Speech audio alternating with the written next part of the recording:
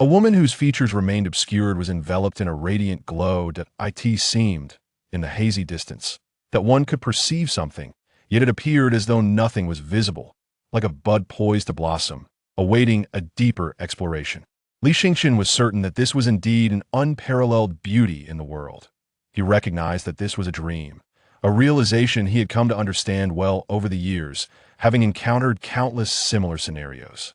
Yet, he had never succeeded in achieving the desired fusion.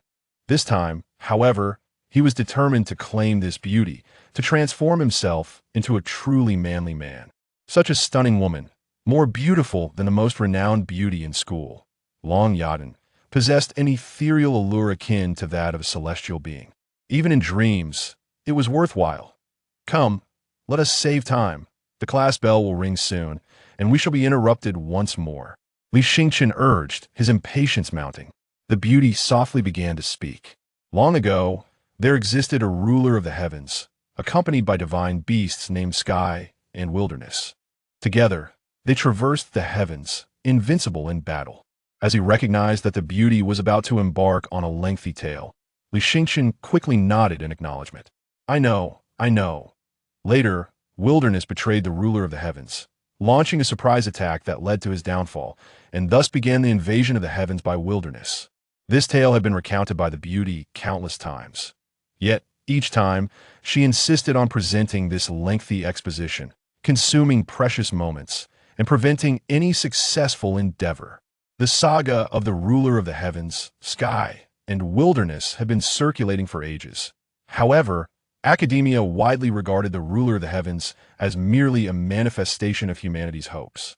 After all, even a 3-year-old child understands that the true masters of this world are the formidable beasts of the heavens. These beasts also reign over the wilderness, instilling fear in humanity from the depths of that realm. After millennia of struggle, humanity birthed the powerful profession of beast tamers, combined with traditional warriors and modern technology, allowing society to evade complete annihilation by the wilderness. Yet, this bore no relevance to him. As his innate talent for taming beasts was woefully inadequate, he would never become a formidable force. Those who achieved such greatness were the rarest of geniuses, just like his brother, Li Yueming, who possessed an A-grade beast-taming talent and could ascend to become a top beast tamer. But he was merely a failure. Suddenly, the bell rang, signaling the end of class. Not again. Li Xingqian lamented, springing to his feet. Only then did he realize that class had not actually ended. The teacher was extending the lesson, discussing the crucial points for taming spirit beasts in the afternoon. Laughter erupted among the students. Their teacher, Tamer, with her striking red hair and voluptuous figure clad in a form-fitting red outfit, frowned slightly, revealing her displeasure. Li Xingqian, what do you mean by not again? Tamer inquired coldly. Li Xingqian hesitated. Behind him, a rugged-looking boy scoffed, Miss Tang, don't mind him. He was just dreaming of taming spirit beasts, but alas, he failed. The laughter intensified, piercing Li Xingqian's heart like daggers, leaving him utterly humiliated. Tanger regarded him with disdain. Instead of dreaming of awakening your beast-taming talent, why not pay attention to my lecture? It might enhance your chances of successfully taming spirit beasts. Li Xingqian nodded, hastily retaking his seat, his face flushed with embarrassment. He sighed, once again subject to Tanger scorn. Although Tanger was their teacher, she was not much older, merely in her early 20s. She was a third-grade beast tamer, a position of prominence in the small town of Jinkan. It was said she hailed from a prestigious family in Fungu City and had come to Jinkan for educational outreach. Thus, suitors for Tanger were numerous, yet she had never given any of them a second glance. Being looked down upon by the proud Tang, Iran weighed heavily on Li Xingqian's heart. After all, who wouldn't desire the admiration of a beautiful teacher? Regrettably, Tanger had always held him in low regard. Suddenly, Li Xingqian felt the chill of a piercing gaze. He looked up to find his brother, Li Yueming. Tanger approached Li Yueming, smiling as she said, Li Yueming, you possess A-grade beast-taming talent, so do not be anxious tomorrow. If you successfully tame a spirit beast, I shall reward you. As she leaned closer, her flawless curves became evident. The boys watched, their hearts racing. She was truly exquisite. They envied Li Yueming immensely. Indeed, possessing extraordinary beast-taming talent could render one a victor in this world. Facing the stunning Tang Iran, Li Wiming remained composed, nodding, "I will." His confidence was palpable, albeit lacking a hint of emotional fluctuation. Tang Iran smiled with a hint of regret. "It appears that what everyone says is true. Your heart belongs solely to Long Yadan. But let me remind you, she is not so easily pursued. Even for you, it will require considerable effort, and the likelihood remains slim." Li Wiming said nothing. Tang Iran cast a glance at Li Xingchen. It's curious how two brothers from a legendary beast tamer family can be so vastly different. Once again, Li Xingchen felt a sting. Unable to defend himself, in school, talent was paramount. Outside school, strength was the ultimate truth. Beyond that, there was no means to reclaim his dignity. After class, back in the dormitory, Xingchen lay on his bed, reminiscing about the laughter in the classroom, his fists clenched tightly. His fingertips turned pale as his nails dug deeply into his flesh. What does it matter if one possesses talent?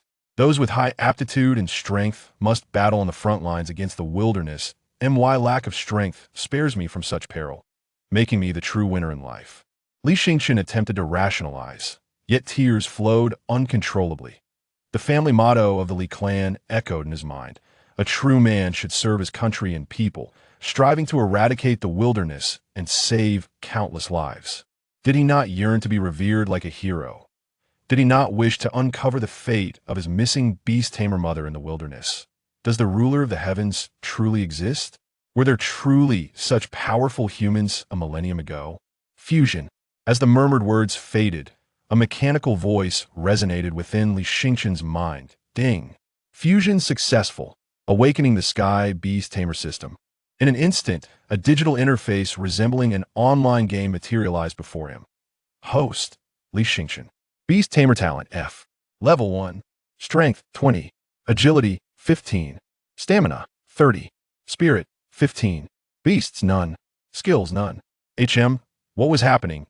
Li Xingchen felt a wave of confusion. He had merely uttered a phrase that the beautiful sky often spoke, that in his understanding. When the beauty spoke of fusion, it should entail a certain intimacy, followed by another kind of, and ultimately culminate in a climactic fusion. Could it be that he had misunderstood all along? Was fusion merely a signal to embrace the arrival of opportunity? Li Xingchen was no longer at ease. Could it be that what the enchanting Tsang Qiong said was indeed true? You have finally merged with me. I had thought that I would need to wait for the next suitable person to appear before I could bestow the legacy of the Lord of all heavens.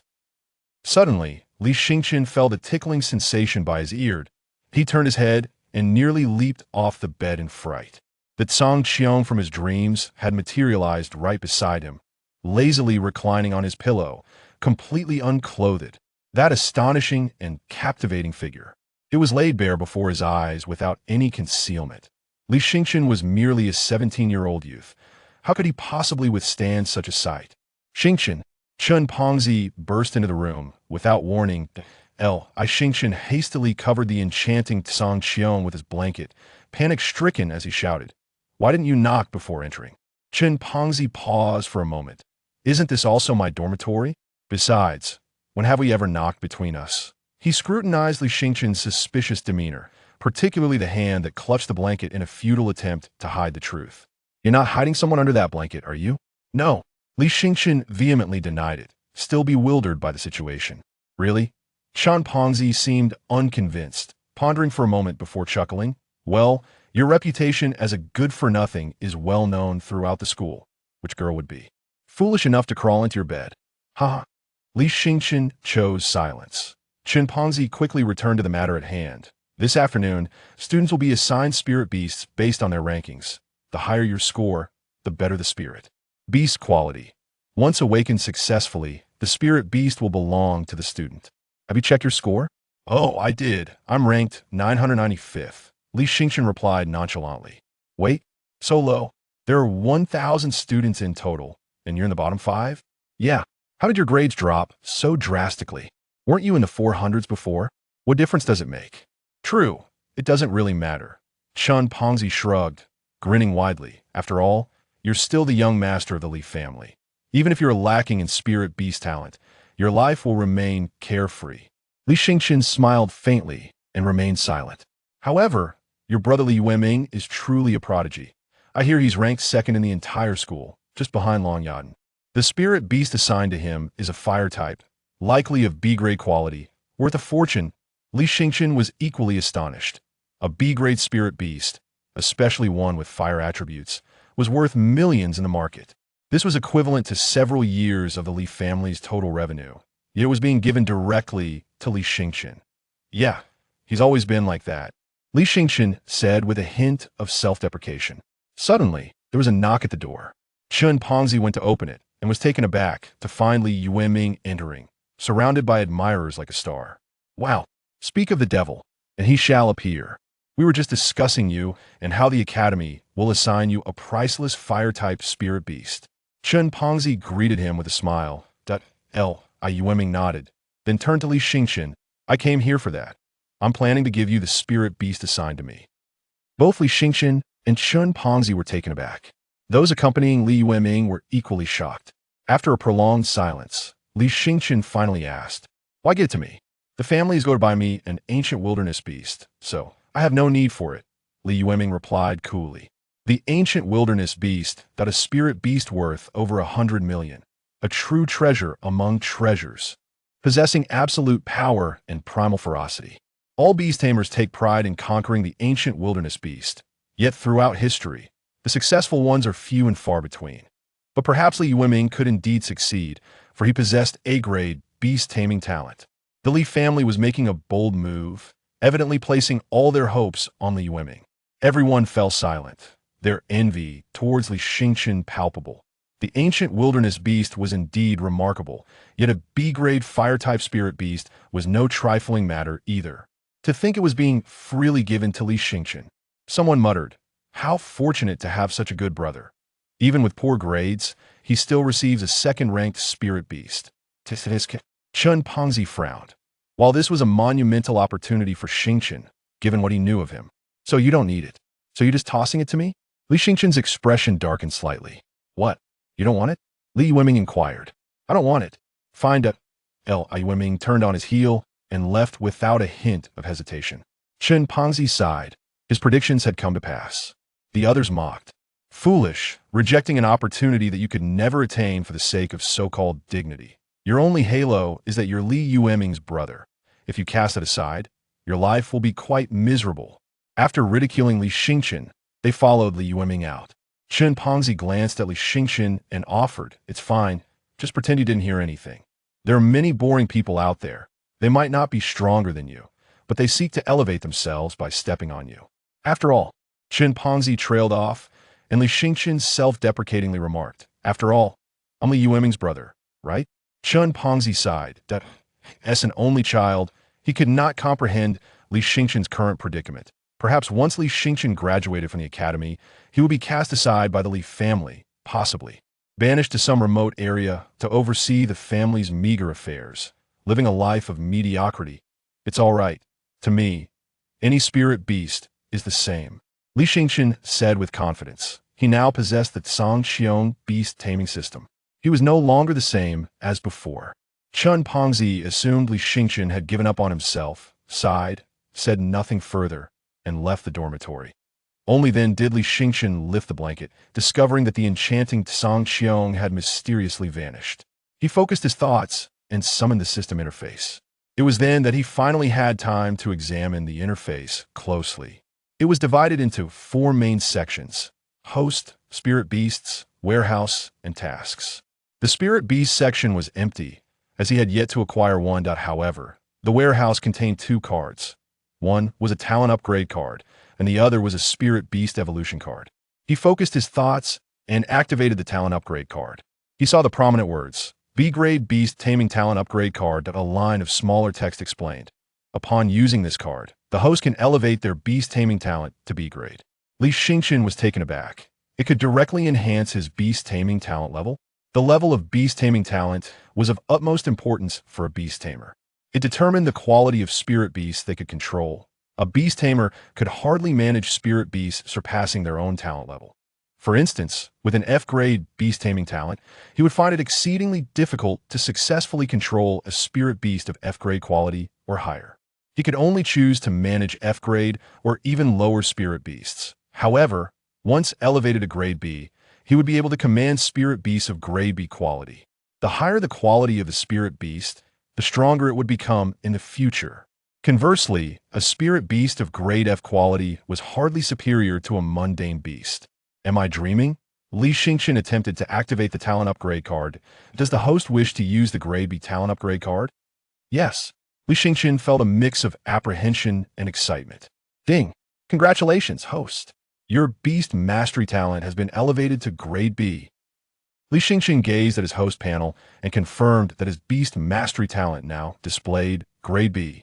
This felt utterly surreal. Most beast mastery talents were innate, and it was exceedingly difficult to enhance them later. Otherwise, Li Wiming would not have garnered such significant attention. The second card was a grade B spirit beast evolution card. Small print. It can evolve any spirit beast into a grade B quality of the same species. Unbelievable. The effects of these two cards were astonishing. This one could directly enhance the quality of spirit beasts.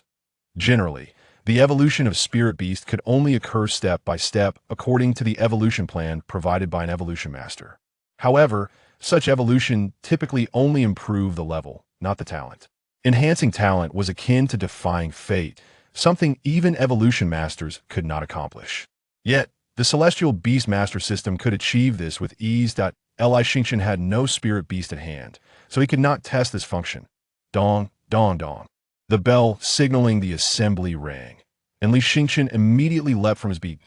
By the time he arrived at the playground, the entire school had already gathered, as everyone was eager for this moment and had arrived early in anticipation. After all, one could only be called a true beast master upon acquiring a spirit beast. Li Xingqian was the last to appear, drawing the attention of the entire school. Tang Yadan frowned. Did this fellow deliberately arrive so late? She had instructed the students to come early. They needed time to prepare and calm their nerves to perform well. Yet he was the last one to show up. All right, I hope each of you successfully commands your spirit beasts and becomes a true beast master. The principal had concluded his speech. Li Zhua had not paid attention to what was said. He simply had no interest. After all, the principal and teachers were always focused on the prodigies, offering only token comfort to the underperformers. The admission rates for Jin Sanxiang's Beastmaster students did not rely on those who struggled. Thus, aside from Chun Pongzi offering some words of comfort to Li Xingqian, no one else paid him any mind. Following the order, Li Xingqian located his spirit beast. It was a scraggly fire fox, appearing malnourished and resembling an ordinary fox. While Firefox could manipulate flames, this particular one emitted almost no fiery energy. This was indeed a spirit beast of low-grade F quality, scarcely distinguishable from a common beast. How dismal he looked at the anxious Firefox in its cage, feeling a sense of empathy, and reached out to touch its fur. At the moment of contact, a panel appeared before him. Firefox. Quality, low-grade F. Species, Fox Clan. Level 1. Strength, 25. Speed, 30. Endurance, 20. Life, 25. Skills, none. Special talent, none. Bloodline power, none. Huh. Li Xingqian instinctively withdrew his hand, startled. What was that sudden display before him? Ding. Detecting a spirit beast ahead. Do you wish to proceed with command? Command. Command. Determining spirit beast ownership.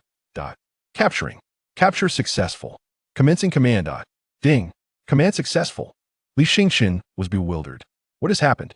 Had he really succeeded in commanding it?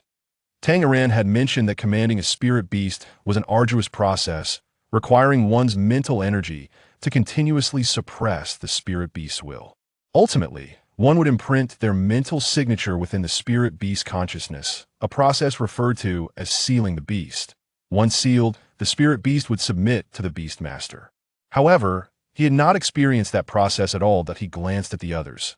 Most had grim expressions, seemingly struggling against their spirit beasts.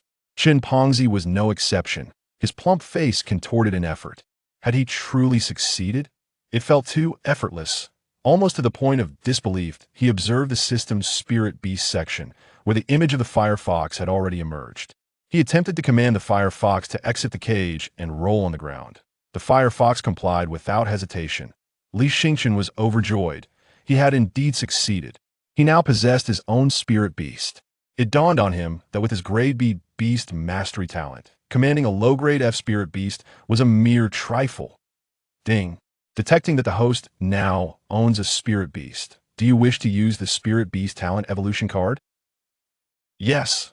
Li Xingqian, now experienced, hesitated no longer. Suddenly, he noticed the firefox's fur becoming denser, transitioning from a reddish-brown to a vibrant crimson, radiating brilliance. Furthermore, he sensed a distinct surge of fiery energy. Ding. The firefox has evolved into a grade B quality spirit beast. Ding. Congratulations, host, on completing your initial spirit beast command task, becoming a novice beastmaster. Rewards are as follows. Reward. Observation skill for evolution routes of grade 3 and below spirit beast. Reward. Spirit beast power-up pill *1. Reward. Spirit beast evolution card exchange opportunity *1. A flurry of system notifications left Li Xingqian momentarily overwhelmed. Had he truly accomplished so much with so little effort? On the platform, Tanger suddenly cast an unusual glance towards the back of the playground, where students ranked lower resided. There was nothing particularly noteworthy about that area, yet she felt a significant surge of fiery energy emanating from there. How could this be? The rear consisted of spirit beasts of poor quality, hardly distinguishable from mundane creatures, and it was inconceivable for them to exhibit such pronounced fiery attributes. Tanger descended from the platform, her tall and graceful figure drawing attention wherever she went. However, everyone was preoccupied with commanding their spirit beasts and engaging in battles, leaving little room for focus on her. She strode directly to Li Xingqian, who was still intently examining his firefox. How could such a spirit beast be in your possession? Tanger sudden inquiry startled Li Xingqian. Moreover, you succeeded in commanding it? She looked at him in disbelief. While everyone else was still engaged in the process, he alone had concluded. And judging by the spirit beast's quality, it was likely at least grade B. Others might not have recognized it at first glance, but she certainly could. As her own spirit beast was of the fire element, she was particularly sensitive to fire attribute spirit beasts. What on earth is going on? Li Xingqian was taken aback. How was he to explain this? I never anticipated that I would attract the attention of Tanger. What should I do now? If my possession of a system is revealed, it would be disastrous. Just as Tanger was inquiring, a group approached from a distance. He could see the forefront was none other than Li Yueming. He held a cage in his hand, within which resided a fiery fox, the B-grade spirit beast allocated to him by the Academy. I present this fiery fox to you. Whether you can tame it successfully depends on your own fate, he declared. Tanger paused momentarily, perplexed. Had Li Yueming truly not noticed that his brother already possessed a B-grade fiery fox? The crowd was astounded, then erupted into fervent discussion. Indeed, the rumors are true. Li Yueming gifted a B-grade spirit beast to Li Xingqian, only to be rejected. Now he returns with another gift. I am envious. My spirit beast is merely C-grade. Your C-grade is already commendable. Mine is a mere D-grade. Why does Li Yueming show such kindness to this useless brother? His attitude is so disdainful. I've heard that Li Yueming owes him a debt. Chun Fatty squeezed through the crowd, hastily addressing Li Xingqian. Xingqian, take it. You could sell it for a few million. It's worth it. Chun Fatty considered that after today, Li Xingqian might well be abandoned by the Li family. Thus, it would be wiser to seize this opportunity and lead a prosperous life as a wealthy heir elsewhere. Li Xingqian continued to shake his head. I've already stated, I do not want it. The crowd was dumbfounded. Li Xingqian had truly declined. It was surreal, and they struggled to comprehend. Li Yueming, I suggest you refrain from pressuring him. He refuses out of shame. With his F-grade beast mastery talent, how could he possibly tame a B-grade spirit beast? A few more individuals approached. These were the gifted individuals who typically accompanied Li Yueming. Having successfully tamed their own spirit beasts, they now bore an air of arrogance, their tones laced with derision as they mocked Li Xingqian. Chapter 4. The Genius Makes a Comeback. Just as Tanger was about to inquire about the situation, Li Yueming, with a tone of exasperation, questioned, Why wouldn't you? Li Xingqian chuckled lightly. If you bestow upon me what is owed, will you then repay my debts? Do you remember how you acquired your A-grade Beastmaster talent? Li Yueming fell silent. Chun Fatty also remained quiet. Li Xingqian had finally spoken the truth. Yet, In fact, many were already aware of this matter. Li Xingqian was not originally a mere F-grade beast master talent. On the contrary, he was a prodigious genius with a natural dual beast imprint. However, upon the birth of him and his brother, the elders of the Li family discovered that his brother lacked a beast imprint, while Li Xingqian possessed two. Their father decided that both children should have the opportunity to become beast masters, thus forcibly severing one beast imprint from Li Xingqian and bestowing it upon Li Yueming. Unfortunately, the one given away was an exceedingly rare A-grade beast master talent, leaving Li Xingqian with an F-grade talent. Therefore, Li Xingqian's assertion that Li Yueming owed him was entirely justified. Had it not been for that incident, the one commanding respect at the Beastmaster Academy would undoubtedly be the elder brother, Li Xingqian. Tamer was taken aback by the discussions around her. It was astonishing that such a thing had occurred. Indeed, the Li family had handled the situation poorly, effectively ruining a naturally gifted genius with dual beast imprints. Moreover, the process of transferring beast imprints, regardless of the skill involved, would inevitably inflict some degree of damage. If the remaining imprint was of A-grade quality, what might the original have been? Could it possibly have been an S-grade imprint? A natural dual beast imprint, along with a likely S-grade beast imprint. Li Yueming was on the verge of becoming a top-tier beast master genius. He could have even enrolled directly in the prestigious Beastmaster Academy in Fungu, rather than enduring ridicule as a waste in this small locality. She could now somewhat comprehend why Li Xingqian often adopted such a nonchalant demeanor. It would be challenging for anyone to accept such a reality. Seeing Li Yueming at a loss for words, those around him scoffed. Li Xingqian, this is merely your side of the story. When has the Li family ever acknowledged it? One girl haughtily proclaimed. Li Yueming is already a first-tier beastmaster and will soon ascend to second-tier status. At just 17 years old, his qualifications could secure him a spot in the esteemed Beastmaster Academy of Fungu, an institution reserved for the most exceptional talents. This year, only 3 spots were available from Jinkin Village, and Li Yueming is guaranteed one. Could you achieve such accomplishments? Do you even comprehend the extent of his efforts? Your Li family is a declining lineage of beastmasters. Should Li Yueming become a legendary beastmaster, he would restore the family's glory. The Li family must invest heavily to procure an ancient beast from the Wasteland as Li Yueming's destined spirit beast. Thus, your envy and resentment have driven you to concoct such absurd lies, merely to elevate yourself while belittling Li Yueming. That girl is renowned as a staunch supporter of Li Yueming, even harboring feelings of admiration for him. Despite the fact that Li Yueming has never truly acknowledged her, she remains willing to do anything for him. Yet, even so, the words spoken were utterly distasteful. Tamer furrowed her brow, finding it difficult to endure the conversation any longer. Li Xingqian abruptly strode over and delivered a resounding slap across the girl's face. The crowd fell silent. The usually submissive Li Xingqian had, today, erupted in fury. Who do you think you are, and what do you know? Li Xingqian nearly roared.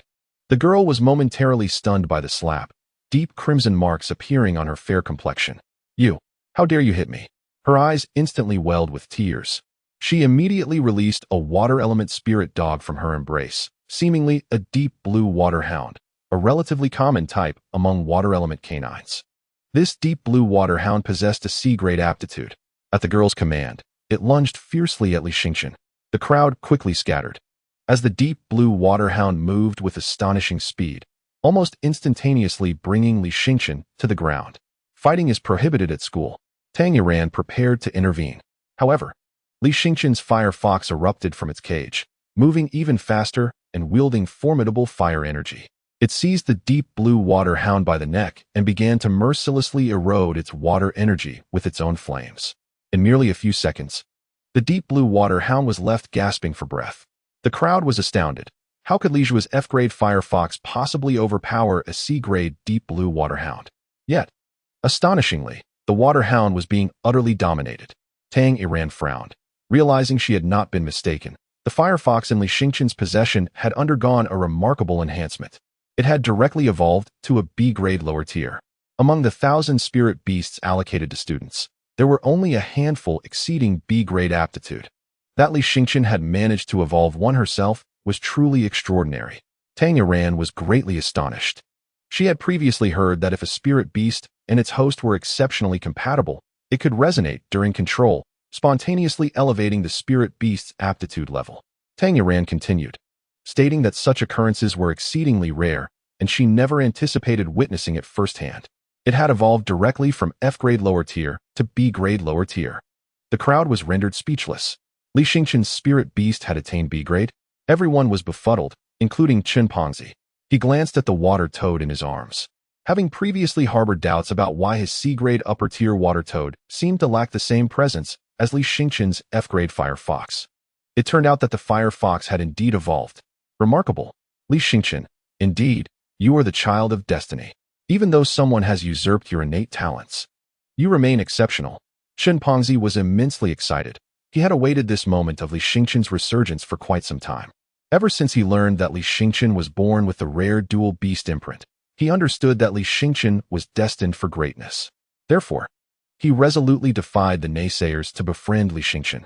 The outcome proved his gamble was right. A genius, returning with a vengeance, remarkable and extraordinary. Meanwhile, others stood in a stupor, questioning if this was truly the same useless brother. Li Yueming was also lost in profound contemplation. The fire fox had mercilessly slain the azure waterhound. The girl wept inconsolably. It was her first spirit beast, yet it perished so swiftly. You're finished. I will have my brother teach you a lesson, she cried, clutching the lifeless azure waterhound. However, Li Xingqian paid her no heed and once again examined the data panel of the fire fox. Fire fox, qualification, B-grade lower tier race, fire fox clan level, first tier strength, 105 speed, 80 stamina, 60 life, 65 skills, none special talent, none bloodline power, none ordinary evolution method. 3 flower fire fox heaven-defying evolution method. Reversal of fate first level of reversal of fate. Physical evolution second level of reversal of fate. Skeletal evolution third level of reversal of fate. Blood evolution this time. Not only had various attributes been enhanced, but several evolution methods had also emerged. By clicking on each evolution method, one could see detailed descriptions. Is it not the case that spirit beast evolution is only studied at advanced beast taming academies? This is indeed a high-level, deeply specialized body of knowledge. Even many seasoned beast tamers possess only a rudimentary understanding. There exists a profession known as an evolutionist, who, while not a beast tamer, earns the respect of beast tamers. Chapter 5. Evolution of the Ancient Clan, achievable in just 2 steps. Evolution is categorized into 2 types. One is ordinary evolution, resulting in the first tier 3-flower fire fox. This is the most commonplace evolution, and the 3-flower fire fox is the most common variety within the fire fox clan. Typically, spirit beasts with F-grade qualifications can only undergo conventional evolution. However, this is not the crux. He astonishingly discovered the methods for evolving the fire fox and the required materials. Ordinary evolution method: 10 spirit crystals, 10 bone melting herbs, 1 fire sun ginseng, and 10 blood thorns. To be subjected to high-temperature fusion to create a potion in which the fire fox must bathe. Once the potion is absorbed, evolution shall be complete. Li Xingqian was utterly astounded. It is known that the methods for evolving spirit beasts are typically reserved for study at advanced beast taming academies. And the complexity of the coursework is exceedingly high, with many beast tamers grasping only a fragment of the knowledge. Yet, he could discern it all with a mere glance. Li Xingqian swiftly turned his gaze to the water toad that Chimpanzee was holding. Water toad, qualification, grade C superior race, amphibian level, grade 1 strength, 75 speed, 90 stamina, 60 life, 75 skill, basic water bomb special talent, none bloodline power, none ordinary evolution method, giant water toad special evolution methods, ice toad, red-eyed poison toad. He also observed certain attributes of the water toad, as well as its evolution methods. Truly, it deserved its grade C superior qualification, besides the ordinary evolution. It possessed 2 special evolution methods, allowing it to evolve from a frog to a toad. He suddenly realized that the attribute panel of his fire fox differed from that of the water toad. The fire fox had an additional sky evolution method. What could this sky evolution method entail? Just as Li Xingqian was stroking the fire fox, an ear-splitting roar echoed. Who killed my sister's azure waterhound? Seeking death. Do you think I, the king python, am non-existent? The approaching figure was a young man with a buzz cut, accompanied by a python that measured 4 to 5 meters in length. Wherever he went, people instinctively stepped aside. This king python was their senior. Although his spirit beast was a D-grade Black Shield Earth Python, it had now reached Grade 2, undoubtedly stronger than them all. The Black Shield Earth Python raised its massive triangular head high, glaring menacingly at the Firefox. Tang Iran frowned. Even graduates from the previous cohort had arrived? Meanwhile, Li Yueming remained expressionless, casting a glance at the King Python, a flicker of inscrutable emotion passing through his eyes. The King Python's Black Shield Earth Python was a D-grade superior spirit beast of Grade 2. Thus, its presence was significantly more formidable than all the spirit beasts present. Many spirit beasts immediately cowered behind their masters. The Firefox, trembling, stood before Li Xingqian. It was evident that the Firefox was terrified, yet it did not retreat. Instead, it gritted its teeth and confronted the Earth Python. Oh, this little waste has some spirit, but such fearless resolve will only lead to its demise. The buzzcut youth patted the Earth Python on the shoulder, prompting it to open its gaping maw and emit a chilling hiss, its tongue flicking ominously. The Firefox's fur stood on end in terror. Although the Firefox latched onto the Earth Python's body, it was effortlessly thrown aside, crashing to the ground. In the next moment, the Earth Python prepared to strike the Firefox down. Li Xingqian's heart tightened. Suddenly, a fully azure water toad leaped between the Earth Python and the Firefox, releasing a large water ball that struck the Earth Python, creating a dent and halting its advance, thus sparing the Firefox from peril. Li Xingqian expressed gratitude to the approaching Chimpanzee. Thank you for your timely intervention. Chimpanzee waved his hand dismissively. It's nothing. That guy is just too arrogant. Li Xingqian gently caressed the Firefox, a bittersweet smile gracing his lips. In this world, strength reigns supreme, and with his spirit beast being formidable, he indeed possessed the audacity to be arrogant. He promptly checked the system panel, which displayed Heavenly Evolution Method, Defying Destiny. First stage of Defying Destiny. Physical Evolution, Evolution Requirements. 10 Spirit Crystals, 100,000 Wealth Points. Predicted Evolution Effects. Strength 80, Speed 50. Endurance 40, Life 40. Li Xingqian could not help but rub his eyes in disbelief. Had he truly not misread? Only 10 Spirit Crystals were required to complete the first stage of this extraordinary transformation? The augmented values surpassed those of the Firefox's original attributes. In fact, the data concerning strength, speed, endurance, and vitality would comprehensively exceed that of a high-grade C-class spirit beast, such as the water toad. Do you have 10 spirit crystals? Li Xingqian immediately inquired of Chin Fatty. Chin Fatty was taken aback for a moment. Yes, why? Give them to me. Here you go. It wasn't that Chin Fatty was stingy. Spirit crystals could be exchanged for currency, and 10 spirit crystals were worth 100,000. Even as the son of a mining tycoon, he could not afford to squander money frivolously. After all, being a beast master was a profession that consumed wealth rapidly.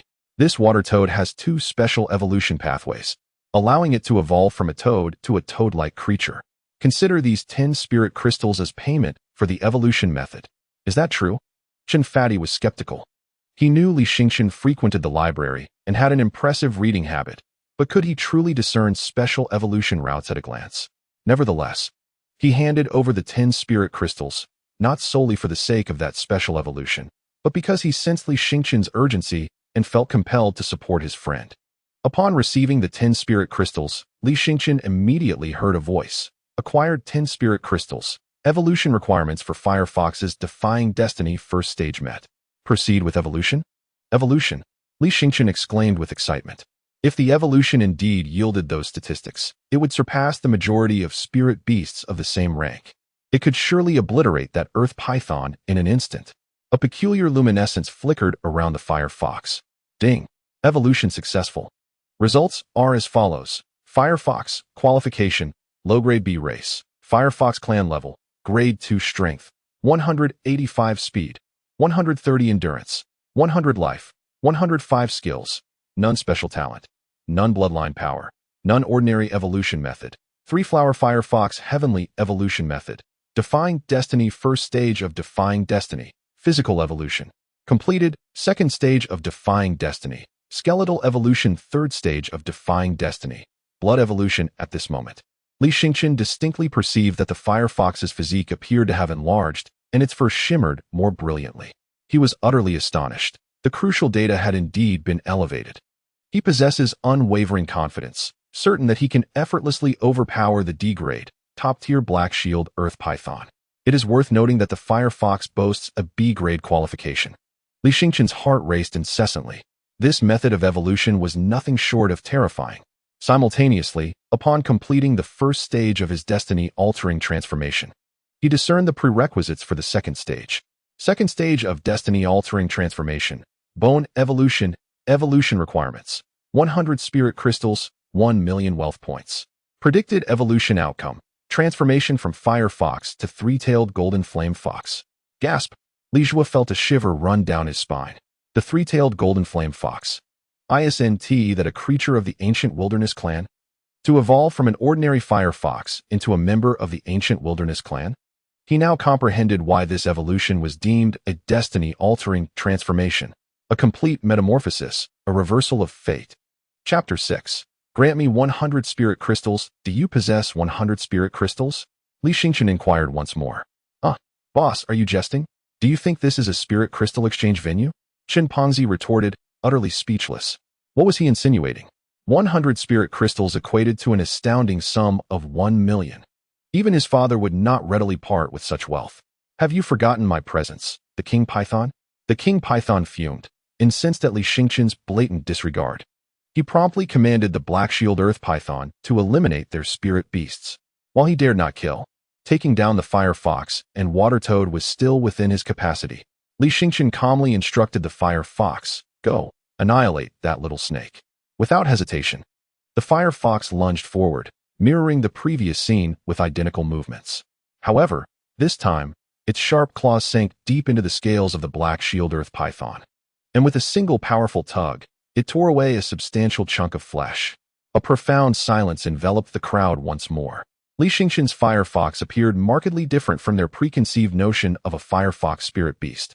Although it possessed fire attributes, Fox-type spirit beasts were generally renowned for their intelligence among their peers, and those with heightened intelligence typically fostered superior relationships with their spirit beasts, making them more amenable to the commands of their beast masters. This was why many beast masters favored high-intelligence spirit beasts. Yet, where there are advantages, there are also disadvantages. The combat prowess of fox-type spirit beasts paled in comparison to the more ferocious tiger or wolf clans, lacking the same formidable fangs and claws. Yet, this ethereal fox effortlessly shredded the scales of the Black Shield Earth Python and claimed a piece of its flesh. How was this conceivable? Just moments ago, the Fire Fox seemed far from a match for the Black Shield Earth Python. How had it turned the tide so decisively? Indeed, how could a spirit fox possess such formidable combat strength, especially against an opponent renowned for its defensive capabilities and power, the second-tier Black Shield Earth Python? The crowd erupted into frenzied discussion, pondering whether the Fire Fox spirit beast had an upper limit so remarkably high, or if there were hidden attributes yet to be uncovered by others. This seems improbable. The Fire Fox, being a relatively common fire attribute spirit beast, has had all its potential thoroughly understood. Even if Li Xingqian shares a rare resonance with this Fire Fox, elevating its innate talent to B rank, the disparity in levels remains evident. Most of those present are students, thus unable to discern the underlying intricacies. However, Tang Yadan can perceive that the Fire Fox has evolved to the second rank. What could possibly explain this? Wang Mang's expression darkens, and he immediately erupts in fury, bellowing at the Fire Escape Earth Python. Are you useless? You can't even defeat a mere first-rank spirit beast? The Fire Escape Earth Python, chastised by Wang Mang, appears somewhat aggrieved, with a glimmer of confusion in its small eyes. Yet, as a spirit beast, it must obey its beast master unconditionally. Thus, it endures the excruciating pain and flings the Fire Fox off its body, seizing the moment while the Fire Fox is momentarily dazed from the fall. It ensnares the creature with its dark, scaly body. The constricting embrace. As a serpent spirit beast, this deadly entanglement is a common but fearsome skill. Once ensnared, the victim risks suffocation at best, or being ground into a pulp at worst. The Fire Fox emits a pained wail. Wang Mang chuckles coldly, declaring, "If the master is a weakling, so too is the spirit beast." Ha! Li Xingqian, even if you stumbled upon good fortune and upgraded your Fire Fox's talent to B rank, what does it matter? Before me, you are ultimately a powerless weakling. The crowd scoffs, mocking Li Xingqian for overestimating his own significance, truly believing he stands a chance against senior Wang Mang. Wang Mang's sister gleefully shouts, "Brother, kill his firefox. Leave him without a spirit beast." Shin Fatty is alarmed. This is merely a private dispute among students. Does it warrant the killing of a spirit beast? Moreover, Li Xingchen has only just acquired such a compatible spirit beast. If it were to be killed, he hesitates to continue. For this firefox is indeed well suited to be a spirit beast. After all, Teacher Tang has remarked that the resonance between a beast master and their spirit beast is an exceedingly rare occurrence, and such an opportunity may not present itself again. Wang Mang sneers, "I intend to slay the firefox. How can a useless being deserve such a well-endowed spirit beast? Trash belongs in the trash heap. And a weakling is destined to remain a weakling, foolishly hoping to defy fate." The crowd erupts in frenzied cheers. "Kill the spirit fox. Trash back to the trash heap. Weaklings must remain weak." They revel in the chaos, for no one wishes to see another thrive beyond themselves. Li Xingchen, once the lowest of the low within the school, has now transformed into a prodigy. Who could possibly tolerate such a shift? Thus, they eagerly anticipate the spectacle of the firefox's demise, yearning to witness Li Xingchen's fall from grace. Li Xingchen's expression darkens as he exclaims, You intend to kill my spirit beast." The python arrogantly proclaimed. "You have just harmed my sister, incited my wrath, and kicked a forbidden iron plate. Therefore, I shall take your life. Is there any question?" Li Xingchen's expression grew increasingly anguished. "Are you truly going to kill my spirit beast? Is this never-ending?" The python, growing impatient, retorted, "When I say kill, it is certain to be so. Who's to blame for your spirit beast's weakness? The weak have no right to exist." The black shield earth python intensified its grip, producing a creaking sound as it constricted the fire fox. Indeed, the python's formidable physique and strength left the fire fox at a disadvantage. Shin Fatty was nearly beside himself with anxiety, yet his water toad was of no assistance. He hastily turned to Tang Iran. "Teacher Tang, aren't you going to intervene? Isn't it expressly forbidden for students to engage in private duels? If this continues, the fire fox will perish." Tang Iran remained silent, ignoring Shin Fatty's pleas. Her beautiful eyes were fixed intently on Li Xingchen, eager to unravel the secrets surrounding him. As for the notion that the fire fox could be slain by the black shield earth python, nonsense. The fire fox was also of the second rank, with a B-grade aptitude, while the black shield earth python possessed a D-grade aptitude.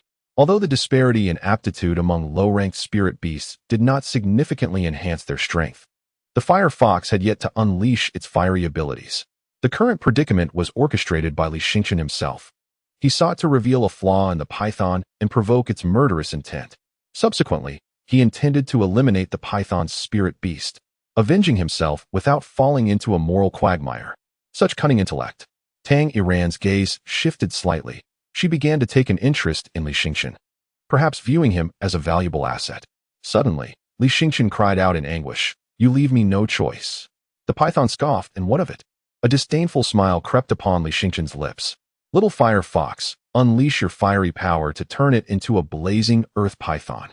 At that moment, vibrant orange flames erupted from the fire fox, marking its inaugural display of fiery prowess. The crowd gasped in shock, and the temperature of the surrounding air soared. The black shield earth python hastily loosened its grip. Li Xingchen, grinning, extended a finger towards the python. "Give me 100 spirit crystals, and I shall spare your spirit beast." 100 spirit crystals? The python nearly choked on Li Xingchen's audacious demand. That amount represented a staggering 1 million. Although a beast master appeared to enjoy a glamorous role, in reality, they were often financially strained. The materials required for spirit beast evolution had to be purchased, and the higher the grade of the materials, the costlier they became. If one wished to commission an evolutionist for assistance, even greater sums would be required. Moreover, he did not believe that his black shield earth python would be defeated. "Li Xingchen, do you truly think this meager flame can pierce the scales of the black shield earth python?" The python sneered. For the black shield earth python was renowned for its formidable strength and defensive capabilities, possessing a notable resilience against flames.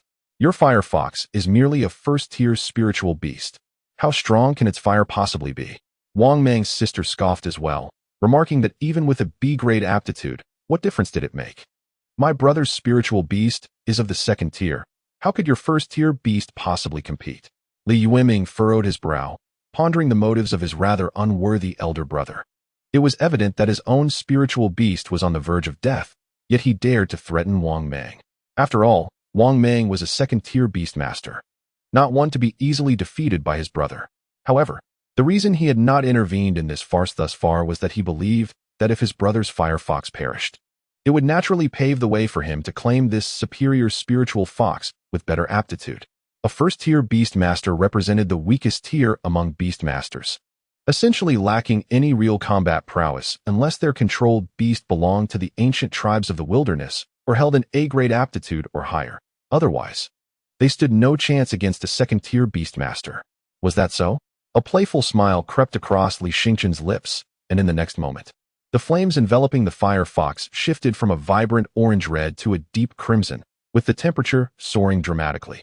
The black scales of the black shield earth python instantly transformed to a fiery red, akin to a sizzling iron, while the flesh beneath emitted a hissing sound and the tantalizing aroma of roasting meat wafted through the air. Li Xingqian inhaled deeply, relishing the scent. How delightful it would be with a sprinkle of salt and cumin.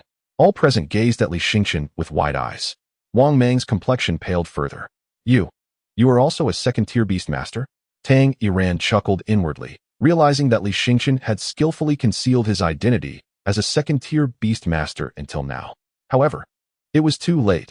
The black shield earth python, once tightly coiled around the fire fox, was now suffering from extensive burns, writhing in agony. Yet, the fire fox had no intention of relenting. It pounced, tearing through the flesh of the black shield earth python with its sharp claws and teeth. The flames were directly infused, extracting the oils from the flesh.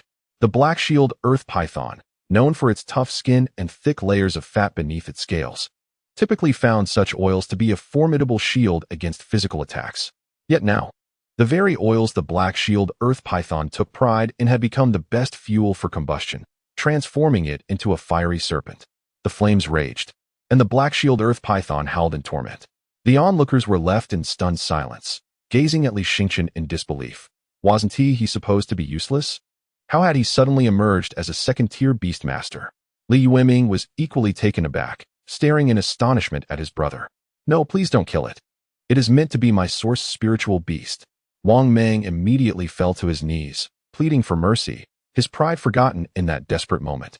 The beastmaster has the option to choose a reasonably qualified spirit beast as their primary spirit beast, allowing them to transfer certain abilities from this primary spirit beast to themselves. He has set his sights on the formidable power and defense of the black shield earth python and has been devising a plan to incorporate it.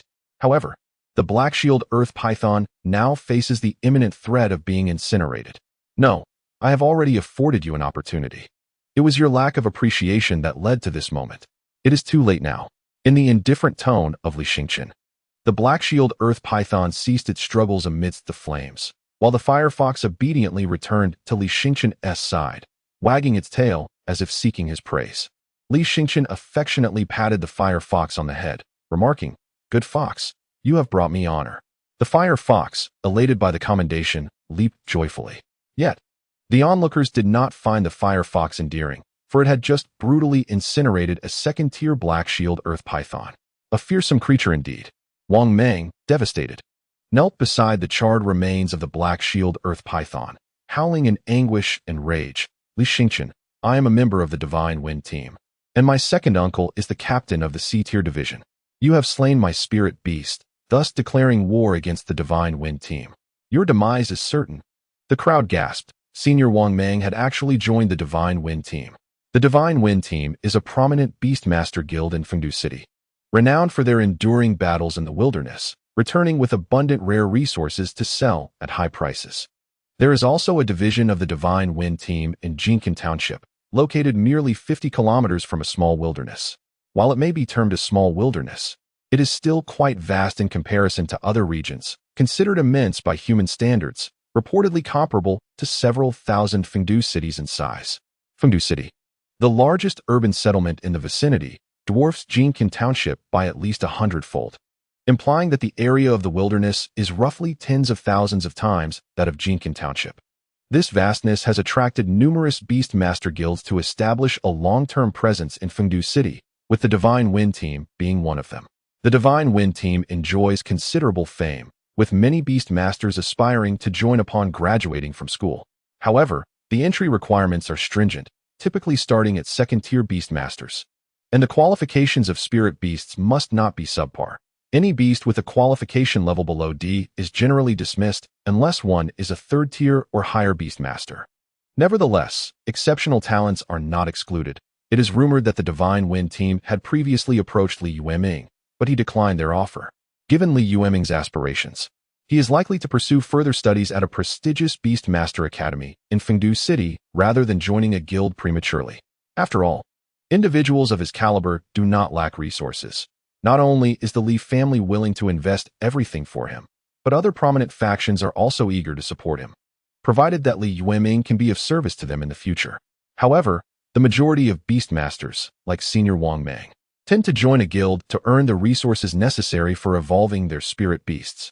With a sympathetic gaze, one observed Li Xingchen, the captain of the C-grade team of the Kamikaze group. Typically, such a position would require at least a third-tier beast master. And to discover that this formidable individual was the second uncle of Senior Wang Mang rendered Li Xingchen's situation dire.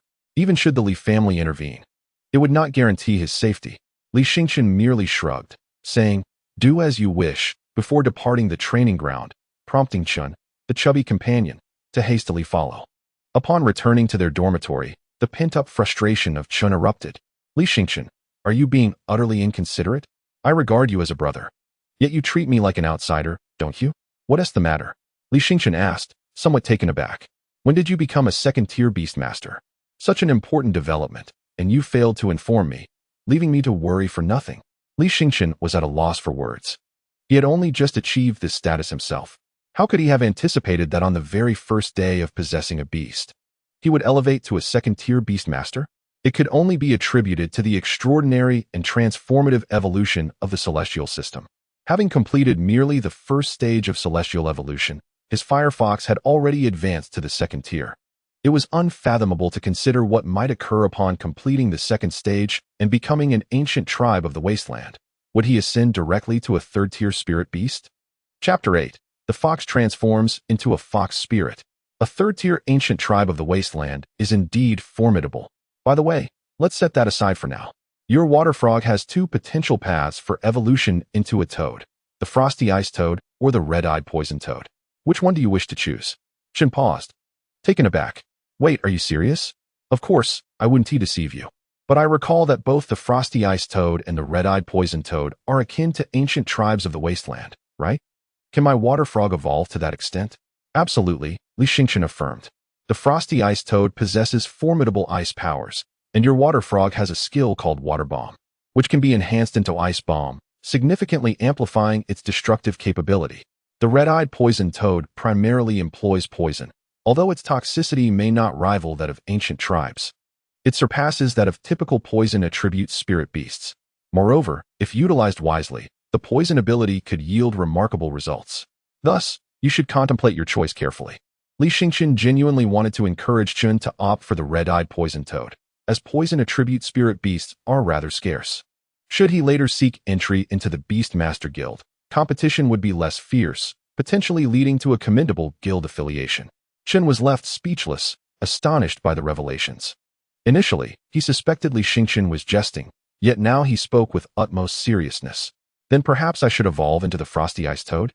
I have this lingering sense that poison is rather sinister, yet it is indeed a rare attribute. Chun pondered, wavering between the two options. Each evolutionary path held its own merits, and he yearned for both. Take your time, there's no rush. Consider it thoroughly, Li Xingchen replied, refraining from pressuring Chun, recognizing that this was a personal decision that required careful contemplation. Moreover, it pertains to the source spirit beasts. Typically, a beast master will designate their first spirit beast as their source spirit beast. This is due to the fact that most beast masters initially possess only a single beast imprint, which is intricately linked to the spirit beast. Only when the affinity with the spirit beast reaches a perfect 100 can the spirit beast cease to occupy the beast imprint, thereby allowing the beast master to utilize the imprint to control a new spirit beast. However, achieving a 100 affinity with a spirit beast is not a simple task. It is also contingent upon the level of the beast imprint. The higher the level of the beast imprint, the more rapidly the affinity between the beast master and the spirit beast increases. Consequently, it is quite challenging for an ordinary beast master to control a second spirit beast. Yet, if the first spirit beast is regarded as their source spirit beast, the affinity can be directly elevated to 100, thus enabling the control of a second spirit beast. It is likely that Chimpanzee will consider the water toad as his source spirit beast. Upon its designation as such, he will gain some of the water toad's abilities. Should it evolve into the ice toad of the cold abyss, Chimpanzee would acquire a portion of its ice-related powers, and if it transforms into the red-eyed venomous toad, he would obtain some toxic abilities. Therefore, Chun Tao's situation warrants careful contemplation. By the way, I must promptly inform my father about my spirit beast, to bring him some joy. His first spirit beast was merely an E-grade superior, and I have surpassed him significantly. Huh? Chimpanzee hastily dashed out of the dormitory. Li Xingchen shook his head with a tinge of helplessness. This lad truly lacks patience. Yet, at times, he finds himself envious of Chimpanzee. Despite the fact that both father and son possess a rather carefree disposition and often engage in public spats, even resorting to physical altercations, Chimpanzee's father never imposes any expectations upon him. If Chimpanzee's talent for beast mastery were akin to his own, at an F-grade level, his father would still treat him with warmth rather than disdain. At the very least, that lad has someone with whom he can share his joys, while he himself remains uncertain about whom to confide in. Li Xingchen sighed with a wry smile and released the fire fox from the spirit beast space, gently caressing its lush and vibrant fur. The fire fox seemed to sense his discontent, warmly licking his hand with a rough tongue that felt slightly painful against his skin. Gurgle. The fire fox's belly rumbled with hunger. Only then did Li Xingchen recall that he needed to prepare some food for this creature. Typically, spirit beasts endure a period of hunger before being controlled, which serves to diminish their wild instincts and willpower. Thus, the fire fox must be quite famished. Just a moment. Let me rummage through the cabinet. There should be some food stashed away, although I am uncertain if you will find it to your liking. It will have to suffice for now. Once I earn some money, I shall procure specialized food for spirit beasts. Li Xingchen scoured through the cabinets, unearthing some provisions he usually shared with Chimpanzee. Upon turning around, he discovered the fire fox was nowhere to be seen. Glancing toward his bed, Li Xingchen's eyes widened in shock. There, seated upon his bed, was a girl clad in nothing but her skin. The girl was exceptionally adorable, with fluffy red ears atop her head, a few inconspicuous whiskers beside her nose, and a furry tail trailing behind her. As though she had stepped straight out of a comic as a fox spirit, Li Xingchen was instantly overwhelmed, his nosebleed pouring forth. He was utterly dumbfounded. Could she possibly be my fire fox? Rubbing his eyes in disbelief, he pondered whether his prolonged singlehood had led him to perceive even foxes as strikingly beautiful. However, this was far beyond mere beauty. It was utterly exhilarating. Master, I am quite famished. The fox spirit cooed in a voice so sweet it seemed to penetrate to his very bones. Oh, here you go. Li Xingchen instinctively offered her the food in his hand. The fox spirit immediately began to devour it ravenously. Li Xingchen remained in a daze, his mind a blank slate. What on earth was happening? Could it be that spiritual beasts had begun to take on human forms? Had they advanced to such a degree? Master, do you find me adorable? The fox spirit lifted her head, her large eyes fluttering as they gazed at Li Xingchen, nearly causing him to lose his composure. He hastily wrapped her in his blanket, fervently reminding himself that even if he had no luck with women, he should not stoop to such depths with a fox. Master, do you not like me?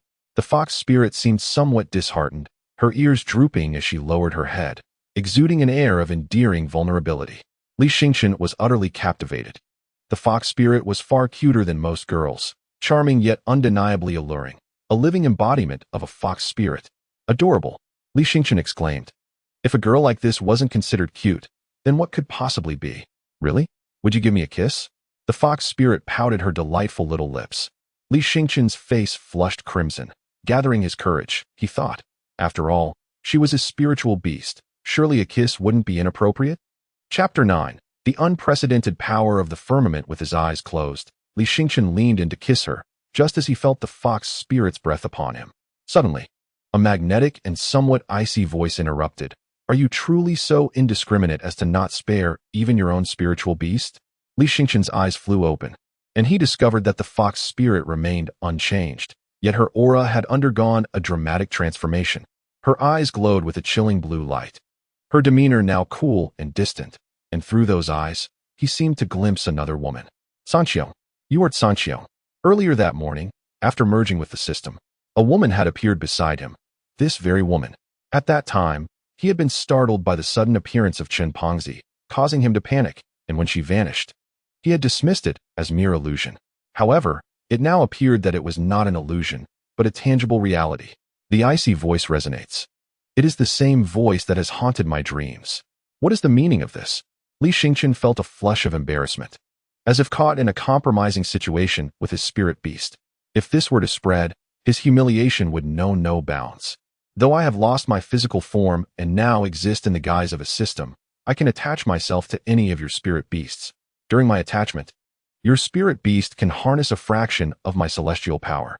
What is the significance of celestial power? The most immediate manifestation is a formidable enhancement of combat prowess. Moreover, celestial power remains unaffected by the suppression of the Wasteland's energies, allowing one to unleash their full potential within the desolate expanse. Li Xingqian was astounded. This was an extraordinary ability. Spirit beasts controlled by humans bear the imprint of their masters, which invariably leads to some degree of suppression and diminishment in the Wasteland. It is not uncommon for their strength to be reduced by as much as 50%, which explains why beast tamers are so eager to obtain the ancient clans of the Wasteland. The ancient clans hail from the Wasteland and possess a unique bloodline. Not only are they powerful, but they also mitigate the debilitating effects of the Wasteland's energies. The purer the bloodline of an ancient clan, the less they are weakened. However, complete immunity to such diminishment is nearly impossible, for once a spirit beast becomes a human's companion, it is forever marked by humanity. And the suppression of the Wasteland's energies will always linger, albeit in varying degrees. Yet, celestial power is said to be entirely unaffected by this suppression. Does this imply that I will possess a greater advantage in the Wasteland compared to other beast tamers of the same rank? Li Xingqian was filled with elation. This was an unexpected boon. After all, beast tamers are destined to traverse the Wasteland, and this celestial power would undoubtedly become a tremendous asset. The ethereal voice remarked, however, its usage is not without limits. It depends on the spirit beast's capacity to endure. My celestial power is akin to divine strength for ordinary spirit beasts and may even overwhelm them. Before the celestial voice could finish, it abruptly vanished, along with the fox maiden, who transformed back into the fire fox. The fire fox appeared to be under immense strain, lying exhausted on the bed, its tongue lolling out as it gasped for breath. Li Xingqian glanced at the time. It had only been about 3 minutes since the transformation from fire fox to fox maiden. In merely 3 minutes, the fire fox was already at its limit. Additionally, it seemed that the food it had consumed earlier was of little consequence, as its stomach growled once more, signaling hunger. Li Xingqian sighed. The provisions he had procured were sufficient for himself and Chen Pongzi for a fortnight. Spirit beasts require specialized sustenance, which not only provides ample energy, but also enhances their appearance. Spirit beasts that are nourished with high-quality food exhibit a discernible superiority in their appearance over their peers of the same rank. Li Xingqian took out his spiritual crystal card, a black card reserved for nobility, in contrast to the blue cards used by ordinary individuals and the yellow cards designated for those in specialized roles. The black card was a symbol of the esteemed status he held as the eldest son of the Li family. However, it was unfortunate that his card was devoid of any funds. He had never requested a single penny from his father, and despite his refusal of money, his father had not deposited any into his account, leaving the card as pristine as his countenance.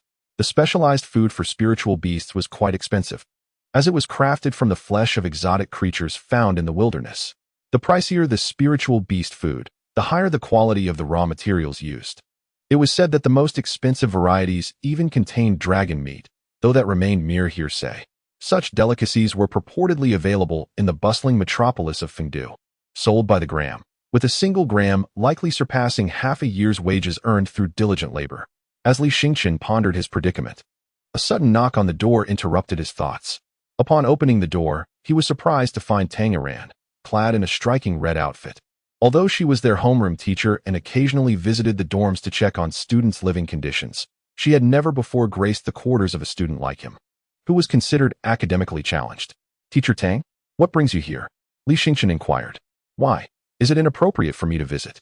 Tang Iran replied, her demeanor surprisingly amiable, a faint smile gracing her lips. Without awaiting his consent, she brushed past him into the dormitory. Upon entering, she immediately wrinkled her nose in distaste and covered it with her hand. You truly exemplify the typical male student. Can't you tidy up a bit? Dirty socks strewn about, unwashed clothes lying around, and the window shut tight. Don't you find this odor unbearable? Your brother's dorm is impeccably clean. Li Xingqian's expression darkened at her words, and he retorted coldly, everyone has their own living habits. Teacher Tang, this is how I am. If you can't tolerate it, feel free to leave and visit my brother's dorm. He is in the separate dormitory area. Tang Iran was not perturbed by his attitude. Rather, she regarded him with a hint of amusement. Do you believe I favor the gifted? That I overlook students like you? Li Xingqian remained silent, as the evident truth needed no further elaboration. This world was such that the gifted would always attract attention and enjoy preferential treatment. Tang Iran shifted the blanket on Li Xingqian's bed and sat down, gently stroking the famished firefox that lay motionless. I admit I am not an exemplary teacher, but my purpose here in vocational education is straightforward, to discover and nurture the strong. Spending the same amount of time on the gifted allows them to progress more swiftly. So why should I invest my time in students with lesser aptitude? Li Xingqian furrowed his brow and said, Teacher Tang, if you only view everyone from the perspective of a genius, you will fail to recognize the brilliance hidden within those so-called less gifted students. You are indeed a vivid example of this, Tang Iran replied with a smile. That's precisely why I have come to seek your assistance, to make amends for my past oversights. What do you think? Li Xingqian retorted with irritation, I don't think so, and I don't need it. He felt he had already found his own path with Zhang Qiong, which seemed far more beneficial than relying on his teacher. Are you truly certain? Tang Iran pressed, gesturing towards the famished little firefox. What if I procure some high-quality beast food for it? Chapter 10. The Materials Trading Center. Li Xingqian wished to refuse with bravado. Yet upon seeing the starved little creature, his heart softened. The little firefox had undergone a miraculous transformation through Zhang Qiong, evolving from a mere first-tier to a second-tier entity, and now desperately required high-energy sustenance to replenish its expended vitality. Otherwise, a regression back to the first tier was a distinct possibility, rendering his resolve to be steadfast rather difficult. What are your terms? He inquired. Tang Iran elegantly crossed her long, slender legs, reclining on Li Xingqian's bed. The split of her red cheap house skirt was positioned in such a way that it became almost difficult for Li Xingqian to maintain his composure. I do have intentions towards you, she stated nonchalantly, but do not be overly cautious. While vigilance is commendable, you currently lack the strength and resources. Thus you still need individuals like me. In truth, I have come to Jin Qinxiang as a Beastmaster instructor and class supervisor at a mid-tier academy, and also serve as the vice-captain of the Shintu Guild here. We plan to stay in the Little Wilderness for an extended period, and thus we are seeking new members. I believe you would be a valuable addition to our team. Shintu? Li Xingqian pondered, finding no recollections of this guild within his mind, suggesting it was likely a recently established and relatively obscure organization, far from the scale of large guilds like the Shunfeng group. Nonetheless, most Beastmasters, upon graduating from school, typically opted for such lesser-known guilds, as larger guilds had stringent recruitment standards that many students did not meet upon graduation. However, no one had actively sought to recruit him, an F-grade Beastmaster with seemingly poor talent, while others viewed his spirit beast's fortuitous evolution to B-grade as a rare stroke of luck. They believed such miracles would not be repeated. This limitation in potential was precisely why no one had approached him. Tang Iran was the first to extend an invitation. Despite his prior unfavorable impression of her, she had often shown kindness to his brother while neglecting him, even mocking him on occasion. She was, after all, his teacher, someone he knew well. Very well, it seems I must find a way to earn my own keep. A small guild is still a guild. Starting from a lower tier is acceptable. Ultimately, my future path must be forged by my own efforts. Upon hearing Li Xingqian refer to the divine diagram as merely a small guild, Tang Iran's expression slightly altered as she calmly remarked, Li Xingqian, what a pity. What do you mean by that? Li Xingqian inquired. I have heard that at the moment of your birth, you were a prodigious talent, possessing dual beast seals, a rarity that might be 1 in 10,000 or even 1 in 100,000. One of the A-grade beast seals was forcibly extracted and given to Li Yueming. I suspect that before its removal, it was indeed an S-grade seal. Li Xingqian paused momentarily, then shrugged. An S-grade B seal? Is it? That is somewhat regrettable. However, he did not exhibit any profound sorrow or anger. Rather, he had come to terms with it. With the celestial system now at his disposal, he no longer cared for the beast seals. Any spirit beast, regardless of its innate qualities, could evolve remarkably through his celestial system. His nonchalant reaction only served to elevate Tang Iran's perception of him further. My lamentation does not pertain to that, she elaborated, but rather to the fact that you should have effortlessly gained admission to the prestigious Beastmaster Academy in Fungu. Your horizons ought to have been broader, not confined beneath a diminutive sky of mere acres. Her comments were only half-articulated, primarily aimed at Li Xingqian's earlier dismissal of the divine diagram as a mere small guild. However, she felt it unnecessary to clarify too explicitly, for Li Xingqian was still too weak. Imposing excessive pressure upon him might lead to suboptimal performance. A glimmer of light flickered in Li Xingqian's eyes, reflecting on the vast expanse beyond the golden silkworm village. This world is boundless. Although humanity occupies only a minuscule portion of it, the golden silkworm village is merely a grain of sand in the ocean of human existence. Who does not yearn to explore broader horizons?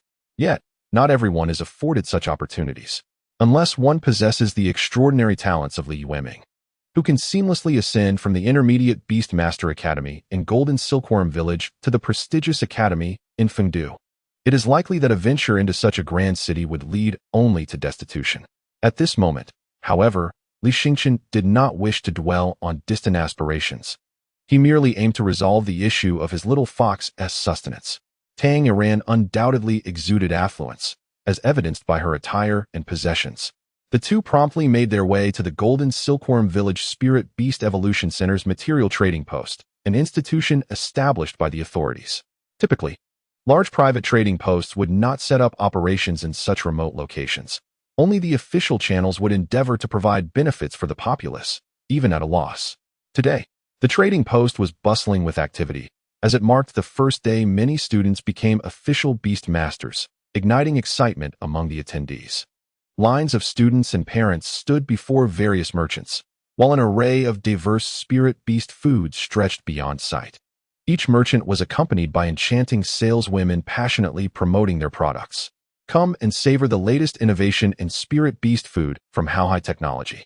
In comparison to traditional spirit beast nourishment, our product encapsulates a greater abundance of energy and nutrition within a more compact form, capable of meeting the daily consumption needs of spirit beasts. We are currently offering a promotional discount for new users at Wendizen. Customers who register for membership at Wendizen can enjoy a 20% discount on their first purchase, and thereafter, a permanent 10% discount. Do you aspire to facilitate the evolution of your spirit beast? Choose our Hongguang Spirit Beast Food, a time-honored brand with a century of trustworthiness. Li Xingqian, upon his inaugural visit to the Material Trading Center, found himself somewhat dizzy amidst the cacophony of vendors and the clamor of negotiations. Is this all too overwhelming? He had yet to experience the Material Trading Center in Fungu, which is over 10 times larger, yet boasts an even higher density of participants. The industries related to beast tamers are flourishing, with numerous enterprises and institutions clamoring for a share of the pie. Tang Iran cautioned Li Xingqian to remain discerning.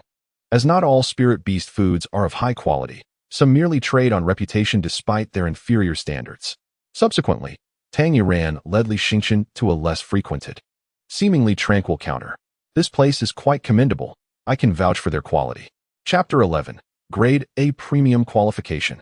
Tang Iran rapped on the table, awakening the counter's proprietor, who had been dozing off. Upon seeing Tang Iran, he broke into a wide smile, exclaiming, "Teacher Tang, what brings you here? What can I assist you with? Although we haven't stocked any high-end goods lately, I cannot guarantee if these will meet your expectations, haha." Tang Iran waved dismissively. It's not for me. It's for him. At that moment, Li Xingqian's expression turned sour, for the counter appeared small and shabby, lacking the allure of a prominent brand, reminiscent of a small workshop. No inquiries were directed at this counter, and there were no charming sales consultants to attract customers. Li Xingqian regarded Tang Iran with a peculiar gaze, muttering, "Teacher Tang, have you accepted a kickback? After passing so many renowned brands, you didn't let me stop. Instead, you brought me to this obscure little corner." The counter's owner exchanged glances with Tang Iran and chuckled. "Haha, Teacher Tang, It seems your rapport with students isn't as strong as you thought. This one doesn't even trust you. Tamer ran, incensed, felt her chest heaving with indignation. Li Xingqian truly doubted her. Don't let my good intentions go unrewarded. I've brought you to a fine establishment. Others are oblivious to the fact that the crowded counters are selling deceptive products with poor value for money. Li Xingqian shrugged, conceding. Fine, it's your money, we'll buy whatever you decide. Tang Iran rolled her eyes in exasperation, then addressed the proprietor. Please prepare 500 pounds of third-grade spirit beast food for him. Certainly. The counter's owner responded with delight, for such business was hard to come by. Although 500 pounds may not seem like much, it marks the commencement of today's venture. 10 spirit crystals. Will you be paying in cash or by card? The counter proprietor inquired with a jovial grin as he rubbed his hands together. On credit. Tang Iran's response instantly dampened the proprietor's spirits. Wait a minute. 500 pounds for just 10 spirit crystals. Li Xingqian interjected promptly. Are you selling gold or fodder, my good sir? Before my arrival, I familiarized myself with market prices. Typically, the cost of third-grade spirit beast feed for 500 pounds amounts to merely 1 spirit crystal. You are charging tenfold above the market rate. 1 spirit crystal equates to 10,000. Thus 10 spirit crystals total 100,000. For 500 pounds, that translates to 200 per pound. And for a second-grade spirit beast like the little fire fox, a single meal would require 20 to 30 pounds, which amounts to 5 or 6,000. This is utterly outrageous. How exorbitant. The proprietor's reaction to Li Xingqian's inquiries was expected. Young lad, did you truly compare us to those inferior brands? The products we offer are exclusively supplied to elite beast masters guilds. They are not to be likened to those commonplace brands. Is that so? Li Xingqian turned to Tang Iran. She shot back. What did you expect? Did you truly think I brought you here to save money? Ah, I see now, my apologies. Teacher. Hee hee. But what happens once the little fire fox finishes eating? Li Xingqian eagerly inquired. Do not overthink it. I am assisting you this once. Afterward, your spirit beast will depend on your earnings for sustenance. The more you earn, the better it eats. Earn less, and it will fare poorly. Li Xingqian sighed, realizing that there are indeed no such things as free lunches in this world. The proprietor swiftly arranged for a delivery service. Before Li Xingqian departed, he noticed a plump pig with large ears emerging from beneath the counter, lazily waddling about. To the untrained eye, it appeared to be an ordinary pig. Yet Li Xingqian found himself unable to look away, exclaiming in astonishment, "Is that a flying flower white pig? Of A-grade superior quality?" Both the proprietor and Tang Iran were taken aback, with the former hastily asking, "You possess such discerning eyes?" The flying flower white pig, in its juvenile stage, bears no distinction from an ordinary large-eared pig. An average person would not recognize it. Li Xingqian chuckled innocently. It's nothing, really. I often spend my leisure time in the library, thus I've come across descriptions of the flying flower white pig. In truth, it was the system that granted him this perceptiveness, allowing him to discern all spirit beasts below the 3rd grade. What else can you identify? The proprietor pressed on. Well, it's unfortunate that it is only 2nd grade. It should have been of S-grade quality. It must have been compressed by its mother during birth, resulting in its diminished potential. Li Xingqian replied, revealing a calm exterior while feeling an inner turmoil of astonishment. The innate potential of the flying flower white pig was truly extraordinary. Grade A quality, which should have originally been classified as Grade S. This is comparable to the offspring of ancient tribes worth over 100 million. I never expected to find one lying beneath this dilapidated little showcase. You are aware of this? The shop owner was even more astonished now. The jovial expression on his face vanished, replaced by profound shock and seriousness. However, since this is not a congenital injury, it can indeed be treated through purification. A conventional evolutionary path would certainly be futile, but if one were to pursue a special evolutionary route to transform into a golden flame 3-flower pig, it could restore its Grade S quality. The shop owner and Tang Iran exchanged glances once more. This matter had already ventured into the realm of evolutionists. Frankly speaking, they had previously consulted an evolutionist who echoed Li Xingqian's words, pursue the special evolutionary route to become a golden flame 3-flower pig. However, the evolutionist did not provide them with a specific evolutionary plan, as such plans are a source of income for evolutionists, and they are exceedingly costly. Moreover, there exists a certain probability of failure in evolution. Should it fail, the current quality level might be irretrievably lost, or worse, it could result in death. Therefore, They needed to contemplate this carefully. Li Xingqian, it seems I had truly underestimated you. You wouldn't happen to know the evolutionary plan as well, would you? Tang Iran merely asked in passing, never anticipating that she would glean such invaluable information from Li Xingqian. Well, it requires 10 dragon beard stems, 3 magic emperor herbs, each 1,000 years old, 10 instances of both black sour fruit and barbarian songflower, along with purple smoke fruit, anorexia flower, wonder mushroom, and royal bloodgrass. Li Xingqian recited over 100 rare medicinal herbs in one breath. Many of these special herbs were quite familiar to beast tamers and are considered exorbitantly priced. In typical spiritual beast evolutions, perhaps only a few of these herbs would be utilized, but in Li Xingqian's evolutionary plan, these precious herbs constituted the majority. In fact, it might be impossible to procure all of them even at the material trading post in the Golden Silkworm Village. After a brief moment of astonishment, the shop owner began to scribble furiously on a piece of paper, noting down the names of the herbs and their required quantities. Of course, the evolutionary plan I just mentioned carries a 70% chance of failure. It ultimately depends on whether you can bear this cost. Given its current quality, it is indeed exceptional. It is certainly exceptional. When he graduated, Li Yueming ranked second in the entire school, yet the spiritual beast assigned to him was merely a grade B quality. It is said that only Long Yadan, who ranked first, received a grade A spiritual beast. This underscores the rarity of grade A quality spiritual beasts. Chapter 12. The Journey to the Wilderness. If it were his own, he might not have the resolve to choose such a perilous evolutionary path. The special evolutionary route, while a chance for spiritual beasts, also harbors immense peril. The rate of loss during the special evolution process of spiritual beasts far surpasses that of conventional evolution. This, however, is a dilemma each beast master must contemplate. Should one opt for stability or take a gamble? The outcomes can be drastically different. Yet a single misjudgment may lead to lifelong regret. The shop owner presented the evolution scheme that Li Xingqian had just mentioned to Tang Iran. After scrutinizing it for quite some time, even as a seasoned beast master, she found herself unable to ascertain the authenticity of the proposal. Deep down, she harbored a suspicion that it was fraudulent, for after all, Li Xingqian was merely a student. Even if he had perused every tome in the mid-tier academy's library, it would amount to but a meager understanding for an evolution master. Each evolution master is a veritable polymath, for evolution schemes are not conjured from thin air. They are derived from a wealth of knowledge and the experiences documented in numerous texts.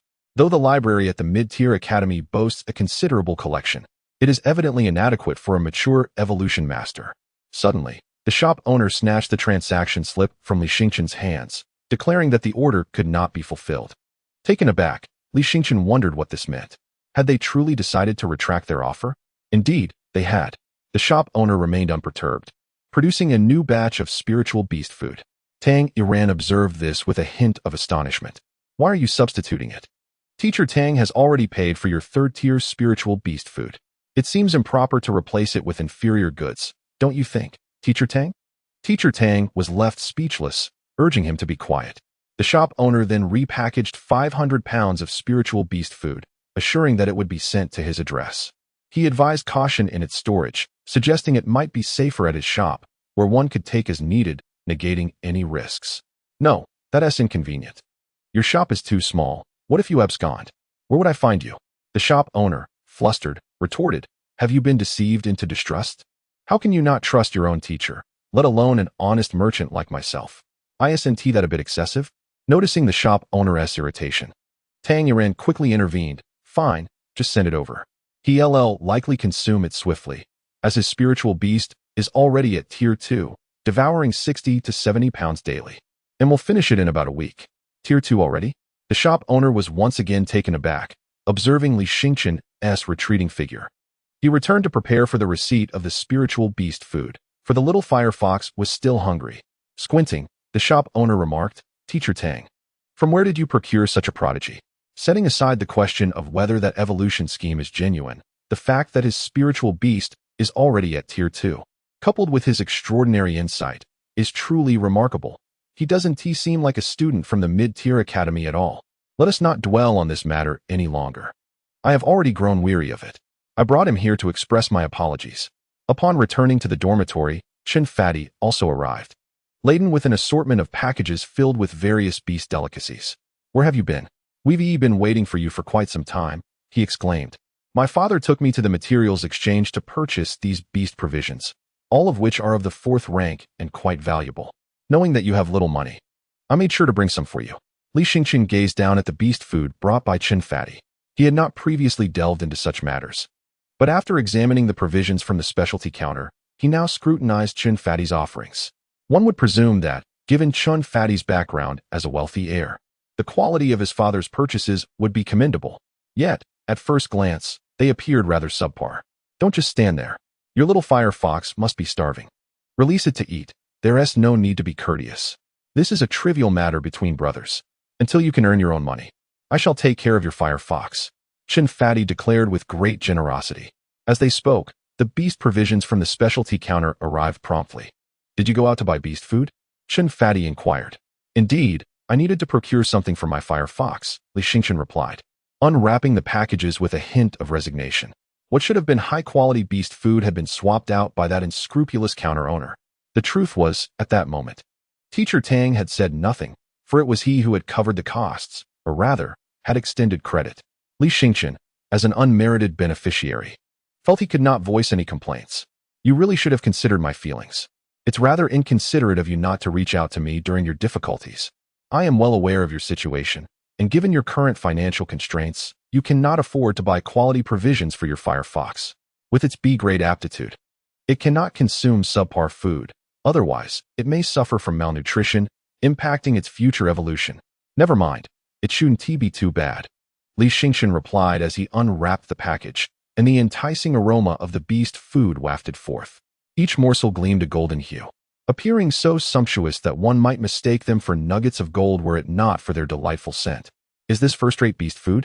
Qin Fatty, having compared numerous beast provisions, recognized their quality. He had even encountered first-rate goods in many specialty counters that were inferior to these. He quickly glanced at the ingredient list. Each 100 grams contained dragon meat. Dragon meat. If this delicacy contained dragon meat, could it truly be classified as mere first-rate? Surely, it must be of a superior grade. Upon noticing the label marked exclusive supply, Qin Fatty's face flushed with excitement as he eagerly questioned, "Where on earth did you acquire this exclusive beast food? How much does it cost per pound? 100 pounds must equate to a spirit crystal, right? Is it really that exceptional?" Li Xingqian was also uncertain, yet the shopkeeper appeared so astute that it seemed improbable for him to exchange a third-rate item for something of such superior quality. "You need not dwell on it too much. I suspect it is merely a false claim, undoubtedly lacking any dragon meat. It must be counterfeit." After pondering this, Qin Pengzi found some merit in the reasoning. However, it was evident that Li Xingqian's spirit beast food was vastly superior to his own. Likely due to assistance from the Li family, he refrained from inquiring further, recognizing that Li Xingqian's submission to the Li family must have entailed a difficult decision. While the little fire fox devoured its meal with great enthusiasm, Li Xingqian received a message. Someone had added him as a contact on his Feixin. It was Tanger. "Tanger, prepare yourself in the coming days. We may set off for the small wilderness, and I will help you acclimate to the team." Li Xingqian took a deep breath. He was about to venture into the wilderness. Chapter 13. Meeting the beauty Tang Iran's team gathered at the official Beastmaster Guild. This guild typically struggled in operations, serving merely as a resting and adjusting place for numerous beastmasters stationed at the wilderness front. Originally, everyone was to convene at the small wilderness, but Tang Iran, concerned that it would be Li Xingqian's first visit and he might lose his way, directed him to the official Beastmaster Guild instead, where someone would accompany him to the small wilderness. Upon Li Xingqian's arrival at the official Beastmaster Guild, he found a considerable number of Beastmasters already assembled. Many frequented this location throughout the year, as it offered non-stop bus services to the small wilderness. Given the 50-kilometer distance, aside from a few Beastmasters whose spirit beasts could serve as mounts, most needed transportation to reach their destination. Furthermore, for a Beastmaster, exhausting their spirit beast stamina on the journey would be an utterly foolish endeavor, for once they arrived in the wilderness, their spirit beasts would be their sole means of survival. Li Xingqian surveyed the diverse array of beastmasters, most of whom were significantly older than he, with some resembling rugged older men, exuding an intimidating presence. He felt a twinge of anxiety. After all, his encounters at school had predominantly been with peers, and even the teachers were generally benevolent, unlike the intimidating figures before him. Among this crowd, he was undeniably one of the youngest, having rarely seen anyone his age. "Hey, little kid, did you just become a beastmaster? Coming to face death so soon?" A burly man with a dried fish stick in his mouth and a liquor bottle in hand drunkenly threw an arm around his shoulder. Li Xingqian frowned, attempting to free himself from the man's grasp. Yet the man's strength was overwhelming. His arm clamped down like a vice on Li Xingqian's shoulder. The disparity in power between this battle-hardened individual and a student yet to leave the confines of academia was stark. Aware that he could not match the man's strength, Li Xingqian promptly summoned his fire fox. As the second-tier fire fox made its appearance, the surrounding temperature instantly became scorching. The creature lunged at the arm of a middle-aged man, who, in pain, swiftly withdrew his hand. The onlookers were taken aback. How could someone so youthful already be a second-tier beastmaster? Their discerning eyes, sharper than those of the students, quickly identified the fire fox's rank. Surely, this individual must be a prodigy from a prestigious academy. I had heard that among this year's graduates from the Intermediate Academy, there was a genius from the fallen legendary Beastmaster family, the Li family, who ranked second and was assigned a fire fox of B-grade aptitude. I believe his name is Li Yueming, is it not? Isn't he a top-tier genius? Surely he would pursue further studies at the Advanced Beastmaster Academy in Fungu. How could he possibly venture into the wilderness? The crowd began to murmur. Li Xingqian was astonished at the extent of Li Yueming's fame. Even these seemingly formidable individuals knew of him, some even holding a degree of reverence. Once the speculation arose that he might be Li Yueming, no one dared to tease him further. Li Xingqian glanced around at the throng of about 100 people, all waiting in line for the bus. Each bus could accommodate over 20 passengers, and since they were all beast masters of some standing, they preferred not to be overly cramped. A few fortunate teams of beast masters had their own luxurious and comfortable vehicles, but Li Xingqian had no such expectations. A lesser-known guild like Shintu surely lacked such resources. Clutching a red rose, he stood in line awaiting the arrival of another contact arranged by Tamer when someone tapped him on the shoulder. Turning around, he was met by a woman clad in a sleek black outfit, her fair face adorned with a mask that concealed her eyes. Yet, through her clear gaze, delicate nose, and exquisite facial contours, it was evident that she was an extraordinary beauty. "Do you need something?" Li Xingqian inquired, attempting to remain composed in the presence of such beauty. Having grown accustomed to being dismissed as a failure, he no longer entertained hopes of romantic prospects. He was simply grateful that women did not ridicule him. "Tang Laosher sent me to fetch you," she replied, her voice melodious and enchanting, accentuated by her mysterious attire, which easily captivated those around her. Her arrival ignited a fervent interest among the men nearby. The tight black outfit accentuated her alluring figure, leaving onlookers longing for more. "Are you also a member of Tang Laosher's team?" Li Xingqian asked, slightly surprised to find another beauty among the group, and one who seemed to be of similar age. "Yes, follow me," she replied succinctly, leading the way with an air of coolness. "Aren't we taking the bus?" Li Xingqian inquired. But the woman remained silent as she approached a rugged motorcycle parked by the roadside. The rugged motocross bike, painted in an obsidian hue, exudes a wild and ferocious aura, its imposing size starkly contrasting with the delicate and graceful figure of the beautiful woman perched upon it. She straddles the machine as if she were riding a fearsome beast, the formidable Homo motorcycle, specifically designed to tackle the diverse terrains of the wilderness. Comes with a hefty price tag. It is rumored that even the most basic model of the Homo motorcycle requires dozens of spirit crystals to acquire, making it an unattainable luxury for ordinary families, whose disposable income may barely suffice for a year. Indeed, she is a quintessential heiress. Li Xingqian found himself momentarily frozen in place. "Where should I sit?" he stammered. The beauty, visibly impatient, retorted, "Where else could you sit but on my lap? Should I cradle you?" Given her volatile temperament, Li Xingqian wisely refrained from further protests and hastily settled behind her. However, the design of the Homo motorcycle, with its high front and rear and a lower center, necessitated that he lean forward. An awkward predicament ensued as he subconsciously began to slide down, unsure of where to brace himself. Without waiting for him to find his footing, the woman twisted the throttle and surged forward, nearly sending Li Xingqian tumbling off. In a panic, he instinctively wrapped his arms around her waist, their bodies pressed together with scarcely a gap between them. She glanced back at him, her hair tousled by the wind, her expression tinged with a hint of disdain. Yet, she remained silent and instead accelerated, swiftly whisking him away from Jinkin village. Onlookers could hardly suppress their envy. After all, Li Xingqian, the prodigy of the Li family, had the fortune of embracing such an extraordinary beauty, an opportunity they could only dream of. It is indeed no wonder. For although the Li family of Jinkin village had fallen from grace as a legendary Beastmaster clan, their legacy still loomed large. Moreover, it was rumored that Li Yueming might emerge as yet another legendary Beastmaster in centuries to come. Chapter 14. Tanger squad as they reached the outskirts of Jinkin village. The crowd thinned significantly. Li Xingqian candidly admitted that it was his first time venturing beyond the confines of his hometown. From a young age, he had been indoctrinated with the notion that stepping outside human society was fraught with peril, as the wilderness lay beyond. However, that perception was somewhat exaggerated. There was a buffer zone of at least 50 kilometers, where the beasts of the wild were unlikely to breach the safety of Jinkin village. "How many members are there in our squad?" he inquired. "How old are you?" he pressed. Throughout the journey, in a bid to alleviate the awkwardness, Li Xingqian bombarded her with questions, yet she maintained an air of aloofness, offering no replies. Undeterred, he continued his attempts at conversation. Accustomed as he was to being overlooked and disregarded by others, he felt compelled to speak in order to divert attention from their intimate position. For the posture they shared was likely to lead to an embarrassing situation.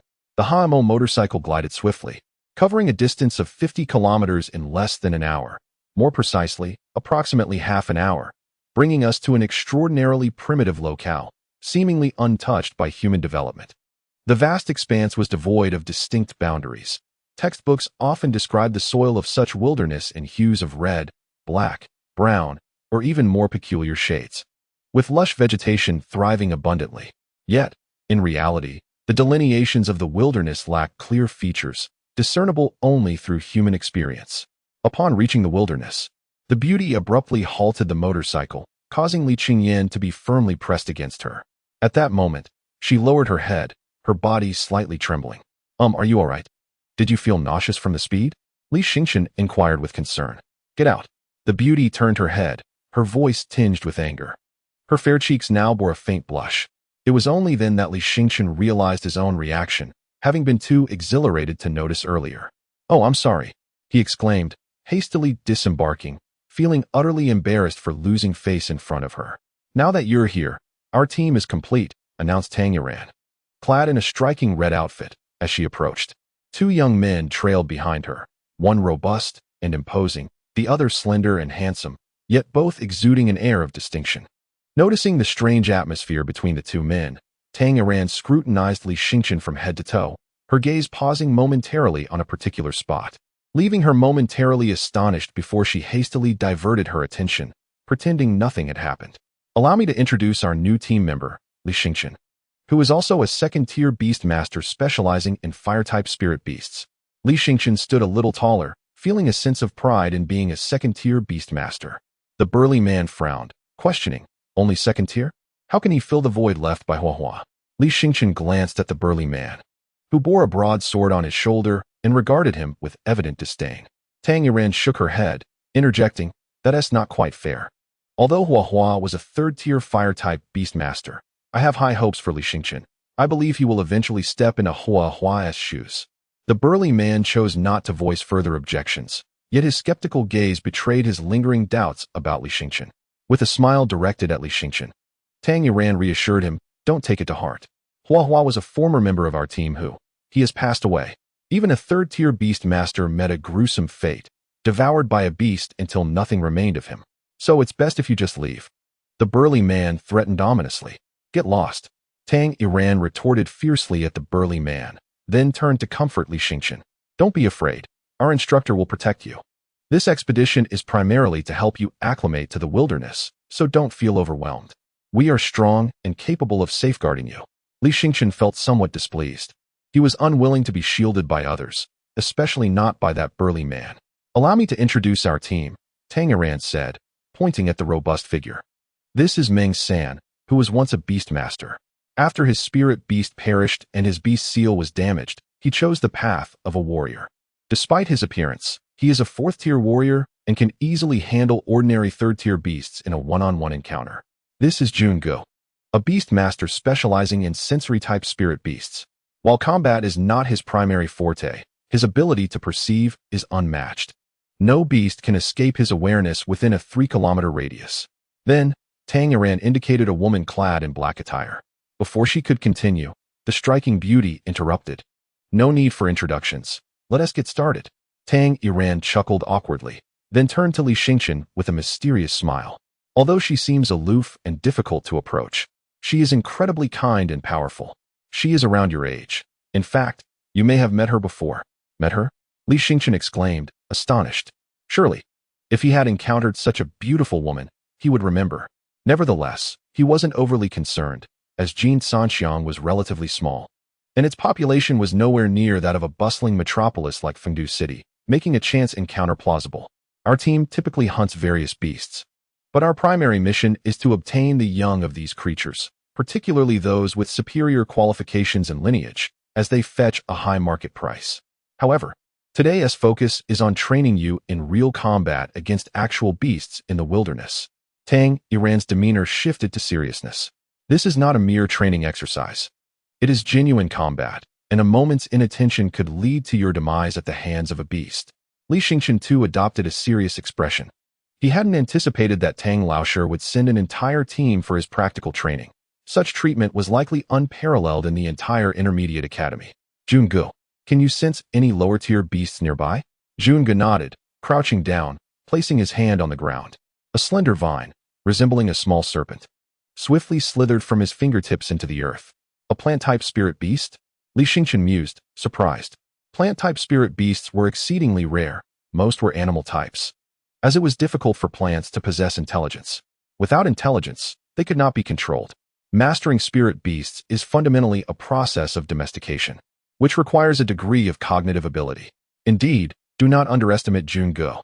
His sensing vine can detect minute vibrations in the ground, and, based on the distance and amplitude of these tremors, he can ascertain the location of nearby beasts. Fungu raised his head, pointing to a spot in the distance. 3 kilometers ahead, there is a first-tier beast. A first-tier beast? That should be far too easy for you. However, it's best to start with a weaker opponent, as throwing a second-tier beast at you may be overwhelming at this stage. A few individuals hastened towards the desolate expanse, where they could only rely on their feet, as the cacophony of the motorized war chariots was too loud and could easily attract formidable beasts in the silent wilderness. The group crouched among the shrubs, where they spotted a python measuring over 3 meters in length. This serpent, far inferior to the black-shielded earth python, was evidently a low-tier beast of poor lineage. Li Xingqian felt a twinge of disappointment.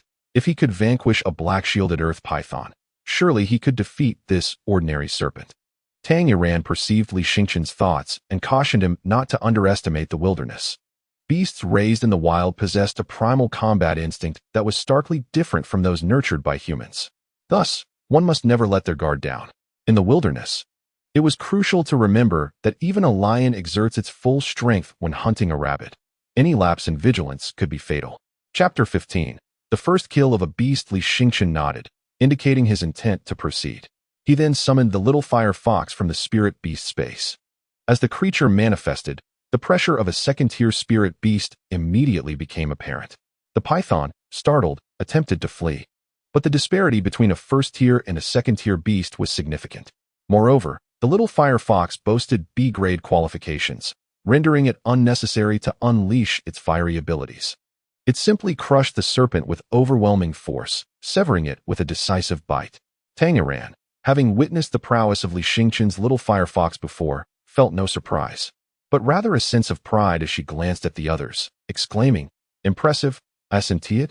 He is my protege." Meng Sen murmured his agreement, acknowledging, "Indeed. He lives up to the reputation of a top-tier beast master from the Li family, achieving the rank of a second-tier beast master at such a young age." A hint of jealousy flickered in his eyes. For a prodigy, such feats seemed almost commonplace, did they not, Miss Long?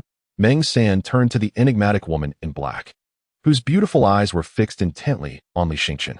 She replied coolly, "You may be mistaken.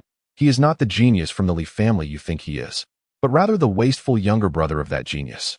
Tamer looked at Long Yadan in surprise, exclaiming, I never expected someone as proud as you, a talented young woman, would even recognize Li Xingchen. He is merely a classmate, Long Yadan replied, choosing not to elaborate further. Li Xingchen tossed a few spirit beast treats to reward the little fire fox. In the early stages, it was advisable to reward spirit beasts upon completing their master's commands to enhance their bond. Soon, Junge discovered several first-tier beasts, which Li Xingchen dispatched with ease. Tamer chuckled. It seems we must indeed regard you as a genius. These ordinary first-tier beasts on the periphery of the wilderness pose no challenge for you. Let us venture deeper. As they delved further, the primal essence grew increasingly potent. Even the little fire fox, which had been trailing closely behind Li Xingchen, began to exhibit signs of tension, as if it had caught the scent of a powerful beast. Although Junge failed to perceive any monstrous beasts within a 3-kilometer radius, the desolate expanse surrounding them was known to harbor such creatures, which tend to traverse the area, leaving behind traces of their scent. The anxiety evident in the little fox's demeanor suggested that it had encountered a beast of at least second rank. Suddenly, Junge proclaimed that approximately a kilometer ahead, there lay a second-rank beast. Li Xingchen, be cautious, it's a second-rank beast. Tamer warned. Li Xingchen, with a serious expression, nodded in acknowledgement. After vanquishing several truly formidable beasts of the wasteland, he had come to a realization. The beasts that thrived in this harsh environment were exceptionally astute and cunning, in stark contrast to the half-witted creatures that appeared in their combat training sessions. Nevertheless, he placed his trust in the little fox. At this moment, the Li family residence in Jiankan Township was filled with vibrant activity, with people bustling both inside and outside, adorning the premises with red and festive decorations. After all, the prodigious beast master Li Yueming had graduated and successfully received his admission notice from the prestigious Beast Master Academy of Fungu. This was indeed a momentous occasion. The admission criteria for the academy were exceedingly stringent, and given the numerous towns surrounding Fungu, the allocation of admission slots was quite limited. This time, only 7 spots were designated for Jiankan Township, one of which was awarded to Li Yueming. Such a significant event warranted a grand celebration by the Li family, who even extended invitations to notable figures within Jiankan Township to partake in their joy. Within the depths of the Li residence, in a hall dedicated to the worship of hundreds of ancestral spirits, a middle-aged man stood, gazing at the myriad spirit tablets with tears streaming down his face. He expressed his gratitude to their ancestors for blessing the Li family with the emergence of a top-tier prodigy in beast mastery after a century, one who even held the potential to become a legendary beast master, thereby illuminating the family name and restoring the Li family's status as a distinguished lineage of legendary beast masters. This middle-aged man was Li Lishan, the father of Li Xingchen and Li Yueming. As he was in the midst of his prayers, someone rushed in, breathless with urgency. Head of the family. This is grave news. Someone has spotted Li Yueming heading to the little wasteland. What? Li Lishan's expression shifted dramatically. Is it truly him? Yes. A youth resembling a student was seen, accompanied by a B-grade fire fox, following a woman clad in black, as they rode a motorcycle towards the little wasteland. The Li family was thrown into chaos. This was indeed a serious matter. Li Lishan bellowed, having clearly warned that young man not to become overconfident and to refrain from venturing into the wasteland so soon to join the Beastmaster Guild. Yet he had disregarded this counsel. Gather the Li family's beast masters immediately and head to the little wasteland to find him. Understood. The Li family's beast masters swiftly assembled, fully aware of the gravity of the situation, for Li Yueming represented their hope. As they burst through the gates of the Li residence, they caught sight of Li Yueming returning, accompanied by a beautiful girl. The crowd was momentarily taken aback, including Li Yueming. Father, uncles, where is the urgency in your departure? Li Lishan hastily examined Li Yueming's condition. My child, I heard you ventured to the small wasteland. Were you injured? Li Yueming shook his head. I did not go to the small wasteland. Did you not forbid me from doing so? A beautiful girl nearby quickly chimed in. Yes, uncle. Yueming has been with me the entire time. He did not visit the small wasteland. He truly values your words. However, some expressed confusion, but we heard you went there, accompanied by a B-grade fire fox and a woman. The expressions of the crowd shifted dramatically once more. Li Xingchen, while controlling his spirit beast, had achieved an exceptional bond with it, elevating an F-grade spirit fox to B-grade, even reaching an exaggerated second tier. Such occurrences were indeed rare, yet not entirely unheard of.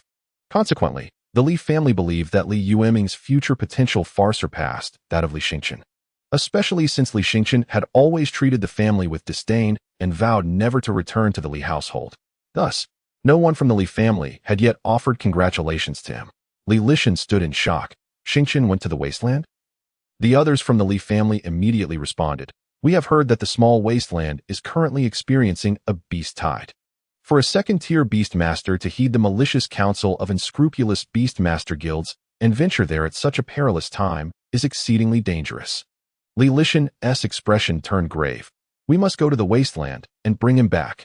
In the Wasteland, Tanger and a few others perched upon branches, observing Li Xingqian as he battled a second-tier silver-haired gray wolf with his fire fox. It was undeniable that his fire fox exhibited an impressive synergy with him, executing commands almost instinctively. He demonstrated astute combat strategy, skillfully maneuvering between trees, knowing that the silver-haired gray wolf struggled with turns. Meng San had begun to reassess Li Xingqian. Moreover, the B-grade fire fox is indeed formidable. Is it just my imagination, or does it seem to resist the oppressive force of the Wasteland? Jun Gu expressed his confusion. Tanger nodded. I noticed that earlier as well. The performance of his fire fox in the Wasteland mirrors its prowess during the encounter with the Black Shield Earth Python at school, without any compromise. A spirit beast unrestrained by the Wasteland's influence? Could it be of the ancient clans of the Wasteland? Meng San was astonished. Chapter 16. Graduation Practice. Tang Iran shook her head. No, the Firefox clan has coexisted with humans for an extended period, resulting in a new species. They are neither of the ancient clans of the Wasteland, nor could they possibly belong to them. Perhaps Li Xingqian's Firefox is exceptional, having awakened a fragment of the ancient clan's bloodline.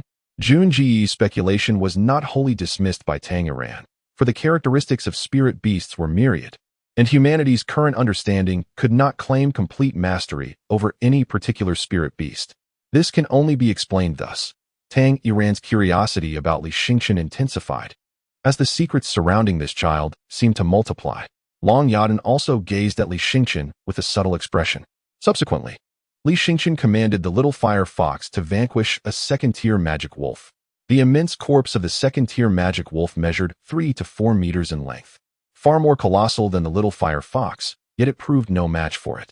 Tang Iran praised Li Xingqian, stating, "Well, let us conclude for today.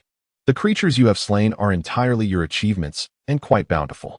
By virtue of your actions today, you have already surpassed the students of intermediate academies, at least those among them who are considered exceptional, by 2 to 3 years. Only 2 to 3 years. Li Xingqian felt a twinge of disappointment. Isn't 2 to 3 years sufficient? Tang Iran, adopting a teacher's demeanor, responded, although you have obtained extraordinary opportunities at the place where you encountered your spirit beast. The true trials lie ahead. There are 12 tiers of spirit beasts, and second-tier beast tamers abound. You will only be able to look down upon others once you reach the 4th tier. The notion of reaching the 4th tier had not crossed Li Xingqian's mind, especially since in Jinkin Township, a 5th-tier beast tamer was already regarded as the pinnacle. The commander of the garrison in Jinkin Township was a 5th-tier beast tamer. A 6th-tier beast tamer was considered a legendary figure. The Li family had once produced a 6th-tier beast tamer, which bestowed upon them a reputation that echoed throughout the region, a source of pride that the family had cherished for centuries. Tang Iran's assertion that one must attain the 4th tier to have the right to look down upon others caught him off guard, for in Jinkin Township, even a 3rd-tier beast tamer was esteemed as a person of great standing. As they carried their spoils out, they encountered members of the Li family who had come to seek them. At the forefront was Li Lishan. Upon seeing Li Xingqian, who was covered in mud, Li Lishan noticed the little fire fox pulling a cart laden with several beast corpses, among which the second-tier magic wolf's remains were particularly striking. Xingqian, did you slay all these by yourself? An elder beside Li Lishan inquired with astonishment. This elder was Liang Bo, the individual who had shown the most kindness to Li Xingqian in the Li family. He had come over with Li Xingqian's mother and had remained after she went missing in the wilderness. Upon turning around, Li Xingqian realized that the companions who had previously accompanied him had suddenly vanished, likely due to Tang Iran's desire to keep his father unaware that she had lured him into the wilderness. Yes, I did it alone, he replied. Liang Bo's eyes widened in disbelief, but he quickly admonished sternly, nonsense. How could you be so reckless? The wilderness is not a place you can simply wander into. This is not a school exercise. It is far too perilous for you to be alone. Li Lishan stood silently beside, his gaze fixated on the carcasses of the extraordinary beasts piled on the cart, as if he were lost in a trance. The other members of the Li family finally witnessed the astonishing transformation of Li Xingqian into a Grade 2 Beastmaster, a feat that seemed almost unbelievable, considering he had been merely a student with the lowest ranking in his school just days prior, possessing an F-grade talent for beast mastery. It's nothing. I didn't intend to delve too deeply into this, merely practicing my skills, Li Xingqian remarked without elaboration. He only offered a few words because Liang Bo had inquired. Otherwise, he had little to say to the other members of the Li family. As Li Xingqian brushed past his relatives, one of them expressed displeasure. Li Xingqian, are you really leaving without offering us an apology? We dropped all our work to gather a team to find you, and this is how you repay us? Li Xingqian turned around and coolly replied, did I ask you to search for me? Why should I apologize? You. Although Li Xingqian had always been blunt with his family, today he exuded an especially robust confidence. Was it due to his newly attained Grade 2 Firefox? Li Xingqian, do not be ungrateful. Though you are now a Grade 2 Beastmaster, the Li family remains a formidable entity for you. If you return obediently and heed our guidance, the family will elevate your strength even further. Indeed, you should understand your current situation. Such opportunities are rare, and you must cherish your singular B-grade Firefox. Your next spirit beast will still be of F-grade quality, as your beast seal is F-grade. Before the speaker could continue, he was swiftly silenced by a sharp glare from another. Why bring that up now? Li Xingqian chuckled. I see how it is. Once I nurture the little fire fox, you'll simply seize it from me to bestow upon someone else, correct? The members of the Li family felt a twinge of embarrassment, aware of their past transgressions against Li Xingqian. What's done is done. You're doing well now, aren't you? The Li family will allocate substantial resources to assist you in becoming a Grade 3 Beastmaster. Your prospects remain bright. Not necessary. I shall forge my own path. With that, Li Xingqian departed with the little fire fox in tow. The onlookers turned to Li Lishan, who had been the most anxious in searching for Li Xingqian moments ago, yet he had not uttered a single word. As a father, he must feel the greatest guilt, for it was he who had insisted on stripping away one of Li Xingqian's beast seals to give to Li Yueming. Over the years, Li Lishan had tried to make amends, but Li Xingqian was steadfast in his refusal, even vowing never to set foot in the Li family home again after one heated argument. Let us go home, Li Lishan said wearily, as long as Xingqian is well. Upon returning to school, Li Xingqian contacted Chun the Fatty, instructing him to sell his spoils.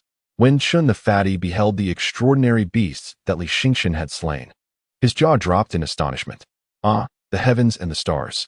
Your diligent training cannot possibly be aimed at merely securing a top position in the graduation practice, can it?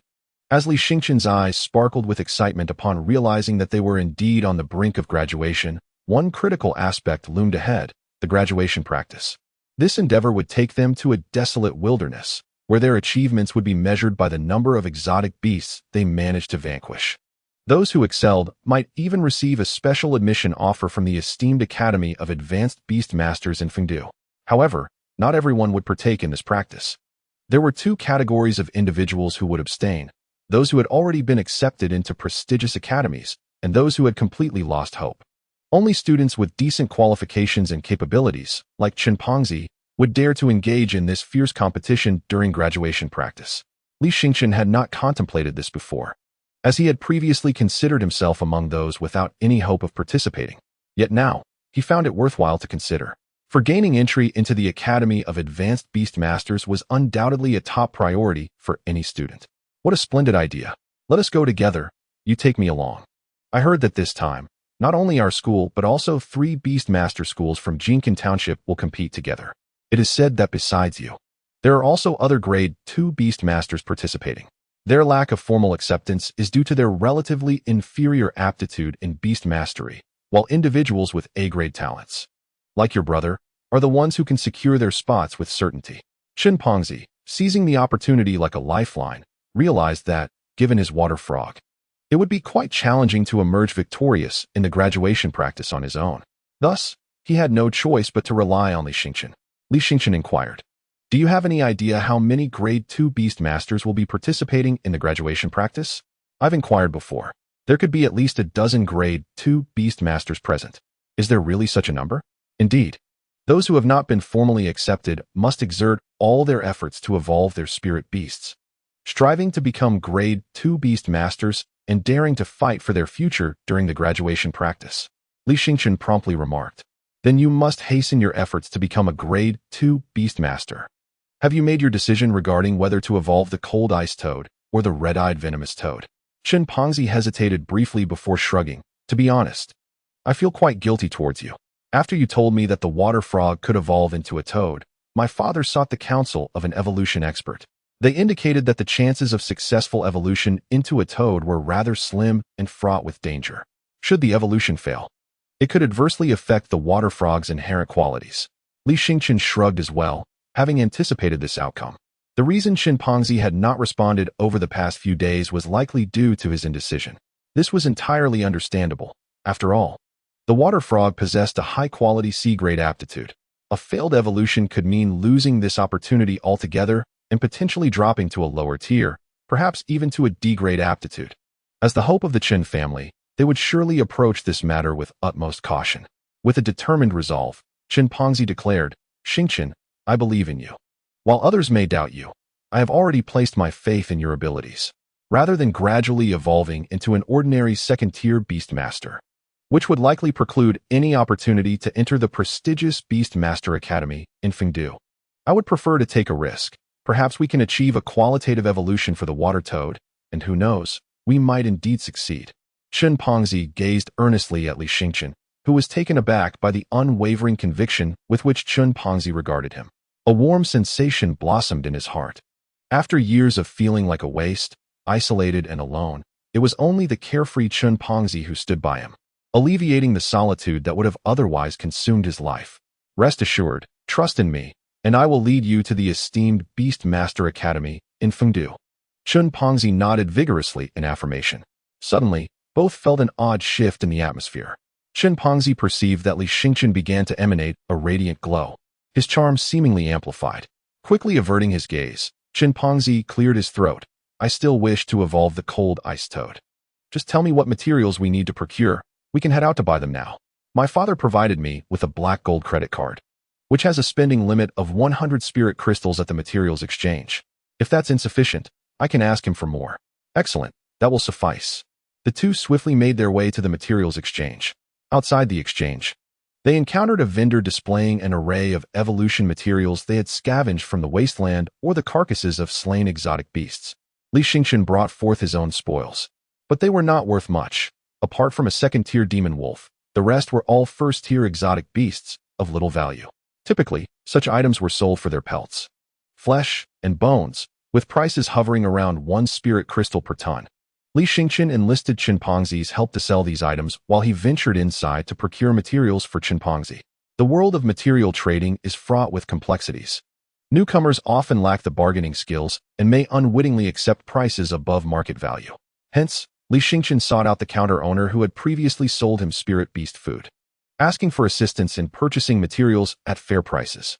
Initially, Li Xingchen presumed the shrewd proprietor would demand a fee for his help, given that assisting others in such transactions is a common profession. There are no free services, especially for a beast master.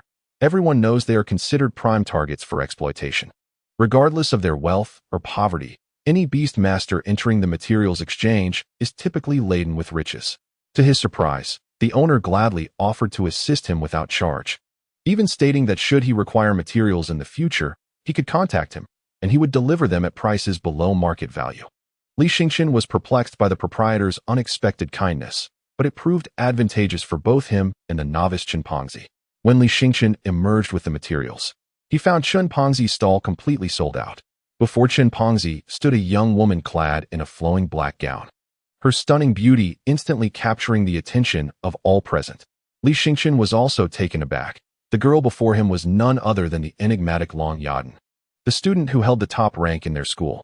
Her beast-taming aptitude was rumored to be of an S grade, a superlative talent that rendered even his brother Li Yueming seemingly mundane, akin to the contrast between stars and dust. As he gazed at Long Yadan, she returned his look, her eyes clear yet cold, evoking a sense of déjà vu within him.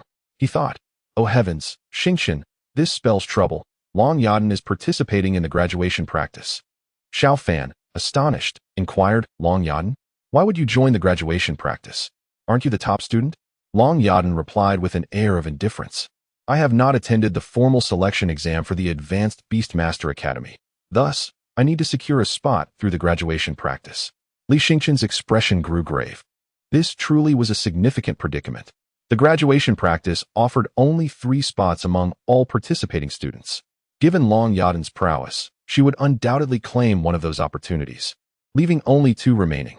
If both he and Chimpanzee aspired to enter the Advanced Academy, it meant they would have to best all the other students vying for the graduation practice, drastically diminishing their chances and margin for error. Overcoming all competitors would prove exceedingly challenging.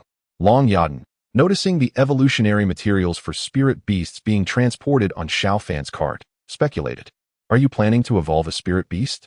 Most of these materials are for amphibious spirit beasts. Are you intending to evolve his water frog?" Li Xingqian chuckled. "I lack such abilities. I'm merely assisting him in procuring some materials.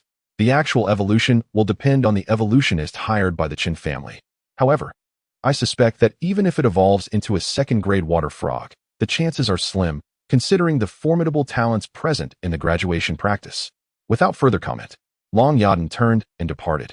Once she was gone, Chimpanzee could no longer contain his anxiety. "Xingqian, what shall we do? Long Yadan's participation in the graduation practice cuts off our escape route. She is so powerful. I've heard her spirit beast is an ancient creature from the Wasteland, which possesses at least A-grade aptitude. Even if my water frog evolves into a frozen toad, complemented by your little fire fox, we would still be no match for her." Chapter 18. The Mysterious Evolution Potion.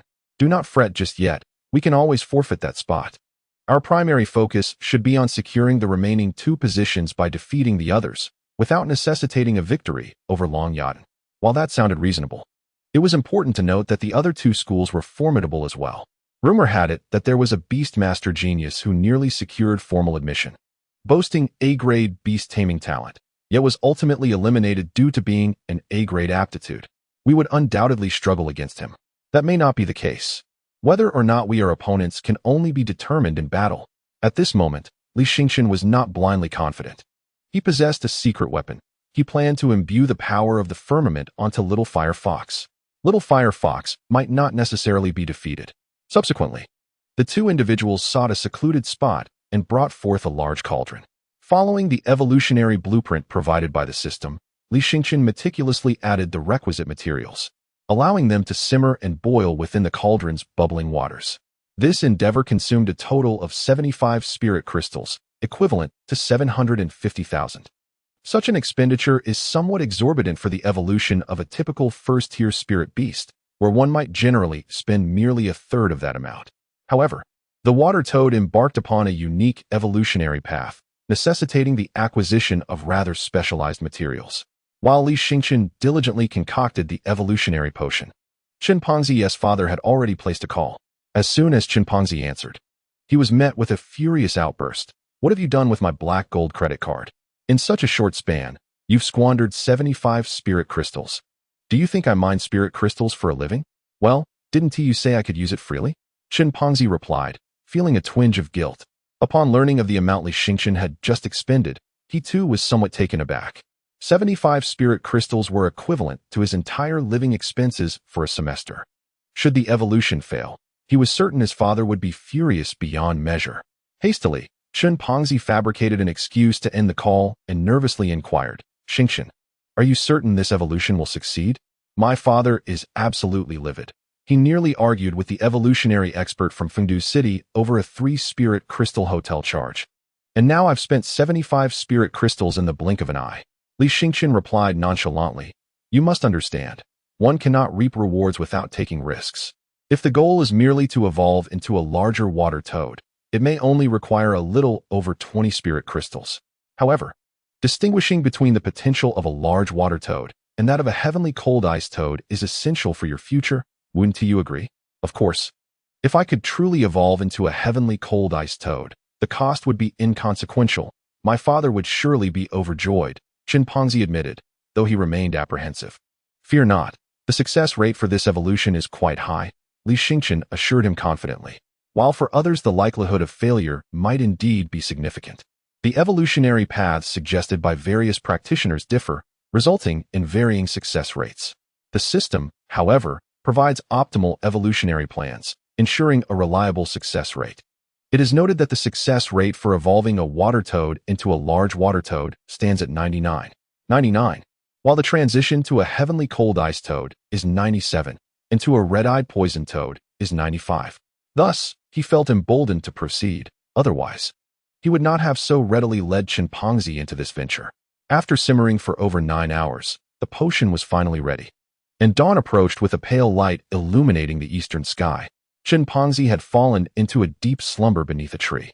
Suddenly, he was roused by an acrid scent that pierced the air, and he beheld the cauldron's contents, which had transformed into a thick, green paste after such a lengthy preparation. The aroma was indescribable, and even from a distance, it made him feel nauseous. Come now, the concoction has been successfully prepared. Let your water toad consume it entirely. Li Xingqian wiped the sweat from his brow, his face alight with excitement, for it was his inaugural attempt at crafting the evolution potion. Should we reconsider? That's 75 spirit crystals. I shall explain it to my father. Surely he would not go so far as to actually harm me. Chimpanzee, observing the unusual hue, began contemplating the necessity of cutting his losses. While 75 spirit crystals might not incite his father's wrath, should he squander them and inadvertently poison the water toad, his father would undoubtedly take severe measures. Do you not believe me? Li Xingqian furrowed his brow. It is not that. But Chimpanzee found himself at a loss for words. Enough. All I did was spare you some expense by not adding flavoring and coloring agents. Otherwise, you would have had to part with several more spirit crystals. Enough of your prattling. This afternoon, our graduation practice begins, so hasten to achieve evolution, and we shall promptly gather at the little wilderness. But this, Chimpanzee hesitated for a moment, then steeled himself. Li Xingqian would not deceive him, and indeed, Li Xingqian's little fire fox had already attained the rank of a second-tier spirit beast. He could only trust that Li Xingqian possessed exceptional abilities. Without delay, he released the water toad and commanded it to consume the peculiar, viscous substance. The water toad was bewildered, squatting on the ground, its large eyes suspiciously regarding Chimpanzee, seemingly unable to comprehend why its master would wish to do it harm. Was it because of its unappealing appearance? Do eat quickly, Chimpanzee urged, covering his eyes. He could no longer bear to watch. The water toad had no choice but to comply. As a spirit beast, it was bound to obey its master absolutely, even if it meant facing death. The water toad leaped next to the cauldron with a tragic air, plunged into the pot, and began to consume voraciously, alternating between eating and regurgitating. This spectacle made Li Xingqian feel quite nauseated. Was it truly that unpalatable? Had he erred in the brewing process? Could he have genuinely poisoned the water toad? Li Xingqian's uncertainty grew. After the water toad finished, it let out a loud croak, leaping from the cauldron only to land on its back, limbs splayed, unresponsive. Chimpanzee immediately burst into tears, exclaiming, "Water toad, it is I who have doomed you." Suddenly, the water toad sprang back to life. Its body began to transform. Chapter 19. The frosty ice toad. The water toad's form expanded. Its once fluid skin began to harden into a layer of ice. The unsightly bumps remained, yet they were no longer as repulsive as before. The water toad's eyes shifted to a vibrant blue, and the temperature around it dropped noticeably, causing both Chimpanzee and Li Xingqian to instinctively draw back their necks, their breath crystallizing in the frigid air. The water toad continued to grow, reaching nearly half a person's height, crouching on the ground with an undeniable air of intimidation. Wow! Chun, in his excitement, leaped with joy, for he had indeed succeeded in evolution. His water toad had transformed into a celestial frost toad. This celestial frost toad possessed a superior B-grade aptitude as a spirit beast. Notably, the celestial frost toad bore a slight connection to the ancient clan of the Wasteland, which endowed it with a striking appearance reminiscent of that clan, thus making it quite impressive. Those lacking academic prowess might even mistake the celestial frost toad for a member of the ancient clan of the Wasteland. Chun, overwhelmed with elation, circled the celestial frost toad several times before pinching himself hard to ensure that this was indeed reality and not a dream. He embraced Li Xingqian, almost wishing to smother him with affection. Li Xingqian, with a look of disdain, pushed Chun away. However, he too was surprised to discover that the evolution to the celestial frost toad had also elevated its overall aptitude. Currently, Qin's celestial frost toad would likely be considered a standout among B-grade spirit beasts, far surpassing the second-best little fire fox that Li Yueming had once intended to bestow upon him. All right, we need to gather at the small wasteland. Our classmates have already arrived. You should conceal your celestial frost toad for now. Revealing it too soon may draw unwanted attention, Li Xingqian advised Qin. Qin nodded, understanding that securing a spot for further studies through their graduation practice was paramount. Li Gu, from now on, I shall follow you wherever you go, Qin declared with earnestness. What do you mean? Li Xingqian inquired, intrigued by Qin's sudden seriousness. I'm speaking the truth. My father said that while I may not be at the bottom of the ranks, I certainly am not exceptional either. The most likely path for me is to blend in with the masses, so for me, choosing the right person to follow is crucial. Perhaps, in doing so, I might achieve greater success. Your father speaks such words to you? Li Xingqian expressed his surprise. Indeed, he often does. Isn't it common for fathers and sons to discuss such matters? He always claims to be a businessman, while he may lack other abilities. He possesses some insights into navigating social interactions, Qin remarked before abruptly closing his mouth, realizing they had ventured into a sensitive topic. The subject of father-son relations was one Li Xingqian preferred to avoid.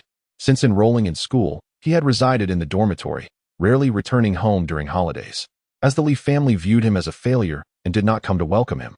Thus, it was unlikely that Li Xingqian and his uncle had engaged in any profound discussions. Li Xingqian chuckled self-deprecatingly. It's fine, let us go. Upon arriving at the official Beast Tamer Guild before the small wasteland, they found that students and teachers from the 3 major academies had gathered in considerable numbers. The participants in the graduation practice were indeed numerous, with nearly 180 individuals from the 3 institutions. Moreover, some had already showcased their spirit beasts, which boasted impressive aptitudes, predominantly D-grade and above. Those with inferior qualifications would find little utility in attending. While the graduation practice may take place in relatively safe areas selected by the teachers for the students to hone their skills, it remains a wilderness where anything is possible. Even teachers cannot thoroughly inspect every inch of the underbrush. It is entirely conceivable for a second or even third-tier spirit beast to suddenly leap forth. Consequently, each graduating class inevitably experiences casualties, and the school maintains a certain quota for such unfortunate events. As long as the number of casualties remains within this quota, the institution bears no responsibility, and parents, despite their grievances, cannot voice their complaints. They understand that if they wish for their children to achieve success in the graduation practice, they must accept the inherent risks. This is particularly true for beast tamers, who form the backbone of humanity's efforts in conquering the wilderness. Once trained, beast tamers are destined to venture into various battlefields. If one fears death, they should not aspire to be a beast tamer on the front lines. At their school, Tang Yadan led the team. Upon seeing Li Xingqian's arrival, she offered him a gentle smile. Tang Yadan, renowned for her beauty, cast a charming smile that shattered the dreams of countless young men. Some remained oblivious to the reason behind her sudden cordiality towards Li Xingqian, as she had previously ignored him. Li Xingqian understood the rationale. Tang Yadan was now his captain, which naturally prompted her to treat him with greater courtesy. Furthermore, having trained together in the wilderness recently, their relationship had evolved into that of comrades or allies. His bond with Tang Yadan was undoubtedly closer than with the others. Yet there was no need to disclose this, as it might incite jealousy. In addition to the students participating in the graduation practice, some top-tier prodigies who had already secured their places for further studies had also come to observe, such as Li Yueming. Li Yueming cast a glance at Li Xingqian, enveloped in a faint glow that was likely the result of his source spirit beast. Remarkably, Li Yueming had already acquired his own source spirit beast, presumably the ancient wilderness cub purchased at a staggering price by the Li family. The sum exceeded hundreds of millions, an amount that would nearly deplete the resources of even a family as affluent as the Li's. To claim that Li Xingqian remained unperturbed would be an understatement. There was certainly a hint of envy stirring within him. However, this was inconsequential, for once he accumulated enough spirit crystals, he too could utilize the celestial system to evolve his little fire fox into a second-tier ancient wilderness beast, altering its fate. Seeing so many ambitious students filled an esteemed elder with satisfaction as he ascended the podium. A beast tamer must possess the spirit of perseverance and courage. Otherwise, what meaning is there in our pursuit of becoming beast tamers? although I have now stepped back to a secondary role and no longer teach students. You remain my dearest pupils, and I hold you in the highest regard. The Intermediate Academy has provided you with a foundation for growth. It is your launching pad. In the future, some of you may ascend to advanced institutions, while others may join the Beastmasters Guild to showcase your talents in the wilderness. However, I must remind you that you are still quite young, with infinite possibilities ahead. Do not sacrifice your lives for your ambitions. Always act within your means. It is best to travel in pairs. Chapter 20. Long Yadan joins the team. The students gazed solemnly at the elder, their hearts filled with trepidation and anxiety as this marked their first venture into the wilderness. Yet, some maintained an air of nonchalance, accompanied by spirit beasts whose presence was unmistakably stronger than the others. They were second-tier beastmasters. A few among them had evidently formed teams, some standing in pairs, others in threes. They seemed determined to secure one of the 3 coveted spots in this graduation practice, their eyes burning with intensity as they fixated on a particularly frosty young lady at the forefront, clearly perceiving her as their greatest rival. A dashing young man with long hair, wielding a folding fan, approached Long Yadan with a charming smile. Miss Long, I have long heard of your esteemed status as the top student from the Golden Silkworm Academy. I, too, am the first from the 3rd Academy. Many have sought to partner with me, yet none have met my standards. Like you, I possess lofty aspirations. Thus, why not join forces? Together, we can effortlessly claim the top spot and subsequently enter the prestigious Advanced Academy in Fungu City. Gasps of astonishment rippled through the crowd. Zhang Yao from the 3rd Academy had boldly extended an olive branch. He was a prodigious talent with an A-grade aptitude for beast mastery, nearly selected for the Advanced Academy. And his spirit beast appeared to be of A-grade quality, already at the 2nd tier. If these two were to collaborate, what hope would the rest of them have? Leave. Long Yadan's voice, though not loud, rang out clearly, momentarily stunning those around her. Zhang Yao was taken aback, his folding fan halted mid-motion, disbelief etched across his face. What did you say? You want me to leave? He struggled to maintain his smile, convinced he must have misheard. A talent such as his, praised since childhood, could not possibly elicit such disdainful words from anyone. Yet, Long Yadan had already lost interest, completely disregarding Zhang Yao.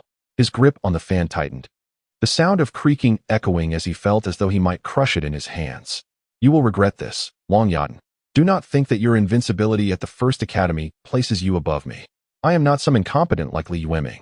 Outside, Li Yueming furrowed his brow slightly. At this moment, no words were spoken. He was acutely aware of Long Yadan's growing impatience. Any further provocation would only incite her displeasure. Li Xingqian observed this keenly. The 3 prestigious academies of Jinkin Township were of equal standing. Despite their distinction as 1st, 2nd, and 3rd, their levels of excellence were quite comparable. Thus, it was reasonable to assume that both Zhang Yao and Long Yadan, being top of their respective schools, possessed similar capabilities. Chen Fati, feeling somewhat guilty, murmured, "Both of us are 2nd-tier beastmasters. If we could form a team with Long Yadan, securing one of the 3 spots would be nearly guaranteed." Huh? Do you truly believe that? Li Xingqian dismissed this impractical notion outright. Long Yadan was aloof and held others in disdain. Her gaze betrayed a self-reliance that left no room for trust in anyone else. Furthermore, she had consistently ranked 1st, and no one could ascertain how much stronger she was compared to the 2nd-place Li Yueming. Perhaps only Li Yueming herself knew. In a moment of distraction, Li Xingqian noticed that Chen Fati had already approached Long Yadan, whispering something to her. Long Yadan turned her gaze towards Li Xingqian. Li Xingqian felt his teeth nearly shatter in frustration. That insufferable Fati. He could infer the content of the conversation without even hearing it. This fool dared to naively attempt to recruit Long Yadan, disregarding how she had just rebuffed Zhang Yao. Did he require a scornful reprimand from others to feel validated? Li Xingqian could no longer bear to watch and lowered his head, pretending not to know Chen Fati. Suddenly, he saw 2 figures approaching him, and upon raising his eyes, he realized it was indeed Chen Fati and Long Yadan. Chen Fati's face was flushed, unable to articulate his excitement. She agreed. Long Yadan is joining us. What? Not only was Li Xingqian taken aback, but everyone else was equally astonished. Long Yadan had rejected Zhang Yao and instead joined this obscure group of underachievers? How could this be? Such an occurrence was utterly inconceivable. Zhang Yao, too, was stunned for a moment, his expression darkening, even taking on a sinister quality. Long Yadan, I see you wear the same school uniform. So you're joining their team is an attempt to assist them in obtaining a spot? You underestimate us. Bringing along two inept individuals will only serve as a burden, potentially causing you to lose your chance at advancement. Upon hearing Zhang Yao's words, the crowd began to comprehend the situation. It appeared that Long Yadan was motivated by a sense of compassion for her fellow students. Li Xingqian could distinctly sense the shift in the crowd's gaze, particularly from the boys, who seemed as if they wished to devour him and chin fatty whole. Meanwhile, outside the group, Li Yueming wore a look of disbelief. Compassion? No, that could not be right. Long Yadan was certainly not that type of person. She had always maintained an air of lofty superiority, viewing everyone else with disdain. The emotions displayed are rather indifferent, showing no regard for the so-called camaraderie of classmates. However, Long Yadan has indeed joined her brother's team.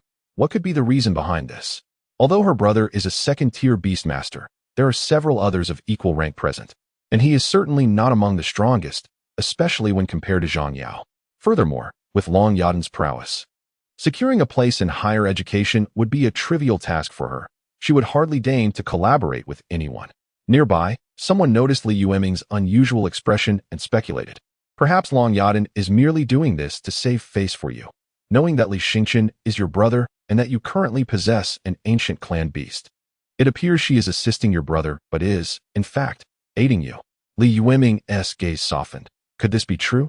He immediately approached, glanced at Li Xingqian, and then earnestly addressed Long Yadan, saying, Miss Long, you need not make such a choice for my sake.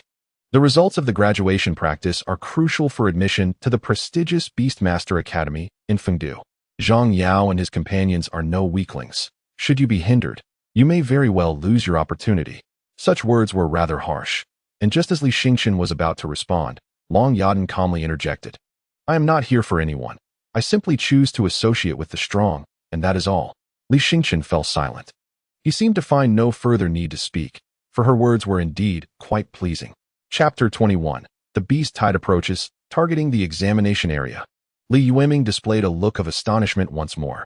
His brother and Fatty Chen hardly seemed like the optimal choices for team members. Just as he was about to voice his thoughts, Fatty Chen impatiently remarked, Li Yueming, you are not participating in the graduation practice. What is the point of saying all this? Long Yadan can choose whom she wishes to collaborate with, and how can you presume we would hinder her? Li Xingqian raised a thumb in approval. Had it been the old Fatty Chen, he would never have dared to speak to Li Yueming in such a manner. It seemed that after evolving from a little water frog to a cold ice toad, his confidence had markedly improved. Seeing that Long Yadan had made her decision, Li Yueming refrained from further comments and returned to the sidelines. Tamer ran, observing from a distance, smiled with delight. It appeared that Long Yadan had indeed noticed the uniqueness of Li Xingqian. After all, while she seemed oblivious to the world outside, she was remarkably perceptive, clearly discerning who was strong and who was weak. Not to mention Chen Xiushi, when it came to Li Xingqian, among the second-tier beastmasters present, very few could triumph over him in the wilderness, as spiritual beasts are not constrained by the power of the wild. This is the greatest advantage. With a command from the teacher overseeing the graduation practice, 100 students immediately surged into the wilderness. Li Xingqian and his companions remained composed, for they understood that all three of them were second-tier beastmasters, and this graduation practice's assessment would be based on who accumulated the most performance points. Performance points are calculated based on the quantity and level of beast kills. A first-grade exotic beast counts as 1 credit point, while a second-grade exotic beast is worth 10 credit points. Given their capabilities, they should focus solely on hunting second-grade beasts, as pursuing first-grade ones would be a mere waste of time. Thus, they headed straight for the deepest part of the assessment area. Concurrently, Zhang Yao and his team, evidently comprised entirely of second-grade beast tamers, were also making their way to the depths of the examination zone. Tang Iran observed the young students, who immersed themselves in the wilderness in pursuit of opportunities, feeling a twinge of worry. Was the assessment area truly devoid of significant dangers? Recently, there had been a surge of beasts in the small wasteland.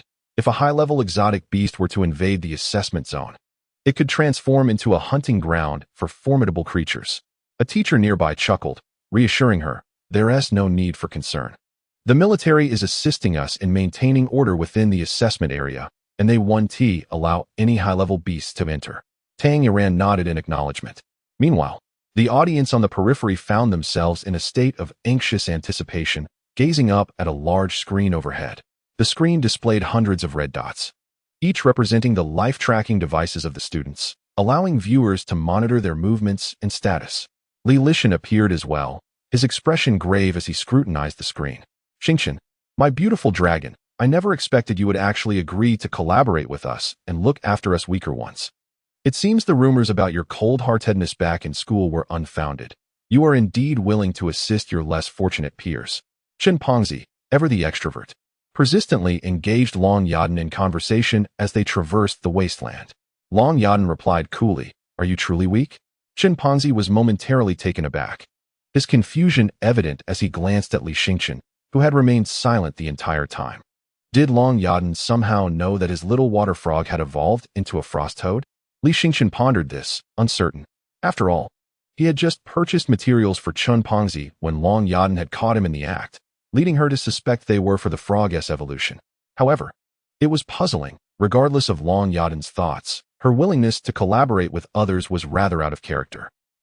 It seems we've reached the edge of the assessment area. I can already see the warning line. Are we still going deeper? Chen Pongzi began to feel uneasy, unsure of the destination of their relentless charge. Li Xingqian chuckled. We haven't even scratched the surface. This area is designated by the school and the military to accommodate the majority of students' abilities, primarily featuring first-grade beasts. Since we are second-grade beast tamers, we won't be able to leverage our advantages here. Brotherly, you seem quite familiar with the Wasteland. Have you been here before? Li Xingqian sighed inwardly. Was that not an obvious question? If he had not visited, where would he have obtained the corpses of those exotic beasts, picked them up, or stolen them? Oh, right. I must have had a lapse in judgment, huh? Chen Pongzi chuckled, then turned to Long Yadan and said, look at my brotherly. He bravely ventured into the wild alone, slaying foes left and right, and even dispatched a second-tier beast. Li Xingqian felt a hint of pride. Indeed, Chen Pongzi was quite commendable. As a student, this was truly something to boast about. It seemed he was the only one among them who had dared to enter the wilderness ahead of time. Was he truly alone? Long Yadan's tone dripped with sarcasm. Li Xingqian was momentarily taken aback, gazing incredulously at Long Yadan. He had not come here by himself, although he had single-handedly eliminated those beasts. For formidable warriors had been behind him, ensuring his safety. Otherwise, he would not have dared to venture so deep alone. However, aside from himself, no one else knew of this, not even Chen Pongzi. Yet Long Yadan appeared to be aware. Li Xingqian stared into Long Yadan's mockingly cold eyes, momentarily lost in thought. He felt as though he had seen this gaze somewhere before. Could it be that you? Before he could finish his sentence, a thunderous roar erupted ahead. The deep, resonant sound indicated a creature of no small strength, at least a second-tier beast, possibly more. 3 of them lay hidden in the thicket, and Long Yadan remarked coolly, it seems there is a third-tier beast ahead. Third tier. Chen Pongzi barely uttered the words before Li Xingqian swiftly covered his mouth. Shoo, if it's a third-tier beast, we are in serious trouble. Li Xingqian felt a sense of unease. They had not strayed as far into the wilderness this time compared to last. Yet a third-tier beast had emerged. This could spell disaster, perhaps related to a beast tide. A foreboding feeling washed over him. A rumble echoed before them, revealing a gentle slope leading to a valley below, where a dark mass of beasts surged forth, sweeping across like a torrent of shadow. Some of the beasts broke away from the tide and charged toward them, heading straight for the examination area. It felt as though a calamity was imminent. Chen Pongzi's face turned pale, and not far from them stood a colossal bear, towering at 8 or 9 meters, uprooting a sturdy tree with a single swipe. It was a fearsome sight indeed. Chapter 22. Long Yadan Sparrow Dragon. The outbreak of a beast tide in the wilderness is one of the most terrifying scenarios. The foremost principle of a beastmaster in combat is to ensure their safety within a relatively secure environment while controlling their spirit beasts to engage in battle with the wild beasts, typically in one-on-one confrontations. When a beast tide occurs, it is often referred to as the dark period of the wilderness. Entering the wild during this time is ill-advised. However, this dark period is generally brief, lasting only 1 to 2 days. Hence, one of the strategies to cope with a beast tide is to lie in wait. Seek a secure location and await the onslaught of beasts. The area affected by this beast tide is alarmingly close to the assessment site, which may result in numerous casualties. Chen, feeling hesitant, suggested, "Should we inform the school about the beast tide?" "I believe that is unnecessary," came the response. Given the magnitude of the disturbance, the military would have been alerted immediately, and perhaps some individuals have already vacated the assessment zone. Indeed, as Li Xingchen had anticipated, upon receiving the news of the beast tide, the military promptly notified their superiors and the school, ensuring that students participating in the graduation practice were informed as swiftly as possible. At the entrance of the Wasteland, many students emerged, visibly bewildered. They had barely begun their tasks when they were informed of the impending beast tide and were given the option to leave the Wasteland. However, departing midway would signify the conclusion of their graduation practice, thereby forfeiting their chances for further academic advancement. After much deliberation, they ultimately deemed the beast tide too perilous. Preserving their lives was paramount. Moreover, with the presence of formidable entities like Long Yadan and Zhang Yao, their chances of securing a spot were already slim, rendering the risk unworthy. As those students emerged from the Wasteland, their parents rushed to them, anxiously checking for injuries. Tang Yadan observed that approximately 70% of the red dots on the large screen had vanished, yet less than 50% had returned. This indicated that nearly 20% had perished within the Wasteland. A few individuals had strayed beyond the assessment zone, and it was imperative to dispatch military personnel to urgently inform them to return. Tang Yadan addressed a young officer in his 30s from the military, urging action. However, the officer shook his head, explaining that the location was too perilous, with third and even fourth-tier beasts already present, making it impossible to send anyone to notify them. Tang Yadan furrowed her brow, her voice tinged with frustration. Yet there are 15 individuals beyond the assessment zone, most of whom are second-tier beast tamers with considerable potential. Are we to simply watch as they are consumed by the tide? The young officer replied calmly, "They are no longer children. They should comprehend the implications of surpassing the assessment zone. The consequences they face are merely the final lesson of their time at the intermediate academy."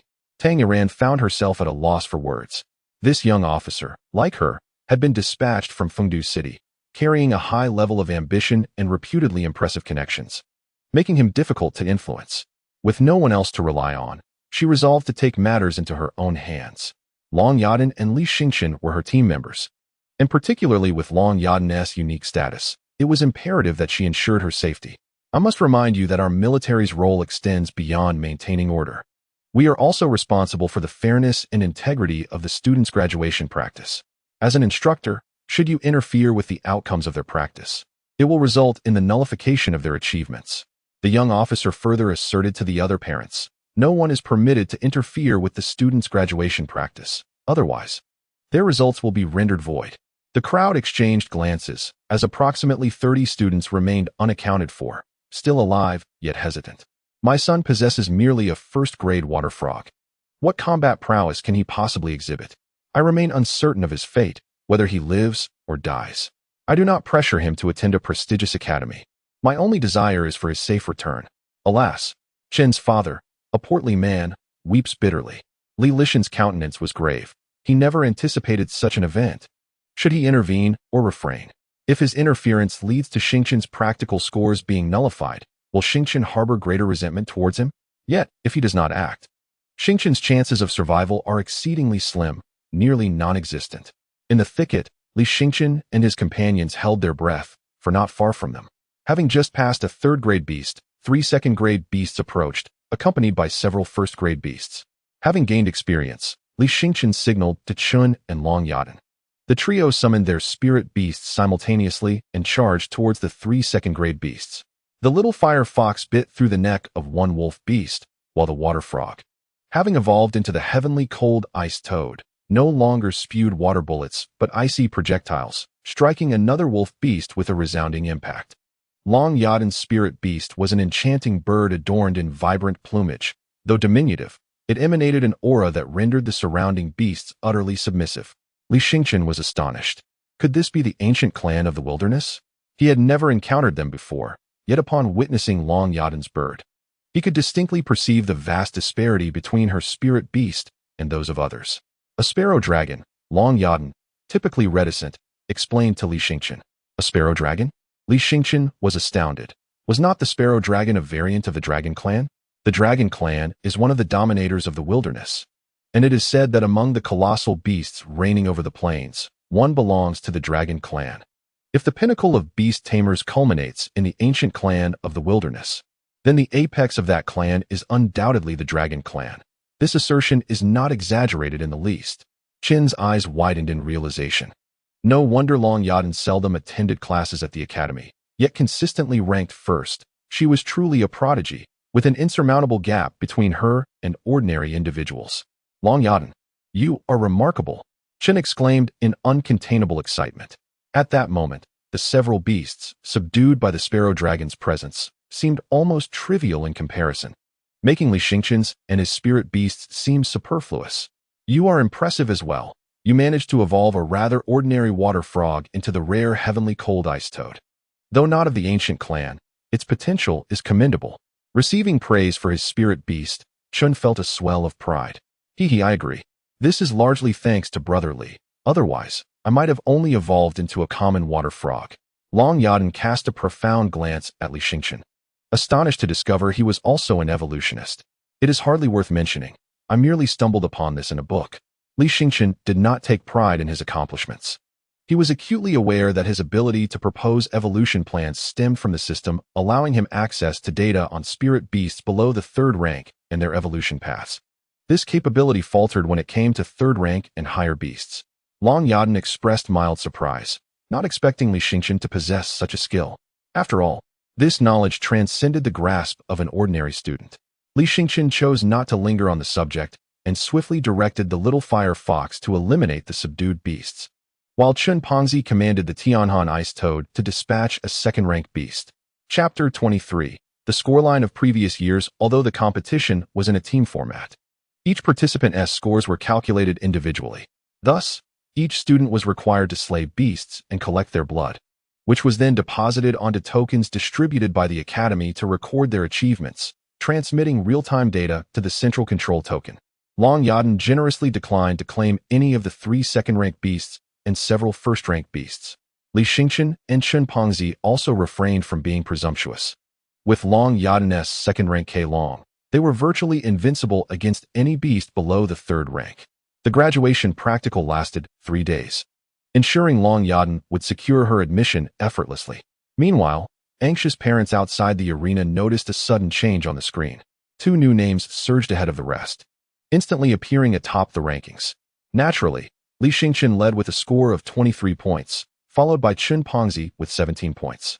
The parents gasped in astonishment, questioning the identities of these 2 individuals. Among the previously discussed candidates, neither name had been mentioned. The Li and Chen families were taken aback.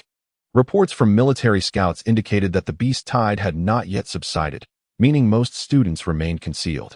Some students had likely dispatched a few first-rank beasts, appearing on the screen with minimal points. But the sudden surge in points for Li Xingqian and Chun Pongzi implied they had eliminated numerous beasts, possibly even a second-rank beast. Chun Eugene stood in shock for a moment before exclaiming with excitement, "Did you see that? Second place, that is my son." Everyone was taken aback. Chun Eugene was merely a rustic businessman engaged in mining, and yet his son had achieved such success. Nearby, others quickly offered their congratulations. "Congratulations, Boss Chun. It seems you've invested quite a bit in your son." "Indeed, our family has been in commerce for generations, yet we've never produced a formidable beastmaster. My son has shown innate talent in this area. Who knows, perhaps the Qin family will become a legendary lineage of beastmasters." "Ha!" Qin Eugene boasted.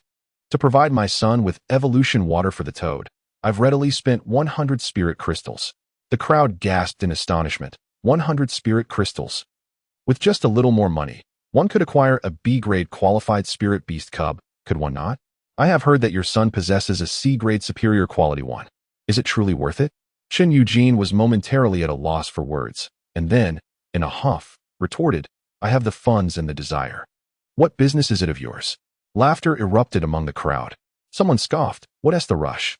The beast tide has not yet passed. Once it does, my son will take action, and your son will hardly have a chance." Qin Eugene cast a sidelong glance at the speaker, intending to retort, but upon realizing it was a member of the Zhang family, he promptly bit his tongue. His son, Zhang Yao, indeed had remained inactive, still lurking in the shadows and not even making it onto the leaderboard. Qin Eugene let out a cold snort, remaining silent, yet secretly clenched his fists. "Dear son, You must strive to vindicate your father and quell the Zhang family's arrogance. Despite understanding the improbability of such a feat, he felt a sense of indignation within. Both the Zhang and Qin families were commercial dynasties. However, the Zhang family had inexplicably struck gold with the emergence of the prodigy Zhang Yao, thereby elevating their status above that of the Qin family and even usurping many of their business ventures. Li Xingqian and his companions continued to lie low while seeking prey. At the opportune moment, Long Yadan would release the sparrow dragon, whose mere presence would intimidate most aberrant beasts, allowing Li Xingqian and Fat Chun to reap the spoils. It was utterly exhilarating. Fat Chun, brimming with excitement, declared that bringing Long Yadan into their ranks was the wisest decision he had ever made. Li Xingqian, feeling a bit sheepish, noted that until now, Long Yadan had not taken part in any harvesting, leaving her performance points at a mere 0. While both he and Fat Chun had accumulated over 40, why not gather some points yourself? Don't wait until we have all secured our spots and you find yourself left out, Li Xingqian suggested with a smile. Long Yadan simply shook her head, calm and unhurried. It is only the first day. In previous years, the top 3 in performance points during graduation practice exceeded 1,000. There is still plenty of time. Li Xingqian and Fat Chun fell silent, acknowledging their lack of understanding. They had never studied such matters, having never envisioned that graduation practice would yield advancement opportunities requiring so many points. Hey, you 3. Suddenly, they were called out by several military personnel clad in uniforms. You 3. During the Beast Tide, not only did you fail to lie low, but you've also been excessively active? What were you thinking? What good does seizing this fleeting advantage do? I am aware that among you is a second-tier Beastmaster. But even a second-tier Beastmaster is not invincible in the wilderness. Encountering a third-tier aberrant beast would surely spell your doom. You must go and conceal yourselves immediately. The military personnel reprimanded them. Li Xingqian quickly nodded on behalf of the trio. Understood, understood. Once the military personnel departed, the 3 resumed their activities. Although the situation seemed perilous, it was, in fact, an opportunity for them to rapidly accumulate performance points. If they waited until the Beast Tide had passed and everyone emerged, the number of aberrant beasts entering the assessment zone would be limited, inevitably leading to fierce competition. Their team lacks substantial heritage, and others, like Zhang Yao, are inevitably preparing for practical graduation experiences. It is rumored that he has joined a formidable guild that holds great expectations for him, suggesting he likely possesses a decisive advantage. Conversely, their sole asset lies in Long Yadan's sparrow dragon. Thus it is imperative to seize the opportunity while everyone remains hidden, to establish an unparalleled advantage. After a day of lurking and ambushes, their team's total score has surpassed 1,000 points, with Li Xingqian and Qin Pengzi each amassing 400 points, while Long Yadan has contributed 200 points. The night is ill-suited for activities, as the oppressive force of the wilderness intensifies, along with the heightened perception abilities of the exotic beasts. There is even a possibility that high-grade exotic beasts may approach areas inhabited by humans. The trio sought refuge in a cave, covering it with branches and grass, while dispersing natural incense both inside and outside the cave to mask their scent. Qin Pengzi was exhilarated, proclaiming that if they continued at this pace, within 3 days, each of them could effortlessly exceed 1,000 points and secure a place among the top 3. Li Xingqian nodded in agreement, yet remarked on the remarkable scores achieved by previous participants, which implied an arduous task of eliminating 100 second-grade exotic beasts, a formidable challenge indeed. Long Yadan chuckled lightly, noting that for some individuals, the opportunity to enter a prestigious academy is worth any sacrifice, even the forfeiture of their spirit beasts. Do you mean extraordinary evolution? Li Xingqian exclaimed in astonishment. Extraordinary evolution refers to a method that sacrifices the future growth potential of a spirit beast to expedite its evolution in a short time. As long as the spirit beast has not yet been regarded as one's own primary spirit, it can be sacrificed at any moment in exchange for a promising future at a prestigious academy, a notion deemed worthwhile by many. Long Yadan's tone was calm, as if she had encountered such matters frequently. Chapter 24. Long Yadan storms off. I simply cannot bear to be so ruthless. I believe my frosty ice toad is exceptional, and I will not sacrifice it for the sake of entering a prestigious academy, Qin Pengzi stated. Li Xingqian nodded in agreement, acknowledging that such individuals are indeed shocking, treating spirit beasts solely as tools rather than companions who grow alongside them. Long Yadan refrained from further comment. Ultimately, Li Xingchen and Chen Xiushi were raised in the humble Jinkin township, where the sky feels low. Once they arrive in Fungu City, they will realize that sacrificing spirit beasts for the sake of advancement is exceedingly common. The night passed in silence, with the three resting against the cave walls. Just a moment ago, Chimpanzee had claimed he was too excited to sleep, yet he soon succumbed to deep snores. Several times, Li Xingchen contemplated smothering him, fearing the volume of his snoring might attract the attention of exotic beasts. Long Yadan produced a 1-inch stone that appeared to be a type of gemstone, emitting a faint glow that illuminated her face just enough. Li Xingchen found himself momentarily entranced. Long Yadan was indeed exquisite, possessing a flawless visage. Her cold gaze bore a hint of melancholy, evoking a sense of solitude that stirred a protective instinct within him. It was no surprise that she had utterly captivated Li Yueming. "Are you a member of Teacher Tang's team?" The woman in black, Li Xingchen, suddenly inquired. Long Yadan glanced at him. "What do you think? You didn't deny it, so that must be the case?" Li Xingchen's mouth fell agape, bewildered by the situation. The most beautiful girl in the school, the object of his brother's affection, had inexplicably become his teammate. It appeared that aside from him, the members of Teacher Tang Iran's team were exceptionally capable. Meng Sin could contend with third-tier beasts through sheer physical strength. Jungu possessed remarkable scouting abilities. And Long Yadan was a prodigy in beast taming, hailing from the Dragon clan. He seemed to be the one lagging behind. Why does Tang Iran always seek my inclusion in her team instead of my brother's? Given the current prowess and future potential, my brother is undeniably stronger, isn't he? Li Xingchen expressed his confusion. Perhaps she feels indebted to you. As your teacher, she failed to recognize your talents, allowing you to be labeled as a waste for 3 years. She likely wishes to make amends, Long Yadan suggested. Oh, Li Xingchen regretted asking that question. It turned out to be an act of sympathy, when he had believed it was Tang Iran who had seen something extraordinary within him. Subsequently, Li Xingchen fell silent. After a day of intense activity in the wilderness, fatigue overtook him, and he succumbed to a heavy slumber. When he awoke, the first thing he saw was Chun Pongzi staring at him with a look of sheer horror, as if he had encountered a specter. Alarmed, Li Xingchen wondered if an otherworldly beast had appeared behind him.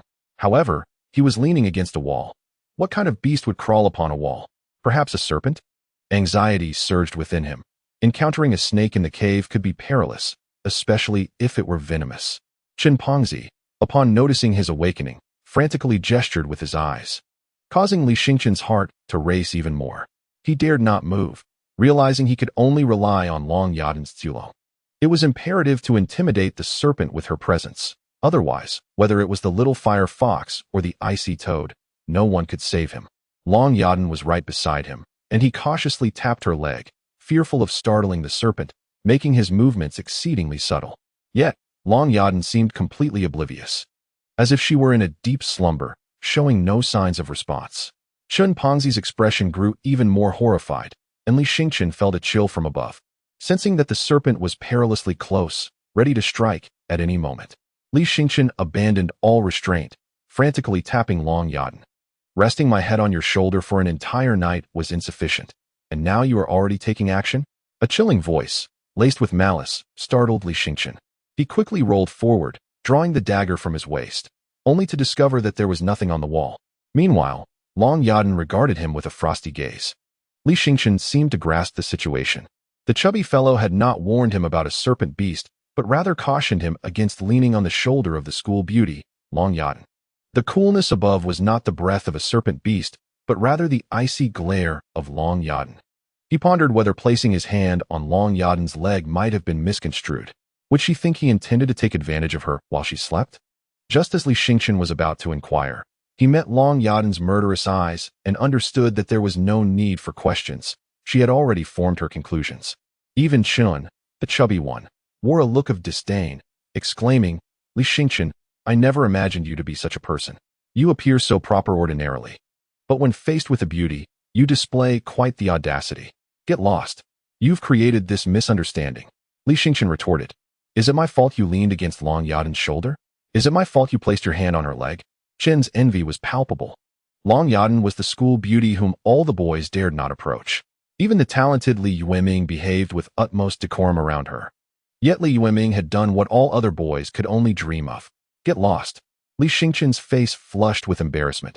Any explanation would be futile. He hastily changed the subject. The beast tide should have passed. We must act swiftly. Long Yadan stood, her voice icy. We will split up. Do not follow me. She left Li Xingchen and Chun in stunned silence. This is all your fault. You've angered Long Yadan, and now we've lost our greatest ally. What shall we do? Isn't it you who exacerbated the situation? Li Xingchen thought of giving Chun a good beating, but then calmed himself. No worries. The two of us are both second-ranked beast masters. Even without Long Yadan, we can manage. Chun nodded in agreement. Indeed. Let us see if we still hold the top 2 positions on the leaderboard. He produced a small device that connected to the leaderboard outside. Li Gu. We dropped to 7th and 8th. Chun exclaimed. Li Xingchen quickly snatched the device, confirming the disheartening news. The top 6 had all surpassed their scores while they rested. It's fine. The gap isn't too great. We can still catch up. Suddenly, an idea struck Li Xingchen as he glanced at Chun. What did you just call me? Li Gu. Chun replied sheepishly. Now that Long Yadan is gone, you're calling me Li Gu? Chun felt a bit embarrassed. Chapter 25. The object of the fat boy's affection barely had they stepped out when they encountered a few students before meeting any beasts. Chun, the chubby boy, was taken aback upon seeing them. Shenrong, what brings you here? The girl named Shenrong was exceptionally sweet-natured and, unbeknownst to her, the object of Chen's secret admiration. He had confided in Li Xingchen on more than one occasion about his feelings for Shenrong, yet he felt inferior due to her esteemed background. Her family belonged to a prominent beastmaster lineage, with both her father and brother being formidable beastmasters serving in the same guild. Furthermore, Shenrong consistently ranked among the top 10 in their school, which only deepened Chen's insecurities, preventing him from confessing his feelings. Consequently, Shenrong remained oblivious to Chen's affections and had allied herself with another group. The leader of that group was named Shanshi, ranked 4th. With a B-level talent for beast mastery and a spirit beast of superior B-grade quality, a giant eye-bird, making him one of the favored candidates for further studies. Chen Xiushi, I can't believe you are here too. No wonder your GPA is so impressive, Shenrong remarked, surprised, for she had never noticed Chen Xiushi or Li Xingchen at school. Yet they ranked 7th and 8th, respectively, while their team leader, Shanshi, held only 9th place. We've been fortunate, Chen said humbly, though he couldn't entirely conceal his pride in front of Shenrong. Shanshi smirked. Indeed, it seems you've been lucky. While others were hiding, you two took a risk, seizing a fleeting opportunity. But now that everyone has begun to act, your ranks will soon drop. Chen Xiushi frowned. And what of it? We still rank higher than you. Don't think I'm oblivious to the situation. You've latched onto Long Yadan. It is she who has afforded you substantial assistance. Without her, how could two of you accomplish so much? Shanshi cast a glance around. Where's Long Yadan? Perhaps you were deemed too inept for her to keep around? Given her prowess, she could easily secure a position on her own without dragging along 2 deadweights like you. Chen was infuriated, though he was not easily provoked by mere words. Still, he didn't wish to appear foolish in front of Shenrong. Li Xingchen, dismissing Shanshi as inconsequential, addressed Shenrong coolly. Join our team, Shenrong. Although the spots will undoubtedly be claimed by Fatty and me, you could achieve commendable results with us, paving the way for entry into a reputable Beastmaster guild. Shenrong was taken aback by Li Xingchen's unexpected offer. Chen nodded eagerly. Yes, Shenrong. Don't stay with them. Even though the beast tide has receded, there are still 2nd and even 3rd-tier beasts lurking around, and one misstep could prove fatal. Danshi and another young man burst into hearty laughter. This is undoubtedly the most amusing joke I've ever heard. Are you suggesting that Shenrong feels safer with you than with us? What nonsense is this? Huang Kai and I, ranked 4th and 5th, respectively, are undoubtedly superior to you two. Shenrong lowered her head with a hint of apology, clearly sharing this sentiment. Chen Pengzi felt a sharp tug at his heart. Having secretly observed Shenrong, he understood that she harbored a silent affection for Danshi. However, her introverted and shy nature prevented her from confessing her feelings. Danshi continued his mockery. Li Xingchen, I am aware that your little fire fox has evolved to a B-grade aptitude and is a 2nd-tier creature, but so what? You are inherently worthless. Luck will not remain by your side forever, and soon you will be cast aside by geniuses like us. Huang Kai chimed in. Indeed. Your only B-grade aptitude spirit beast is your fire fox. Your next spirit beast will undoubtedly be of F-grade aptitude. We, on the other hand, have sacrificed our current B-grade spirit beast, yet our next one can still be of B-grade aptitude. What do you have to compete with us? As he spoke, Huang Kai summoned his spirit beast, a third-tier silverback giant wolf, measuring an impressive 4 to 5 meters in length, exuding a formidable presence. Chimpanzee was astonished. Huang Kai, have you truly opted for a non-conventional evolution path? The silverback giant wolf is the most common evolutionary path for silverback wolves, frequently seen in the wilderness. However, most beast tamers avoid this route, as it diminishes their innate talents and strength, appearing rather unwise. Is it really so extraordinary? Everyone is doing this. The quotas for prestigious academies are tightly locked. Students from small places like us have no chance of entering elite institutions unless we take risks. But we dare to take those risks. Does Li Xingchen dare? Huang Kai's words echoed the prevailing sentiment towards Li Xingchen. Despite having once encountered an extraordinary opportunity, it had little impact on his career as a beast tamer. Meanwhile, Dan Shi summoned his giant eye bird, which had now evolved to a third-tier red feather giant eye bird. Chimpanzee was taken aback. He hadn't anticipated that graduation practices had become this competitive. Li Xingchen, too, was caught off guard by the emerging trend of sacrificing one's spirit beasts to gain entry into prestigious academies. If this situation were commonplace, they indeed faced a crisis, as their second-tier spirit beasts offered no advantage. Shenrong, you wouldn't have done the same, would you? Chimpanzee inquired. Shenrong shook her head, indicating that she had not yet taken that step. Chimpanzee sighed in relief. If Shenrong were to become like them, he wouldn't know how to face her. We cannot conspire with those whose paths diverge from ours. Let's leave, Li Xingchen urged Chimpanzee. They needed to act swiftly, for if this continued, the gap would only widen.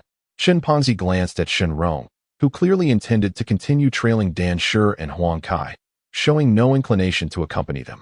He sighed and followed behind Li Xingchen as they departed. Humph, mere waste, daring to venture so deep into the wasteland. They will inevitably meet their demise. Dan Shi cursed Li Xingchen and Chimpanzee. Li Xingchen looked at the current leaderboard, where the top spot was occupied by Zhang Yao. It was only the second day, yet Zhang Yao's points had already approached 700. At this rate, by the end of the third day, he might amass nearly 2,000 points. This year's graduation practice was more competitive than in previous years, seemingly due to Long Yadan, who had taken one spot, intensifying the competition for the remaining 2 spots. It appeared that others were experiencing similar circumstances, possibly undergoing exceptional evolution. Xingchen, what shall we do? If this continues, we shall have nothing left. Not necessarily. Li Xingchen replied confidently. Even if they underwent exceptional evolution to the third tier, there remained a critical issue: the suppression from the power of the wasteland. Spirit beasts that had undergone exceptional evolution were inherently weaker, and when further suppressed by the wasteland's force, how much combat strength could they retain? Perhaps they would not be much stronger than his little fire fox. Suddenly, they spotted 4 second-tier wolf beasts ahead. In the wasteland, wolf beasts were numerous and often appeared in pairs. Chimpanzee immediately suggested, let us circumvent them. Without the suppression of the Chuolong's aura, facing 4 with our 2 is clearly disadvantageous. Chapter 26. All Exceptional Evolutions. His Tianhan ice toad had its power suppressed by nearly 40 due to the wasteland's force. Although it possessed B-grade aptitude, its actual combat strength was akin to that of a D-grade beast and hardly superior to the randomly evolved beasts of the same tier. He estimated that Li Xingchen's little fire fox was likely similar.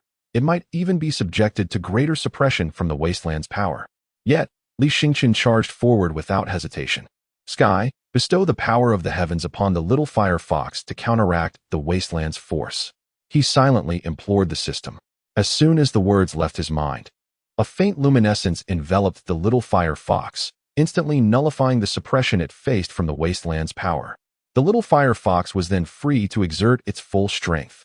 With incredible speed, it bit into the neck of one wolf beast, infusing it with fire energy, and with sheer force, it tore the creature's throat asunder.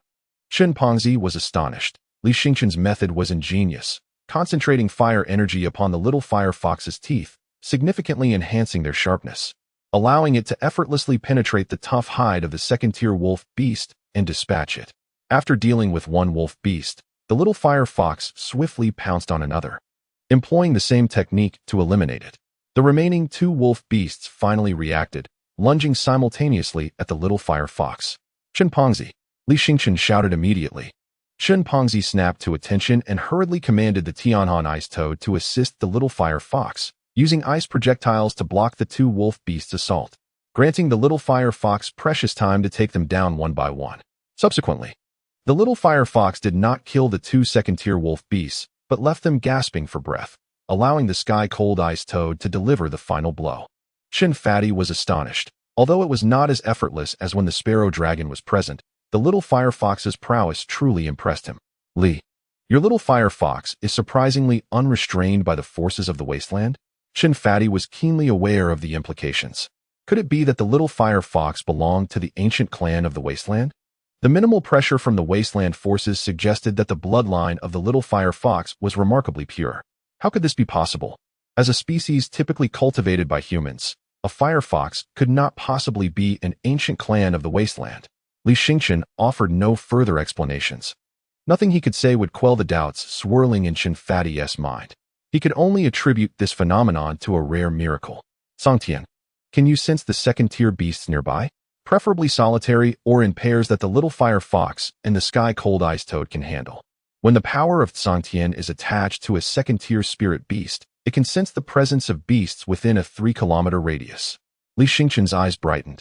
He had not anticipated such a delightful surprise from the power of Songtian.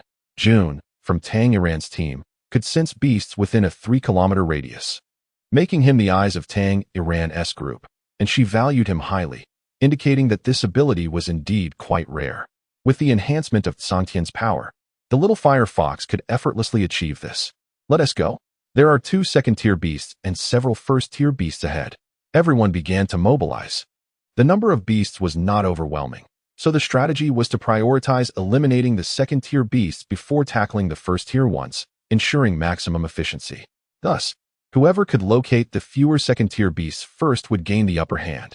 Shin Fatty could not comprehend how Li Xingchen had discovered this. He simply followed along, knowing that following Li meant a share of the spoils. Indeed, about 2 kilometers ahead, 2 second-tier beasts were hunched over, tearing apart a human corpse, mercilessly rending the body in two. It's Wu Cheng from our school. He is actually dead, Shin Fatty exclaimed. His voice immediately alerted the 2 beasts. Li Xingchen sprang into action, urging the little fire fox to dispatch them with utmost speed. Unless faced with elite beasts, the little fire fox, unshackled by the forces of the wasteland, would find it quite difficult to encounter an opponent. Li Xingchen and Shin Fatty approached the grotesquely mangled Wu Cheng, who still clung to the last vestiges of life. Upon recognizing Li Xingchen and Shin Fatty, he managed a grim smile, lamenting his fate. I never imagined I would meet such an end. Indeed, one cannot evolve spirit beasts without breaking the mold. Wu Cheng, who ranked 3rd in their school, even above Dan Shi, now found himself in such a pitiable state. Where are your teammates? Li Xingchen inquired. They ran off and sold me out. One glance back, and they vanished. Wu Cheng coughed. Wu Cheng coughed up several mouthfuls of blood, his eyes filled with resentment. They deceived me. They were already bought off by Dan Shi, intentionally leading to my demise. Shin Pongzi widened his eyes, questioning if Dan Shi could commit such a cruel act. To gain admission to a prestigious academy. You must be exceedingly cautious. He is a madman. Upon uttering that final exclamation, Wu Cheng met his end. Shin Pongzi immediately grew anxious. Shenyong was in danger. Li Xingchen nodded in agreement. If Dan Shi would go so far as to sacrifice his former classmates for the sake of academic advancement, he would not hesitate to view his own team members merely as stepping stones. Do not panic. Dan Shi's objective is not murder. He wouldn't eliminate Shenyong so soon. We shall have our chance. Li Xingchen reassured Shin Pongzi. Although the assessment area was not vast, everyone had already exited the designated zone, which meant they might not know where to search next. Blindly seeking could result in missing their targets and forfeiting their opportunity for advancement. Shin Pongzi could only nod. Yet his heart remained restless. After traversing several locations and slaying a number of aberrant beasts, the synergy between Li Xingchen and Shin Pongzi improved significantly. However, they also encountered numerous lifeless bodies, not only of students but also of military personnel and even members of the Beastmaster Association. This indicated they had entered a perilous zone. Outside the arena, the parents were so tense that they dared not breathe. A total of 131 students had entered, but only 52 emerged. The large screen displayed fewer than 30 red dots, signifying that nearly 50 students had perished within. Yet, before the graduation practice concluded, no one knew if their children were still alive. the leaderboard only recorded the top 10. Chen Eugene suddenly gasped, having witnessed his son not only surviving but also steadily increasing his score over time.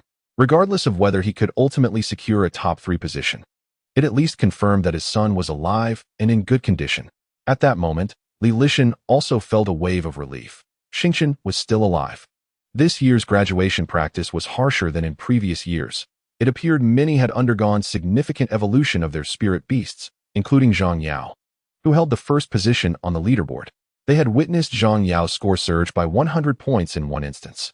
Defeating a third-tier aberrant beast could yield a 100-point increase, indicating that Zhang Yao had also facilitated an extraordinary evolution of his A-grade spirit beast. Such audacity. An ordinary individual would hesitate to make such a ruthless decision. An A-grade spirit beast cub is worth thousands of spirit crystals, amounting to tens of millions. It seemed the Zhang family had staked their fortunes and lives on Zhang Yao's success. Tang Iran observed Li Xingchen, who lingered in 7th place. The individuals ahead of him were likely those who had evolved their spirit beasts through exceptional means, making it difficult for him to surpass them. Moreover, the gap between him and the first-place contender, Zhang Yao, continued to widen. Despite having secured a quota for Li Xingchen with the help of Long Yadan, she wondered what Long Yadan was doing. Yesterday, Long Yadan's name had still appeared on the leaderboard, but today, she had been entirely pushed out of the top 10. While she wasn't concerned about Long Yadan, she knew that without her assistance, Li Xingchen would struggle to obtain an admission quota. It was evident that Li Xingchen was currently overwhelmed, burdened by the presence of the incompetent Chen Xiushi. Their performance metrics indicated a near-equal division of spoils, underscoring the inefficacy of their partnership. This foolish boy should prioritize his own survival. His opponents were formidable. Upholding loyalty was futile at this juncture. Li Xingchen and Chen Xiushi continued their assault on the otherworldly beasts. Brotherly, it seems our ranking is diverging further from those ahead, Chen Fati remarked.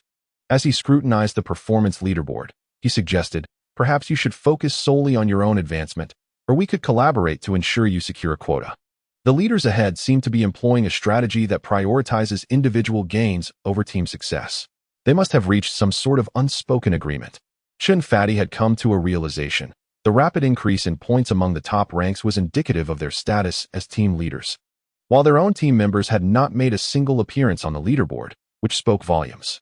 Indeed, that must be the case. Li Xingchen had already discerned this. Even with their exceptional spirit beasts, such rapid gains were implausible. Then why have you remained so passive? Another day is nearly gone, and if this continues, your chances of obtaining a quota will vanish entirely. Li Xingchen shrugged in resignation. Do you believe that solely relying on our combined strength, even if it primarily benefits me, could outpace them? So what can we do? We shall do our utmost.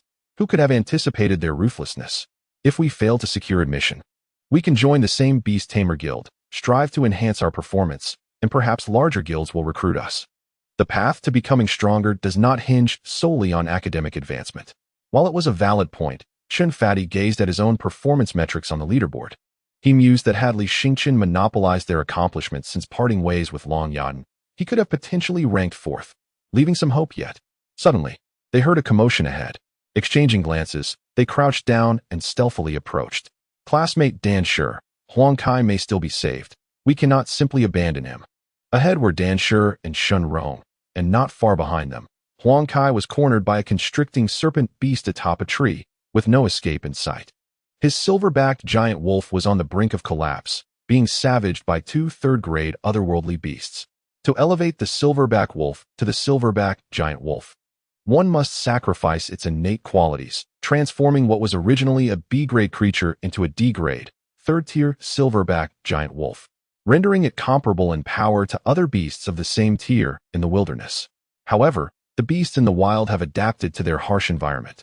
Thus, they experience significantly less suppression from the forces of the wilderness, making them inherently stronger than the silverback giant wolves bred by humans.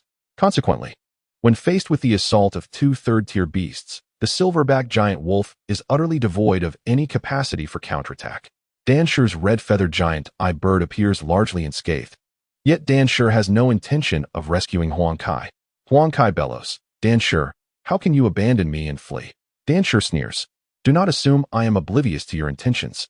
You have feigned submission to me while stubbornly refusing to concede in performance points. All to await the final moment to eliminate me and elevate your rank, is it not? Huang Kai's expression darkens, clearly struck by the truth. Dan Shi, you are truly treacherous. You have long sought to dispose of me, haven't you? Huh, what do you think? Shenrong, incredulous, interjects. Aren't you two supposed to be good friends at school? Why resort to mutual betrayal? Dan Shi, smirking as he assesses the attractive Shenrong, retorts.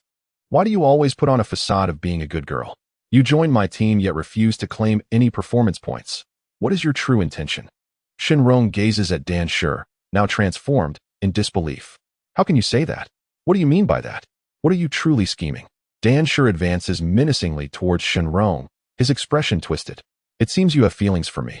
Yet when I offered you the opportunity to evolve your spirit beast to assist me in securing a spot, you hesitated. This suggests that your affections may not be as profound as you claim, correct? Fearful of Dan Shi's current demeanor, Shenrong shakes her head repeatedly. No, it's just that I cannot make up my mind. Then you shall perish. Dan Shi forcefully pushes Shenrong down.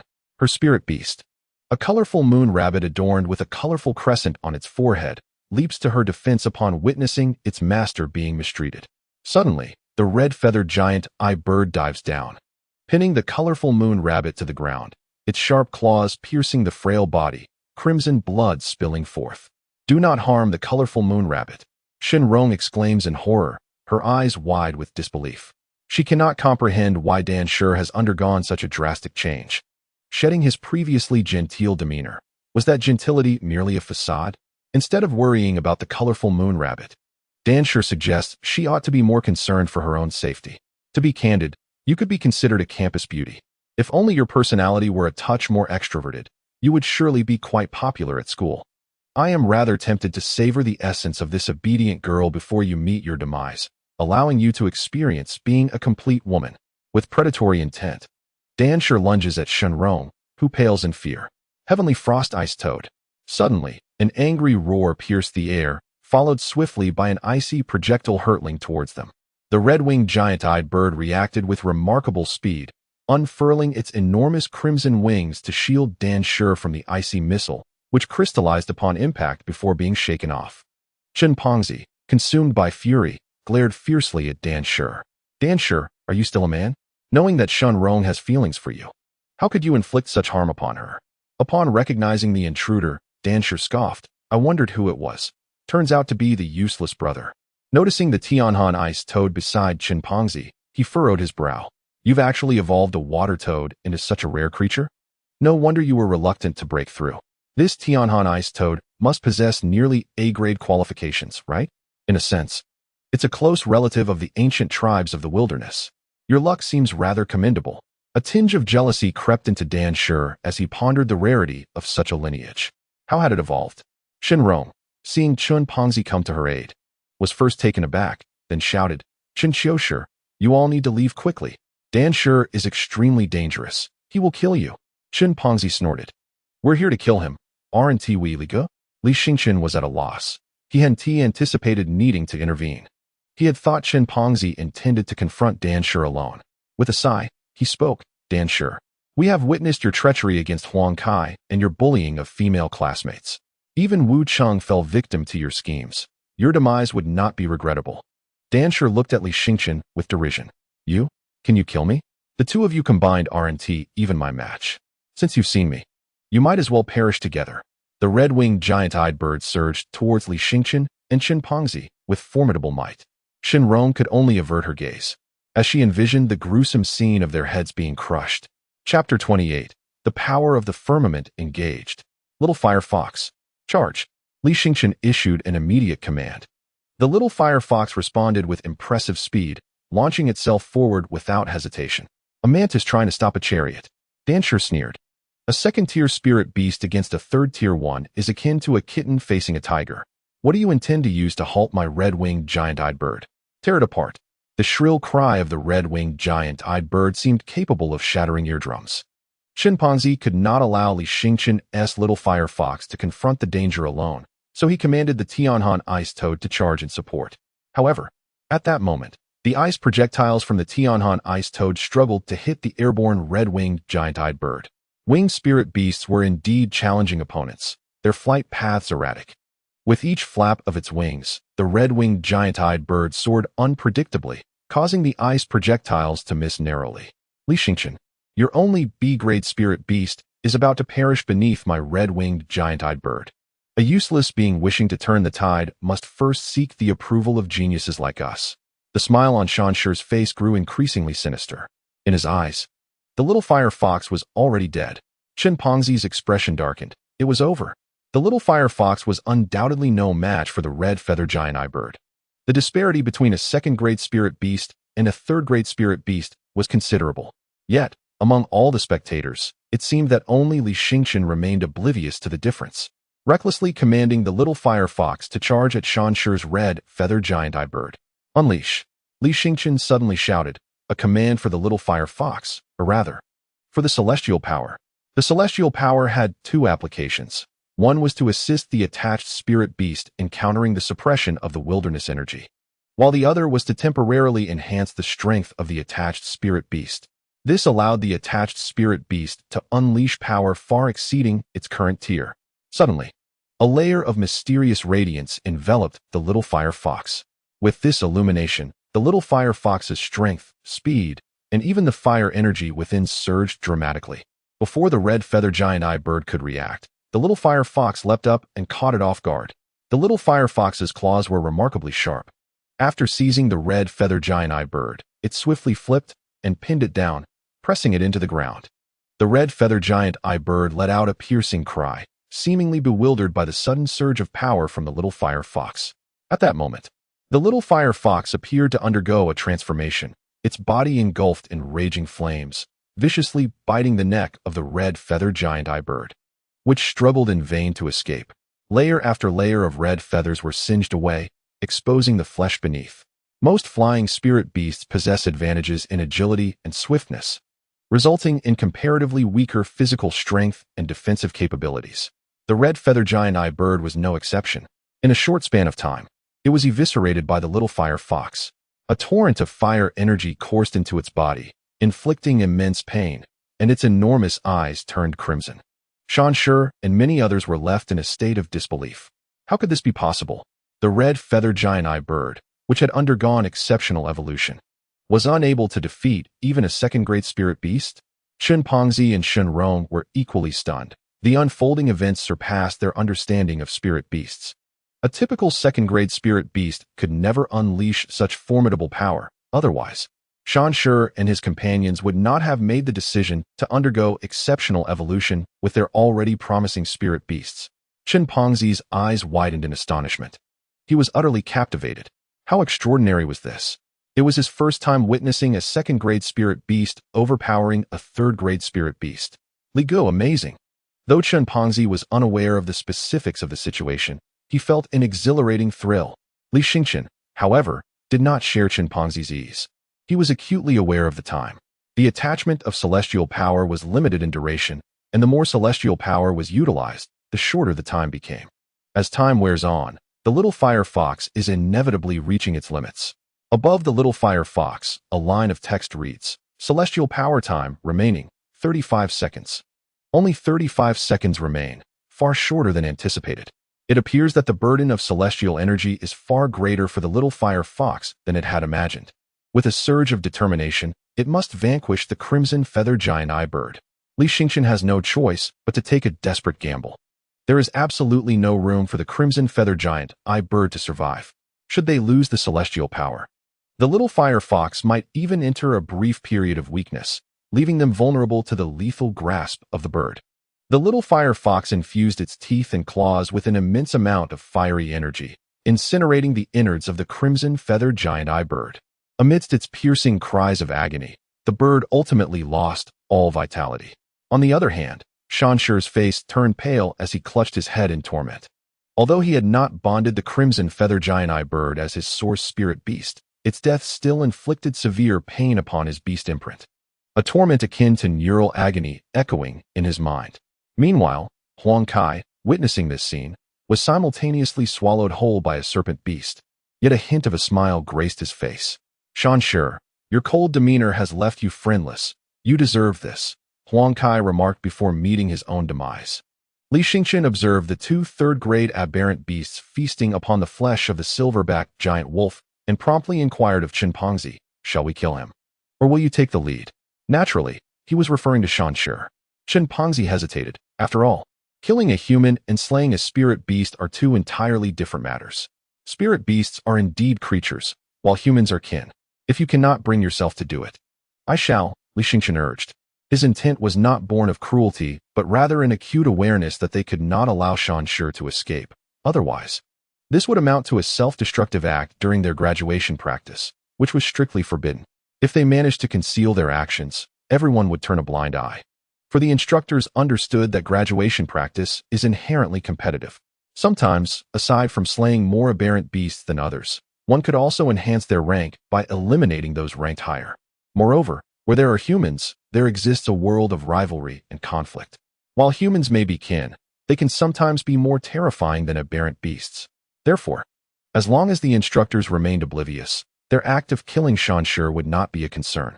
However, if Shan Shi were to report them to the school, claiming they had killed his spirit beast, it would likely result in both him and Chen Pengzi being stripped of their academic opportunities. Chen Pengzi's gaze grew resolute. "I shall do it. How dare he bully Shen Rong? I will personally see to it." Shan Shi, in a state of panic, retreated. "No, you cannot kill me. I am a genius of the school, an elite among humans, a pillar in the fight against the wilderness. You must not kill me. The school will never let you off if you do." Chapter 29. A turn of events. Such words should be left for Wu Cheng and Huang Kai to utter. You have brought ruin upon both of them, yet you dare implore others to spare you? What audacity you possess! With a swift flick of the tongue, the frosty toad of Chen Fati coiled around Shan Shi's body, lifting him high before casting him down. From a height of over 10 meters, Shan Shi plummeted, spewing blood, acutely aware that several of his bones had been shattered. But this was not the end. The frosty toad repeated this gruesome act several more times, until Shan Shi lay lifeless. Shen Rong's face turned pale, perhaps feeling a twinge of sympathy for Chen Fati's brutality. Li Xingqian noticed Shen Rong's fear and, either intentionally or inadvertently, explained, "Chen Fati, you are quite the cautious one, aware that others may soon arrive to survey the battlefield. Thus, you have refrained from using your freezing abilities, ensuring no suspicion falls upon you." Chen Fati scratched the back of his head, a hint of confusion crossing his face. Is that so? He had not considered this angle. His actions were purely motivated by a desire to prolong Shan Shi's suffering. Such a detestable character deserved no mercy. Yet, upon observing Li Xingqian's knowing glance and Shen Rong's fearful expression, realization dawned upon him. "Ah, yes, indeed. I am indeed a person of great caution." Shen Rong's expression softened slightly as she hurried to check on the condition of the colorful moon rabbit. "How is the colorful moon rabbit?" Chen Fati inquired anxiously. Shen Rong exhaled in relief. "Fortunately, your timely arrival prevented the red-winged giant-eye bird from delivering a fatal blow to the colorful moon rabbit. That's good to hear. Let us depart. Once those 3 third-tier beasts have finished their meal, they will likely turn their attention to us." As Chen Fati turned, he noticed Li Xingqian crouched beside Shan Shi's corpse, rummaging through his belongings. Upon closer inspection, he saw Li Xingqian holding Shan Shi's spirit crystal card, transferring spirit crystals into his own. Spirit crystal cards are typically password protected, yet many opt for the convenience of fingerprint access. Thus, after a few attempts, Li Xingqian successfully appropriated Shan Shi's spirit crystals. Earlier, Li Xingqian had performed the same act with Wu Cheng. This was entirely customary, for all spoils acquired in the wilderness are deemed rightful treasures, and spirit crystals are no exception. Ding! The host has acquired 55 spirit crystals. Li Xingqian rejoiced, indeed. Shan Shi was wealthier than he had anticipated, possessing far more than Wu Cheng, whose card contained a mere 23 spirit crystals, less than half of Shan Shi's. Now, Li Xingqian had amassed 78 spirit crystals. With just 22 more, he could facilitate the miraculous evolution of the little fire fox, advancing it to the second stage of its skeletal transformation. Reversing fate, second transformation, skeletal evolution, evolution requirements, 100 spirit crystals, 1 million wealth points. Projected evolution effect, transformation from the fire fox to the 3-tailed golden flame fox. He is now eagerly anticipating this step. For the 3-tailed golden flame fox is a true ancient clan of the wilderness, its lineage far purer than that of the ice toad, which is merely a close relative of the ancient clans, making it an unequivocal A-grade spirit beast. Li Xingqian glanced over at Huang Kai, who had been entirely consumed by the python beast, thus rendering any thoughts of spirit crystals on Huang Kai's person moot. The little fire fox, having lost the power of the firmament, fell into a brief period of weakness lasting 4 hours, during which they must refrain from any significant actions, as danger loomed over them. The defeat of the third-tier scarlet feather giant-eyed bird had granted him 100 merit points, elevating his rank to 5th. The trio sought refuge in a cave, but in the wilderness, not just any cave would suffice. They needed to find one that appeared to have been forsaken for a long time, for one could never know if a python beast lay in wait within. Fatty, do you have 22 spirit crystals? Li Xingqian inquired. Shin Fatty, feeling somewhat awkward, replied, my father's black gold card has some credit, but it's not cash. Would that suffice? Li Xingqian shook his head. That's certainly one T do. The system does not support credit card transactions. They would have to devise another plan. Initially, Li Xingqian was not overly anxious to complete the second transformation of fate, but given the current circumstances, it was clear that if the little fire fox did not reach Tier 3, securing ultimate victory would be exceedingly difficult. On the merit leaderboard, the top 3 were far ahead. The first place Zhang Yao had amassed 1,300 merit points, while the second and third places remained above 800 points. Moreover, Long Yadan seemed to be gaining momentum, appearing on the merit leaderboard at 10th place. He was acutely aware of how formidable Long Yadan's Sparrow Dragon was. As an S-grade Tier 2 spirit beast, it potentially possessed the power to surpass Tier 3 beasts. Thus, Long Yadan was bound to claim first place, while he and Shin Fatty needed to surpass the current first and second place holders, or else hope would be lost. Shin Rong, leaning against the wall, suddenly spoke timidly. I have some spirit crystals. I can give you some. Li Xingqian was taken aback, then glanced at Shin Fatty. Is that appropriate? Shin Fatty shrugged nonchalantly. It's fine. Shinrong is our school's hidden little wealthy girl. Shinrong's delicate face flushed slightly, as most of their classmates were unaware of her status as a wealthy girl, leaving Li Xingqian curious about how Qin Xiushi had come to know. All right, please give me 22 spirit crystals. Nothing more is needed. Li Xingqian felt no significant burden, for he had just saved Shinrong, and collecting some form of recompense was entirely reasonable. Shinrong readily transferred 22 spirit crystals to Li Xingqian, and his spirit crystal card now held a total of 100 spirit crystals. His hands trembled slightly, overwhelmed with excitement. He had not anticipated gathering the required resources so effortlessly. Initially, he believed that accumulating these 100 spirit crystals would take an extensive period. Song Qiong, allow the little fire fox to undergo its second evolution. Ding. Evolution in progress. His wealth column, which had just displayed 100 spirit crystals, now stood at a startling 0. It was akin to money that had not yet warmed in his hands before it vanished. Nevertheless, evolving into an ancient beast of the Wasteland with merely 100 spirit crystals was an undeniably lucrative venture.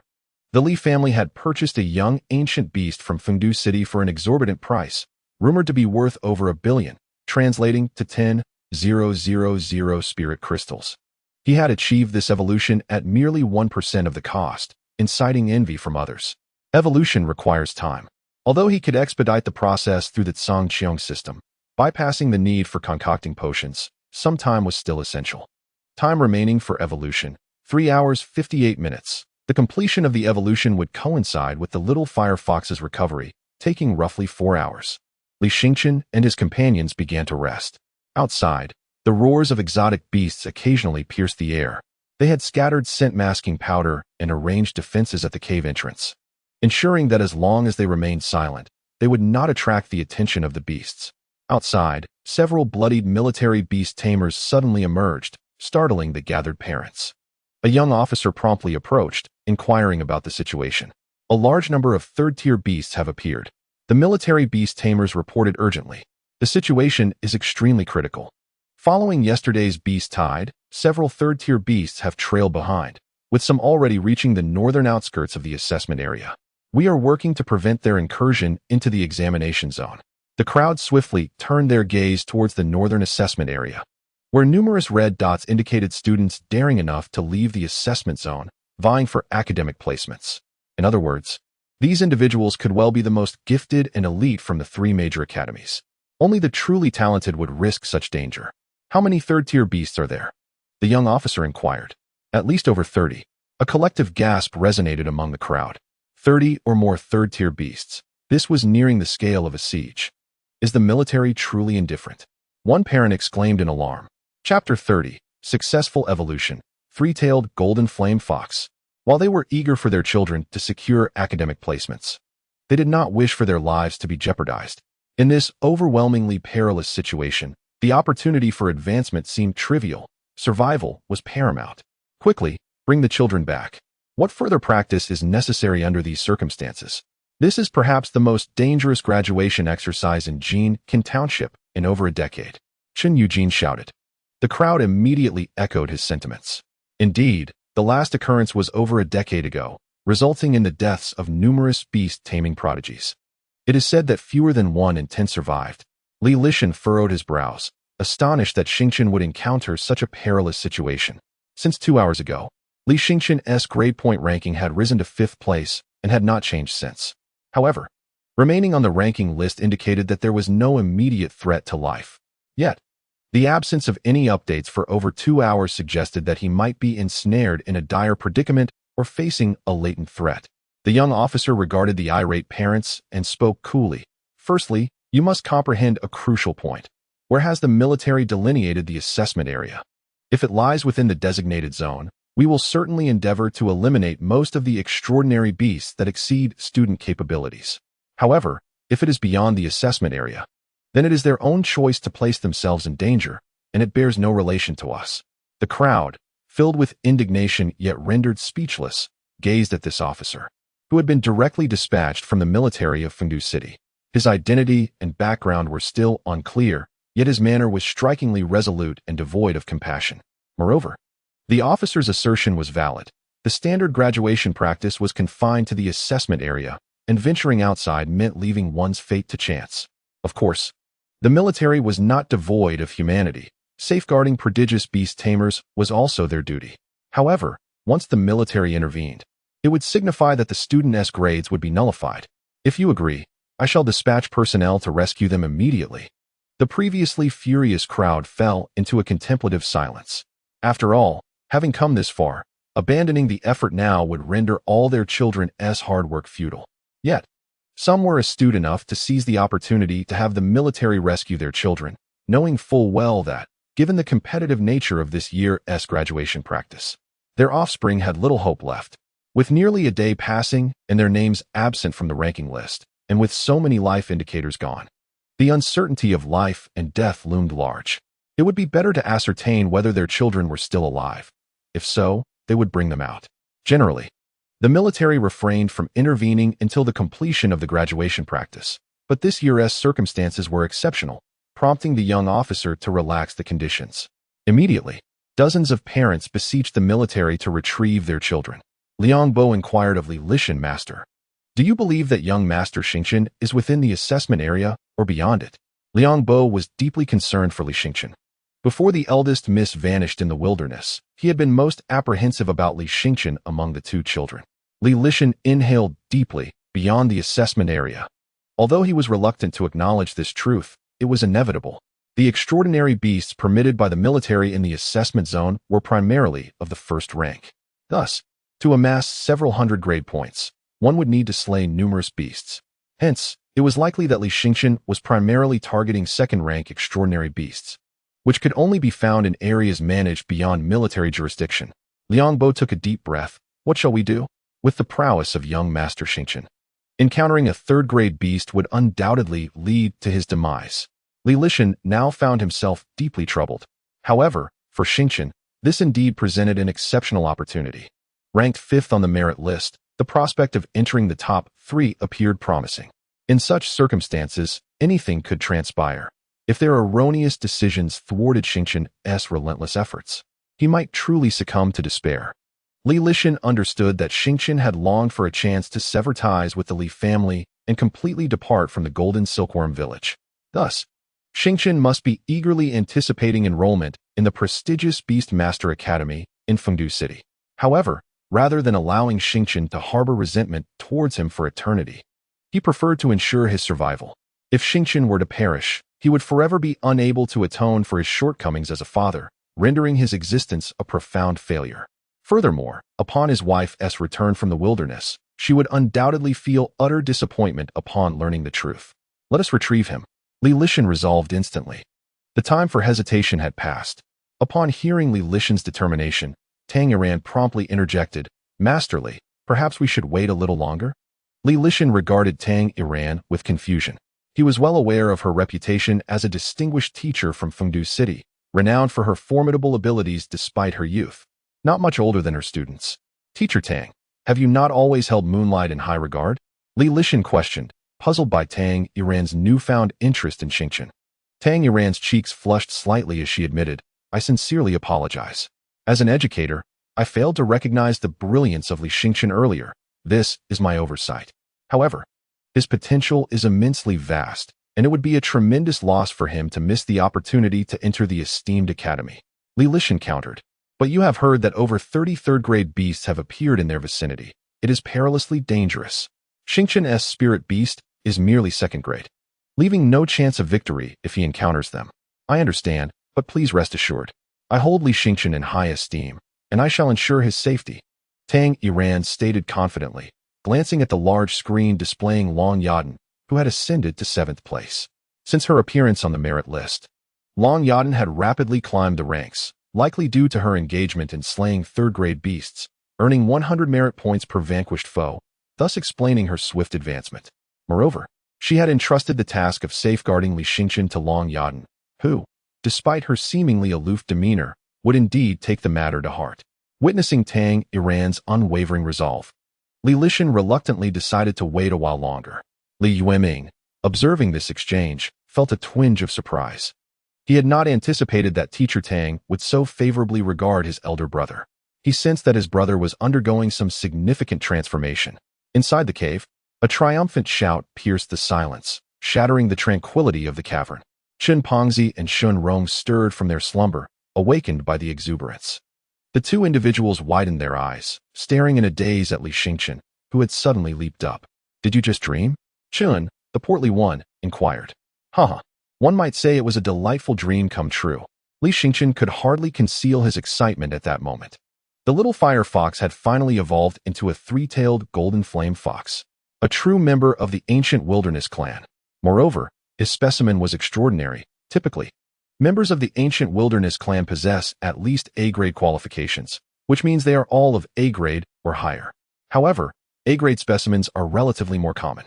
After all, the higher the qualifications of an ancient wilderness clan member, the more exorbitantly priced they become, often even in demand, yet scarcely available.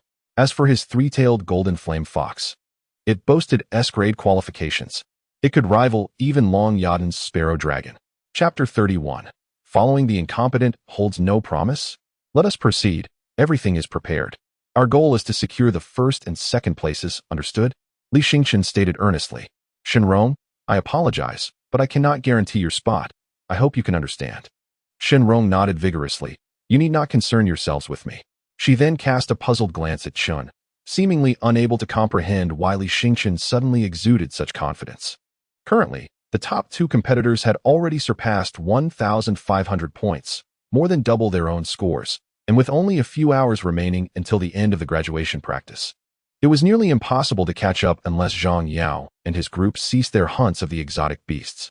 Chun, however, remained unfazed. He simply nodded along with whatever Li Xingqian proposed. He did not inquire how Li Xingqian intended to achieve this goal. His reasoning was straightforward. Li Xingqian had never been blindly confident. If he spoke with such assurance, there must be a rationale behind it. Night had fallen, marking the most perilous moment in the wilderness. Generally, one would seek a relatively safe location to wait for dawn before resuming their endeavors, but time was of the essence, and others were already gearing up for action. Even though many believed their chances of securing the top two positions were bleak, they still aimed to achieve commendable scores in their graduation practice, aspiring to join a reputable beast tamer guild. Thus, no one was slacking off at that moment. Consequently, the task ahead for Li Xingqian and his companions was quite daunting. Li Xingqian glanced at the points leaderboard. Our next target will be the hunting of grade 3 exotic beasts, which will be quite perilous. Stay close to me. Chun and Shenrong were taken aback. Surely, they had not misheard? Targeting grade 3 exotic beasts? Was that feasible? Even Chun, who had unwavering faith in Li Xingchen, could not suppress his doubts at this moment. It is feasible. Moreover, we must act swiftly. Zhang Yao and his group are also targeting Grade 3 exotic beasts, so we must outpace them. How novel, how terrifying Grade 3 exotic beasts could be. Typically, students would shy away from them, yet Li Xingchen seemed anxious about them being hunted down by others. But if they truly encountered a Grade 3 exotic beast, would their trio's spirit beasts be enough to contend with it? Shenrong could not suppress her curiosity. Though she was grateful to Li Xingchen and Chun Qiusu for rescuing her, the absurdity of their strategy compelled her to voice her doubts. It's all right.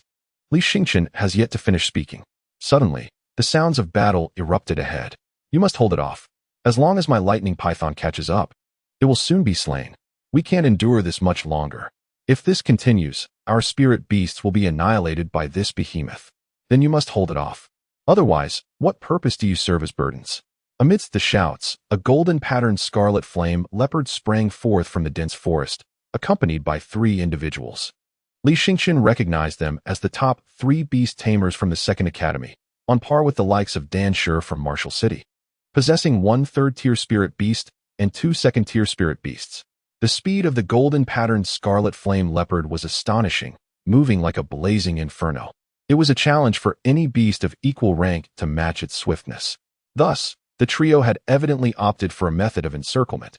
Yet, even the lightning python could not catch up to the peak speed of the golden-patterned scarlet flame leopard, necessitating the cooperation of the other 2 spirit beasts for the encirclement. However, the other 2 hesitated. Despite the golden-patterned scarlet flame leopard's relatively low combat power and defense, it remained a third-tier extraordinary beast, which was why it had managed to break free. Li Xingchen's eyes gleamed. The golden-patterned scarlet flame leopard was severely wounded, making this an opportune moment for them. Fatty. Chen Fatty nodded immediately, instructing his ice toad to unleash a barrage of icy projectiles at the golden-patterned scarlet flame leopard. Shenrong. Shenrong commanded her colorful moon rabbit to execute a radiant arc attack, its colorful ears slicing through the chaos like 2 sharp blades, severing the leopard's legs. Already injured, the golden-patterned scarlet flame leopard rolled across the ground for dozens of meters before being dispatched by the ice toad. Upon seeing his score increase by 100 points, Chen Fatty was elated. He had climbed to 6th place, just behind Li Xingchen. You dare to steal my prey. Zhan Hongwei, the master of the lightning python, was infuriated at this sight, having toiled for so long only to see others reap the rewards. Chen Fatty recoiled, realizing it was Zhan Hongwei, the second-ranked student from the 3rd Academy. The first had been officially admitted to a prestigious academy, thus absent from the graduation practice. Zhan Hongwei's reputation was comparable to that of Zhang Yao, following closely behind him in the points ranking, a mere 100 points apart. It appeared Zhan Hongwei aimed to close the gap with this golden-patterned scarlet flame leopard, only to have it snatched away. This is the wilderness. Who decrees that only you may hunt extraordinary beasts? Li Xingchen retorted. Zhan Hongwei paused for a moment, then hesitantly inquired, Are you the useless older brother of Li Yueming? Li Xingchen never anticipated that his name would spread beyond the confines of the school.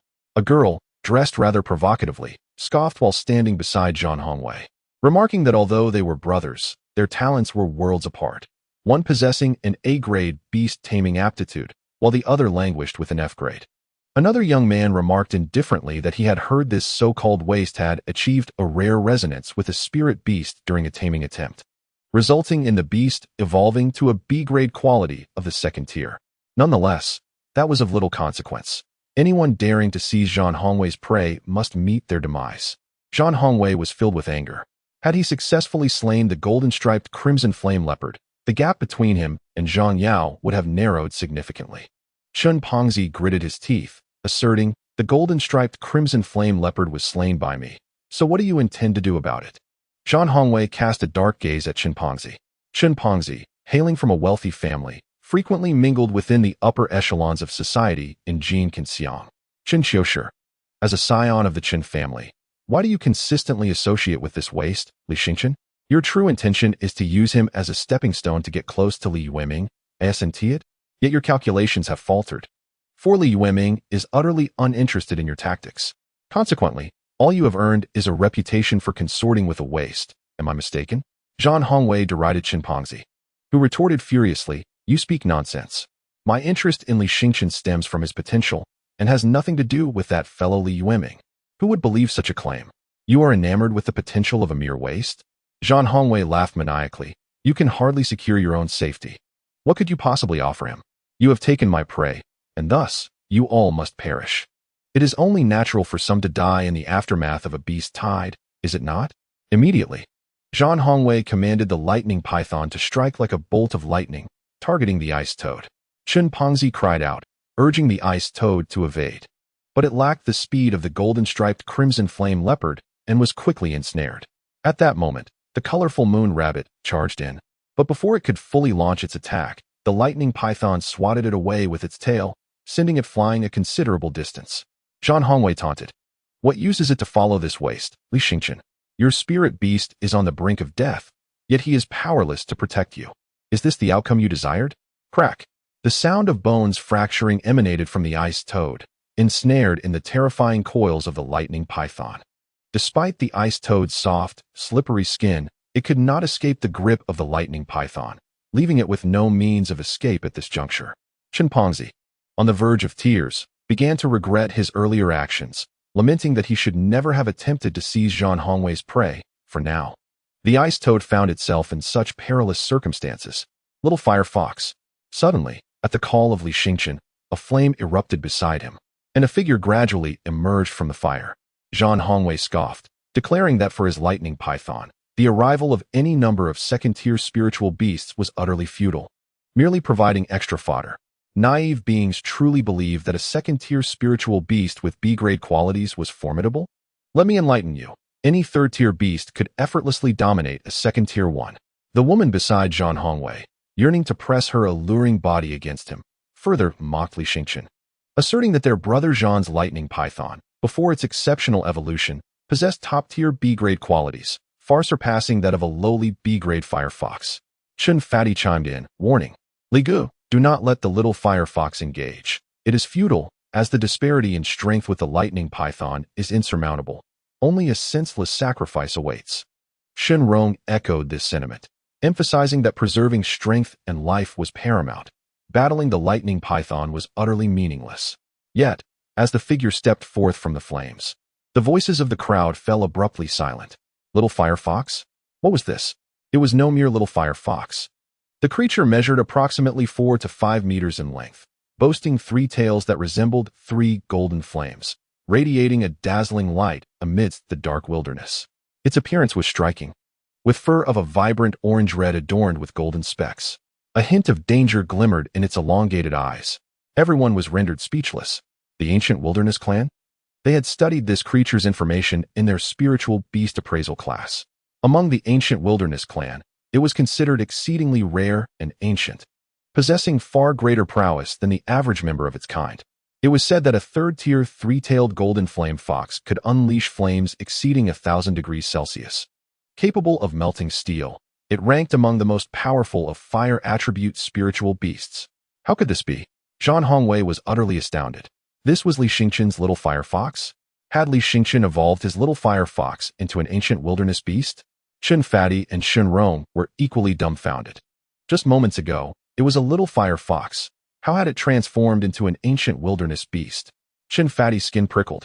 The notion of evolving an ordinary spiritual beast into an ancient wilderness clan member, while not unheard of, resided almost solely in the realm of legend. Typically, with the evolution of a spiritual beast, its qualities would gradually diminish, as evolutionists, being human, are prone to errors. A minor misstep during the evolution process could significantly compromise the results. Generally, while the tier may rise, the qualities would decline. Yet, Li Xingqian's little fire fox had journeyed from F-grade qualities to becoming an ancient wilderness beast. This could only be described as a miracle. Little fire fox, I am hungry. I desire roasted snake skin. The 3-tailed golden flame fox lunged forward with remarkable ferocity, its sharp claws gripping the body of the lightning python. Without the need to unleash its fiery energy, it deftly carved 3 deep, crimson gashes into the python's flesh with its razor-like talons. In agony, the lightning python released the cold-blooded ice toad and prepared to flee. However, the 3-tailed golden flame fox had anticipated this move, swiftly sinking its teeth into the python's vulnerable spot, pinning it down. no matter how the lightning python howled in pain or struggled with all its might. It possessed no means of resistance against the superior prowess of the three-tailed golden flame fox. Originally of B-class high-grade aptitude, its status had diminished to D-class high-grade after a flawed evolution, making it only marginally stronger than the single-stripe red-feathered giant-eyed bird. In stark contrast, the three-tailed golden flame fox, boasting S-class aptitude, was in an entirely different league. Once the cold-blooded ice toad escaped, the three-tailed golden flame fox unleashed its fiery energy, engulfing the lightning python in a torrent of resplendent golden flames. The intense heat caused the ambient temperature to rise dramatically. Zhang Hongwei sat frozen in disbelief, collapsing to the ground, his eyes reflecting the golden blaze. It was over, utterly finished. He had paid a tremendous price to facilitate the lightning python's flawed evolution, wagering all his hopes, yet now faced ruin. The two individuals beside Zhang were equally astounded. They could not fathom that Li Xingqian had managed to evolve a spirit beast into an ancient clan of the Wasteland. They even speculated that perhaps the Li family had secretly procured an ancient clan beast for Li Xingqian. Yet, this was implausible. Li Xingqian possessed only F-class beast imprint talent. Unless he had evolved it himself, there was no way he could control a spirit beast of superior aptitude, a strict law governing beast tamers. Otherwise, those with greater talent would not be afforded such privileges. Li Xingqian glanced at Chen Fati, who immediately understood the unspoken message: eliminate the threat completely. Chen Fati signaled to Shen Rong, whose pupils trembled momentarily before steeling with resolve. She was now aligned with these two individuals, and thus, the matter of Li Xingqian's ruthless actions against spirit beasts could not be divulged to others, for she too would face dire consequences. Taking advantage of the trio's stupor, the cold-blooded ice toad and the colorful moon rabbit struck decisively, swiftly dispatching one of the tiger clan spirit beasts before uniting to eliminate another insect-type spirit beast. The trio, bereft of their spirit beasts, had become mere lambs awaiting slaughter. Zhang Hongwei immediately fell to his knees, pleading for his life, begging them not to kill him, assuring them he would remain silent about the day's events. His companions echoed his desperate pleas, vowing to keep the secret. Chen Fati scoffed, Zhang Hongwei, weren't you the one claiming I would gain nothing by following Li Xingqian? It seems you are the true waste, far more so than the so-called useless ones you spoke of. Subsequently, Chen Fati commanded the cold-blooded ice toad to end the lives of the three. For only in death do secrets remain unspoken. Chen Pongzi wiped the blood from his face, feeling a twinge of anxiety. This was his first experience with taking a life. Yet, he also understood that such occurrences might become frequent in the future, and he would ultimately have to acclimate to it. Shen Rong, too, struggled to maintain her composure. However, ever since she narrowly escaped death at the hands of Dan Shi, she realized that to ensure her absolute safety, she must eliminate all potential threats. Li Xingqian observed the two panting individuals nearby, feeling a flicker of emotion. Although the school explicitly prohibited the mutual slaughter of students, it had not implemented adequate surveillance or protective measures. It seemed that this was part of their graduation practice. After all, the majority of students, upon leaving this place, would have to confront life and death directly. Carrying the naivety of students into that reality would undoubtedly be perilous. Thus, the lesson of decisively eliminating those who must be killed was one the students would need to learn during their practical training. Yet, such a harsh truth would not be taught openly. Rather, it would be subtly imparted, allowing students to discover it for themselves. All right, let's feast on some meat. The flesh of a third-grade spirit beast should be quite delectable. It's said that in the grand restaurants of the city, this is considered a gourmet delicacy, Li Xingqian remarked, intentionally lightening the atmosphere. As the trio devoured the meat, Li Xingqian glanced at the grade point leaderboard. With the second-ranked Zhang Hongwei deceased and his own elimination of the lightning python, he had accrued a perfect score of 100 points, propelling him to third place, while Chen Pongzi occupied fifth. Chapter 33, The Assault of the Fourth-Grade Beasts. After a brief respite, the three quickly departed, though they did not venture too far.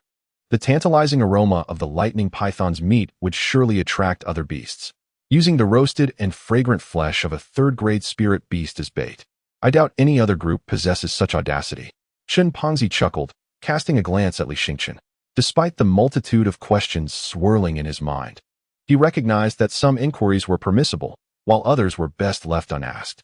Li Xingqian undoubtedly wielded capabilities beyond his imagination. Others might be oblivious. But he knew full well that his ice toad had been evolved by Li Xingqian. At that moment, Shun Pengzi felt a sense of disorientation. The boy who had been labeled a worthless failure since childhood had turned out to be such a formidable figure. Who could have foreseen this? After a short while, indeed, some beasts were drawn by the scent. However, they did not rush into action. The newcomers were all first-grade beasts. Even with the rich aroma of the meat wafting through the air, they dared not approach recklessly, lingering cautiously nearby. After all, this was the corpse of a third-grade beast.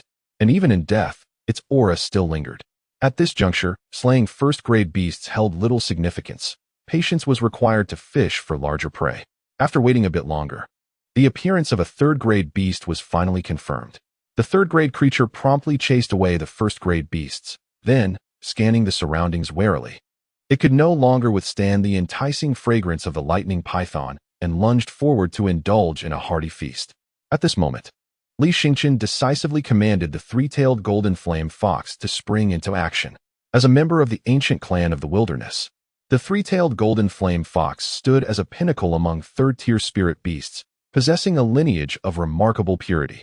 Thus, even in the absence of celestial power, the force of the wilderness exerted little restraint upon it. It swiftly overpowered and eliminated the third-tier aberration with an overwhelming display of strength. Subsequently, Li Xingqian instructed the three-tailed golden flame fox to retreat, once again biding their time for other prey to take the bait. This time, the alluring aroma of roasted meat mingled with a potent stench of blood, creating an exceptionally lavish lure. Several third-tier aberrations soon appeared, all falling victim to the prowess of the three-tailed golden flame fox. The area became littered with the massive carcasses of these beasts. The sanguine scent so intense that it left the trio somewhat unnerved.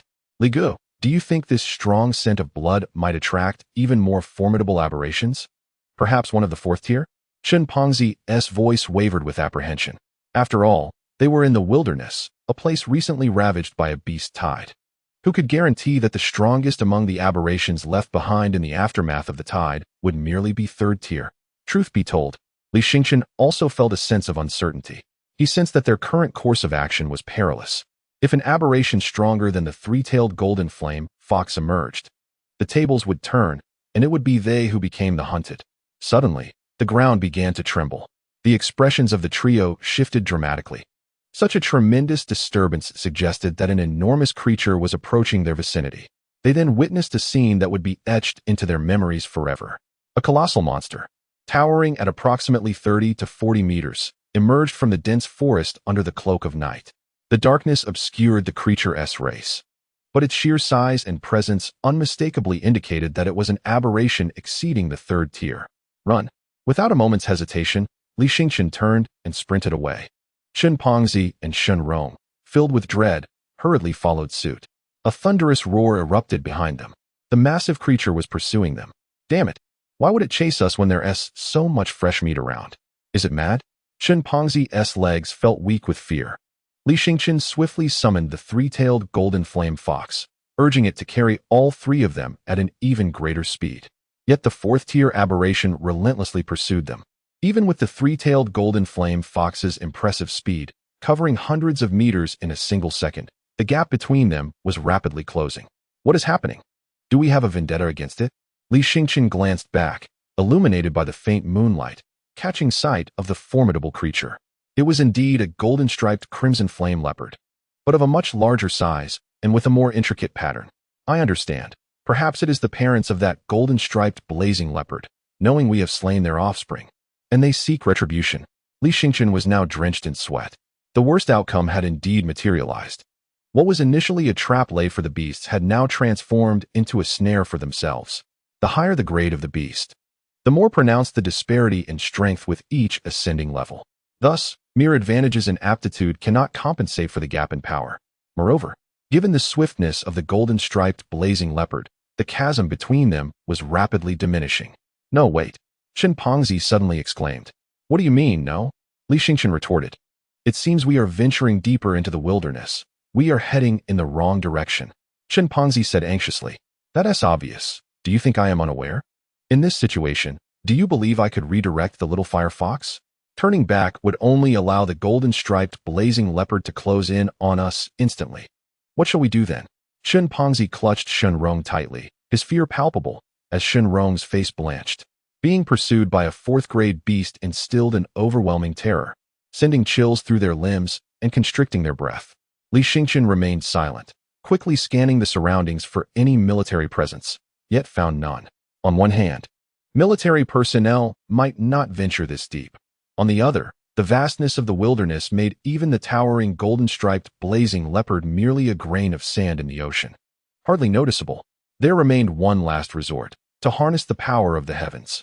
The little fire fox had undergone evolution, and channeling the celestial force should unleash a more formidable strength.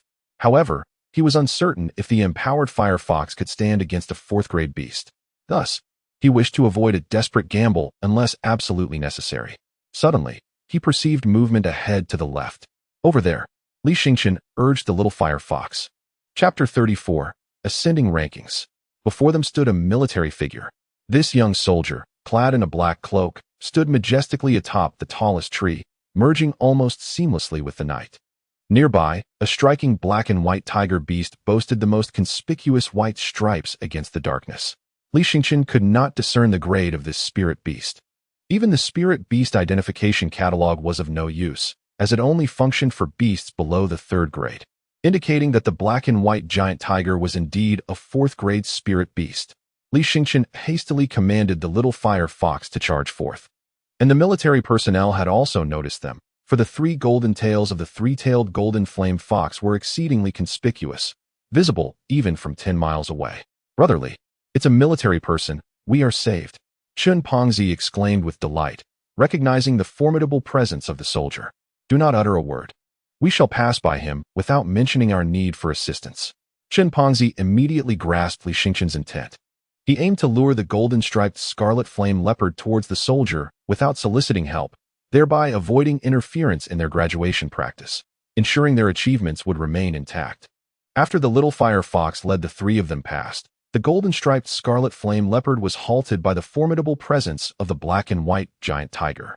Though both beasts were of the 4th rank, the former's innate qualities paled in comparison to those of the latter, resulting in a significant disparity in their auras. The military beastmaster cast a sidelong glance at Li Xingqian, bemused that he had drawn such a creature near, yet chose not to flee, instead opting to observe from a distance, seemingly hoping for a fortunate turn of events. An intriguing lad indeed. It appears to be a member of the ancient tribe of the Wasteland. It is said that in the Jinkan province, 3 beast tamers possess members of this tribe. Long Yadan from the 1st Academy, Li Yueming also from the 1st Academy, and Xiao Zhan from the 2nd Academy. However, this young man is likely not one of them. The military is tasked with ensuring the smooth progress of this graduation practice, and thus possesses some knowledge about the students. Among the trio, only Long Yadan participated in the graduation practice. And since she is a female, does this imply that this lad is an unknown dark horse? Perhaps prior to his participation, no one was aware of his hidden prowess, a 3rd-rank member of the ancient tribe of the Wasteland, a deeply compliant individual, yet often capable of performing miracles in the wild. Such talent is indeed invaluable. Li Xingqian felt a twinge of unease as he sensed the gaze directed towards him. After all, no one relishes being used as a pawn. Focus your attention. Should anything seem amiss, we shall vacate immediately. Shun Pongzi and Shun Rong nodded in agreement, their hearts racing in trepidation. Had Li Xingqian not halted, they would have long since vanished from sight. Suddenly, the black and white giant tiger unleashed a furious roar and lunged at the golden-striped scarlet flame leopard. The latter attempted to flee, but it could not outpace the giant tiger, which held superior qualities, thereby overpowering it in speed and strength.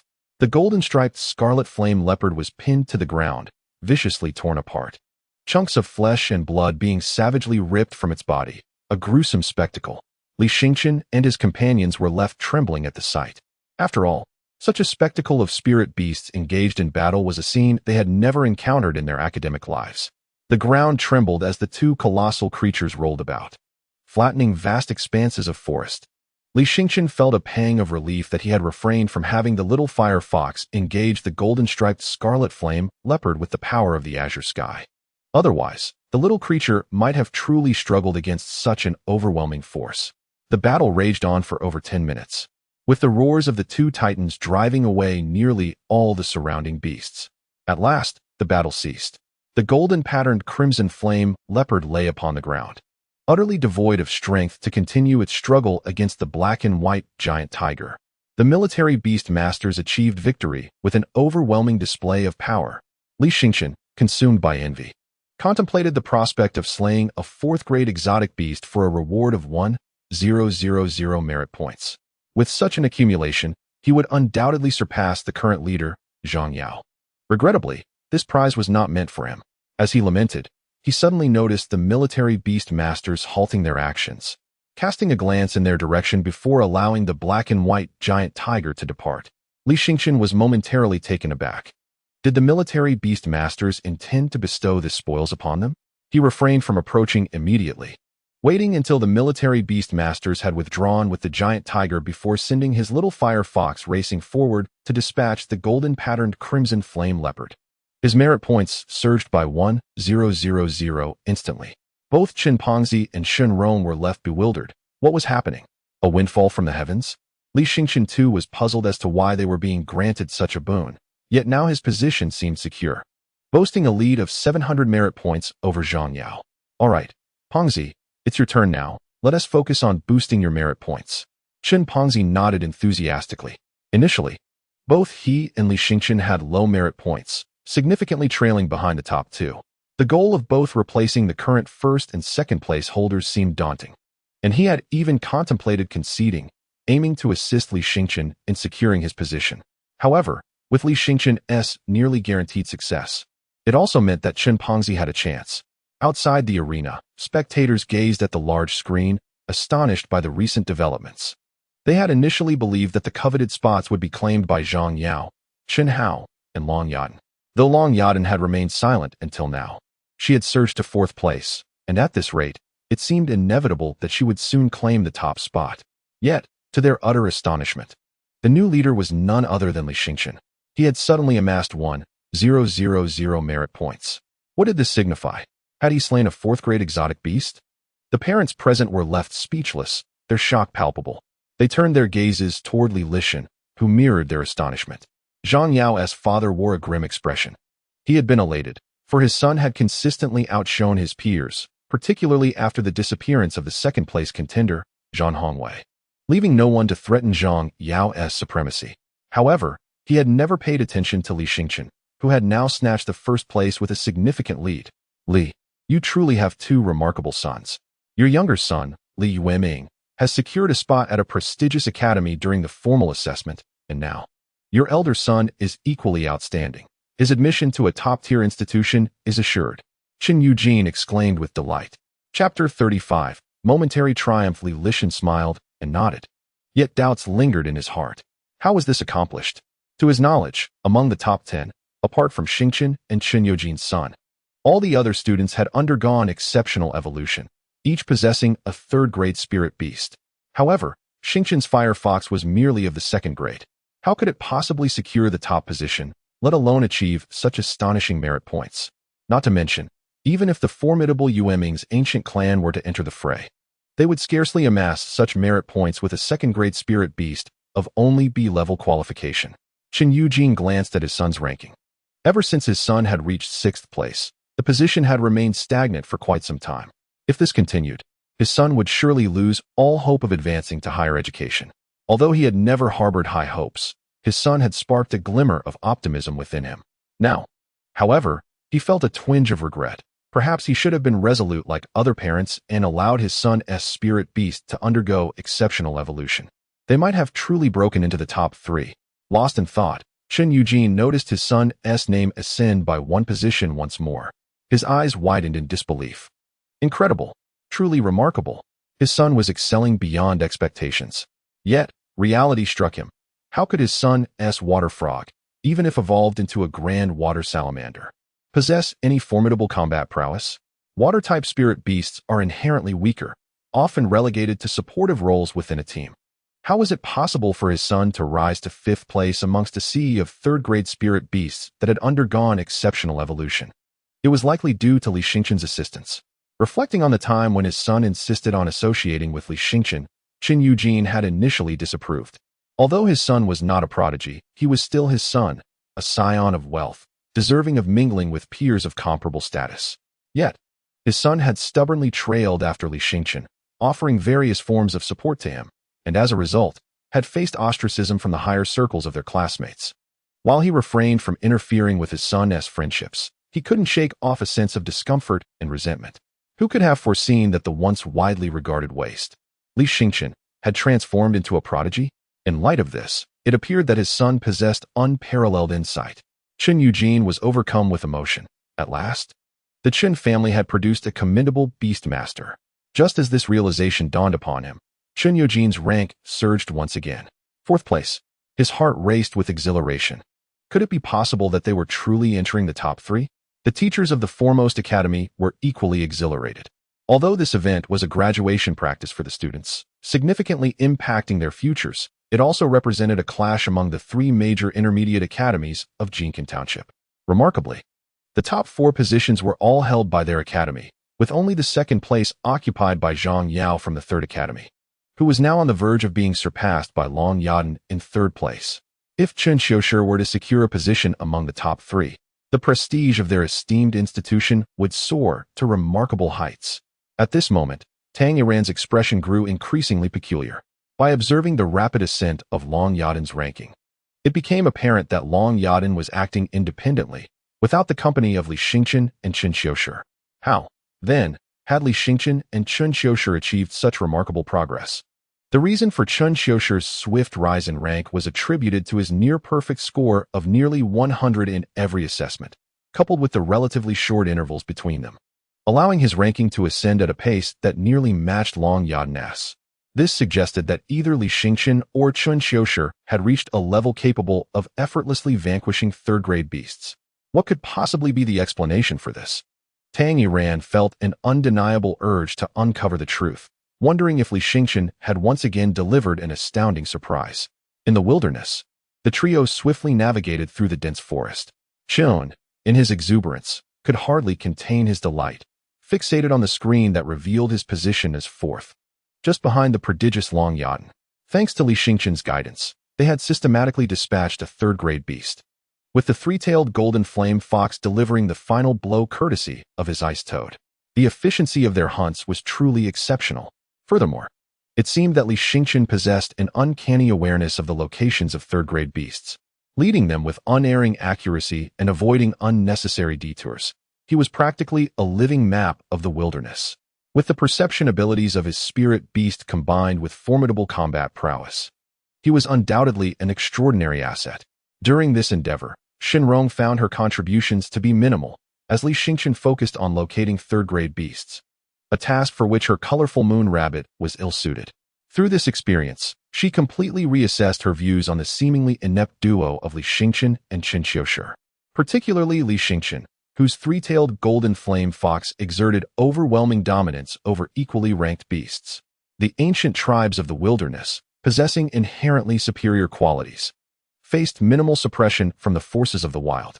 Thus, as long as they did not encounter 4th-grade beasts or particularly formidable 3rd-grade ones, they could effectively slay any adversary that obstructed their path.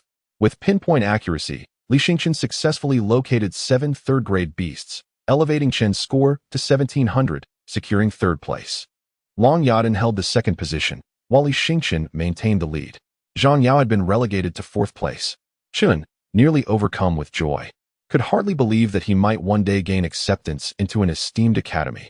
If his father were to learn of this, he would surely be elated beyond measure. However, the journey was far from over. Until the conclusion was reached, uncertainty lingered in the air. Li Xingchen gently admonished Chen, who quickly tempered his exuberance. They were still within the wilderness, where danger could arise at any moment. Li Xingchen was right. Until they had truly escaped the wilderness, they needed to remain discreet. The target of the 3-tailed golden flame fox was too ambitious, so generally, Li Xingchen would retract it into the spirit beast space. Traveling on foot was still the more prudent choice.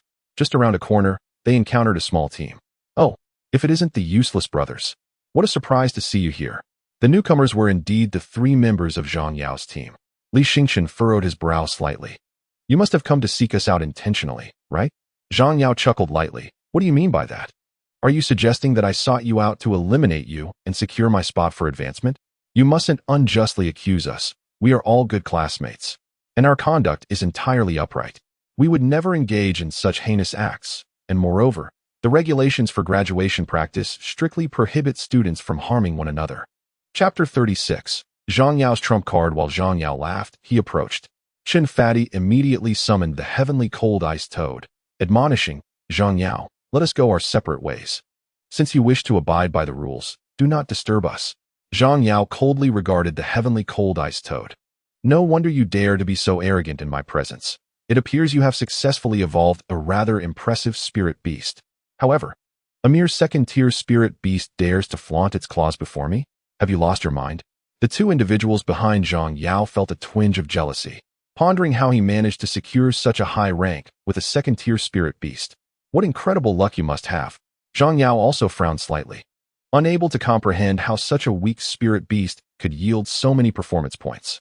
His own team comprised two carefully selected companions, for whom he had expended a substantial sum to ensure their spirit beasts were exceptionally evolved to the third tier, allowing them to crush and ambush third-tier exotic beasts, with him delivering the final blow, accumulating all the performance points.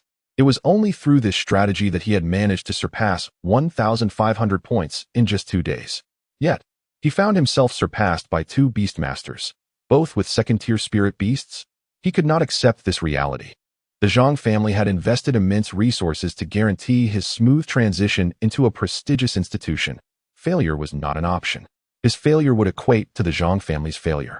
And such a colossal investment yielding no returns was utterly unacceptable.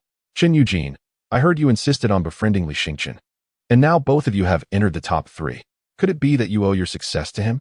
Zhang Yao regarded Li Xingqian with suspicion. The performance points were irrefutable. He could only speculate thus. However, another member contemptuously remarked, impossible. It must be that Long Yadan from the First Academy lent them a hand. Otherwise, how could these two useless individuals possibly accumulate such performance points? Upon hearing this, Zhang Yao felt a sense of relief. Indeed, where was Long Yadan? Weren't the two of them once her teammates? Had she assisted them in ambushing exotic beasts elsewhere, only to summon them when the time was ripe? As Zhang Yaogang finished his inquiry, a self-deprecating smile crept across his face. How foolish of me, he mused. Such a simple question, and I still felt the need to voice it. It is undoubtedly thanks to Long Yadan that you are here. Without Long Yadan, you would be utterly inconsequential. Brother Zhang, spare them the superfluous chatter. Let us dispatch them directly, and your ranking will soar 2 places. Indeed, Zhang Yaogang sneered. Hong Jin, Hong Sun, you need not trouble me with these two insignificant foes. Handle them yourselves. Rest assured, brother, we shall manage it with utmost efficiency. Our beasts have been ravenous for far too long. With that, 2 colossal wolf beasts emerged from behind Hong Jin and Hong Sun, lunging towards the icy toad. Tian Han Bing, Chan Li Go. Qin Pongzi exclaimed, terror-stricken. There was no point in calling for help. He was in peril himself. And soon you would all find yourselves consumed by our beasts. Hong Jin chuckled darkly. Suddenly, 3 golden flames surged into the sky, radiating dazzling light. A resplendent 3-tailed golden flame fox sprang forth, effortlessly subduing one of the wolf beasts with a swift paw. At that moment, the might of the ancient clan of the Wasteland was perfectly manifested. The appearance of the 3-tailed golden flame fox instantly overwhelmed the 2 wolf beasts, its golden flame tail ensnaring the creature's body before erupting into fiery brilliance, igniting the wolf beast in an inferno as it writhed helplessly on the ground.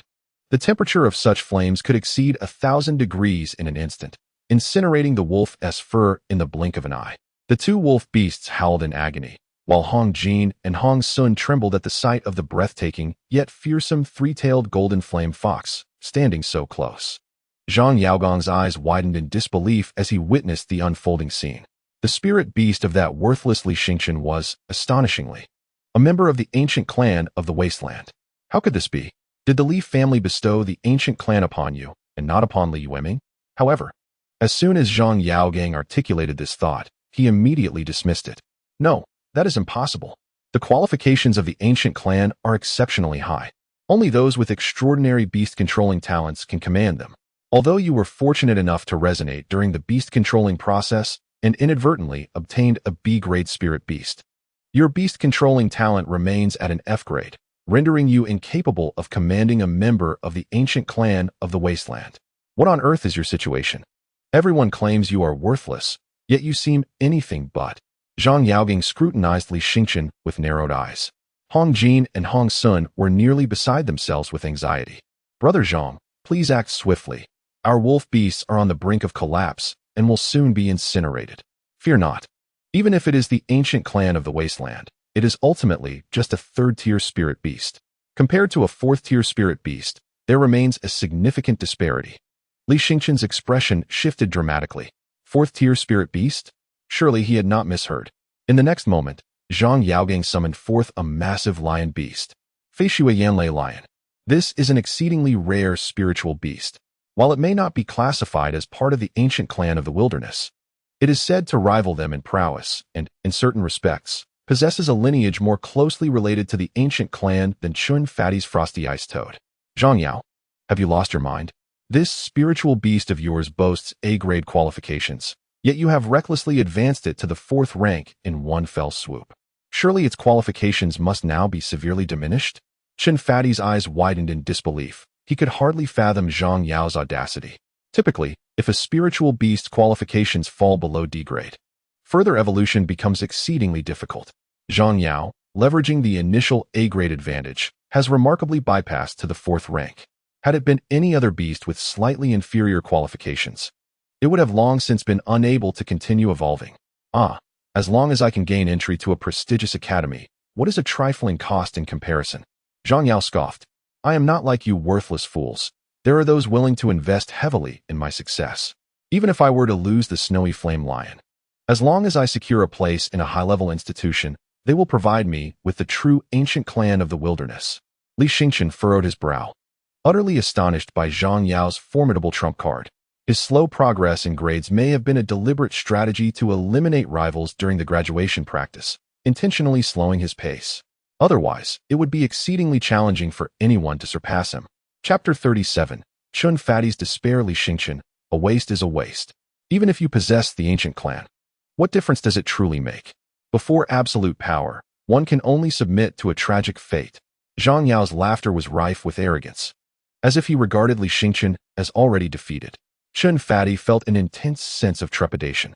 Although this was their second close encounter with a 4th-rank spiritual beast, the fear still enveloped them like icy water, leaving their limbs devoid of sensation. Zhang Yao, in your brazen assault against us, do you not fear being discovered by the military and academy, thus losing your opportunity for advancement? So are you now begging for mercy? Zhang Yao lifted his chin, regarding Chun Fatty with disdain. Chun Fatty gritted his teeth. The Chun and Zhang families were rivals in the business realm, evenly matched until Zhang Yao's emergence catapulted the Zhang family to unparalleled heights. Those who once collaborated with the Chun family swiftly turned their allegiance to the Zhang family, drawn by the promise of Zhang Yao, a prodigious talent in beast mastery with immense potential. The Zhang family was destined to rise further still.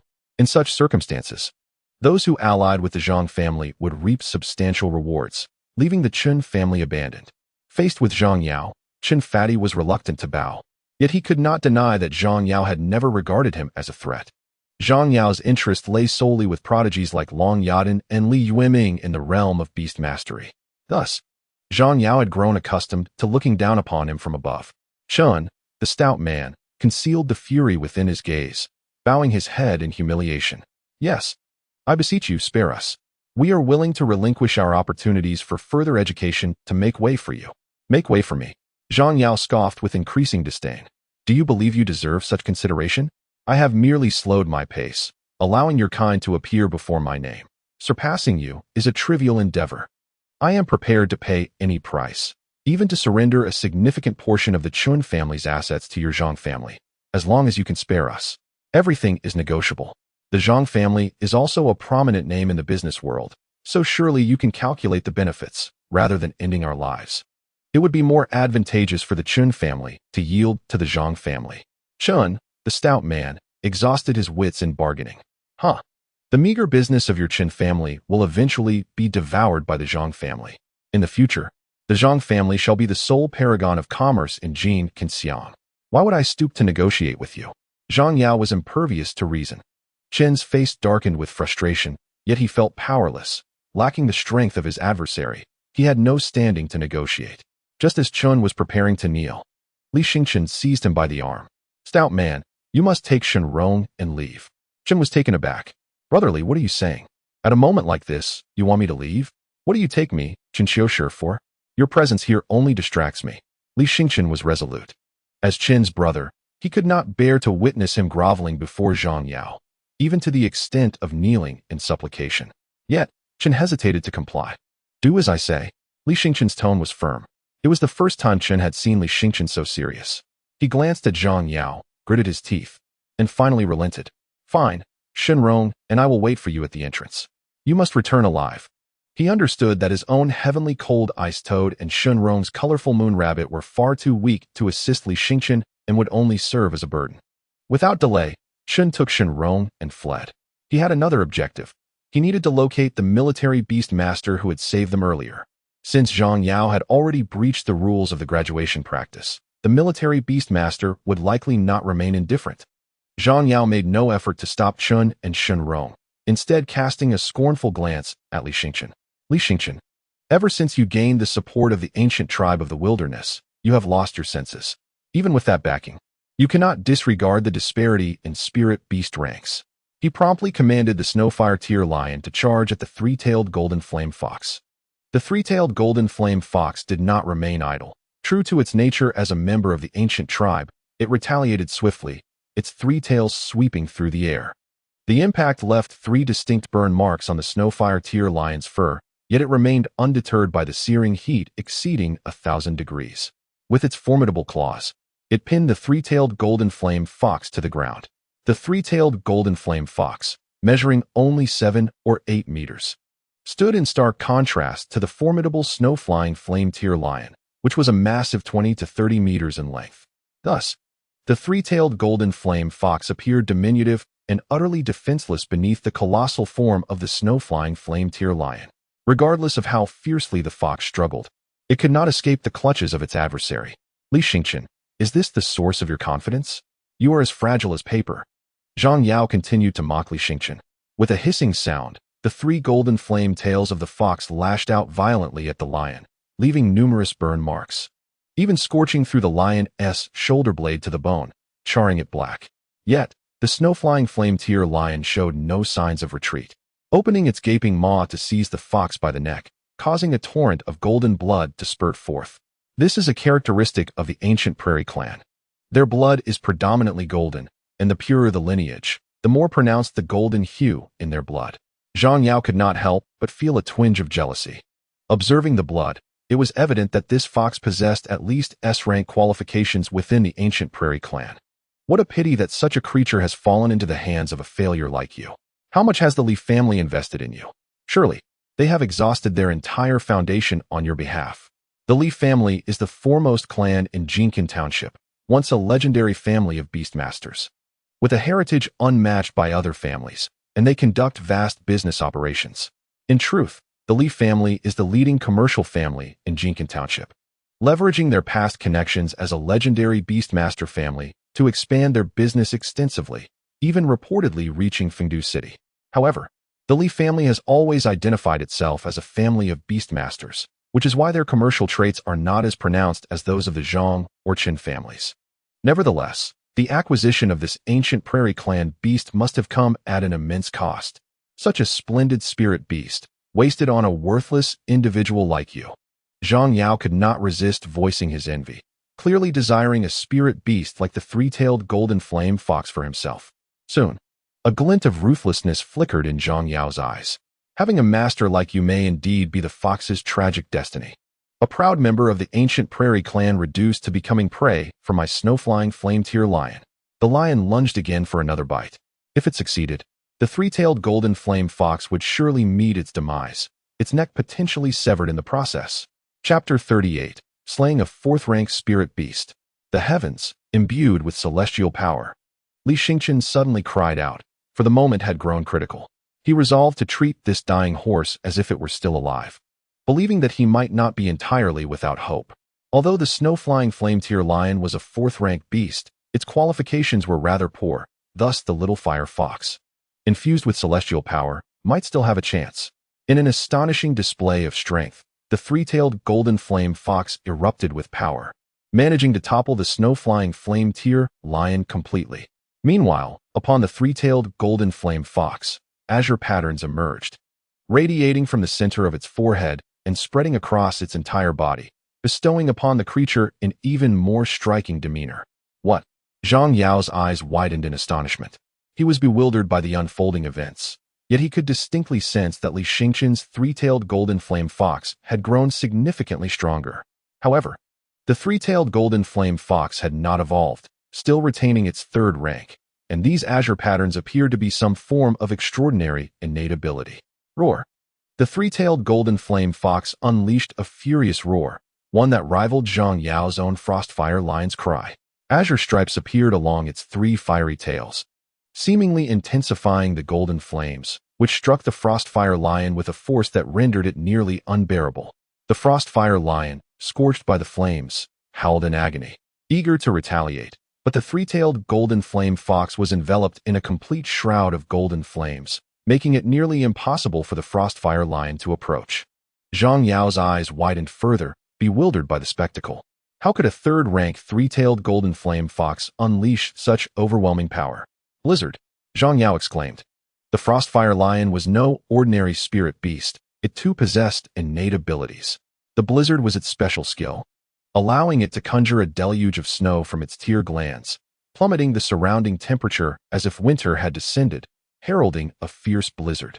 Layer upon layer of snowflakes approached the three-tailed golden flame fox, yet before they could draw near, they were instantly vaporized into white mist. Zhang Yao gasped in fear. How terrifying! The temperature had soared from thousands of degrees to at least double that in an instant. Thus, even the Frostfire lion's blizzard could not suppress the fiery might of the three-tailed golden flame fox. Little fox, incinerate it, Li Xingqian commanded, unleashing the full power of the celestial forces upon the three-tailed golden flame fox. However, it would not endure for long. A countdown beside the fox indicated only 5 minutes remained. 5 minutes. Could he slay Zhang Yao's Frostfire lion within that time? Li Xingqian was determined. Even if he could not succeed, he would muster every ounce of strength, for failing meant certain death. He had only recently acquired the system, and his time as a prodigy had been brief. He had yet to fulfill his long-cherished wish of finding his missing mother in the wilderness. Therefore, he was resolute in his desire to survive. Little fox. With Li Xingqian's rallying cry, the three-tailed golden flame fox charged into the blizzard, pouncing upon the Frostfire lion. It ensnared the lion's neck with its three fiery tails, relentlessly constricting and concentrating its golden flames to sear the Frostfire lion's throat, regardless of how fiercely the beast struggled. The formidable creature known as the flying snow flame tear lion possesses few shortcomings, one of which may be its neck. As the three-tailed golden flame fox relentlessly entwined around it, the lion's fur was scorched away, revealing charred flesh and blackened bone beneath. Zhang Yao was nearly driven to despair. He had initially believed that the flying snow flame tear lion would swiftly conclude the battle, yet it found itself embroiled in a grueling struggle. The temperature of the flames emitted by the three-tailed golden flame fox was astonishingly high. Zhang Yao, positioned hundreds of meters away, could still feel the heat radiating from it. You worthless beast! I elevated you to the 4th rank through tremendous sacrifice. Do you comprehend the cost I incurred? Zhang Yao's fury erupted. He was unwilling to accept that his greatest reliance could not easily subdue Li Xingqian's three-tailed golden flame fox. While the lion's neck was on the verge of being charred to a crisp, such humiliation was utterly intolerable. On the other hand, he was profoundly astonished. This was the might of the ancient clan of the wilderness. A third-rank creature could actually contend with a fourth-rank one, disregarding the disparity in ranks. This was unfathomable. He could grasp a first-rank creature battling a second rank, and he could somewhat comprehend a second rank facing off against a third rank. However, a third rank challenging a fourth rank was beyond his understanding. The ancient clan of the wilderness was remarkably powerful. No wonder every beast master aspired to acquire a creature from this clan. It could undoubtedly dominate fellow beast masters of the same rank. Hearing Zhang Yao's tirade, the flying snow flame tear lion felt equally frustrated. It was not intentionally stalling. In truth, it was suffering immensely. And had it not been for its robust vitality as a 4th-rank beast, it might have already been reduced to ashes by the golden flames. Moreover, The opponent's strength had suddenly surged, rendering its brute force insufficient to suppress the three-tailed golden flame fox any longer. Li Xingqian could not help but widen his eyes in astonishment. This was the power of the celestial firmament. Not only did it enhance the inherent strength of the three-tailed golden flame fox, but it also completely nullified the suppression of the wilderness power. Just moments ago, the fox had been somewhat restrained, yet now the wilderness power had lost all its inhibiting effects on it. It was possible. The three-tailed golden flame fox could defeat the flying snow flame tear lion. With a ferocious roar, the flying snow flame tear lion writhed in agony, rolling on the ground and clawing at the three-tailed golden flame fox, inflicting numerous wounds upon its foe. However, the fox did not relent. Rather, it tightened its grip even further. Due to the scorching flames, the lion's cervical vertebrae had become somewhat brittle, and as the fox's tail constricted even more, fragments of bone shattered and fell away. Ultimately, the three-tailed golden flame fox succeeded in tightening its hold around the lion's neck. The massive body of the flying snow flame tear lion collapsed with a thunderous crash. Zhang Yao was utterly stunned. The most improbable event had indeed transpired. His prized snowy flame tear lion had been vanquished. Yet, his ranking on the performance leaderboard had not surpassed Li Xingqian and Qin Qiushi, sealing his fate of missing out on a coveted spot for further studies. In a daze, Zhang Yao collapsed to the ground, blankly staring at the twitching corpse of his snowy flame tear lion, while the gluttonous three-tailed golden flame fox feasted upon it. Li Xingqian, who are you really? What divine being have you become recently to conjure such miracles? Chapter 39, Breaking Records of 2 to 3 Decades. Zhang Yao realized how gravely mistaken he had been, or perhaps how everyone had underestimated Li Xingqian. They could hardly fathom that the individual labeled a waste for so many years had transformed into a top-tier beastmaster prodigy. He could even effortlessly secure first place in the graduation practice. Although he had yet to look at the leaderboard, he instinctively knew that Li Xingqian's first position was assured. After all, Li Xingqian had slain his snowy flame tear lion, earning 1,000 performance points, thus surpassing the 3,000-point milestone. This figure was astonishingly high. The previous top ranker barely reached around 1,500 points. As Li Xingqian observed the countdown beside the three-tailed golden flame fox reach 0, he noticed the creature's vitality visibly waning. He couldn't help but let out a sigh of relief. It was fortunate that he had dispatched the snowy flame tear lion at the last moment. Had he been a few seconds late, it would have been the three-tailed golden flame fox facing demise instead. Truly, life and death hinged upon a fleeting moment. Li Xingqian, please don't kill me. I can fulfill any of your requests, even transferring the Zhang family's business under the Li family's banner. Zhang Yao immediately echoed the same desperate plea he had heard from Chun Fatty moments before. Li Xingqian replied coolly, one must always bear the consequences of their choices. You possess a formidable spirit beast. Had you focused on the graduation practice, you could have easily secured a place for further studies. Instead, you resorted to underhanded schemes. This is your greatest folly. I was wrong. I truly understand my mistake. I will never oppose you again. Like Qin Qiushi, I will be your subordinate, and I shall follow you loyally. My beast mastery talent is rated A, so keeping me around would be of great benefit to you. Zhang Yao fell to his knees, pleading for Li Xingqian's forgiveness. However, Li Xingqian remained unmoved, stating, you are unlike Qin Fatty. You are inherently rebellious. A ravenous wolf that can never be satisfied. If I spare you today, you will surely turn against me tomorrow. In the depths of Zhang Yao's despair, golden flames surged towards him, transforming him into a being of fire in an instant. Li Xingqian exhaled deeply, relieved that the crisis had finally been averted. He glanced at the GPA leaderboard, and the first place, which had originally been seized by Long Yadan, had now reverted to him. It appeared that the top 3 for this graduation practice were already secured. He, Long Yadan, and Xinpengzi. The gap between them and those in 4th place and beyond was substantial. These were not renowned figures. The prominent individuals had nearly all perished. Among the top 10, a third had been eliminated by him. Thus it was imperative that the internal strife among students remained undisclosed to others. Otherwise, not only would his chances for further education be jeopardized, but he might also find himself without a foothold in Jinkin village, as those he had dispatched were the talented scions of esteemed families. In the distance, atop the treetops, stood a military beast master cloaked in black, who had witnessed the entire sequence of events without intervening. instead wearing an expression of keen interest. Initially, he held little hope for this modest Jeankin village, as the sky in such small places tends to be low. However, he was taken aback by the emergence of two astonishing beast masters, Long Yadan and Li Xingqian. Quite intriguing indeed. Meanwhile, on a low hill, Long Yadan had just commanded her sparrow dragon to eliminate a third-tier beast. Noticing the changes in the GPA leaderboard, she was momentarily taken aback. Li Xingqian had surpassed her once more. Moreover, his GPA had reached the alarming figure of 3,400. Zhang Yao had vanished from the rankings, indicating that Li Xingqian must have dispatched him. How could this fellow's little fire fox, merely a second-tier spirit beast, possibly slay so many extraordinary beasts? Long Yadan had never been particularly interested in her peers, but now she found herself intrigued by Li Xingqian. He was unlike others of his age.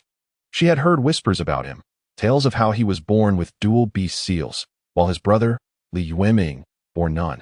Consequently, the Li family had transferred one of Li Xingqian's beast seals to Li Yueming, resulting in an A-grade seal.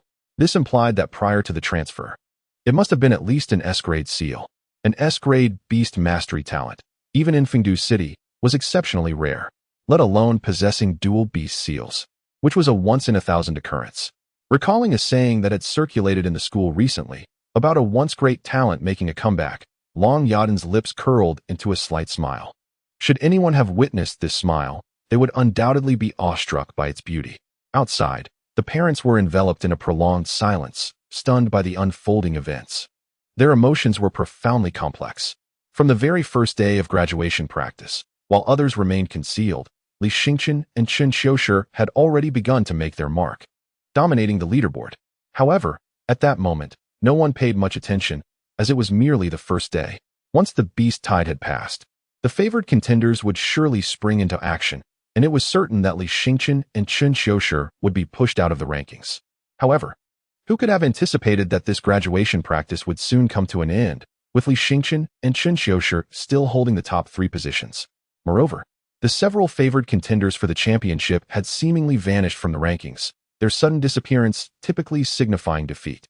At this moment, the Zhang family's countenance was exceedingly grim, standing in stark contrast to the exuberance of Chun Eugene, who was proudly flaunting his success to others. The Zhang family was acutely aware of Zhang Yao's capabilities. After all, the 4th-tier spirit beast, the flying snow flame lion, was not easily slain. It had taken the entirety of the Zhang family's resources to achieve that exceptional evolution.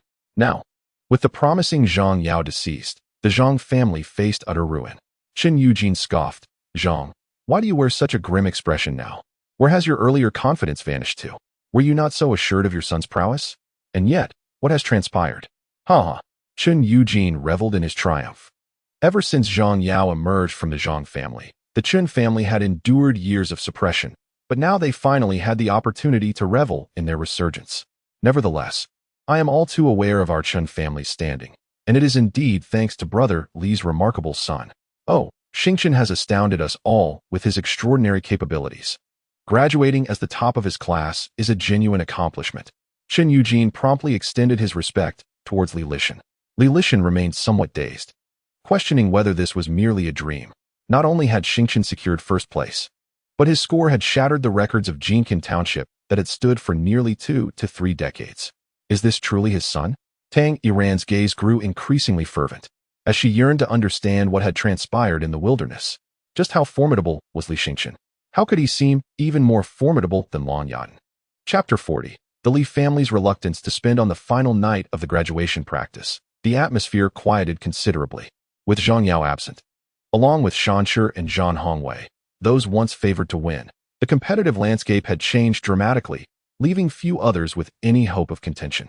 Moreover, this year's graduation practice had been exceptionally intense.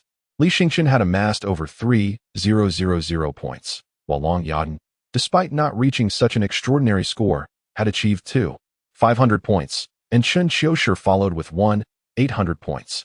These scores far surpassed those of previous years, extinguishing any remaining hopes for the others.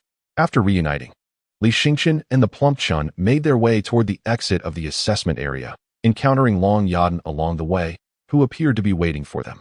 Li Xingqian felt a surge of satisfaction.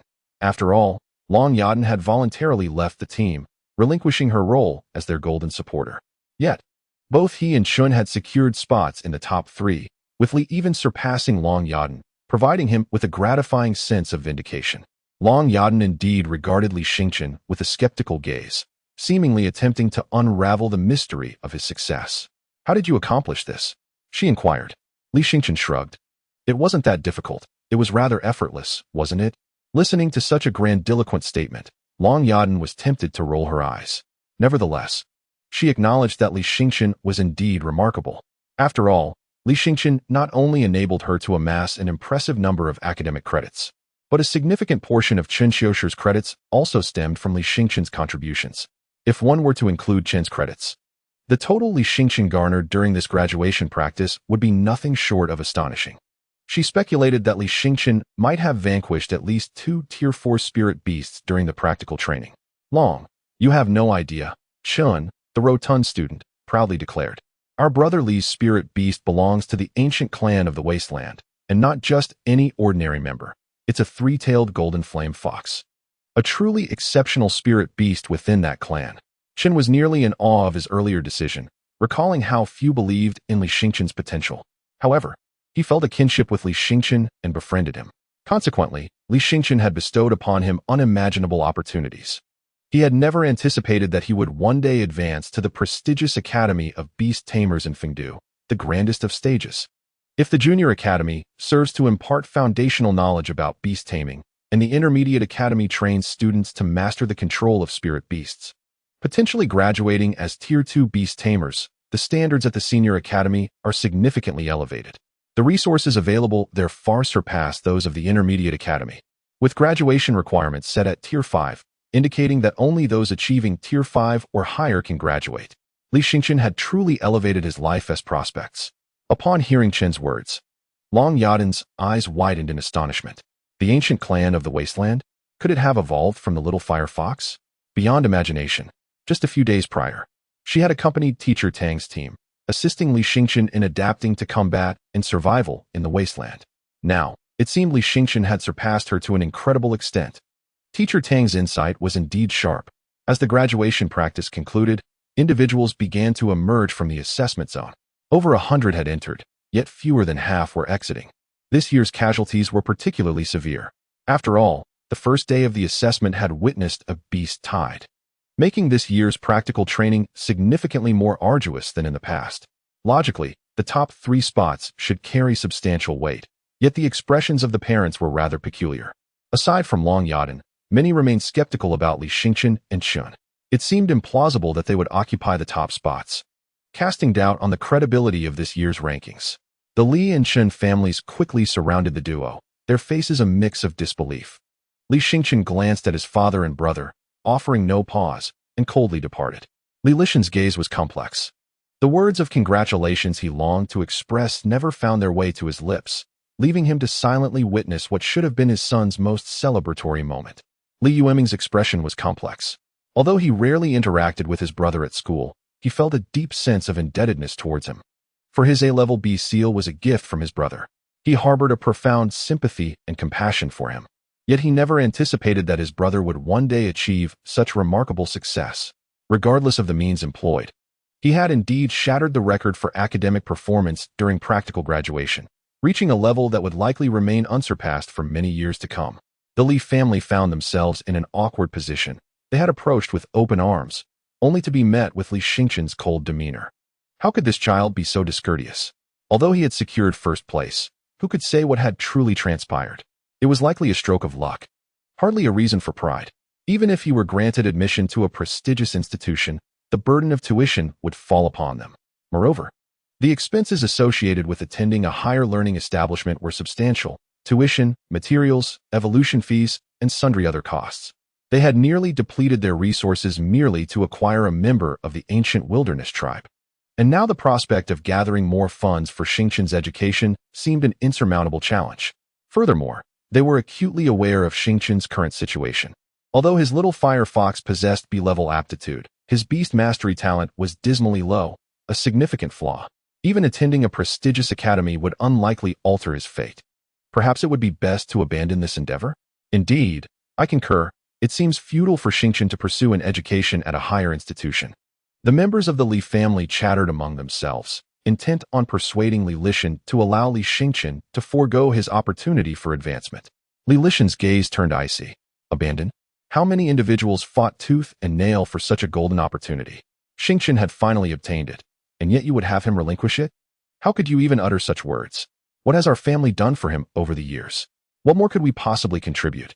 The Li family fell silent. Yet their expressions revealed their unchanged sentiments.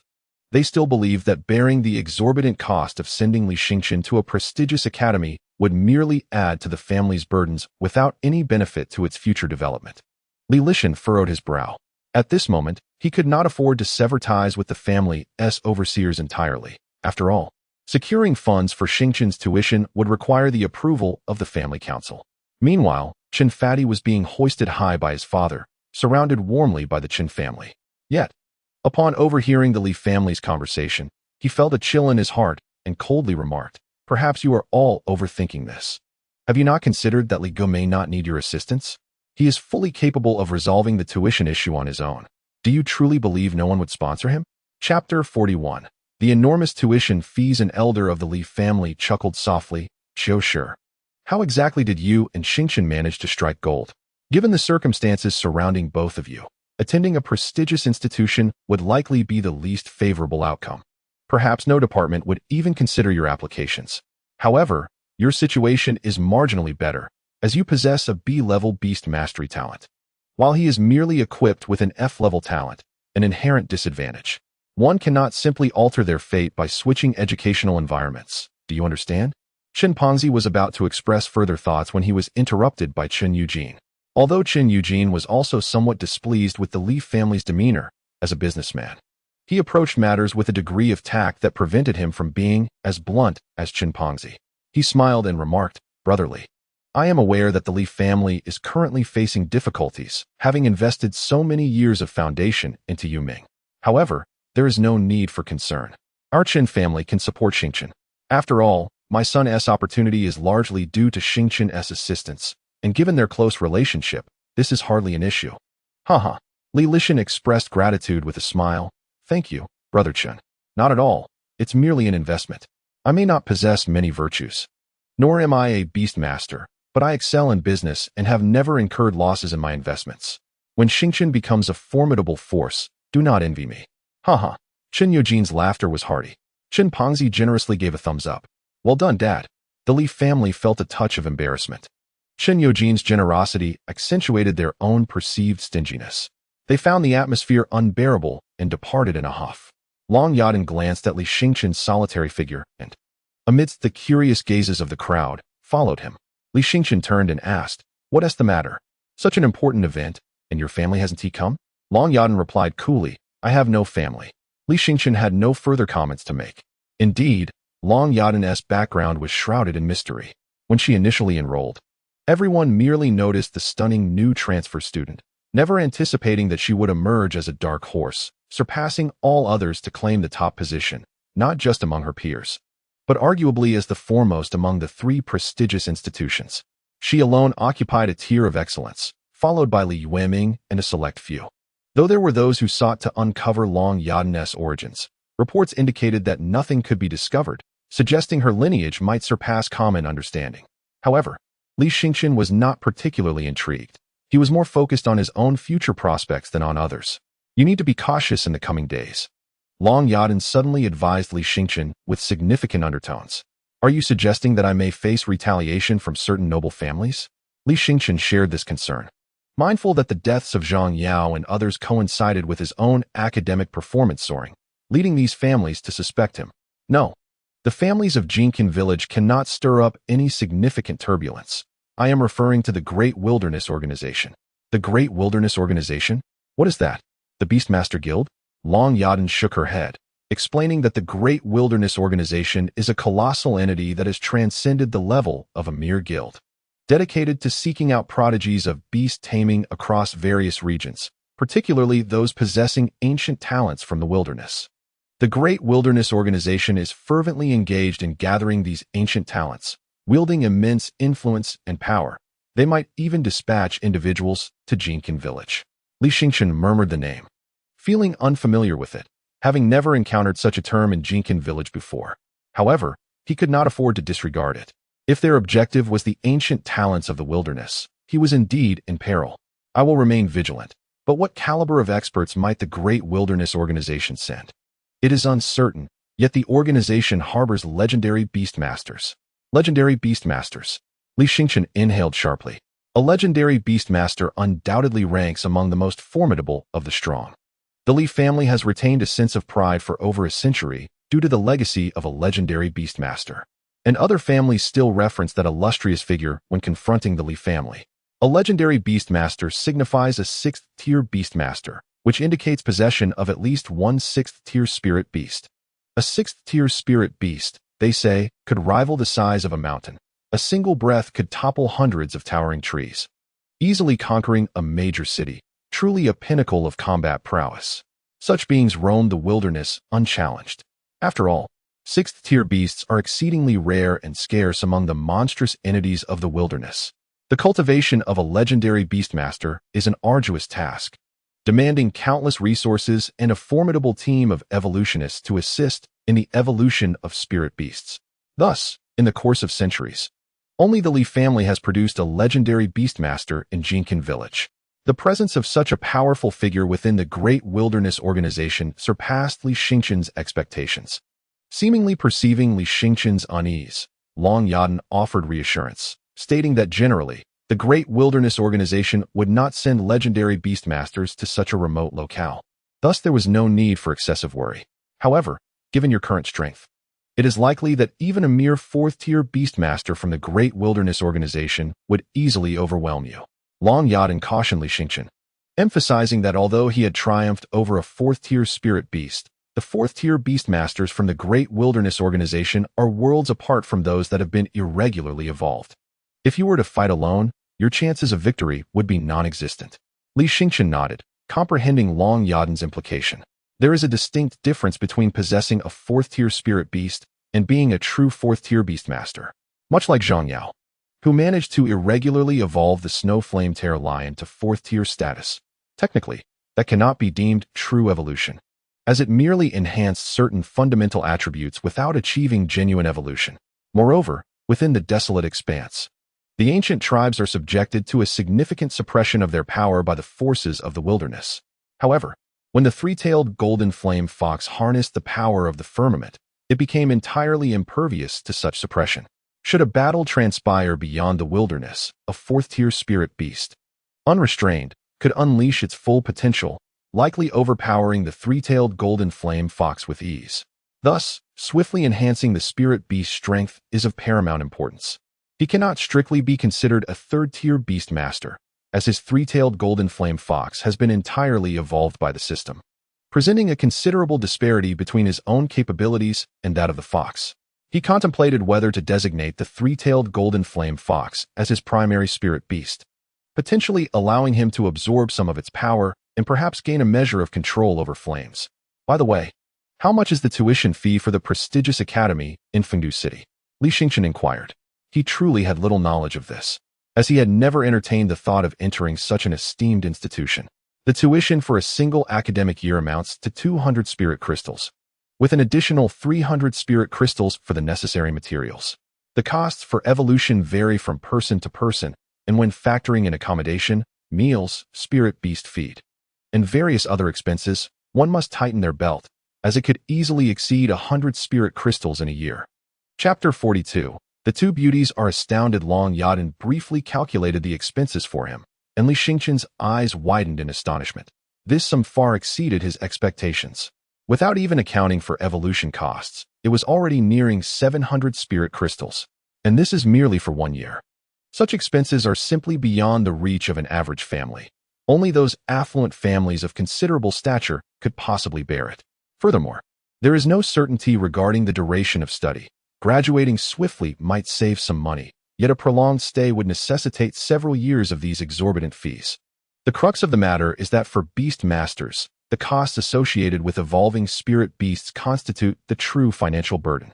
Li Xingchen could not help but exclaim, "At this rate, it appears I may truly be unable to afford my education." Long Yadan cast a sidelong glance at him, remaining silent. At that moment, Tamer approached, positioning herself beside Li Xingqian, and cheerfully remarked, "That may not necessarily be the case. You are now my team member, and you can engage in work-study. Although it may be rather challenging for you alone to amass such a considerable sum, you must understand that this is a trial you must endure. After all, you were born in this modest locale, while at the Fungu City Academy, 70 of the students come from affluent families, indeed faring better than your current situation." Li Xingqian tentatively asked, "Then, Teacher Tang, perhaps you could provide me with some financial assistance? Or at least contribute a portion, allowing me to manage the remainder on my own." In truth, he felt somewhat uneasy, as this request was akin to demanding a lion's share. Given such exorbitant costs, it is worth noting that the Li family has recently spent over 10,000 spirit crystals on acquiring a young beast from the ancient tribes of the wilderness. Even without that purchase, enduring such high expenses year after year would be exceedingly arduous. Tamer is merely a teacher, and the remuneration of educators is not particularly high. Those formidable beast masters typically venture into the wilderness to hunt exotic beasts, while those who choose to teach are often of lesser strength, preferring to avoid perilous endeavors. Thus, it is unlikely that she could afford such an expense. Li Xingqian's request stems from necessity. Before he can report to the prestigious academy in Fungu City, he must first gather the tuition fees, as only then can he enroll. However, if one truly desires to earn, it is not insurmountable. Tamer cast a penetrating glance at Li Xingqian, pondering the source of his knowledge regarding evolution. The last time, the boss's flying flower white boar utilized his evolutionary scheme and successfully transformed into a grade 3 golden flame 3-flower boar. Thus, he could indeed monetize his understanding of evolution. Even if his familiarity with spiritual beasts is limited, there remains potential for profit, and perhaps he might pursue this path in the future. Long Yadan's eyes sparkled with intrigue. Transforming the flying flower white boar into a golden flame 3-flower boar? Is this not a unique evolutionary route? She had witnessed the boss's flying flower white boar, which possessed an A-grade aptitude, while the golden flame 3-flower boar is an S-grade spiritual beast. Although it does not belong to the ancient tribes of the wilderness, it is, in a sense, comparable. As long as one does not enter the wilderness and is not subjected to its suppressive forces, their strengths are relatively equal. Indeed, it is a special evolutionary route. Li Xingqian nodded in affirmation. "Do you truly comprehend evolution?" Long Yadan inquired, her expression revealing rare astonishment. "Your Tianhan ice toad was also evolved by you, and your own 3-tailed golden flame fox emerged from a fire fox." What exactly? Before Long Yadan could finish her sentence, Tamer was left in shock. 3-tailed golden flame fox? Tianhan ice toad? What are you discussing? During the graduation practicum, she had remained outside, unaware of the occurrences within. Discussions abounded regarding the inflated merits of the top 3 students this year, especially Li Xingqian and Chen Xiushi, who were deemed to have benefited from luck. She shared this sentiment, suspecting that fortune played a significant role. Yet, she remained oblivious to the fact that Li Xingqian's fire fox had evolved into a 3-tailed golden flame fox. From B-grade aptitude to S-grade aptitude directly? Tamer's mind was a whirlwind of confusion. What is going on? Both girls stared at Li Xingqian in bewilderment, leaving him feeling quite awkward.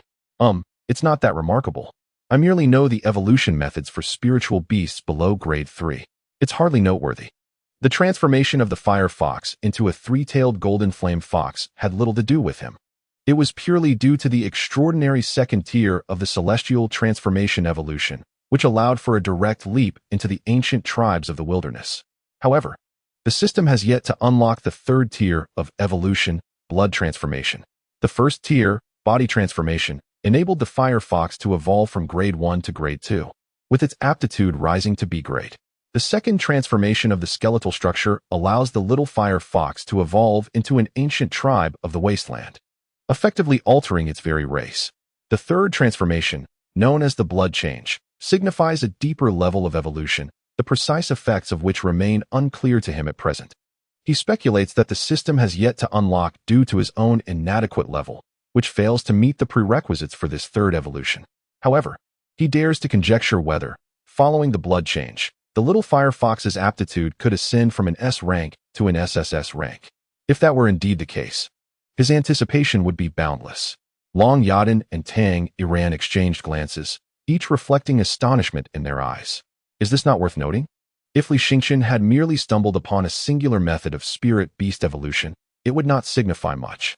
Yet, it appears that Li Xingqian is privy to more than one approach, and he is traversing a unique evolutionary path with such a high success rate. He already surpasses many third-tier evolutionists in prowess. After a moment of silence, Tang Yadan suddenly declared, "I can support you, covering all expenses." Li Xingqian was taken aback by Tang Yadan's unexpected generosity, including the evolution costs. He inquired with hopeful anticipation. "That is a different matter." Tang Yadan hesitated, for she could not guarantee such an expense. After all, Li Xingqian's spirit beast was an ancient tribe of the Wasteland. Who could ascertain the potential costs? It could very well be an endless pit. By the way, you shouldn't return to the dormitory for a while. Stay with Long Yadan at my place. The recent situation is rather precarious. The Great Wasteland organization is likely sending someone over. If they suspect you also possess an ancient tribe of the Wasteland, it could lead to trouble. Live with you both. Li Xingqian was momentarily stunned. To cohabit with the most renowned beauty teacher and the most beautiful school flower in the entire academy was a thought that made his cheeks flush with warmth. Chapter 43. Teased by a Spirit Beast. Noticing the subtle expression on Li Xingqian's face, Tang Yadan admonished him, "Hey, don't misinterpret this. I'm asking you to stay at my place solely for your protection. If a powerful individual from the Great Wasteland organization comes, you would stand no chance against them." Tang Yadan regarded Li Xingqian with the demeanor of an adult viewing a child, seemingly oblivious to the threat he might pose. After all, he remained her student. Though she had not paid him much attention in the past, she had taught him for 3 years, hence she did not perceive him as a formidable man. Li Xingqian chuckled. Such an opportunity was one he would never decline. With Tang Yadan as his personal bodyguard, he could hardly ask for more. As a teacher at the academy, Tang Yadan had access to housing, yet as a wealthy individual, she naturally did not reside in the dormitories. Instead, she had procured a lavish villa suite in an upscale district outside the academy, a prime area known as the affluent zone of Jinkin Township. Even the Li family had not settled within this villa district, although they possessed their own designated area. Tang Yadan escorted Li Xingqian and Long Yadan to the entrance of a villa, adorned with flame-like patterns that, from a distance, resembled a cluster of blazing fire. This striking design perfectly matched Tang Yadan's fiery personality, as she embodied the essence of a spirited and passionate girl. "Here are the keys. Each of you will have one, allowing you to come and go as you please. However, I must caution you, unless absolutely necessary, it is best not to venture outside," Tang Yadan warned gravely. Despite the presence of security personnel in the villa area, they would provide negligible protection against members of the Dahuang organization. If you encounter anyone from the Dahuang organization, do not expect assistance from others. You must rely solely on your own strength, understood? Li Xingqian and Long Yadan nodded in acknowledgement. They were now prime targets, and their current proximity could very well attract the attention of the Dahuang organization. The courtyard surrounding the villa was spacious, although the villa itself was rather modest. With only 4 bedrooms, 2 on the second floor and 2 on the third, Tang Yadan resided alone on the second floor, assigning Li Xingqian and Long Yadan to the third. However, an awkward situation arose. The 2 bedrooms on the third floor were adjacent, sharing a common balcony. As Li Xingqian observed the design, he found it perplexing that the architect had opted for a shared balcony while still installing 2 separate doors for each room. What is the purpose of this? He mused, leaning against the balcony railing, feeling quite uncomfortable. Both he and Long Yadan had entered through separate doors only to find themselves on the same balcony. Long Yadan's expression mirrored his surprise. She had not anticipated such an arrangement either. With the balcony being connected, what was the use of the doors? Her gaze fixed intently on Li Xingqian. A flicker of danger glimmered in her eyes. "If you dare to cross into my room via the balcony, I will ensure you meet a most untimely end." I wouldn't dream of it," Li Xingqian quickly assured her. Realizing now why Tang Yadan chose to dwell alone on the second floor, the layout there mirrored that of the third floor, with 2 adjacent bedrooms and a shared balcony, allowing Tang Yadan the solitude she desired by placing Li Xingqian and Long Yadan together. After drawing the curtains, Li Xingqian laid down on the bed, fatigue washing over him. Finally, he could rest. He exhaled deeply, feeling the weight lift from his shoulders. The graduation practice has proven to be quite exhausting. After 3 consecutive days of intense engagement, he remained in a state of heightened tension. Fortunately, the outcome was favorable. as he and Chunpongzi were both able to advance to prestigious institutions of higher learning. He now eagerly anticipates stepping out of Jinkan Township. What might Fungu City be like? It is said to be as expansive as hundreds of Jinkan townships, filled with towering edifices, an abundance of formidable individuals, and numerous charming ladies, all in an environment of enlightenment. Securing a place in a prestigious academy is notoriously challenging. Among the 3 esteemed institutions in Jinkan Township, only 7 individuals gained admission through conventional means, alongside the 3 who emerged triumphantly from the graduation practice. The total number of successful candidates amounts to merely 10. In such a vast township, with a population exceeding 1 million, it is astonishing that only 10 students are produced for elite academies each year.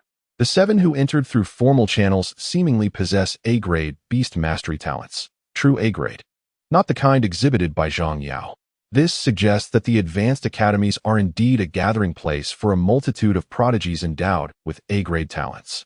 As Li Xingchen pondered these thoughts, he gradually succumbed to slumber. Upon awakening, he discovered that he had inadvertently slept through to the following morning, resting for nearly 16 hours. When he turned his head, he was startled to find a fully unclad fox maiden lying beside him. However, unlike the previous encounter, this fox maiden had sprouted 3 tails, and her appearance had transformed from merely enchanting to strikingly fashionable. Her fair skin radiated elegance, and her eyes sparkled with a cunning allure. Lying beside him, the fox maiden's gaze shimmered with moisture, rendering Li Xingchen nearly weak in the knees. As a vigorous young man, he was already quite stirred upon waking, and the presence of such an enticing creature beside him was overwhelming. "Master, I can sense the desire in your eyes. What do you wish to do? I shall fulfill your every wish." The voice of the fox maiden was seductively enchanting, sending shivers down Li Xingchen's spine. Taking a deep breath, he resolved, "No, I must maintain my composure." As a young and accomplished human male, regardless of his yearning, he could not yield to the allure of a beast. The more he sought to calm himself, the more the fox maiden, an embodiment of the heavens, pressed her advantage, even tracing circles upon his skin with her fingers, as if she understood his turmoil all too well. In a moment of urgency, Li Xingchen leapt from the bed, tossing the sheets over the fox maiden before dashing into the bathroom to douse himself with cold water, desperately attempting to regain his composure. When he emerged once more, he found the fox maiden reclining casually by the window, her legs crossed, gazing outside with an air of leisure, having drawn open the curtains to admire the splendid view beyond. Truth be told, if not for the 3 tails behind her, she would be the epitome of beauty, perhaps even surpassing Long Yadan. "Why have you appeared again?" Li Xingchen asked, irritation seeping into his tone. The audacity of the celestial being to tease him was intolerable. Chapter 44. The firmament is also my spirit beast.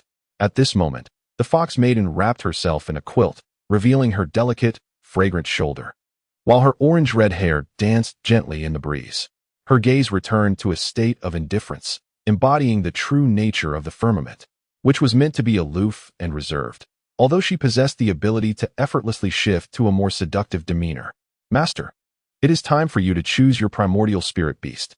The true weakness of a beast master does not necessarily stem from the inferiority of their spirit beast, but rather from their own inadequacies, which may ultimately lead to their demise. With a graceful flick of her fair arm, a message box appeared before Li Xingchen.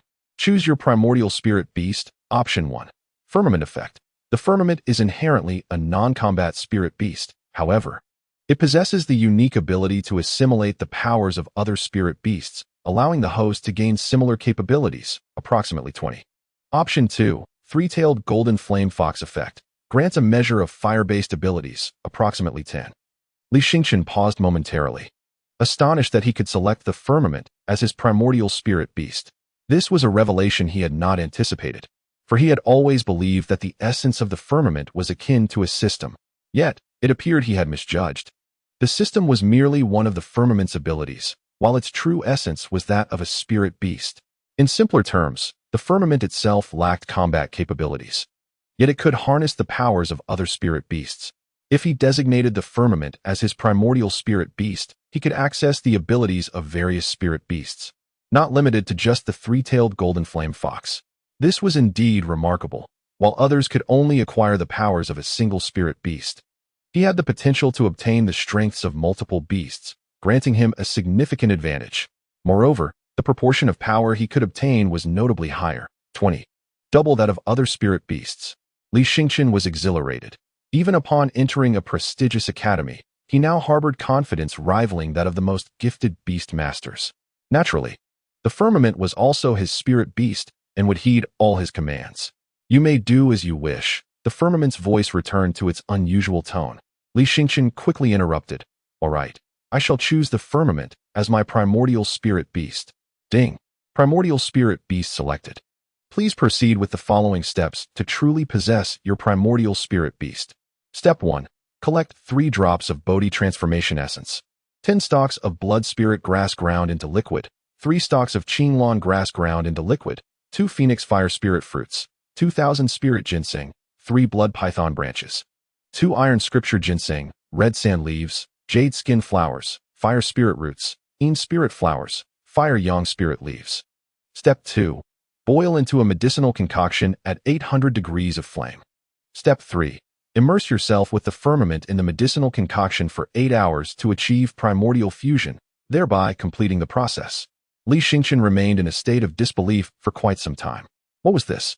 He was not astonished by the multitude of herb names. Rather, he was perplexed by the notion that the fusion of the primordial spirit beast with its master necessitated a medicinal catalyst. However, the final step, bathing together, struck him as rather awkward. He couldn't help but suspect that Song Qiong harbored ulterior motives, which led to the introduction of such a preposterous method for primordial fusion.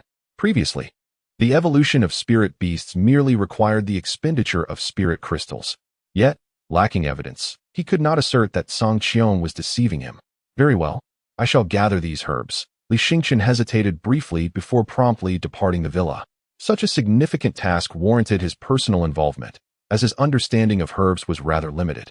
Should he delegate this task to another, he risked being duped or receiving low-quality herbs. After all, a single spoiled herb could ruin an entire concoction, which would be quite detrimental.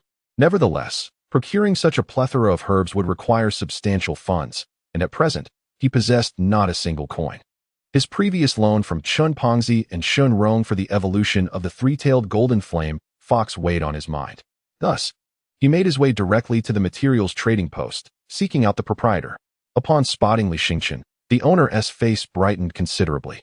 Thanks to Li Xingqian's evolutionary plan, the Feihua white boar had successfully evolved into the golden flame three-flower boar, even restoring its previously damaged aptitude from grade A to grade S.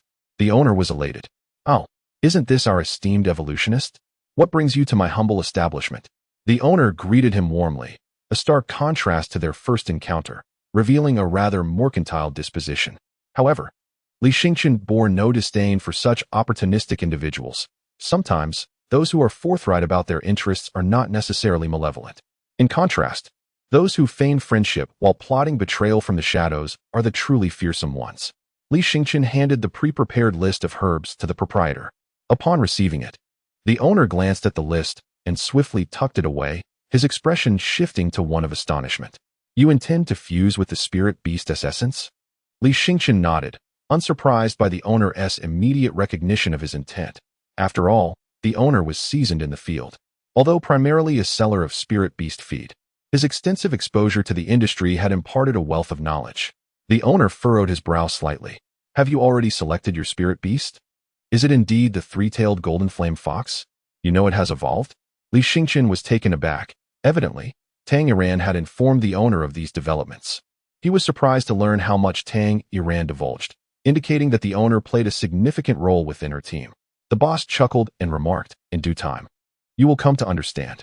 Although I appear to be merely a boss, I am, in essence, a member of the resource department of the Divine Map Guild, specifically tasked with overseeing Teacher Tang's team. Thus I am, in a sense, one of your comrades. I am privy to certain matters, and there is no need for you to be on guard. However, considering your current circumstances, merging with the essence of the three-tailed golden flame fox may indeed be your most favorable option. There was a hint of regret in the boss's tone. He was well aware of Li Xingqian's plight.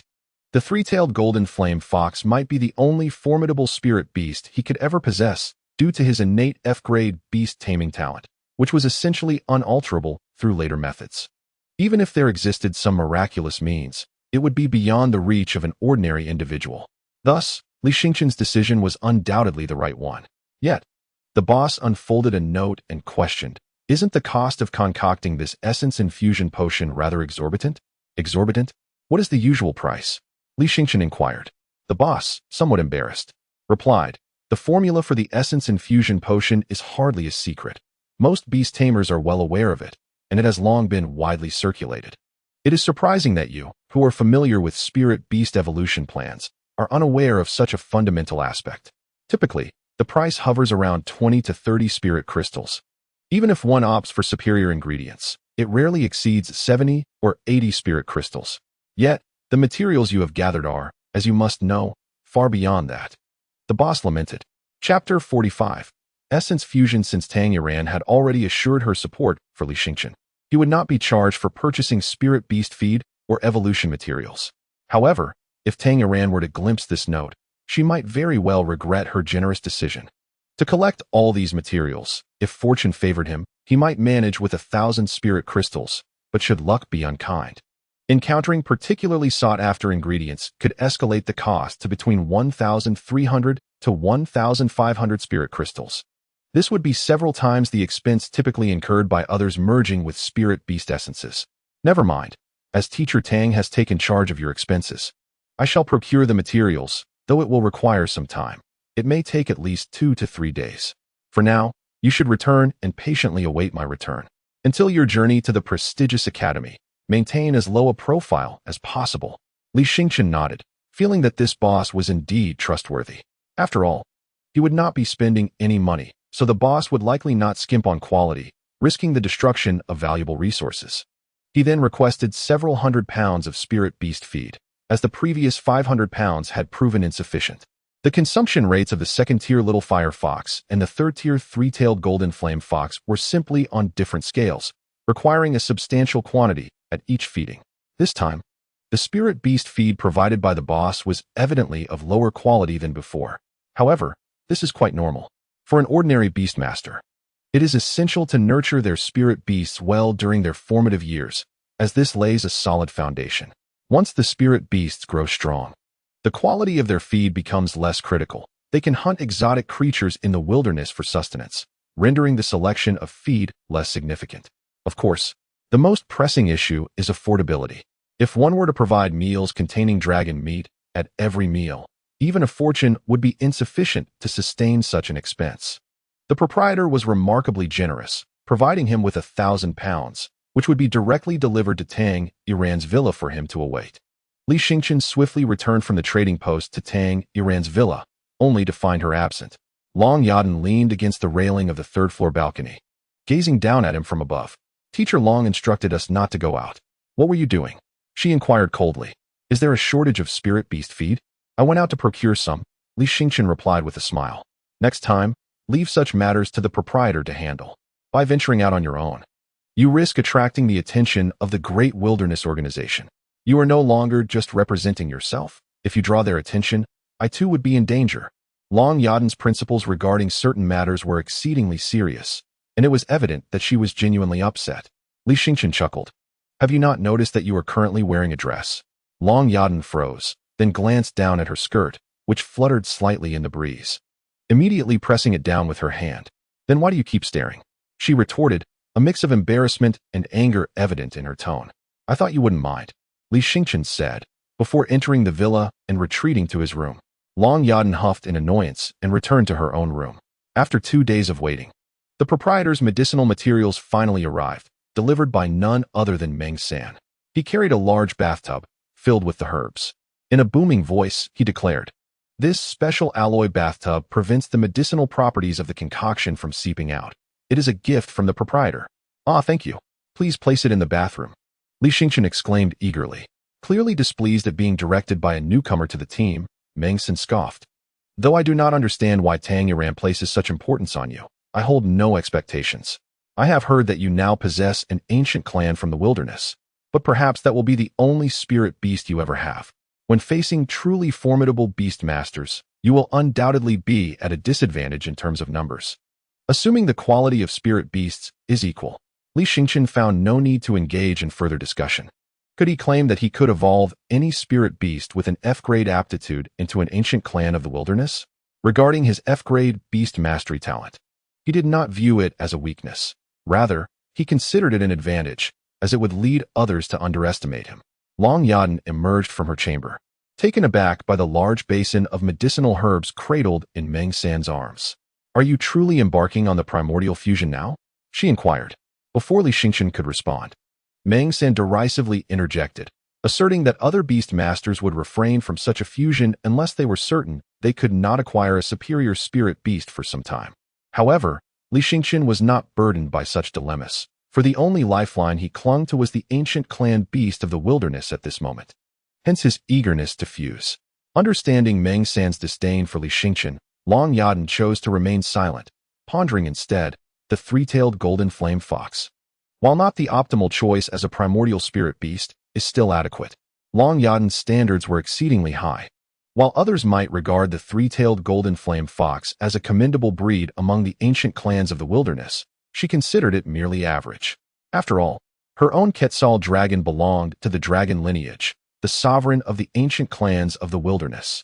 This perception only served to elevate Li Xingchen's regard for Long Yadan. Despite possessing such a remarkable beast as the Quetzal dragon, she was still not inclined to pursue a primordial fusion, suggesting that she had even better alternatives. The origins of Long Yadan must indeed be formidable. Once Meng San departed, Li Xingchen swiftly closed the door, eagerly disrobing, and instructed the three-tailed golden flame fox to heat the specially crafted alloy bath to a temperature of 800 degrees.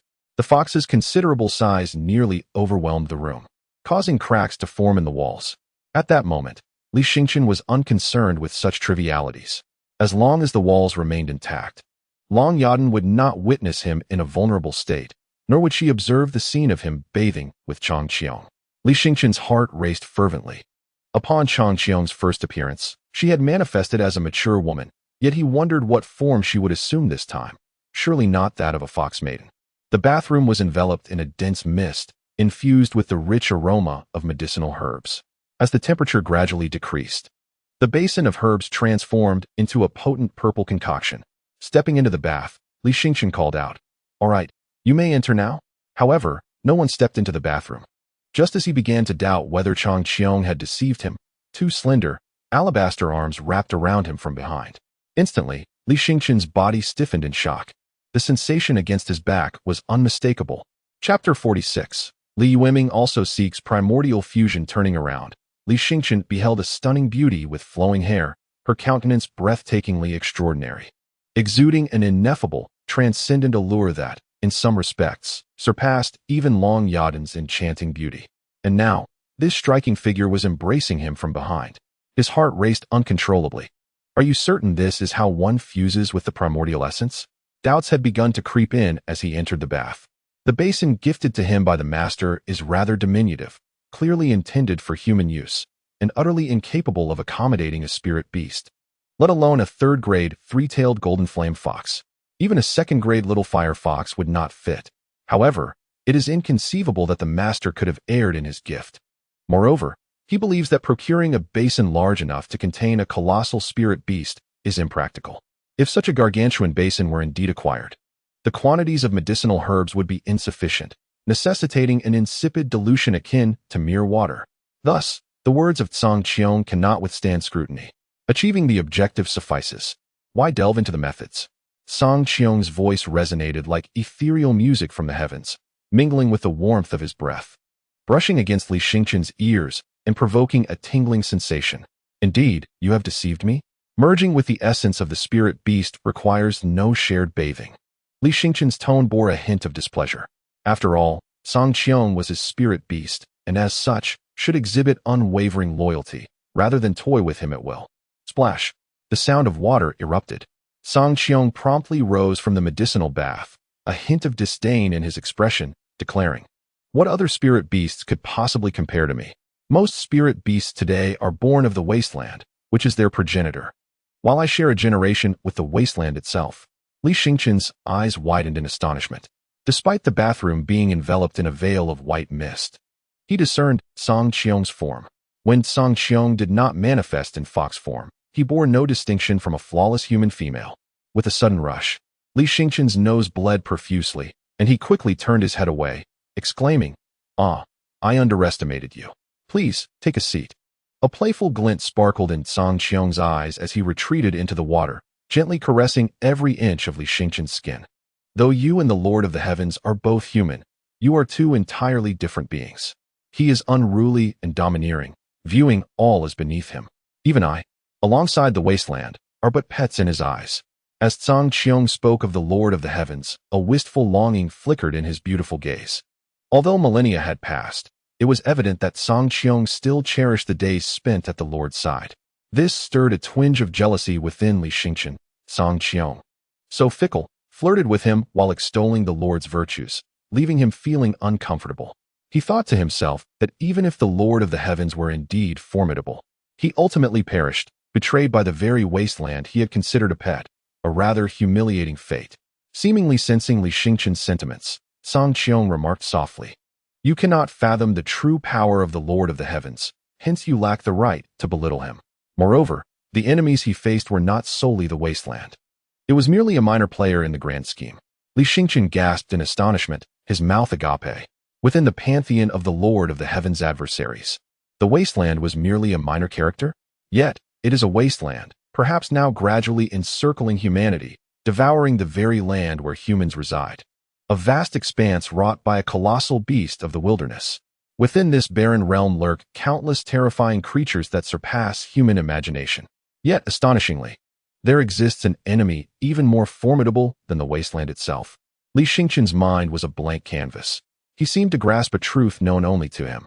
After all, in an age when most humans deem the Lord of the Heavens a mere figment of their hopeful aspirations, it is difficult to conceive of a presence more powerful than the Wasteland. The firmament whispered gently in Li Xingqian's ear, exhaling softly, saying, "At this moment, you remain too weak. In comparison to such beings, you are less than a speck of dust, rendering contemplation of them utterly futile." The firmament expressed a hint of regret, lamenting, "It is a pity that you were born to become the next Lord of the Heavens, endowed with the rare dual SSS-class beast seals. Yet, your family forcibly stripped away one of the seals at your birth, resulting in both seals suffering damage, one diminishing to an A grade, the other to an F grade. Perhaps this is fate's design, for it is not yet the era for the emergence of the next Lord of the Heavens." The firmament's eyes shimmered with brilliant stars, revealing a sense of wistfulness and confusion. "Are you saying I was destined to possess dual SSS-class beast seals?" Li Xingqian's eyes widened in astonishment. He had surmised that the stripped seal might have been of S grade, yet he never anticipated it to be SSS class, and indeed, dual SSS class seals at that. Li Xingqian sighed softly. After all these years, he had long relinquished his resentment. If anyone were to be blamed, it would be his humble origins from the Jinkin village. Had he belonged to a prominent family in Fungu City, they would not only have refrained from stripping him of his beast seals, but would have allocated substantial resources to nurture his innate talent.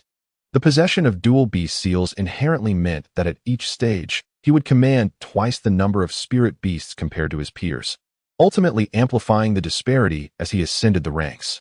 He would hold an absolute advantage in the quantity of spirit beasts. Let it be, he thought. Since the deed is done and the beast seals are damaged, there is no need to dwell incessantly on the past. The firmament gazed at Li Xingqian with astonishment, seemingly taken aback by the magnitude of his perspective. Suddenly, Li Xingqian sensed an unusual stirring, as if his beast seals were beginning to react, something flowing into them. "My essence is merging with yours," the firmament suddenly declared. Her face flushed crimson. It was her first experience of merging essences with a human beast master, and the delicate sensation felt peculiar, causing her to instinctively tighten her grip on Li Xingqian. Li Xingqian too felt an oddity, though he dared not turn to face the firmament, fearing that should she catch sight of his bewildered expression, she would undoubtedly mock him mercilessly. Meanwhile, the Li family had sealed their doors, the entire household enveloped in palpable tension, because Li Yueming is about to fuse with the essence of a spirit beast. This particular spirit beast, a member of the esteemed ancient wilderness clan, boasts exceptional quality. It was procured with considerable effort by the Li family through a former acquaintance in Fungu City. As such, S-grade spirit beasts would scarcely circulate in a modest place like Jinkin Township. Even in Fungu City, affluent families are queuing for such rare treasures. Yueming, Have you made your decision? Are you certain that you wish to select the Thunder Weasel as your source spirit beast? Li Lishan inquired solemnly before the ancestral hall of the Li family. Beside Li Yueming stood a second-tier weasel, its coat a striking shade of purple, crackling with the power of thunder. This thunderous energy radiated a brilliant, violet light, reflecting in the eyes of the Li family's senior members, who were evidently tense. This was a pivotal moment for the Li family. Once Li Yueming decides to choose the Thunder Weasel as his source spirit beast, it will significantly impact his future. However, this decision is not without merit. After all, the Thunder Weasel possesses commendable A-grade qualifications. Furthermore, it is a rather unique being, originally of S-grade caliber. It suffered an injury that downgraded it to A-grade. While this may be seen as a flaw by those at the pinnacle of beast taming, for Li Yueming, it represents a rare advantage. It implies that there is a substantial possibility for this Thunder Weasel to regain its S-grade status. Yet, Li Yueming's own qualifications are A-grade, making it uncertain that he will not encounter even better options in the future. Thus, Li Lishan's advice was essentially for Li Yueming to refrain from rushing into this source fusion. Nevertheless, Li Yueming remained resolute, seemingly spurred by his brother Li Xingqian's performance during graduation practice, compelling him to hasten his own strength enhancement. Li Yueming nodded earnestly. I have a profound affinity for the power of thunder, so if I choose the Thunder Weasel as my source spirit beast, I too can harness the power of thunder. Li Lishan refrained from further opposition, acknowledging Li Yueming's determination. Since you have made your decision, I will not stand in your way. You have always possessed a clear and defined goal from a young age, so I trust that you do not require our further counsel. Li Lishan has always been exceptionally tolerant of Li Yueming, even in matters of such significance, allowing him to make his own choices. Very well, let us commence. Li Lishan signaled, and those nearby swiftly placed numerous precious herbs into a stone basin at the center of the courtyard. These were fusion formulas available in the market, yet they were all chosen from the more expensive, high-quality herbs to enhance the success rate of the source fusion. The Li family members gazed upon Li Yueming with a tinge of envy, for this was the privilege of a genius. While the average person's fusion potion might cost merely 20 to 30 spirit crystals, Li Yueming's concoction demanded a staggering 70. However, the family was willing to bear such an expense, for Li Yueming represented the sole hope of the Li clan. They had entrusted all their aspirations to him, believing that with his remarkable talent, upon returning from the prestigious academy in Fungu, even if he did not ascend to the ranks of a legendary beastmaster, he would still hold a significant chance of becoming a fifth-tier beastmaster. Thus, the costs incurred now seemed trivial compared to the benefits he would eventually bring to the family. All eyes were fixated on Li Yueming, who basked in the attention akin to a moon surrounded by stars. Some assisted him in shedding his garments, while others tended to the fire, catering to him with great diligence. No one found this unusual. After all, Li Yueming was the acclaimed prodigy of the Li family, the foremost clan of Golden Silkworm Town, and such treatment was rightly bestowed upon a talent of his caliber. Once the medicinal brew was completed, Li Yueming immersed himself within it, manifesting a diminutive shadow of a thunder weasel, an ethereal representation of a spirit beast. Typically, beast masters utilize such manifestations to monitor their spirit beasts for any anomalies, as prolonged proximity to a spirit beast can drain the mental energy of the master significantly, leading to lethargy or, in severe cases, mental collapse. As Li Yueming began to find his footing, Liang Bo, standing beside Li Lishen, quietly inquired whether they should also facilitate the fusion of Master Li Xingqian's spirit beast essence. Given the extraordinary talent possessed by Li Xingqian, it seemed unlikely that he would encounter another spirit beast of such caliber. If possible, an early fusion might grant him a slight advantage upon entering the academy. Before Li Lishan could respond, someone interjected, cautioning that such actions might be ill-advised. They noted Li Xingqian's apparent indifference towards their assistance, despite their well-meaning intentions. Moreover, the Li family's recent expenditures had been exorbitant, depleting years of accumulated resources, leaving them with scant provisions to further develop Li Xingqian. Li Lishan remained silent, refraining from addressing anyone's thoughts, yet it was evident that he was beginning to waver. The core strategy of the Li family was to exhaust all efforts in cultivating prodigies like Li Yueming, leading many to contemplate abandoning Li Xingqian. Under this directive, Li Xingqian could hardly expect the family's generosity. Nevertheless, he shared Liang Bo's perspective. Li Xingqian ought to be resolute, embracing his current spirit beast as his primary companion. In the fierce competition ahead, he might indeed leverage his physical advantages to secure an early lead. It all hinged on whether Li Xingqian possessed the necessary determination. As for sending him to speak with Li Xingqian, he would undoubtedly refuse, for Li Xingqian currently harbors a deep disdain for the Li family's spring gathering. Should he bring up the matter, it might lead Li Xingqian to feel deceived or harmed, potentially causing him to choose an opposing course of action. At times, a child's desire to create a ruckus may not stem from mere amusement, but rather from a lack of attention and recognition. I believe Li Xingqian is a quintessential example of this. His character is indeed quite stubborn, reluctant to heed the words of Li family members. However, I am convinced that with patience and earnest conversation, Li Xingqian will surely come to understand. Mr. Liang continued, "Furthermore, I wish to request a return to Master Li Xingqian's side, and I hope the head of the family will grant this." An elder member of the Li family hastily replied, "Old Liang, did we not previously agree that you would accompany Li Yueming to the prestigious academy, attending to his daily needs and acting as his protector? Why, then, the sudden change of heart?" Mr. Liang sighed, revealing that before the young lady's disappearance, his greatest concern was indeed for young Master Li Xingqian. Thus, he expressed a stronger desire to remain close to him. As for young Master Li Yueming, he was never lacking in attendance, and one more old man like himself would hardly make a difference. Li Lishan sighed as well. Even he found it challenging to command Mr. Liang, as he was assigned to his wife by her family. Consequently, if Mr. Liang chose to leave, there was little he could do, save for procuring another steward to accompany Li Yueming. On the streets of Jinkin Township, several individuals could be seen hastily passing by. Clad in black nocturnal attire, their presence in broad daylight created an unsettling atmosphere. Yet, they exuded an air of formidable psychological endurance, undeterred by the peculiar glances from others. For their primary focus was the urgent task of locating a certain individual. Where on earth could that boy be? Had he vanished into thin air? The top graduate of practical training, Li Xingqian, was indeed an enigma. They had yet to decipher how he attained such a distinguished rank, and thus they were fervently intent on capturing him for further investigation. Chapter 48. Successful Integration. Boss, where on earth could Li Xingqian possibly be? Why have we failed to locate him after so many days? Could it be that he has already departed Jinkin Township for Donghai City? This speculation was not without basis, as they had tirelessly searched for Li Xingqian over the past few days, deploying a significant number of personnel to the locations where he was likely to appear. Yet, Li Xingqian seemed to have vanished from the mortal realm entirely. No, we have been closely monitoring the buildings and the individuals departing from Golden Silkworm Village. To travel from Golden Silkworm Village to the Waiting City, one must traverse several essential routes. However, during this period, those assigned to surveil have yielded no results, which indicates that Li Xingqian must still be in Golden Silkworm Village, and it is even possible that he is aware of our presence.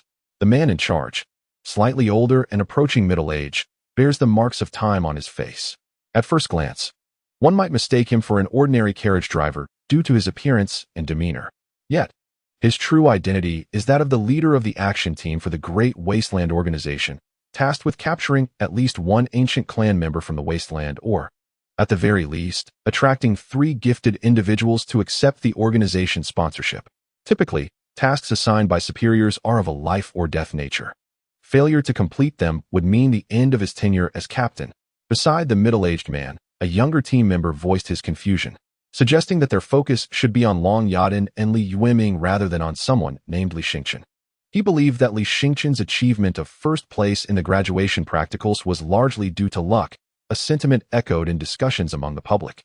Thus, even if they were to capture him, what difference would it make? The middle-aged man pondered for a moment, expressing his belief that Li Xingqian was not to be underestimated. Finding him could potentially yield unexpected surprises for the higher-ups of the Great Wasteland organization. Seeing the captain's unwavering conviction, the others could not argue, as those who attain the rank of captain often possess considerable skills and keen judgment. Moreover, it was said that this captain had previously returned 3 ancient clan members from the Wasteland and recruited over 10 beast-taming prodigies for the organization in other regions. Therefore, the team placed significant trust in their captain, though they were somewhat perplexed by his current strategy. Spending so much time and effort to capture Li Xingqian appeared to be a losing venture. They feared that their team might face repercussions from the higher-ups of the Great Wasteland organization. Achoo! Li Xingqian rubbed his nose, having sneezed several times in succession. He sensed that someone might be speaking of him. However, there was no time to dwell on such matters. He needed to concentrate fully. The difficulty of merging with the essence of the spirit beast was greater than he had anticipated. At that moment, he felt his beast imprint brimming with the essence of the firmament, yet the essence continued to surge inward, as if it were intent on forcefully expanding his beast imprint. His beast imprint was only of F rank, possessing poor qualifications, resulting in an exceedingly low efficiency in merging with the essence. Li Xingchen felt utterly exhausted, his eyes clouded. Were it not for the firmament behind him occasionally prodding him, he might have succumbed to slumber within the medicinal concoction. At this moment, Song Qiong was experiencing a considerable headache. Originally, the plan was that if Li Xingchen possessed a double SSS level beast seal, she would be able to merge it with her essence, albeit with some difficulty. However, she now found herself compelled to force her essence into a diminutive F-level beast seal, which was exceedingly burdensome. Could she endure this? Perhaps it would be better to abandon the attempt? Observing Li Xingchen's body beginning to tremble uncontrollably, Song Qiong felt a pang of sympathy. Yet, to her surprise, Li Xingchen resolutely nodded, declaring there was no problem, and to continue. Witnessing Li Xingchen's remarkable resilience, Song Qiong could not help but silently commend her. It seemed that the damage to her extraordinary talent had not been entirely detrimental to Li Xingchen. After all, it had honed her exceptional endurance. Having been compared to her prodigious younger brother throughout her life, subjected to ridicule from various quarters, and never experiencing an untroubled success, she harbored no expectations for fortune to favor her. Yet, this had forged a formidable will within her. Just don't die? Song Qiong suddenly ceased to hold back, allowing a torrent of her essence to surge into Li Xingchen's beast seal. Li Xingchen abruptly lifted her head, her eyes bloodshot, emitting a wretched roar reminiscent of a slaughtered beast. Next door, Long Yadan was startled. She was currently in the midst of a bath when she was pierced by the agonizing scream. For a fleeting moment, she thought Li Xingchen was screaming directly in her ear. Was the merging of the spirit beast's essence truly this excruciating? To be frank, Long Yadan did not share this sentiment. Although she had never undergone such a merging herself, she had witnessed others do so. While the process was certainly not easy, it had never been this harrowing. Crack! Suddenly, the wall behind her emitted a sound of splitting. A sense of foreboding washed over Long Yadan. Crack! Another sound of fissuring followed. She looked up and discovered that countless cracks had spread across the wall, a rich medicinal aroma wafting through the crevices. No way. Long Yadan swiftly prepared to rise and dress, sensing that the wall was about to collapse while she was still in the bath. Just as she stood, rumble, the wall completely caved in. A deluge of white mist and steam surged toward her. Stunned, Long Yadan beheld Li Xingchen standing in the alloy bathtub, roaring madly amidst the swirling fog. But wait, had it vanished again? Had she misjudged? In that fleeting moment, she felt as though a woman had embraced Li Xingchen from behind, but the dense mist and steam obscured her vision, leading her to believe she must have been mistaken. After Li Xingchen's furious roar subsided, a system notification echoed in her mind. Ding. Host has completed the merging of essence with Song Qiong. Song Qiong has become the host's source spirit beast. The host gains the abilities of Song Qiong at level 20. Li Xingchen wearily gazed at the wall, where he caught a glimpse of Long Yadan also looking at him from the collapsed neighboring room. Why aren't you dressed? Before he could finish his sentence, he collapsed unconscious. Long Yadan stood there in a daze, and then, in a moment of realization, she instinctively covered her vital areas. It was over. This guy had seen her. Chapter 49. Awakening in a different room when Li Xingchen opened his eyes, he found himself lying in bed, no longer in his original room. This appeared to be one of the bedrooms on the second floor, specifically the one adjacent to Tang Yuran's. At his bedside, Tang Yuran, clad in a striking red garment, was watching him intently. Why am I in this room? I should be in my own, Li Xingchen queried, bewildered. You smashed through the wall of Long Yadan's bedroom. How could I possibly let you stay there? Tang Yuran exclaimed, her tone irritable. She had not anticipated that her kind gesture of offering him a room would lead to such destruction. Barely a day had passed, and he had rendered the space riddled with cracks, nearly causing the house to collapse. Li Xingchen pulled back the covers and was taken aback to discover he was not wearing any clothes. Did you carry me down, Teacher Tang? He asked, a hint of embarrassment coloring his voice. Get lost. Tang Yuran snorted coldly. You nearly brought my house down. Why would I carry you? Then who did? Li Xingqian wondered if it was Meng San or Jun Ge who had brought him down. The thought was rather mortifying, as being carried without clothes, regardless of gender, was undeniably awkward.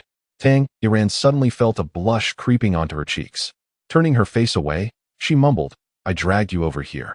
You think I would carry you in that state? Dream on." Her rough demeanor was tinged with a sense of shyness. Dragged over? Li Xingqian's face flushed crimson. He could almost envision the scene, too beautiful for him to dare imagine. Noticing his embarrassment, Tang Yiran chuckled softly. "Though you appear young, you are indeed an adult. What are you mumbling about?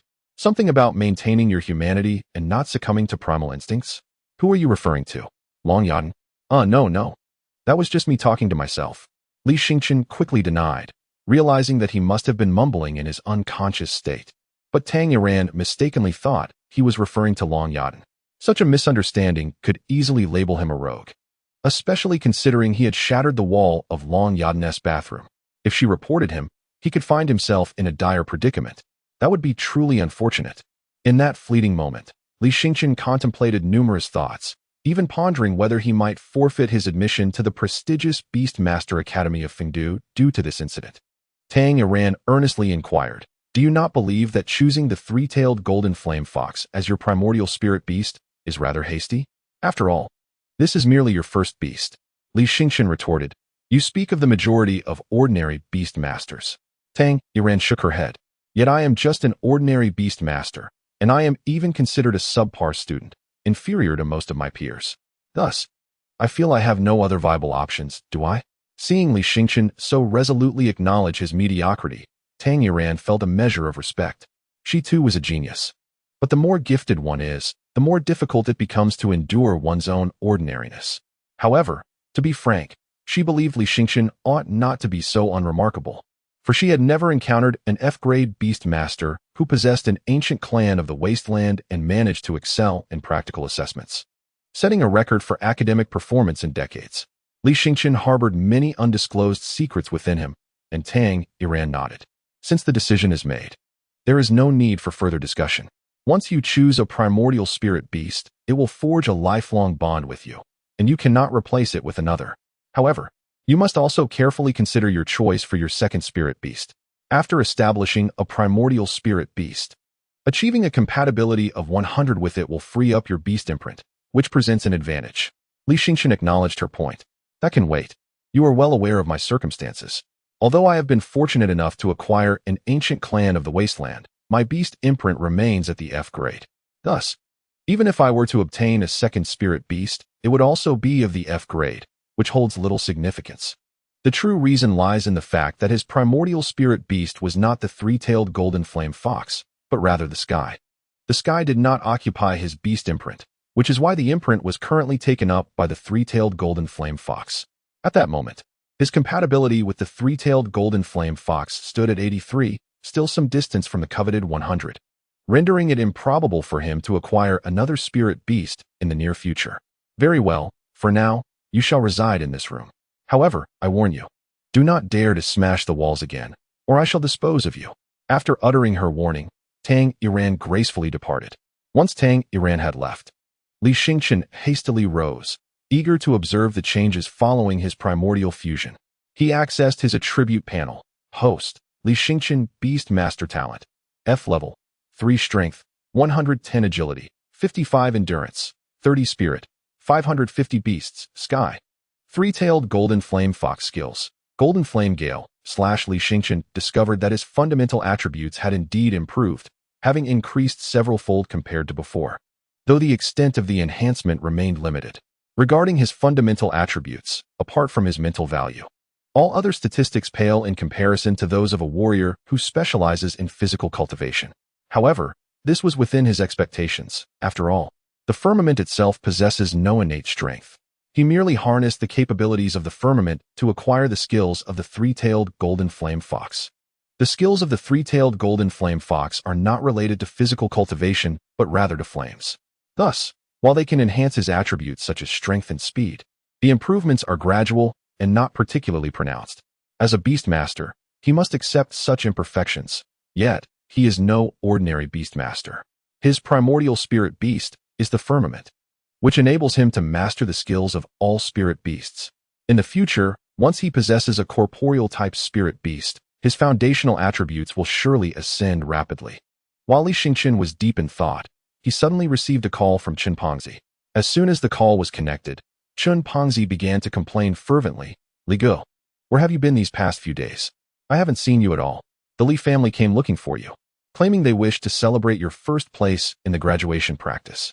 I had no idea where you had gone. The Li family came to look for me? Li Xingqian furrowed his brow. When did they come? Just a moment ago. And then? Did the Li family not host a banquet to celebrate in my absence? Li Xingqian questioned, puzzled. The Li family had never placed such importance on him. Could it be that they had changed their attitude this time? Chen Pengzi hesitated. Then whispered, the Li family held the celebration yesterday. I heard it was a double celebration feast, commemorating Li Yueming's admission to an esteemed academy and the fusion of Li Yueming with the ancient clan's Thunder Weasel. Li Xingqian scoffed coldly. I knew it. Since they have already celebrated, their pretense in seeking me out must be merely to persuade me to relinquish my spot at the esteemed academy, unwilling to cover the exorbitant costs. However, Li Gu, this is indeed a practical issue. The expenses of living and studying at the esteemed academy are quite substantial. If you are still at odds with the Li family, who will cover these costs for you in the future? Just as Li Xingqian was about to respond, Chen Pengzi continued, my father said he could cover part of your tuition, but you know that while the tuition fee is indeed steep at 300 spirit crystals, it is merely a fraction of the total costs. Therefore, you still need a solid foundation of support. Otherwise, it will be difficult for you to study and live smoothly at the esteemed academy. Li Xingqian was taken aback, not expecting Chen Pengzi to persuade his father to pay such a considerable sum. 300 spirit crystals. For Chen Eugene, who was notoriously stingy, this was a significant expenditure. Even though the Chen family was in business, producing such a large sum all at once required careful consideration. Li Xingqian felt a twinge of gratitude and replied, rest assured, there is no need to worry about funding. I have already found individuals willing to support me. They are prepared to cover all my expenses for studying and living at the esteemed academy in full, so you need not be concerned. My goodness, is it not the Li family? Who possesses such immense financial resources to support you? Chen, the rotund fellow, was deeply intrigued. After all, the Jinkan village is rather small, and the few influential gentry families are easily counted. Moreover, they have no reason to sponsor Li Xingqian, a figure so riddled with controversy, despite being the top graduate in practical training. Currently, the elite of Jinkan village unanimously believe that Li Xingqian's future is not particularly bright, considering his lack of talent and low potential. Thus, investing such a substantial amount of money to support him would undeniably be akin to tossing money into the ocean, with not even a sound to mark its descent. Oh, the benefactor is a Beastmaster Guild, which seems quite affluent. I shall introduce you to them when the opportunity arises. You need not worry about financial matters. As for the tuition, you needn't concern yourself with that either. Focus on preparing yourself. I have heard that the advanced academies are teeming with prodigious talents and elites. Individuals like us, hailing from humble origins, are bound to face disdain. Thus, it is prudent to bolster our abilities during this time. I understand. Therefore, I have resolved to choose the ice toad as my primary spirit beast and, depending on the circumstances, acquire a second spirit beast before entering the advanced academy. I believe that even upon entering such an esteemed institution, I may not fare too poorly, right? Chen remained somewhat apprehensive. According to reason, individuals like him should have no chance of entering an advanced academy. It was solely due to Li Xingqian's assistance during their practical training that he had this opportunity. Otherwise, his academic journey would have ended at a lower-level institution. Fear not, I shall assist you when the time comes. Chen is my only true friend, and the thought of him joining me in advancing to the academy brings me solace. Thus, I will strive to enhance his capabilities. It is not necessary for Chen to become a prominent figure within the advanced academy, but at the very least, he should not be looked down upon by others. Li Gu, from now on, I will follow you wherever you go. I shall do whatever you ask. Chen's voice quivered with emotion. He understood that Li Xingqian was an exceptionally modest individual, which is why he had kept his secret from his father, not disclosing that Li Xingqian had already acquired a beast from an ancient lineage. In his eyes, Li Xingqian was undoubtedly extraordinary. Although he was only partially aware of many matters, and at times completely oblivious, he harbored a certain faith in Li Xingqian. No one else has stood by Li Xingqian's side for so many years as he has. so they could not comprehend the emotions he felt witnessing such astonishing changes in Li Xingchen. It was nothing short of a miracle, verging on the divine. Were it not for Li Xingchen's ability to recall some shared memories, he might have doubted whether Li Xingchen had been possessed by some ancient beastmaster. Li Xingchen merely jested before hanging up the phone. There were words of affection that Chun, with his boisterous nature, could express, yet he found himself unable to articulate them. Li Xingchen manifested a diminutive embodiment of a three-tailed golden flame fox upon his palm, a miniature version of the majestic creature. He playfully commanded it to spin and roll, engaging in a delightful interaction that fostered a bond between him and the spirit beast. However, he found this method to be rather inefficient, to swiftly enhance their affinity. He recognized that combat would be far more effective. During his graduation practice, he had managed to elevate their connection by 17 in just 3 days, undoubtedly aided by the frequency of his battles. Standing on the balcony, Li Xingchen gazed longingly at the distant wasteland, a restless desire to engage in combat stirring within him.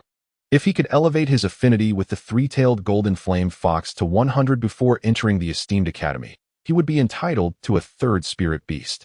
He envisioned methods to evolve into an ancient clan of the Wasteland, thus fortifying his position once he arrived at the advanced institution. Surely, even amidst the most formidable of academies, it was improbable that everyone possessed 2 ancient clan beasts like him. Resolute in his decision, Li Xingchen donned a suit of dark attire as night fell and stealthily departed from Tang Iran's villa. On the third-floor balcony, Long Yadan observed the fleeting silhouette of Li Xingchen dissolve into the shadows, heading towards the wasteland. A faint frown creased Long Yadan's brow. He felt that Li Xingchen was being overly hasty in his quest for strength. Given the great Wasteland organization's confirmed presence in Golden Silkworm Township, the strength of their adversaries remained uncertain. Should they discover him, the consequences would be dire. Li Xingchen's attire was not particularly remarkable. Many donned dark clothing for various reasons, and he had wrapped himself securely, allowing him to traverse unnoticed. As he passed a roadside stall, he spotted a young man with striking golden hair, who was waiting for the stall owner to prepare roasted beast hooves. The flamboyance of the golden locks indicated a personality that was both bold and ostentatious, a feat difficult for most to pull off. Yet, Li Xingchen held little interest in this individual. Golden Silkworm Township lay a mere 50 kilometers from the wasteland, making it a common thoroughfare for travelers heading to the desolate expanse. With urgency, Li Xingchen vanished into the throng of people. Chapter 51. The thief. The golden-haired youth seemed to sense something amiss and turned to glimpse the direction from which Li Xingchen had just departed. In the periphery of his vision, he caught a fleeting shadow clad in dark attire, swiftly melding into the crowd. A slight frown creased his brow. Had he misjudged his perception? He could have sworn he detected a hint of the ancient clan of the Wasteland. However, as far as he knew, only 3 ancient clan beasts resided in Golden Silkworm Township, one with Long Yadan, another with Li Yueming, and the last in the possession of Qi Hui. At present, all 3 were under the surveillance of the Great Wasteland organization, making the appearance of a 4th ancient clan beast improbable. The speed of the figure he had seen had been too rapid for him to ascertain clearly. Nevertheless, he resolved to report this matter to his superior, allowing the boss to make a decisive judgment. He possessed a unique ability to sense the presence of the ancient clan of the Wasteland to a certain extent. Although the accuracy was not particularly high, detecting the essence of the ancient clan in the desolate and barren region of Jinkin Township was no small feat, making it a lead worth pursuing with fervor. The superior immediately instructed him to follow the individual. If they indeed belonged to the ancient clan of the Wasteland, they were to reclaim them, provided their strength permitted such an endeavor. The golden-haired youth revealed a hint of a playful smile, declaring his readiness to fulfill the mission.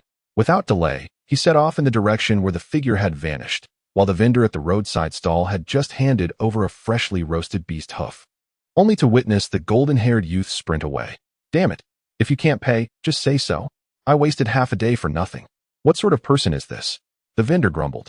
Li Xingchen arrived at the official Beast Tamer Guild, as night had already fallen. The number of individuals gathered here awaiting the bus was rather sparse, though a few were still present. The attire of the crowd was largely uniform, consisting of dark night gear, for in the pitch-black wasteland, black clothing served as the optimal camouflage. A few individuals cast cold glances at Li Xingchen as he approached, only to quickly avert their gazes, each looking in different directions.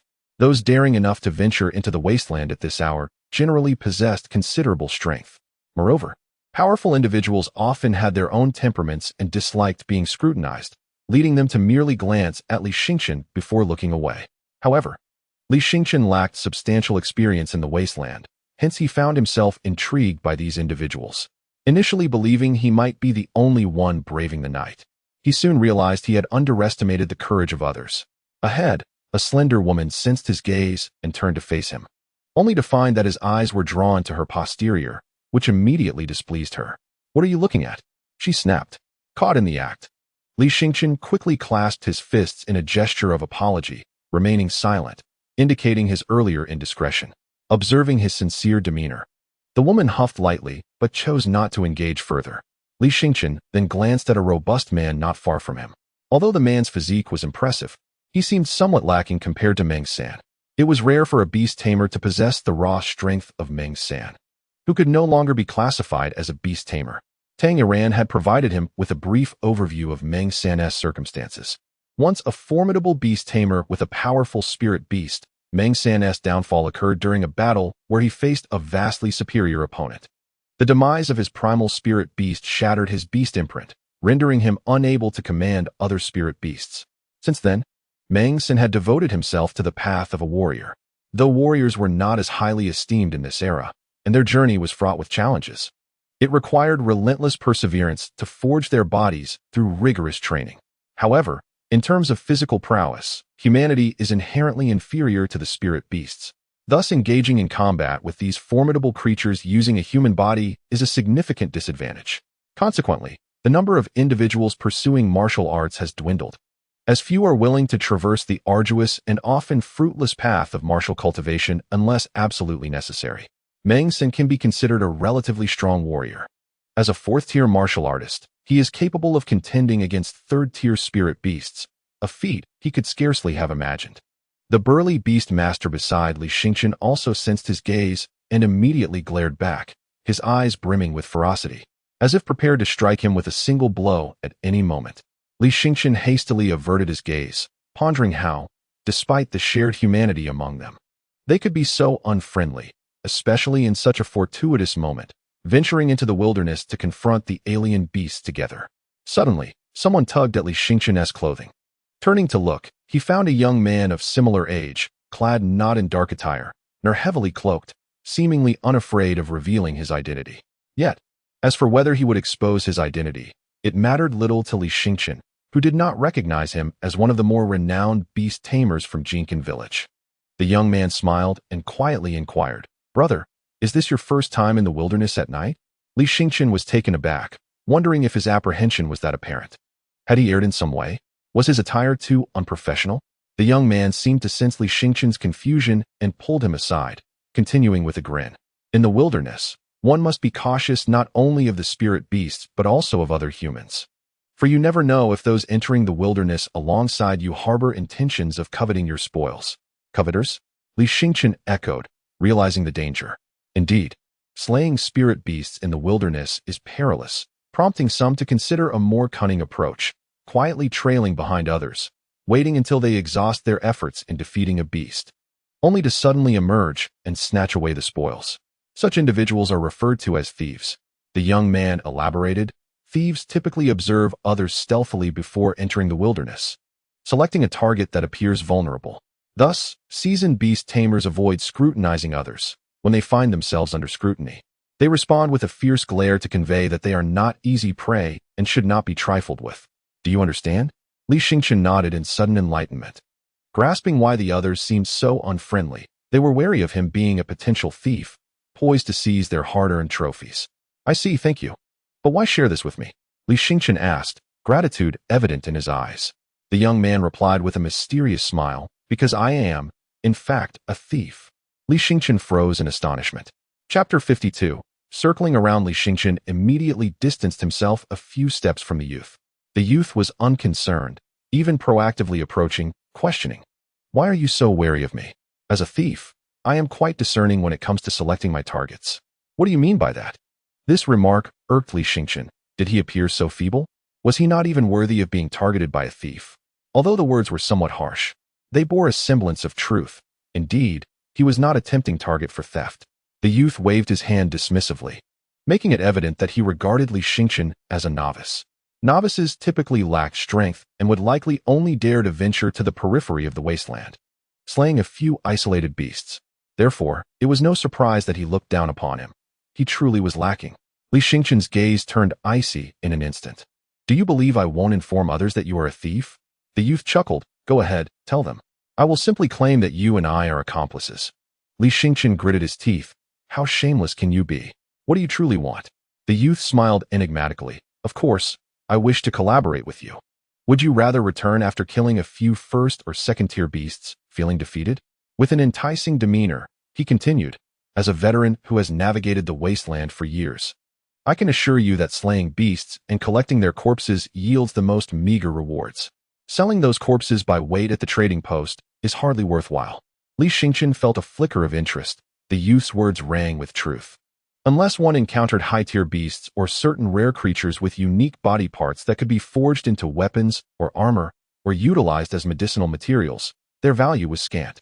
The rest could only be sold by weight, 100 pounds for a spirit crystal. Then enlighten me, what yields the greatest profit? The youth grinned. I knew you'd be intrigued. It is, of course, the capture of rare beast cubs. Li Xingchen's eyes sparkled with intrigue. He had heard from Tanger that the divine map sometimes profited from capturing rare spirit beast cubs. Skeptically, he scoffed. Do you take me for a fool? Rare beast cubs dwell deep within the wasteland. Are you suggesting I accompany you into those depths? Typically, yes, but today is an exception. Someone has spotted a snow blue wolf cub with a third eye on its forehead just 10 kilometers into the wasteland. Surely, you know what that is? 3. Before Li Xingchen could fully exclaim, the youth swiftly covered his mouth, dragging him further away. Are you insane? If you had shouted that, I assure you, you wouldn't survive beyond 5 kilometers. Lowering his voice, Li Xingchen murmured, a snow blue body and a third eye on its forehead. Could it be the ancient clan's three-eyed azure wolf? Huh, at least you have some knowledge. That cub belongs to the ancient clan of the wasteland. Just imagine its worth. Li Xingchen shook his head, genuinely unaware. In any case, acquiring a cub from the ancient wilderness clan would demand a price of at least several thousand spirit crystals. As for the cost of the three-eyed azure wolf, he was truly uncertain. I informed him that a creature of A-grade quality from the ancient wilderness clan typically commands a market price of approximately 700,000 to 1,000,000 spirit crystals, while the three-eyed azure wolf, being an S-grade entity, would certainly exceed 10,000 spirit crystals. Isn't that more beneficial than slaying thousands of aberrant beasts? Li Xingchen was astonished. Yet skepticism lingered. How do you know this information is credible? Normally, cubs from the ancient wilderness clan would never appear in such locations. Moreover, what could this person's ulterior motive be? Even if a three-eyed azure wolf were to manifest on the outskirts of the wilderness, such intelligence would be closely guarded. How could it possibly be shared with you? There is no such thing as a free lunch in this world. Individuals who conceal their true intentions are often the most dangerous, for they may exploit you and then turn against you. I cannot guarantee absolute certainty, I replied. But we possess our own channels of information, hence the reliability is quite high. And you? Li Xingchen inquired. Quite perceptive, I acknowledged. We indeed belong to a guild. Yet unfortunately, I am the sole representative present in Jinkan Township today. Thus, I sought your assistance. Otherwise, such a fortuitous opportunity would elude you. Are you not concerned that I might seize the three-eyed azure wolf cub for myself? You? The young man appeared somewhat disdainful, but continued. If we collaborate and successfully capture the cub, I can provide you with cash compensation. After all, possessing the cub without a buyer is futile. Can you find a client willing to pay tens of thousands of spirit crystals? Are you not afraid of being double-crossed? Li Xingchen pondered for a moment as the bus arrived. Seated beside him on the bus was the young man, and the vehicle contained only the few individuals from earlier. Enveloped in silence, the young man did not press Li Xingchen, who ultimately acquiesced to his request. If we succeed, how much spirit crystals will you offer me? The young man raised 3 fingers. 3,000 spirit crystals. Since I provided you with this intelligence, it is only fair that we earn a bit more. Wouldn't you agree? 3,000 spirit crystals. Li Xingchen was taken aback. If he obtained that sum, he might no longer require Tamer's support and could independently cover all expenses associated with studying at a prestigious academy. The adage that there is no free lunch applies equally to Tanger. Her assistance stemmed from recognizing his ability to provide evolutionary plans for spirit beasts of grade 3 or lower. She had her own motives. Thus, unless absolutely necessary, he wished to avoid incurring debts of gratitude, for such obligations must ultimately be repaid. Moreover, who said he lacked sales channels? Very well, it is settled. Li Xingchen agreed to the proposal. The young man's elongated eyes revealed no surprise. It seemed he had anticipated that Li Xingchen would ultimately comply. The youth never inquired about Li Xingchen's name or background, and thus Li Xingchen felt hesitant to ask. In the desolation of the wilderness, it seemed prudent to maintain an air of mystery when teaming up with strangers. The bus arrived at the entrance of the barren expanse, and the group dispersed in various directions. We shall proceed this way, the youth declared, leading Li Xingchen down an untraveled path. However, after a short distance, the youth abruptly changed course. Li Xingchen found the youth's demeanor perplexing. At times, it seemed he possessed an understanding of the route, yet at others, he appeared lost, retracing his steps and meandering aimlessly. Where exactly are we headed? Li Xingchen queried, a hint of impatience creeping into his voice. Shoo! The youth gestured for silence. He then crouched amidst a thicket and pointed ahead. Following his gesture, Li Xingchen spotted a figure, none other than the burly beast master who had traveled with them on the bus. Are we not searching for the three-eyed Qinghuang wolf pups? Why are we following him? Li Xingchen questioned, puzzled. The youth chuckled, revealing that his own objective was indeed the three-eyed Qinghuang wolf, and that the initial discovery of the wolf pups trail had been made by the beast masters who had accompanied him. Now, those beast masters had vanished, likely eliminated by this very individual, who sought to claim the pups for himself. Hence, following him appeared to be the most promising path to locating the elusive wolf cubs. Li Xingchen remained skeptical, feeling as though the youth regarded him as a fool. Suddenly, he observed the burly beast master scanning his surroundings before producing a single hair that emitted a faint, silvery blue luminescence, as if coated in a shimmering substance. This is the wolf hair from the three-eyed Qinghuang wolf pup, exclaimed the youth, astonished by the revelation. Before them, the burly beast master summoned a wolfhound approximately 2 meters in length from his spirit beast space, a third-tier Xuanqiu dog. Renowned for its tracking abilities, the Xuanqiu dog, though not particularly powerful in combat, possessed an extraordinary sense of smell. It was said that a third-tier Xuanqiu dog could trace a specified scent over 10 kilometers. The burly beast master waved the silvery blue wolf hair in front of the Xuanqiu dog's nose. The creature spun in circles before locking onto a direction and bolting forward. The beast master immediately followed suit. Let us hasten, Li Xingchen urged. He may have located the three-eyed Qinghuang wolf pups.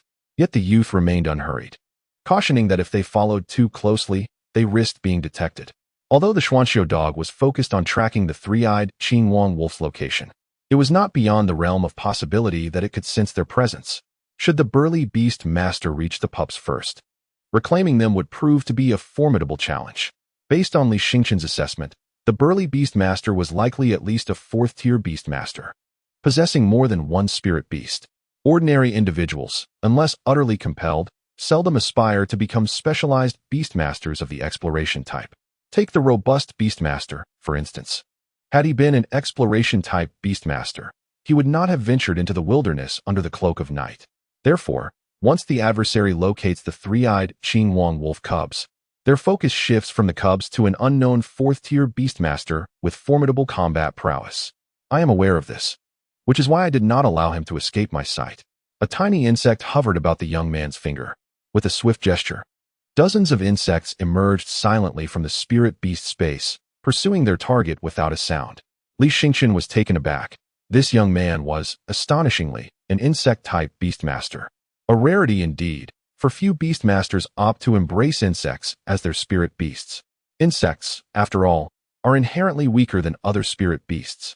You are still quite young and have yet to step beyond the confines of your school. Thus the variety of beastmasters you have encountered remains limited. The world is vast, and countless individuals remain unseen by you. Henceforth, refrain from displaying such expressions. They may lead others to underestimate you. Li Xingchen promptly steeled his gaze. A fleeting moment of surprise had betrayed him, immediately noted by the young man, who confidently asserted his youth and status as a student. Li Xingchen, still unable to gauge the young man's strength, chose to disregard the probing remarks. Speaking too much in such situations may lead to errors. He was not genuinely intimidated by this youth. His three-tailed Jin Yin fox belonged to the ancient clan of the wilderness, ranked at Tier 3. At critical moments, it could harness the power of the heavens, rendering it immune to the oppressive forces of the wilderness, thus unleashing a power surpassing that of other Tier 3 spirit beasts. After approximately 5 minutes, the young man and Li Xingqian finally caught up. The young man's pace was remarkably swift, and though they both traveled on foot, he evidently possessed greater stamina. This young man was undoubtedly extraordinary. It is noteworthy that he had undergone a fundamental fusion with the heavens, significantly enhancing his physical attributes. Though he may not rival those beastmasters exceptionally skilled in physical prowess, he was by no means weak. The young man turned to glance at the slightly breathless Li Xingqian. "Little brother, you must continue to hone your skills." Yet, Li Xingqian remained silent, trailing behind the youth. Suddenly, the young man halted, casting his gaze in another direction, a mischievous smile gracing his lips. It seemed this night would prove intriguing. We were not the only ones fixated on the burly beastmaster, as others were also observing. Indeed, we may have already entered their field of vision. Li Xingqian followed the young man's gaze, yet he discerned nothing unusual. It was likely the youth had detected something through those insects. Just how numerous were the young man's insects? Li Xingqian grew increasingly wary of him. Despite the possibility of being targeted by others, the two did not slow their pace. The allure of the three-eyed Qinhuang wolf cub was simply irresistible, compelling them to disregard the enemies looming nearby. After running for nearly a dozen kilometers, Li Xingqian could distinctly feel his legs growing weak, while the young man beside him merely breathed heavily.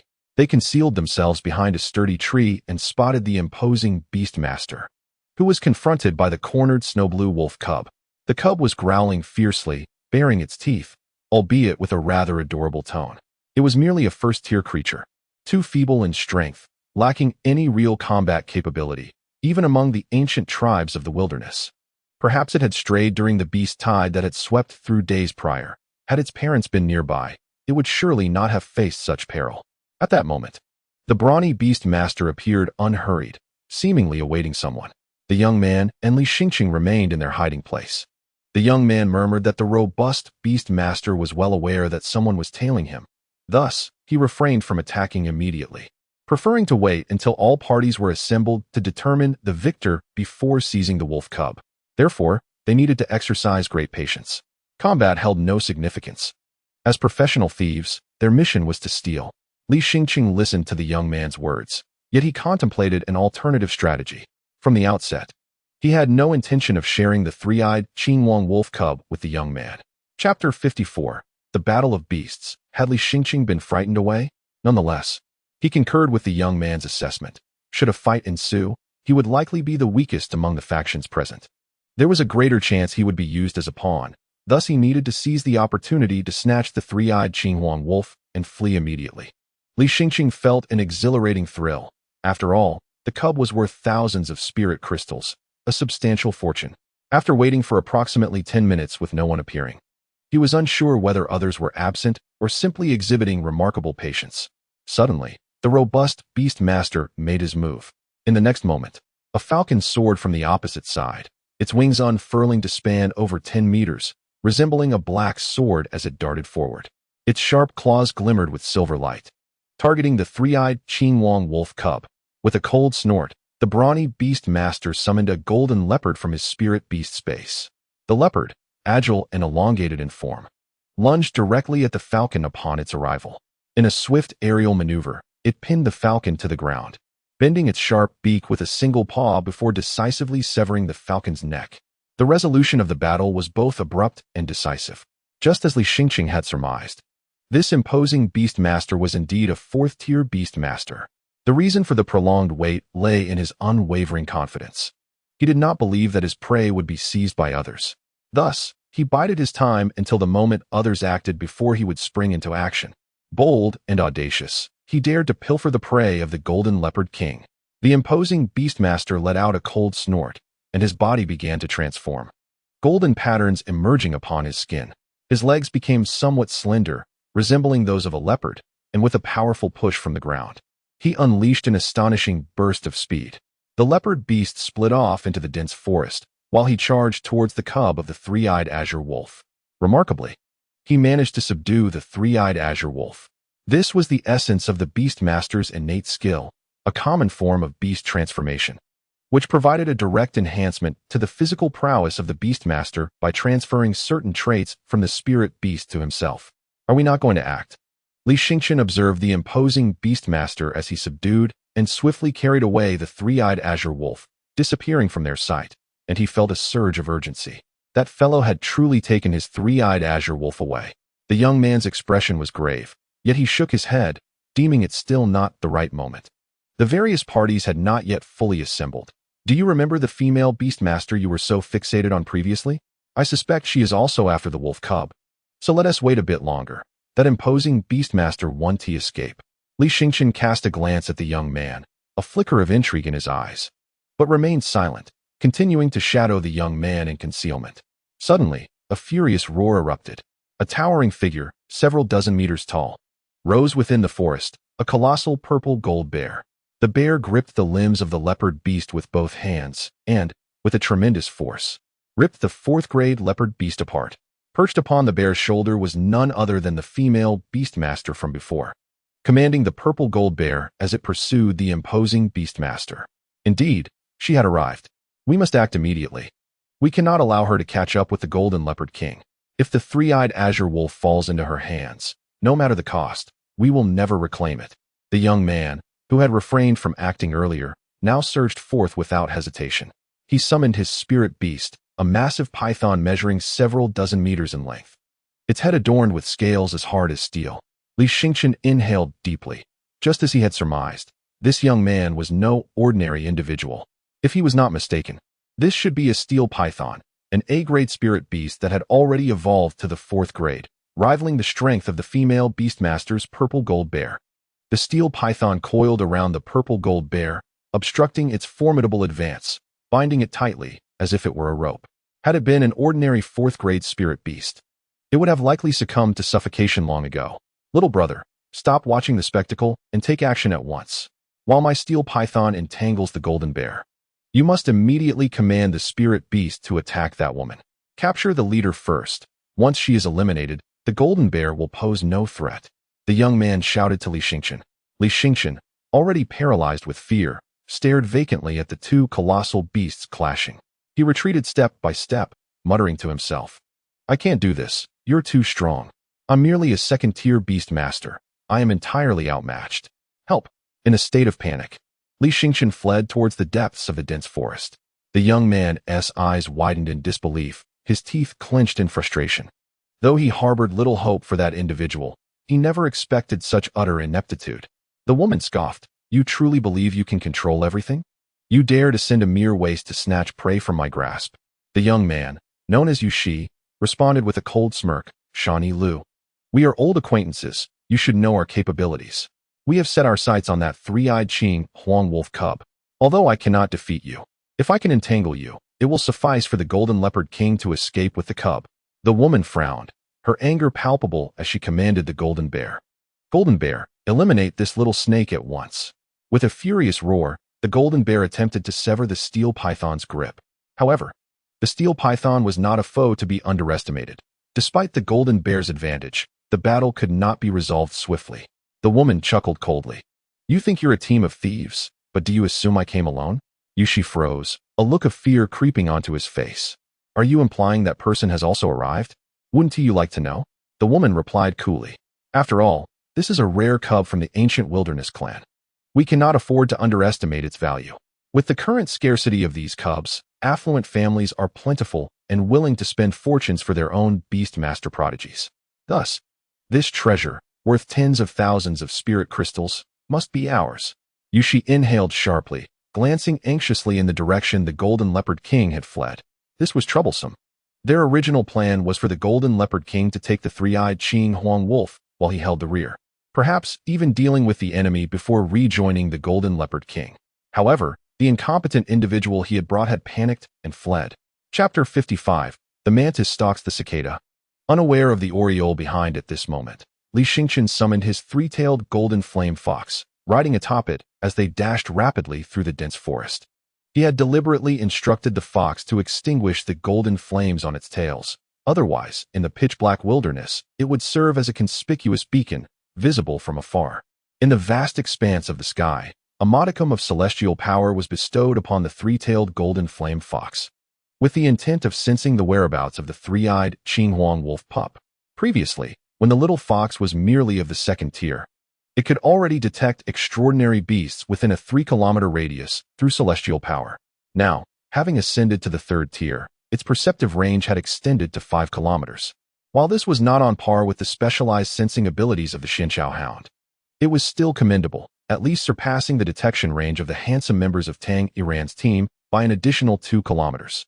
In the wilderness, a radius of 5 kilometers offered significant advantages, enabling swift reactions whether in pursuit or evasion, while the adversary would require a considerable amount of time to close that distance. Soon, the little fox sensed something and immediately bolted towards one direction. As it drew closer, the fox deliberately slowed its pace, crouching low to approach silently. It was then that Li Xingqian heard the sounds of combat ahead. It seemed that a battle was underway. Peering forward, he beheld the imposing beast master, drenched in blood, yet fiercely clutching the three-eyed Qinghuang wolf pup in his arms, a dagger pressed against its throat. Lying on the ground before him was a wolf beast, measuring 2 to 3 dozen meters in length, its breath shallow and labored. Upon the body of this fourth-tier wolf beast, a considerably larger crocodile dragon pressed its robust claws down firmly, yet it refrained from delivering a lethal bite, evidently under the command of its master, who forbade such an act. The master of the crocodile dragon, a man adorned with a fanged ghost mask, obscured his visage. However, his voice revealed him to be a somewhat weathered middle-aged man. The burly figure, with the dagger poised against the pup's neck, bellowed in fury, "Ghost face. Did we not agree that the serpent would block the pursuing enemies while you provided support, after which we would split the proceeds from selling the three-eyed wolf pup? Why have you betrayed our agreement? Huh? You two worthless fools think you deserve to share the spoils with me?" Ghostface scoffed. "From the very beginning, I declared that I would take 80%, leaving you each with but 10. Since you refused my terms, do not blame me for my lack of courtesy." The burly man was nearly consumed by rage.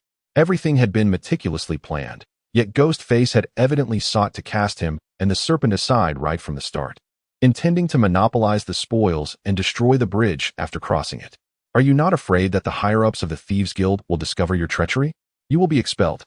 Ghostface chuckled derisively. "As long as I secure this profit, I shall leave the guild of my own accord before they can expel me. Do you think I would remain in a disreputable Thieves' Guild for a lifetime, bearing the weight of infamy?" With no options left, the burly beast master realized he must gamble everything. "Then do not blame me for being ruthless. Since you refuse to share, you shall not claim any of it." The robust beast master remained in a stalemate. For as long as he had not slain the three-eyed azure wolf pup, the phantom face would refrain from striking him down. Li Xingqian observed the unfolding events, and as he had surmised, the young man and the formidable beastmaster were indeed allies.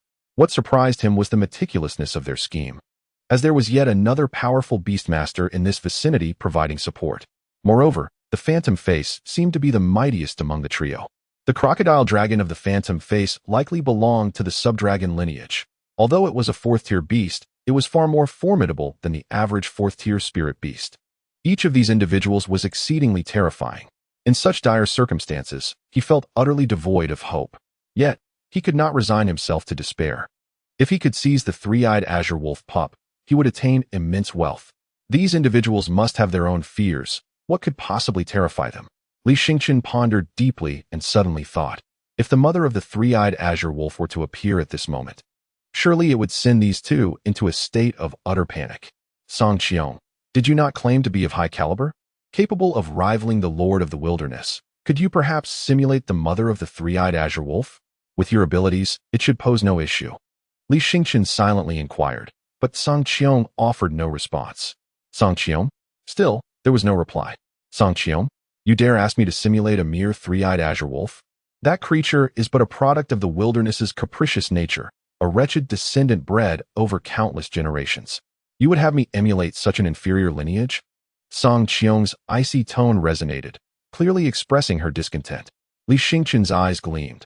Although Song Qiong's emphasis suggested dissatisfaction, she had not outright refused, which implied that she might genuinely be capable of fulfilling his request. However, given Song Qiong's esteemed status. To compel her to simulate a descendant of the wilderness would indeed be a significant demotion, one that spanned countless generations. He needed to be clever. With a sigh, Li Xingqian conceded that even Song Qiong, despite her prowess, could not rival the wilderness, which was the current nightmare of the realms. It was likely that the wilderness had long since disregarded her, and asking her to simulate one of its offspring was truly a tall order. What did you say? Song Qiong's voice turned even colder. There is no need for coercion. I shall contemplate alternative strategies. Nevertheless, I firmly believe that if it were the wilderness, it could effortlessly simulate the mother of the three-eyed azure wolf. Li Xingqian feigned complete disillusionment with Song Qiong's abilities. Huh, how long have you been alive? Do you truly think such a crude provocation could affect me? Song Qiong retorted, what is the three-eyed azure wolf to me? I could just as easily manifest the ancient celestial wolf for you. Li Xingqian hastily interjected, No. The ancient celestial wolf cannot possibly manifest in such a location. Thus, its credibility would be far too low. If you truly possess the capability, then simply simulate the three-eyed azure wolf. The ancient celestial wolf was one of the few colossal beasts reigning over the wilderness, a sacred anomaly. The extraordinary beasts, much like the spiritual beasts, are categorized into 12 ranks. However, the 12th rank is merely the pinnacle for the beast tamers, not the absolute limit of these otherworldly creatures. Beyond the 12th rank lies a realm of terrifying beasts, which humanity has yet to master. These are deemed sacred-level beings, entities beyond the reach of mere mortals. If Song Qiong were truly to manifest the ancient celestial wolf, he would likely be instantaneously exposed. Reluctantly, Song Qiong complied, immediately merging with the little fire fox. In an instant, the little fire fox underwent a remarkable transformation, its physique rapidly towering and radiating a frosty azure glow. Li Xingqian was left utterly astounded. The little fire fox had experienced a complete metamorphosis, now nearly 100 meters tall. The sheer aura it emanated felt capable of annihilating the heavens and the earth, causing Li Xingqian's knees to weaken. Fortunately, as the architect of this transformation and the master of both Song Qiong and the little fire fox, he remained undaunted. He swiftly commanded the little fire fox to seize the three-eyed azure wolf from the brawny beast tamer's grasp. The little fire fox surged forth from the dense thicket, its colossal form startling both the muscular beast tamer and the ghost face, causing even the crocodile dragon to tremble in fear. The three-eyed azure wolf had indeed arrived. Ghostface cursed. Although the three-eyed azure wolf belonged to an ancient lineage with superior bloodlines, its exceptional lineage imposed breeding limitations, yielding a single offspring only every few decades. Thus, should one of their young go astray, it would inevitably return seeking its kin. Curse it! He had underestimated the formidable wolf beast of the brawny beast tamer, who had unexpectedly leveraged the life of the three-eyed azure wolf pup as a bargaining chip, rendering him unable to act. Otherwise, he would not have had to wait for the three-eyed azure wolf to arrive here. Return. Ghostface suddenly commanded the crocodile dragon. Though the crocodile dragon was not lacking in aptitude, it paled in comparison to the three-eyed azure wolf, especially as it was a fifth-rank extraordinary beast. The crocodile dragon, paralyzed with fear, scuttled away from the wolf beast. Meanwhile, the brawny beast tamer was engulfed in despair. It was over for him.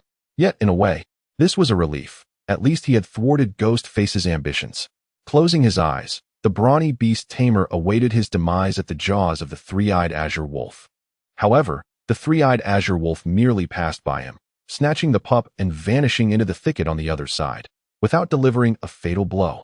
The brawny beast tamer was left in a daze, as was Ghostface. What was happening? Ghostface, astonished, had braced himself for the wrath of the three-eyed azure wolf. Yet it had simply departed. Rather than being pressed for time, it seemed to be fleeing. Ghostface's eyes widened in realization, and he cursed under his breath. They had fallen into a trap. As the body of the three-eyed azure wolf suddenly vanished, the cerulean light dissipated into the darkness of the desolate wasteland, along with the terrifying aura that had accompanied it. No matter how swift the three-eyed azure wolf might have been, it was inconceivable for it to vanish from his sight in an instant. The only plausible explanation was that the three-eyed azure wolf he had witnessed moments ago was an illusion. The eyes of the ghostly mask were bloodshot with rage. Command the crocodile dragon to pursue, he ordered. The crocodile dragon, realizing the urgency, lunged forward in a furious chase. On the other side of the dense forest, the little fire fox was racing ahead, with Li Xingqian clinging tightly to its fur. He sensed the crocodile dragon drawing near and called out to Song Qiong. "Can't you hold on a bit longer? You've blown our cover too soon." Song Qiong replied nonchalantly, "This is not my fault. The three-tailed golden flame fox is simply too weak. Its body cannot withstand the burden of simulating the three-eyed azure wolf. After all, it is a descendant of the Wasteland, too feeble." Song Qiong took a moment to belittle the offspring of the Wasteland. Li Xingqian was drenched in cold sweat. They were truly in a predicament. He had not anticipated such a swift reaction from the adversary, and the crocodile dragon, being a fourth-tier spirit beast, surpassed the little fire fox despite the suppression of the power of the Wasteland. There seemed to be only one way out: abandon the cub of the three-eyed azure wolf, and then store the three-tailed golden flame fox in the spirit beast space to diminish their target profile, perhaps allowing for an escape. However, it was disheartening to relinquish the hard-won cub of the three-eyed azure wolf. Suddenly, a thunderous sound of rushing water echoed in the distance. The little fire fox came to an abrupt halt. Before them lay a precipice, with a waterfall cascading down from the mountainside, plummeting several hundred meters. The depth was daunting. Such a fall could easily shatter bones. Li Xingqian glanced back at the approaching crocodile dragon, then patted the little fire fox's neck. "Jump down and hold on to me." Without hesitation, the little fire fox leaped into the abyss, enveloping Li Xingqian in its body as they plunged into the turbulent waters below. The crocodile dragon reached the edge of the cliff and came to a stop. The ghostly mask soon followed, dragging along the stout beastmaster. Below was an abyss of darkness, the surface of the water barely discernible. What decisiveness! Jumping from such a height, even a fourth-tier spirit beast might not survive. If they strike the rocky bottom, they would be shattered to pieces. The ghostly mask was nearly beside himself with fury. The cub of the three-eyed azure wolf had been within his grasp, only to slip away like a cooked duck taking flight. Grasping the stout beastmaster by the head, the ghostly mask seethed, "You ruined my plans, so you shall pay the price." With a crunch, he crushed the beastmaster's skull and cast the lifeless body into the abyss before swiftly departing with the crocodile dragon. Below the waterfall, Li Xingqian surfaced, gasping for air, as the relentless current continued to pull him downward. The little fire fox radiated the brilliance of celestial power, exerting every ounce of its strength to bring him to the shore, before collapsing onto the ground. Gasping for breath, the little fire fox seemed to have sustained some injuries to its spine. Though they were not severe, the fatigue mainly stemmed from its struggle in the water, compounded by the burden of celestial power it had endured. Meanwhile, the three-eyed azure wolf pup lay unconscious, emitting a series of delirious howls, trembling incessantly. Li Xingqian sat on the ground, gazing up at the towering cliff that loomed hundreds of meters high. Scaling it appeared to be a formidable challenge. Not only was the little fire fox injured, but even in good health, it would struggle to ascend. Only creatures adept at climbing could navigate such heights. He withdrew the little fire fox into the spirit beast space, where it could recuperate more swiftly, for the longer a spirit beast remained outside, the greater the toll on his mental energy. Li Xingqian pulled out his phone, but found there was no signal. Human-constructed towers could not reach the desolate plains, severing all communication. However, idly waiting was not in his nature. He began to search for nearby ropes or vines that could serve as makeshift ropes. The longer he lingered in the wilderness, the greater the peril, and he had ventured far into the desolate expanse. This area could harbor high-tier extraordinary beasts at any moment. Chapter 57. A Surprising Method. Unfortunately, the base of the cliff lacked any vines, prompting Li Xingqian to devise a plan. He summoned the weary little fire fox once more and plucked a considerable amount of fur from its body. The little fire fox, aghast at its own bald patches, felt its heart bleed. How could its master be so ruthless to such a striking creature? Li Xingqian felt a pang of guilt under the little fire fox's gaze and could only manage a sheepish chuckle. "Don't look at me like that. Once we escape this wilderness, I promise to provide you with spirit beast feed that promotes rapid fur growth, and you shall be whole again in no time." The little fire fox could only nod in tearful agreement. Li Xingqian began to twist the fur into a rope, aiming to create several hundred meters. Though time was not on his side, so he settled for a few dozen meters for immediate use in securing himself. During the climbing process, it was imperative to have a rope fastened to himself. A single misstep could spell disaster. After approximately half an hour, he secured one end around his waist. binding the unconscious three-eyed azure wolf pup to himself as well. The other end was fastened to a sharp wooden branch, and he retrieved a dagger from his pocket, using it to anchor into the cliff while his other hand sought a stable handhold. Fortunately, having merged with the essence of spirit beasts had significantly enhanced his physical capabilities. Otherwise, climbing would have been impossible. With each several meters of ascent, he drove the sharp wooden branch into the cliff face, ensuring that he would not plummet to the depths below should he lose his footing. After enduring for over 2 hours, Li Xingqian's limbs began to weaken, fatigue overwhelming him. Raising his head, he estimated that there were still 200 or 300 meters to ascend, having only managed 100 meters thus far. The sky was gradually tinged with a bluish hue, signaling the imminent dawn. He needed to reach the summit before daylight broke, while the darkness posed its own dangers. It also served as his cloak of protection. Once the sun rose, his pursuers might become even more reckless in their search, rendering the situation perilous. Perhaps it was the looming specter of death that fueled Li Xingqian's resolve. Despite his exhaustion and rising anxiety, he never contemplated relinquishing his grip or succumbing to despair. He had resolved that once he reached the top, he would depart the desolate expanse with utmost haste, for safety awaited him beyond. After climbing for an additional 2 hours, he acutely sensed his pace diminishing, strength waning. Moreover, the three-eyed Qinhuang wolf cub secured to his back seemed on the verge of awakening. Should it rouse now and bite him, his fate would be sealed. He was ill-equipped to contend with the cub at this moment. His breaths grew heavier, and his hands lacked the strength to continue. The weight of the wolf cub had become his harbinger of doom. It seemed impossible for him to ascend while carrying it. How disheartening it would be to abandon his efforts after persevering for so long, especially when the little fire fox had sustained injuries in the process. Had there been no hope from the outset, Li Xingqian might have accepted his fate more readily, but his sacrifices had been too great to simply let go. His hands trembled, fingers turning pale. What to do? Song Qiong, think of something. I am on the brink of death. With desperation akin to treating a dead horse as if it were alive, Li Xingqian could only beseech Song Qiong for assistance.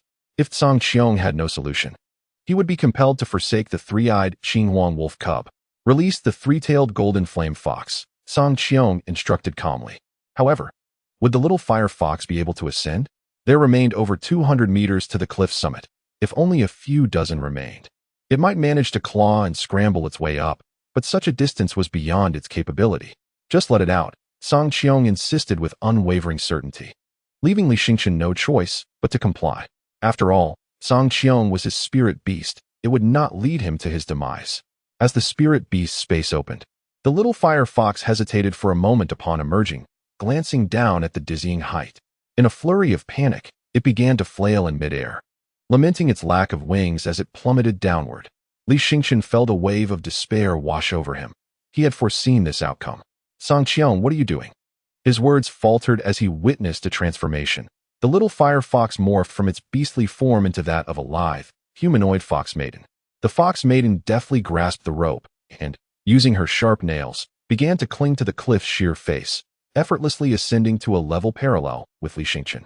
Li Xingqian stared in astonishment at the fox maiden, whose gaze was as cold as the heavens themselves. You should carry me, the fox maiden said nonchalantly. What? You can do that? Li Xingqian was taken aback. If I had known you could transform into the fox maiden and carry me while climbing, I wouldn't have exerted myself so much. He felt as though he had been toyed with by the heavens. You didn't ask? The fox maiden replied with a mischievous glint in her eyes, seemingly avenging Li Xingqian's earlier provocation. Exhausted, Li Xingqian quickly climbed onto her back, wrapping his arms around her slender waist. The fox maiden possessed remarkable physical prowess, being a three-tailed golden flame fox. Scaling the cliff was merely a trivial task for her. In less than a minute, she ascended the 200-meter height effortlessly. Li Xingqian lay on the ground, gasping for breath, relieved to be alive. A few moments ago, I truly believed I would meet my end. The fox maiden chuckled. What is this? The Lord of the Heavens once scaled the cliff of the gods, which is 1,000 times more perilous than this precipice. Yet he ascended with ease and vanquished all foes atop that cliff. Indeed, the Lord of the Heavens is formidable. But I am not him. I am Li Xingqian. Upon hearing the name of the Lord of the Heavens, Li Xingqian felt a headache coming on. Being compared unfavorably to other men by beautiful women could vex even the most patient soul. The fox maiden said no more and transformed from the little fire fox back into her majestic, three-tailed golden flame fox form. Li Xingqian promptly climbed onto her back. Let us depart quickly, for the dawn is approaching. We must leave the wilderness at once. He was exhilarated. He had struck gold. The powerful fourth-tier beast tamers, all vying for their target, had inadvertently led to his great fortune. Now, with the assistance of his boss, he could sell this treasure for a fortune. Thousands of spirit crystals. For the prestigious Li family of Golden Silkworm Village, amassing such wealth would typically take years, yet he had achieved it overnight. Truly, fortune favors the bold. He would no longer need to rely on others for support when entering a prestigious academy, entering with pride instead. As the sky brightened, Li Xingqian's three-tailed golden flame fox became increasingly conspicuous. Its golden red fur shimmered beautifully in the first rays of dawn, an almost invincible sight. Save for a patch on its back that was bare, passers-by cast astonished glances, for such ancient creatures of the wilderness as the three-tailed golden flame fox were exceedingly rare. In the hallowed halls of academia, the proportion of ancient tribes may be slightly higher, with perhaps 2 or 3 individuals among 1,000 in intermediate institutions, and an even greater ratio in prestigious establishments. However, upon venturing into the wilderness, the presence of these ancient clans becomes exceedingly rare. Wherever he went, curious glances were cast upon him. At this moment, Li Xingqian could not afford to dwell on the uncertainties. He was unsure whether the ghostly figure had indeed glimpsed his three-tailed golden flame fox.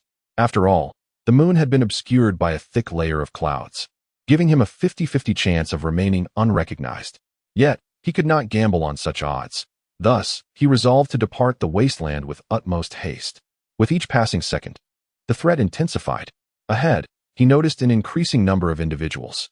Upon sighting the three-tailed golden flame fox, most would instinctively part ways, setting aside its rank. The mere fact that one so young could possess an ancient clan from the wasteland indicated noble lineage, an affront few would dare to provoke. Li Xingqian's heart raced with fervor. He had vaguely spotted the towering giants at the entrance, 2 majestic trees that stood as rare beacons in the outskirts of the wilderness, often felled but preserved in this instance to serve as clear markers for those emerging from the desolate expanse. The sight of these trees signified that the exit was near. At this moment, the three-eyed Qinghuang wolf, nestled within the fur of the small fire fox, had roused from its stupor. Its injuries were not severe, merely a result of being rendered unconscious.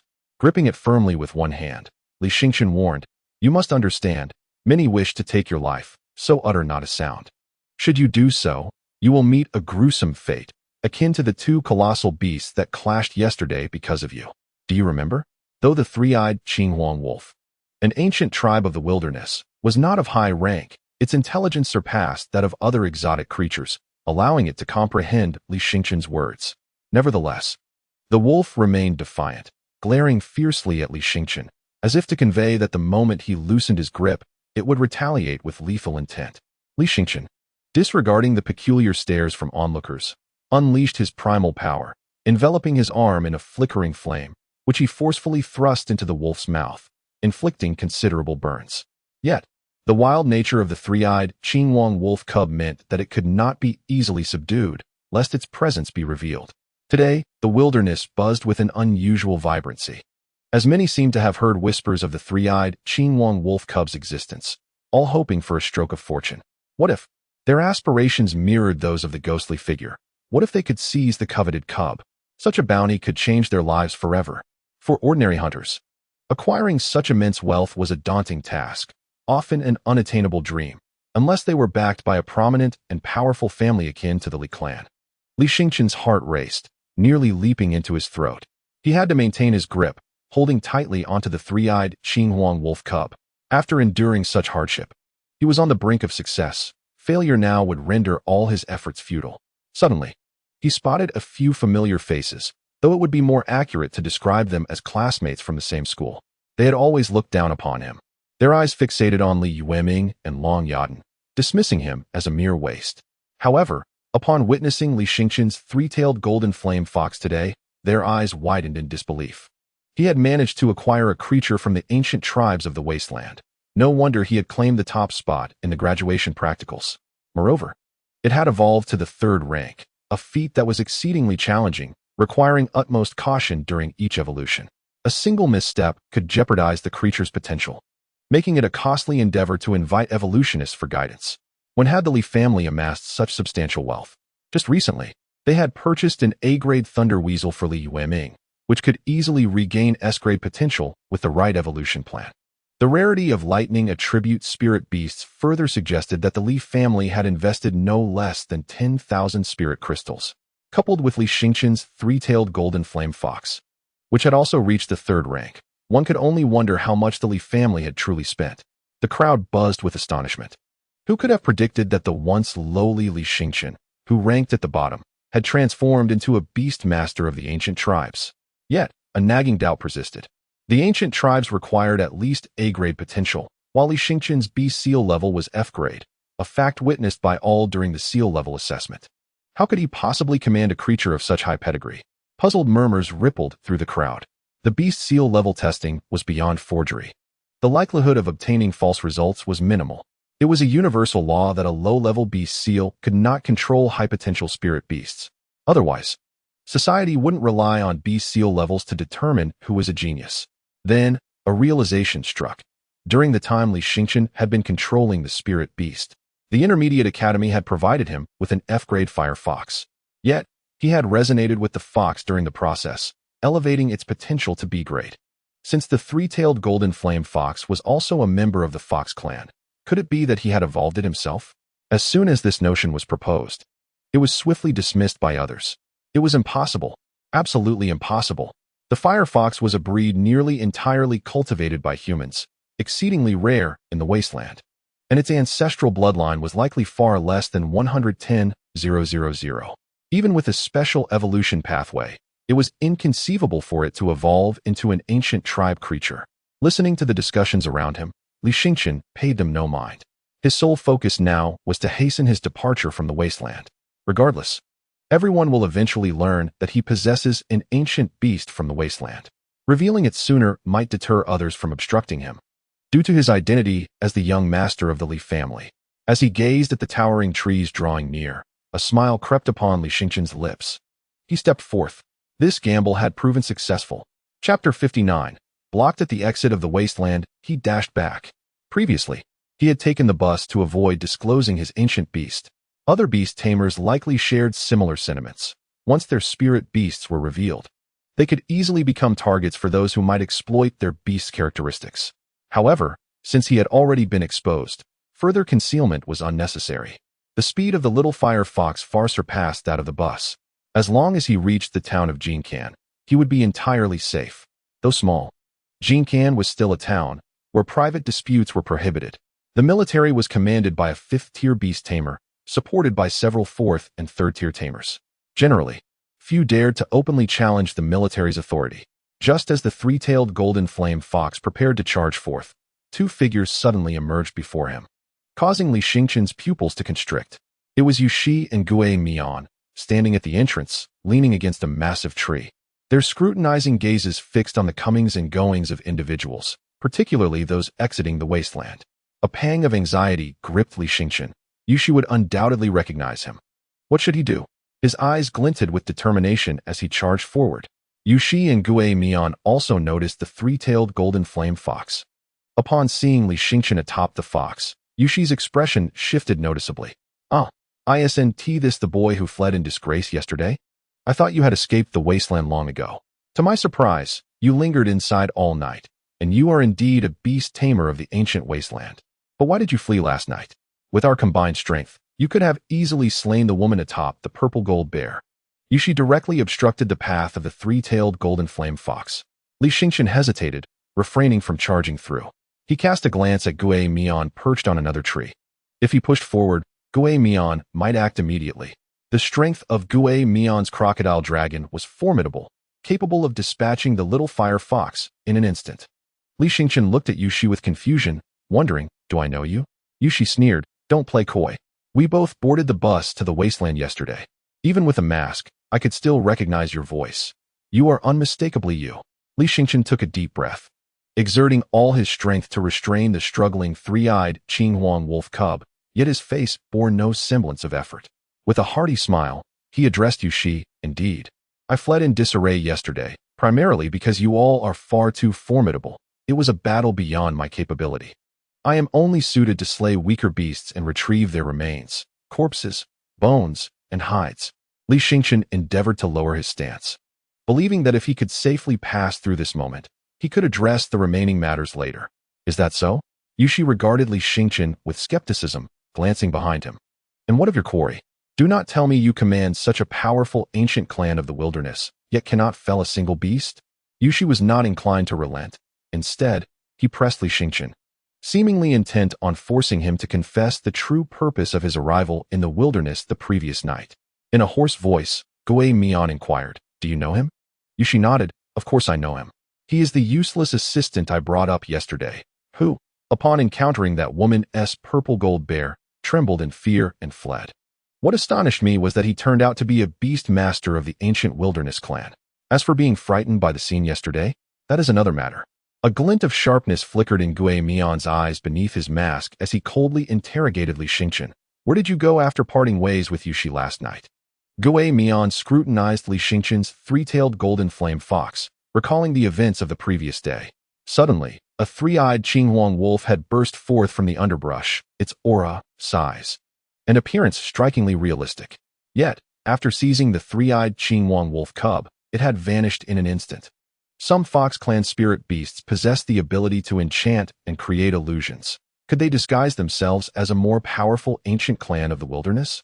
A pang of anxiety gripped Li Xingqian. He had not anticipated Gui Mian's suspicions from this angle. Indeed, Gui Mian spoke the truth. Some Fox Clan spirit beasts could cast illusions. But his three-tailed golden flame fox lacked such a power. That ability belonged to Zhang Qiong. However, Gui Mian's capacity to suspect this indicated that he was already deeply wary of Li Xingqian. "What are you discussing?" Li Xingqian interjected. "After I fled last night, I could hear beast roars all around, and there were numerous fourth-tier spirit beasts. I truly could not stand against them, so I sought a place to hide. As soon as dawn broke, I made my escape." "Is that so?" Yushi scrutinized Li Xingqian, yet clearly remained unconvinced.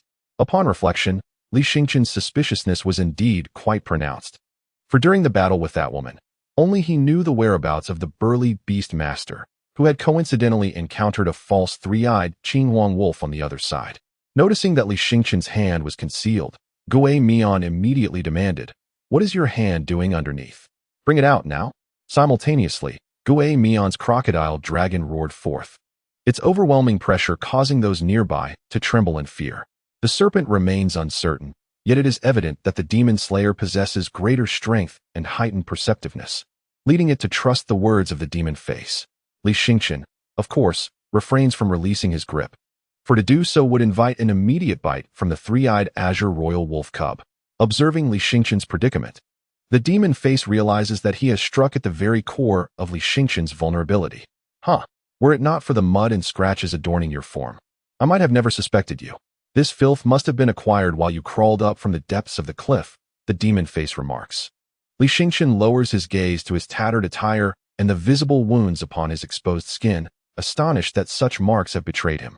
Soon after, the serpent summoned forth its iron giant python, two colossal spirit beasts now blocking the exit of the desolate plain, their formidable presence shaking the very heavens.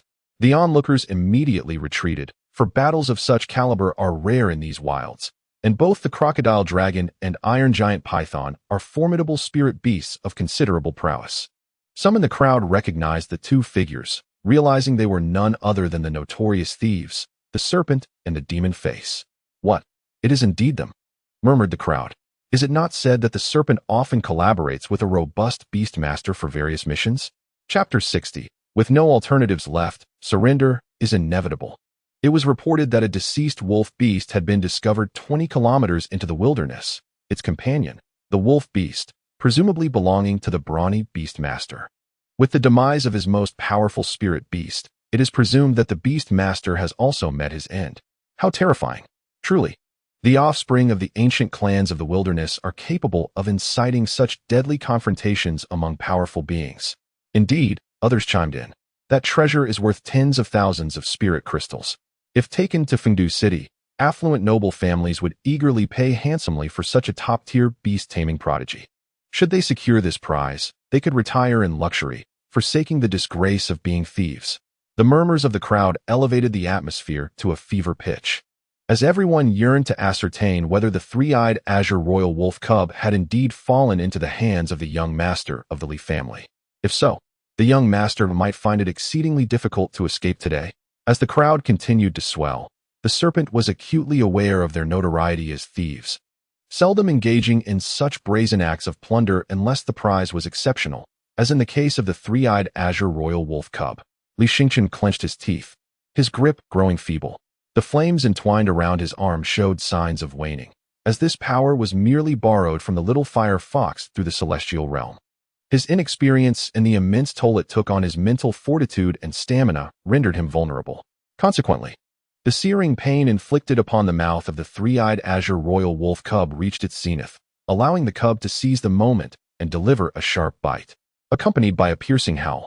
As the howl echoed, soft yet imbued with a peculiar sense of oppression, the crowd erupted in murmurs. It seemed undeniable that the legendary three-eyed Qinhuang wolf pup was indeed in the possession of Li Xingqian. Gui Mian and Yushi exchanged glances, revealing cruel smiles. It appeared their target was accurately identified, and that it had indeed been acquired by him. You truly possess remarkable skill. I believe I know who you are now. You must be the top graduate of this practical exercise, correct? Yushi directly unveiled Li Xingqian's true identity, prompting Li Xingqian to cease his concealment. Ah, indeed it is I, but this was achieved through my own merit. Should I relinquish it to you? Is not the creed of your thieves' guild to seize through strength? Why, then, has it turned into outright robbery? Li Xingqian mocked Yushi and Gui Mian, though the two remained unperturbed. Only children concern themselves with such trivialities. Since the day we embraced our roles as thieves, we have forsaken all dignity. You underestimate our resolve. It is said you are the young master of the Lee family. We do not wish to offend them unless absolutely necessary, for the Lee family's influence looms large here. Offending them would complicate our future dealings in the little wilderness. Gui Mian spoke with a chilling tone. Should you truly seek to thwart us, I wouldn't mind extinguishing your life. Yushi then added amiably, as a beast master of the ancient tribes of the wilderness, your future is boundless. Surely you would not jeopardize it over a mere three-eyed Qinhuang wolf pup? The duo played their roles, one embodying menace, the other feigned kindness, aiming to persuade Li Xingqian to relinquish the pup with ease. Li Xingqian gritted his teeth, realizing he was merely a few hundred meters from escaping the wilderness, yet this unexpected turn of events thwarted his plans. He had been prepared to celebrate, but this unwelcome interruption filled him with rage. Yes, he was furious. Sky, if you were to bestow all your power upon the little fox, what would be the odds of victory? Odds. Insufficient. Less than one so low? Li Xingqian furrowed his brow. This location no longer lies within the wilderness.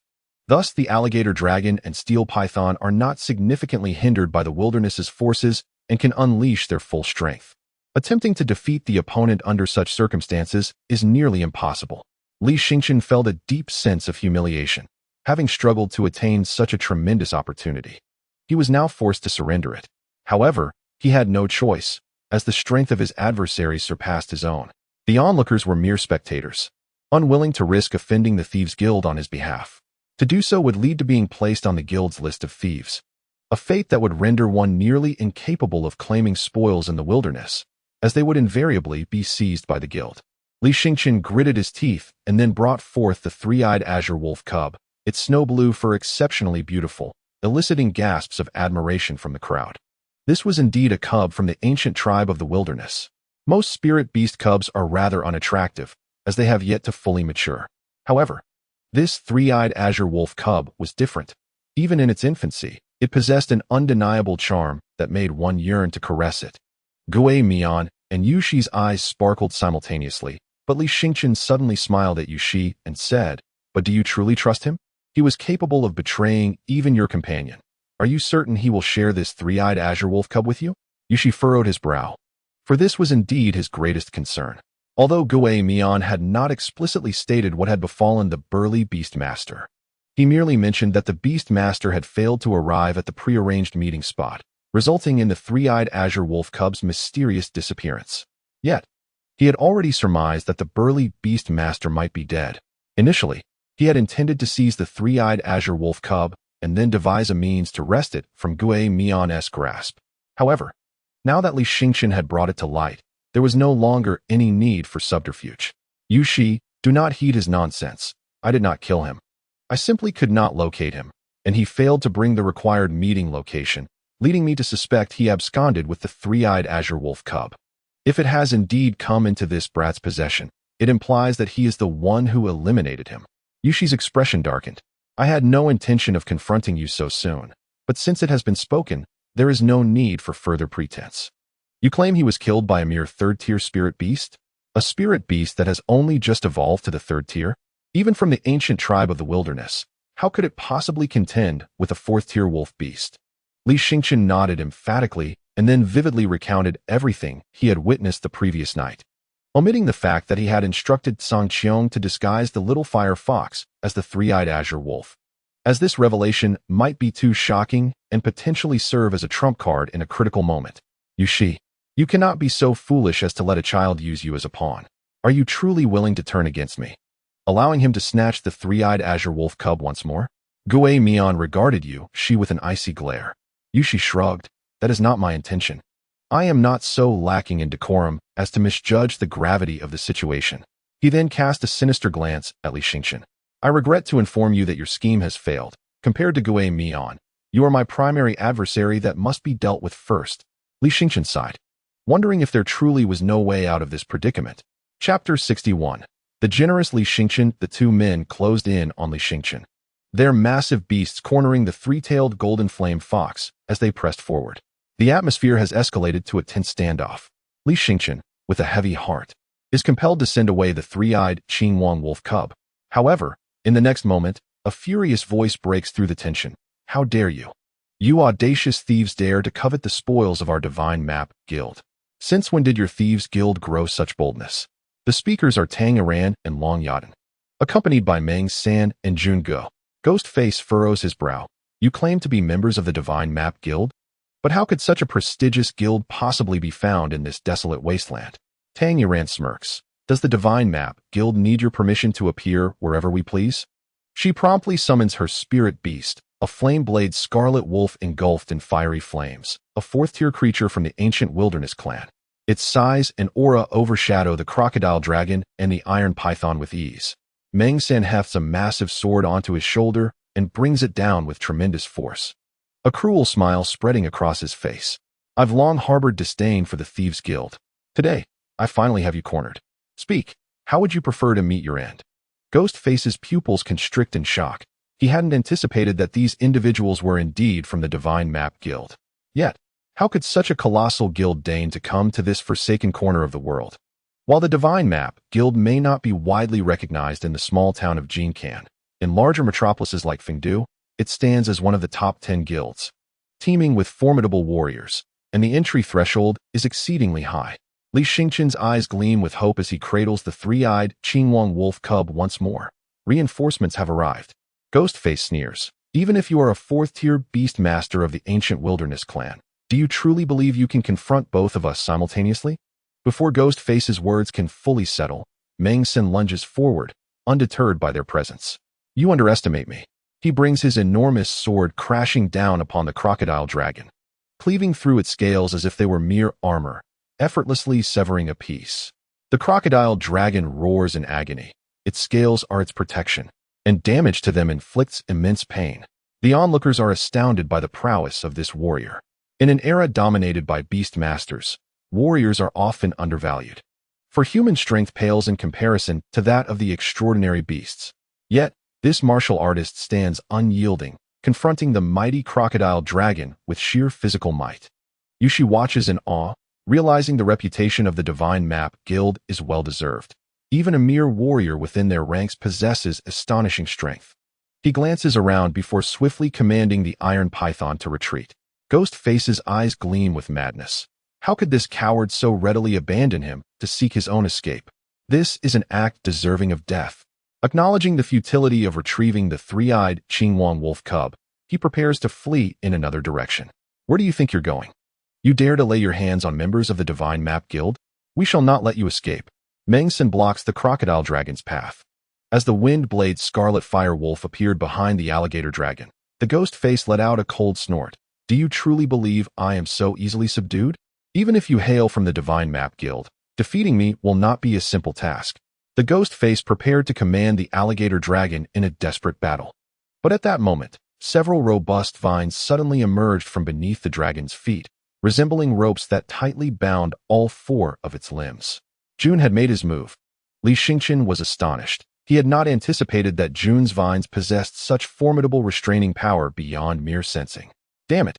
The ghost face appeared frantic, attempting to direct the alligator dragon to break free from the vine's grasp, yet it was utterly futile. Before long, the wind-blade scarlet fire wolf lunged forth and delivered a fatal bite, while Ghostface met his end as Meng San struck his head with a sword. The onlookers were left dumbfounded. Who were these three individuals of such immense power? Even a formidable beast master like Ghostface could hardly endure against them for mere seconds. All right, let us return, Tang Yadan remarked, casting a glance at the three-eyed Qingyuan wolf cub cradled in Li Xingqian's arms, her tone somewhat stiff, seemingly irked. The three-eyed Qingyuan wolf cub, now exceptionally obedient, appeared somewhat timid, having witnessed the might of the wind-blade scarlet fire wolf, which, being of the same wolf lineage, exerted a certain bloodline suppression over it. Upon their return to Tang Yadan's villa, the group began to scrutinize the three-eyed Qingyuan wolf cub, cornered and utterly helpless. I never expected you to be so audacious. Meng San appeared to admire Li Xingqian as he patted his shoulder. But the force of his touch nearly shattered Li Xingqian's skeletal frame. We heard rumors of a three-eyed Qingyuan wolf cub appearing in the shallow plains and had planned to try our luck, not expecting much given the multitude of competitors. Yet, unexpectedly, it fell into your grasp. It was evident that Meng San had changed his perception of Li Xingqian.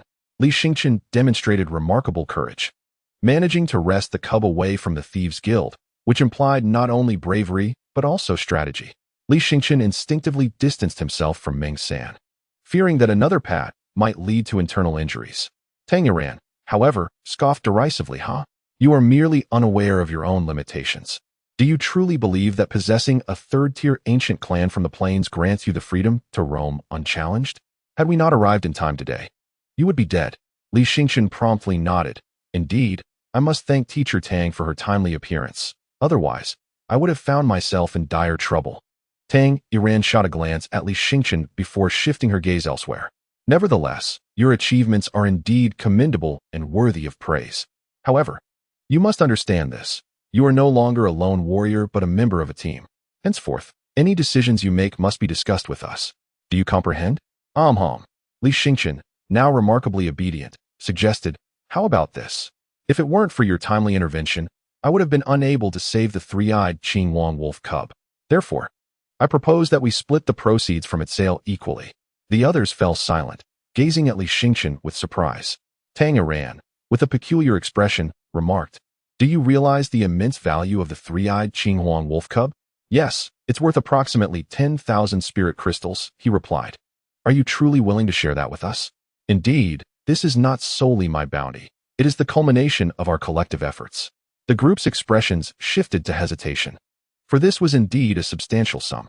While they occasionally undertook tasks to capture high-quality exotic beasts, the likelihood of capturing a cub from the ancient wilderness clan remained exceedingly low. Chapter 62. The unreasonable demands of the Li family. Tang Yadan shook her head. Let's not. The credit primarily belongs to you. We merely lend a helping hand, and I understand that you are in need of money, so there's no need to share. However, if you wish to sell the three-eyed Qingyuan wolf cub, you could entrust it to the shop owner. He has powerful channels and can sell it swiftly. Li Xingqian nodded and then turned to the previously silent Long Yadan, proposing, alternatively, I could gift the three-eyed Qingyuan wolf cub to Long Yadan. With her S-rank beast mastery talent, she should have the opportunity to tame it as her spirit beast. This was a genuine offer from Li Xingqian, but unexpectedly. Long Yadan replied indifferently, I don't need it. Her tone was so dismissive that it could hardly be described as indifferent. It was laced with disdain, as if she viewed his kindness with utter contempt. Li Xingqian furrowed his brow in confusion. Why should his goodwill be met with such disdain? Tang Yadan explained. Long Yadan truly does not need it. She is not like the rest of you. She only desires spirit beasts from the Dragon Clan. Only spirit beasts from the Dragon Clan? Li Xingqian's eyes widened in disbelief as he looked at Long Yadan. How could there be such a beast master? The ancient wilderness clan's beasts were already exorbitantly priced, and those from the Dragon Clan were even more esteemed, commanding astronomical sums. Long Yadan seemed reluctant to elaborate further, prompting Tamer to say, "You still know too little. When you eventually travel to Fungu City, you will encounter many things you have never heard of before, including the Dragon Clan, which solely favors dragon spirit beasts." Li Xingqian nodded in astonishment, the shock in his eyes lingering. "All right, I will take the three-eyed Qingyuan wolf cub with me. From now on, you must remain low-key. Your recent actions have drawn too much attention, and some people are already watching. Before you head to Fungu City, you must keep a low profile, understood?"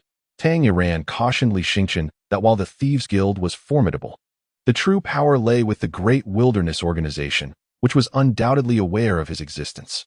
Therefore, he must not venture outside. Li Xingqian nodded solemnly. Shortly thereafter, Tang Yaran took the three-eyed Qingyuan wolf cub away. Li Xingqian returned to his chamber, opening the system panel. Within the system, his bond with the little fire fox had risen to an impressive 97. At this rate, he would soon be able to control a second spirit beast.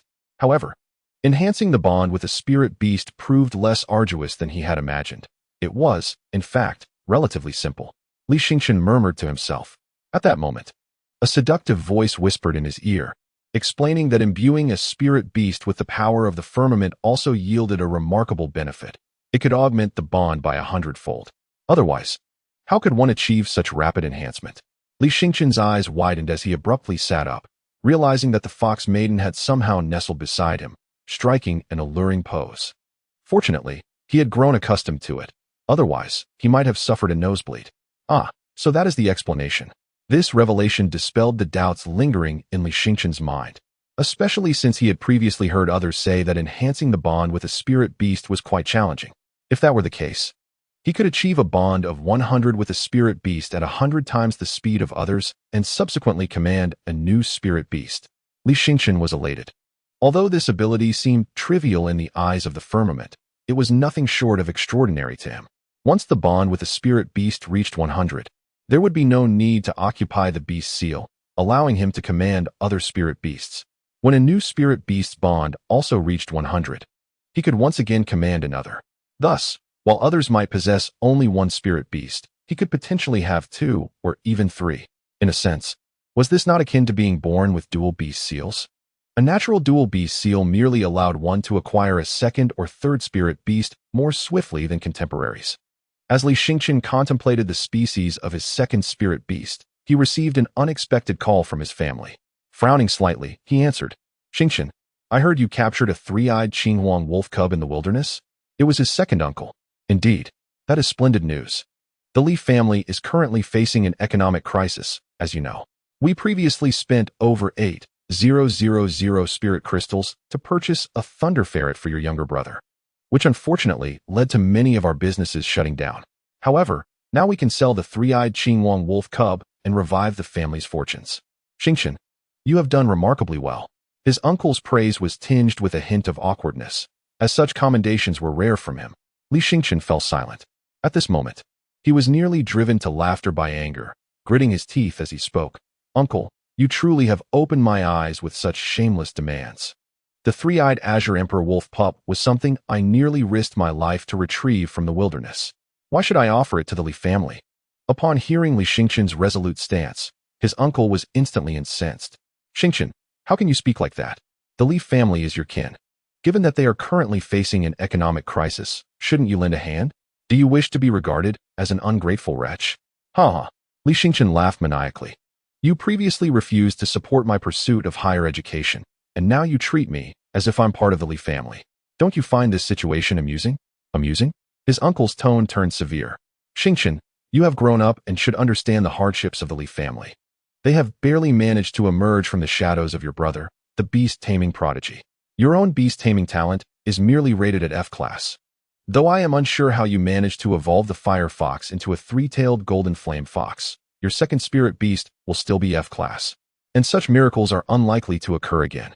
Thus, it is only natural for the Li family to allocate resources to your brother. What does that have to do with me?" Li Xingqian, unwilling to continue the conversation, hung up the phone, struggling to contain his rage. He had completely lost hope in the Li family. Subsequently, other members of the Li family called him in succession, but Li Xingqian chose not to answer. Even without picking up, he could surmise their intentions. They all sought to partake in his fortunes, even wanting him to surrender the three-eyed azure emperor wolf pup, under the pretext of repaying the Li family's kindness towards him. However, in his memory, the Li family had never shown him any benevolence. Upon his birth, they had deprived him of a beast seal, and according to Tsang Qiong, he might have possessed an exceedingly rare double S-class beast seal. Chapter 63. Under the close supervision of Long Yadan, he could have been a celebrated top genius from the moment of his birth, but had been labeled a waste for over a decade. With Tsang Qiong's assistance, he had finally managed to aspire to the esteemed Beast Taming Academy in Fungu. Yet the Li family was unwilling to support him due to the exorbitant tuition fees. Their various actions had left him profoundly disappointed. He had resolved that once he left Jinkan Township, he would never return. After achieving success in the academy, he would venture into the wilderness to search for his missing mother. His mother had not become lost in the wild out of carelessness. Rather, she had sought ways to improve his condition, which ultimately led to her disappearance. The only person he truly felt remorse for was his mother. "What are you thinking about?" Fox Lady suddenly asked, noticing his sullen expression since receiving his family's call. "Nothing," Li Xingchen replied, shaking his head, just as a knock echoed through the door. "Who is it?" Li Xingchen inquired.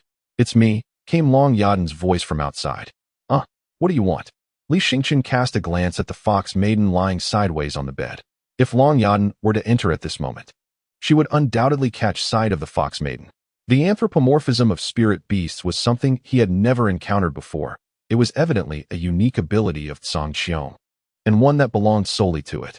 Should Long Yadan discover the fox maiden, her astonishment would be immediate, and it might even lead to the revelation of the secret surrounding his possession of the Tsang Qiong system. "Teacher Tang has entrusted me with watching over you, fearing you might sneak out again. Just a moment ago, I spotted several suspicious figures lingering in front of the villa. They are likely members of the Great Wilderness Organization. Watching me, there is no need for that. Since I have already promised Teacher Tang, I would never attempt to escape again. I am merely adhering to her instructions." It appears that Long Yadan is indeed determined to enter. With a sigh, Li Xingchen urged the fox maiden to return to the spirit beast space. However, the fox maiden remained unmoved, regarding Li Xingchen with a playful glimmer in her eyes, as if intent on causing trouble. "Could you please return for now? It wouldn't be good for Long Yadan to see you," Li Xingchen whispered urgently to the fox maiden. In response, she merely gestured for silence. At that moment, the knocking on the door grew slightly more insistent. "Who are you speaking to? Are you in there with someone else? Who is it? You brought someone in here without my permission?" As she spoke, Long Yadan reached for the door. The instant she opened it, Li Xingchen hastily dove onto the bed, attempting to shield the fox maiden with his body. But the fox maiden, with a mischievous smile, retreated into the spirit beast space just in time. Thus, Long Yadan's attention was drawn to Li Xingchen's unusual movement.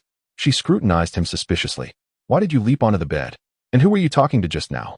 Li Xingchen felt a flush of embarrassment. He hadn't anticipated Long Yadan's acute hearing. Despite his lowered voice, she had still managed to overhear him. I was conversing with my spirit beast. It was feeling rather bored in the spirit beast space and wished to come out. But I called it back. Otherwise, the room would have been overwhelmed by its presence," he explained. Long Yadan regarded him warily, sensing that he was concealing something. Furthermore, when Li Xingchen had previously damaged the bathroom wall, she had caught a fleeting glimpse of a fair-skinned woman amidst the mist, only for her to vanish in an instant, leaving her uncertain if she had imagined it.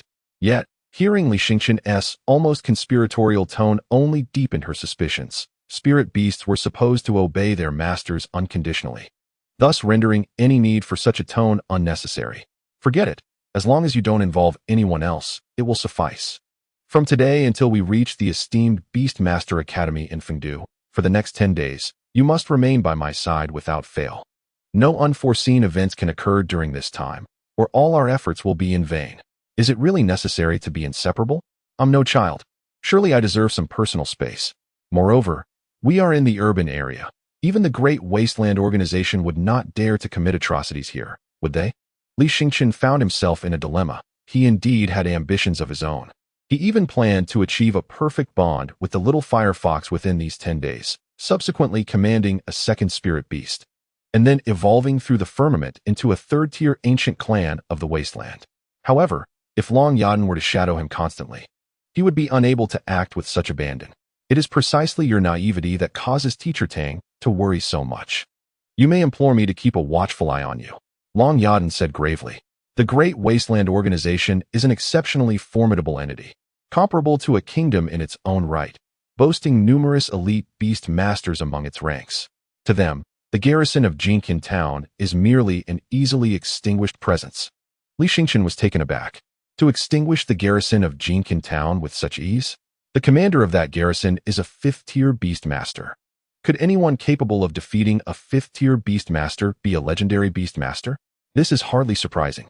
The Great Wasteland organization spares no effort or resources in recruiting many talented beastmasters and has even plundered numerous spirit beasts from the ancient clans of the Wasteland, which grants them an extraordinary foundation and strength.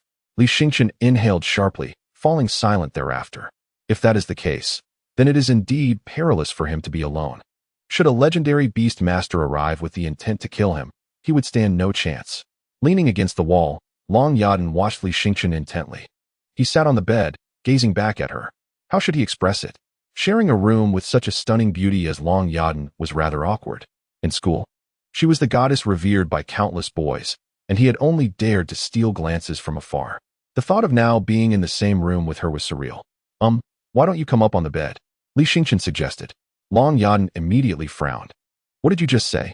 Realizing he had misspoken, he hurriedly clarified. What I meant was that standing for too long is quite exhausting. Especially since we have 10 days ahead. You can't just stand there the entire time, can you? You could come to the bed, and I'll make a makeshift bed on the floor. After saying this, Li Xingchen wanted to slap himself. It was she who insisted on keeping an eye on him. Yet he was the one compromising. What a foolishly devoted fool he was. Though internally scornful, his actions were honest, as he swiftly prepared his makeshift bed on the floor. Long Yadan hesitated for a moment before walking over and accepting Li Xingchen's proposal. Thus, Li Xingchen lay on the ground while Long Yadan occupied the bed, and once more, silence enveloped the room. Li Xingchen forced a smile, pondering that if Li Yueming were to discover that his idol was currently resting in his bed, he would undoubtedly feel a sense of deep resentment. In Chapter 64, titled By Ziming's Arrogant Invitation, Li Xingchen and Long Yadan were in their room, each engrossed in their phones. Li Xingchen stumbled upon some intriguing news regarding the Little Wilderness. Several headlines caught his eye. The genius returns. The young master of the Li family seizes the offspring of the ancient clan. Once a legendary beastmaster family, is it finally on the brink of resurgence? Li Xingchen's talent may well eclipse Li Yueming, rivaling Long Yadan. Upon reading these headlines, a smile involuntarily crept across Li Xingchen's face. Previously, the media had solely focused on his brother, yet now they were actively crafting sensational stories about him. Li Xingchen and Long Yadan are suspected to be living together. Have they perhaps already solidified their relationship? Upon encountering this particular headline, he nearly choked on his drink, drawing a curious glance from Long Yadan, compelling him to feign nonchalance and continue scrolling through the news, which only grew increasingly absurd. Some unscrupulous media outlets even claimed that he and Long Yadan were already together, suggesting that he had deliberately pursued her despite Li Yueming, who had unsuccessfully courted Long Yadan. A cold sweat broke out on Li Xingchen's brow as he glanced at Long Yadan, who was also engrossed in her phone. Surely, she would come across this information as well. Indeed, he noticed her expression darken, suggesting she had seen something she shouldn't have. These shameless media outlets truly had no dignity, fabricating such baseless lies for the sake of traffic. To preempt an outburst from Long Yadan, Li Xingchen vented his frustration first, exclaiming, "Shouldn't they be exposing how I snatched the three-eyed Qinghuang wolf cub from the Thieves' Guild?" Long Yadan shot him a sharp look, her eyes glinting with malice. Li Xingchen hastily clarified, "Rest assured, what they say is absolutely untrue. How could I possibly pursue you out of spite for Li Yueming? I am not that kind of person, and I vowed long ago that I would never covet anything that belongs to Li Yueming." Long Yadan frowned slightly, her voice turning cold as she retorted, "Not Li Yueming's belongings." Yes. Li Xingchen broke into a cold sweat, berating himself for being so foolish as to tread on Long Yadan's sensitive boundary. For an independent genius like her, it was inconceivable to admit to being anyone's subordinate, and she clearly held herself in high regard, believing no man was worthy of her. I mean, please don't believe those trivial media outlets. I truly have no romantic inclinations toward you. Honestly, I am not the slightest bit interested. Li Xingchen could only strive to explain fervently. After hearing his words, Long Yadan regarded him coldly once more, her gaze seemingly laced with resentment. Perplexed, Li Xingqian wondered which of his statements had gone astray. Suddenly, there came a knock at the door. Long Yadan immediately glanced out the window and discovered it was someone from the military. Li Xingqian also leaned over to look out and recognized the military personnel knocking. It was him. At the entrance stood a young man clad in a black cloak. The very individual who, on the night of their graduation exercise, had commanded the black and white giant tiger to slay the 4th-grade golden-patterned crimson flame leopard and had graciously left the final strike opportunity to him. Do you know him? Long Yadan inquired. Yes, we met during the graduation exercise, Li Xingqian replied. As Long Yadan and Li Xingqian peered down from the window, the young man also looked up at them, waving his hand. May I come in for a moment? Li Xingqian turned to Long Yadan, who furrowed her brow and coldly stated, I'm afraid not. This is Professor Tang's residence, and without her permission, we cannot permit anyone to enter. Tanger, is it? The young soldier chuckled. Although I heard she left Fungu City for elsewhere, I didn't expect her to come to such a modest place as Jinkan Township. Li Xingqian felt a favorable impression of the young soldier. After all, had it not been for his timely assistance, he might not have secured victory and could have faced mortal danger. Do you know our Professor Tang? Li Xingqian asked. Indeed, I do. We share a connection. The young soldier replied dismissively. But never mind that. Just know I am her friend. Even if she were present, she would permit me entry. The young soldier exuded a certain confidence, evident in his tone and demeanor, suggesting a considerable rapport with Tang Iran. Li Xingqian sought Long Yadan's approval. Since he is a friend of Professor Tang, should we let him in? After all, he is a military beastmaster and unlikely to be affiliated with the Wilderness Organization. Long Yadan hesitated for a moment before continuing. Professor Tang is not here. Perhaps you could return another time. I am not here to see Tang Iran. I am here specifically to meet Li Xingqian, the military beastmaster stated, naming Li Xingqian directly. The decision of whether to allow him entry now rested squarely with Li Xingqian, who, having received aid from the military beastmaster, found himself unable to refuse. Long Yadan withdrew, leaving the matter to Li Xingqian, who proceeded to open the door for the military beastmaster. The young beastmaster appeared to be no older than 25 or 26. His black and white giant tiger was a 4th-grade spirit beast of A-grade quality, surpassing even the ghost-faced crocodile dragon in strength, comparable to Tang Iran's wine-blade crimson fire wolf. He seemed to be a promising candidate within the military ranks. Li Xingqian had never heard of such an individual stationed in Jinkan Township before. It appeared he was only temporarily here, though his exact purpose remained unclear. Perhaps he had come seeking Tang Iran. But Li Xingqian believed he bore no ill will towards him. Otherwise, that night, he indeed had an excellent opportunity to eliminate him. He could have simply turned a blind eye and let the golden-patterned scarlet flame leopard finish the job, rendering any act of salvation unnecessary. It seems you two are truly together, the military beastmaster remarked with a smile. What? You and Long Yadan? The rumors outside suggest that you are a couple. Initially, I was skeptical, but upon discovering that you were in the same room, I realized the rumors were indeed true. The military beastmaster's gaze expressed surprise, as if he had not anticipated that such a prodigious talent as Long Yadan would associate with Li Xingqian. Although Li Xingqian currently enjoys a moment of glory, it is merely the hype generated by outsiders. Only those in the know understand that a beastmaster like him, whose success is largely contingent upon chance, lacks a promising future. With only a single formidable spirit beast, he might keep pace with contemporaries in the early stages, but as one progresses to the mid and late stages, the disparity in the number of available spirit beasts will become a significant factor in their respective strengths. In the later stages, regardless of how exceptional a spirit beast's innate qualities may be, the difficulty in evolving to the next tier is considerable, fraught with the potential for failure. Should failure occur, the consequences could range from stagnation to regression to a lower tier, potentially even impairing the beast's innate qualities. Thus, beastmasters typically prioritize evolving other spirit beasts to the same tier, ensuring that even if one of them fails to evolve, their combat capabilities remain largely intact.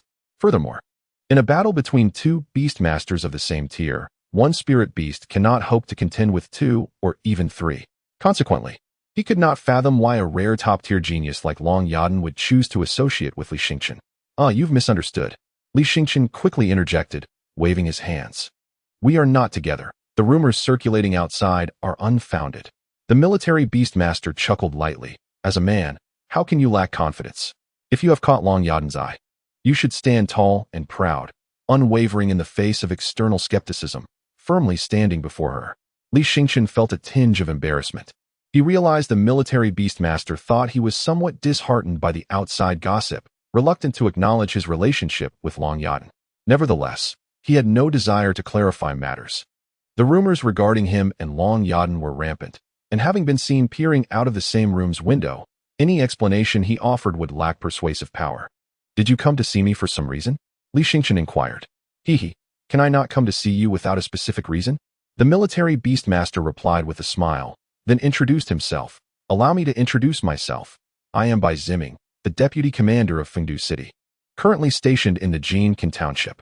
"Oh, Commander Bai," Li Xingqian said, somewhat astonished. "You are quite young, yet already a deputy commander?"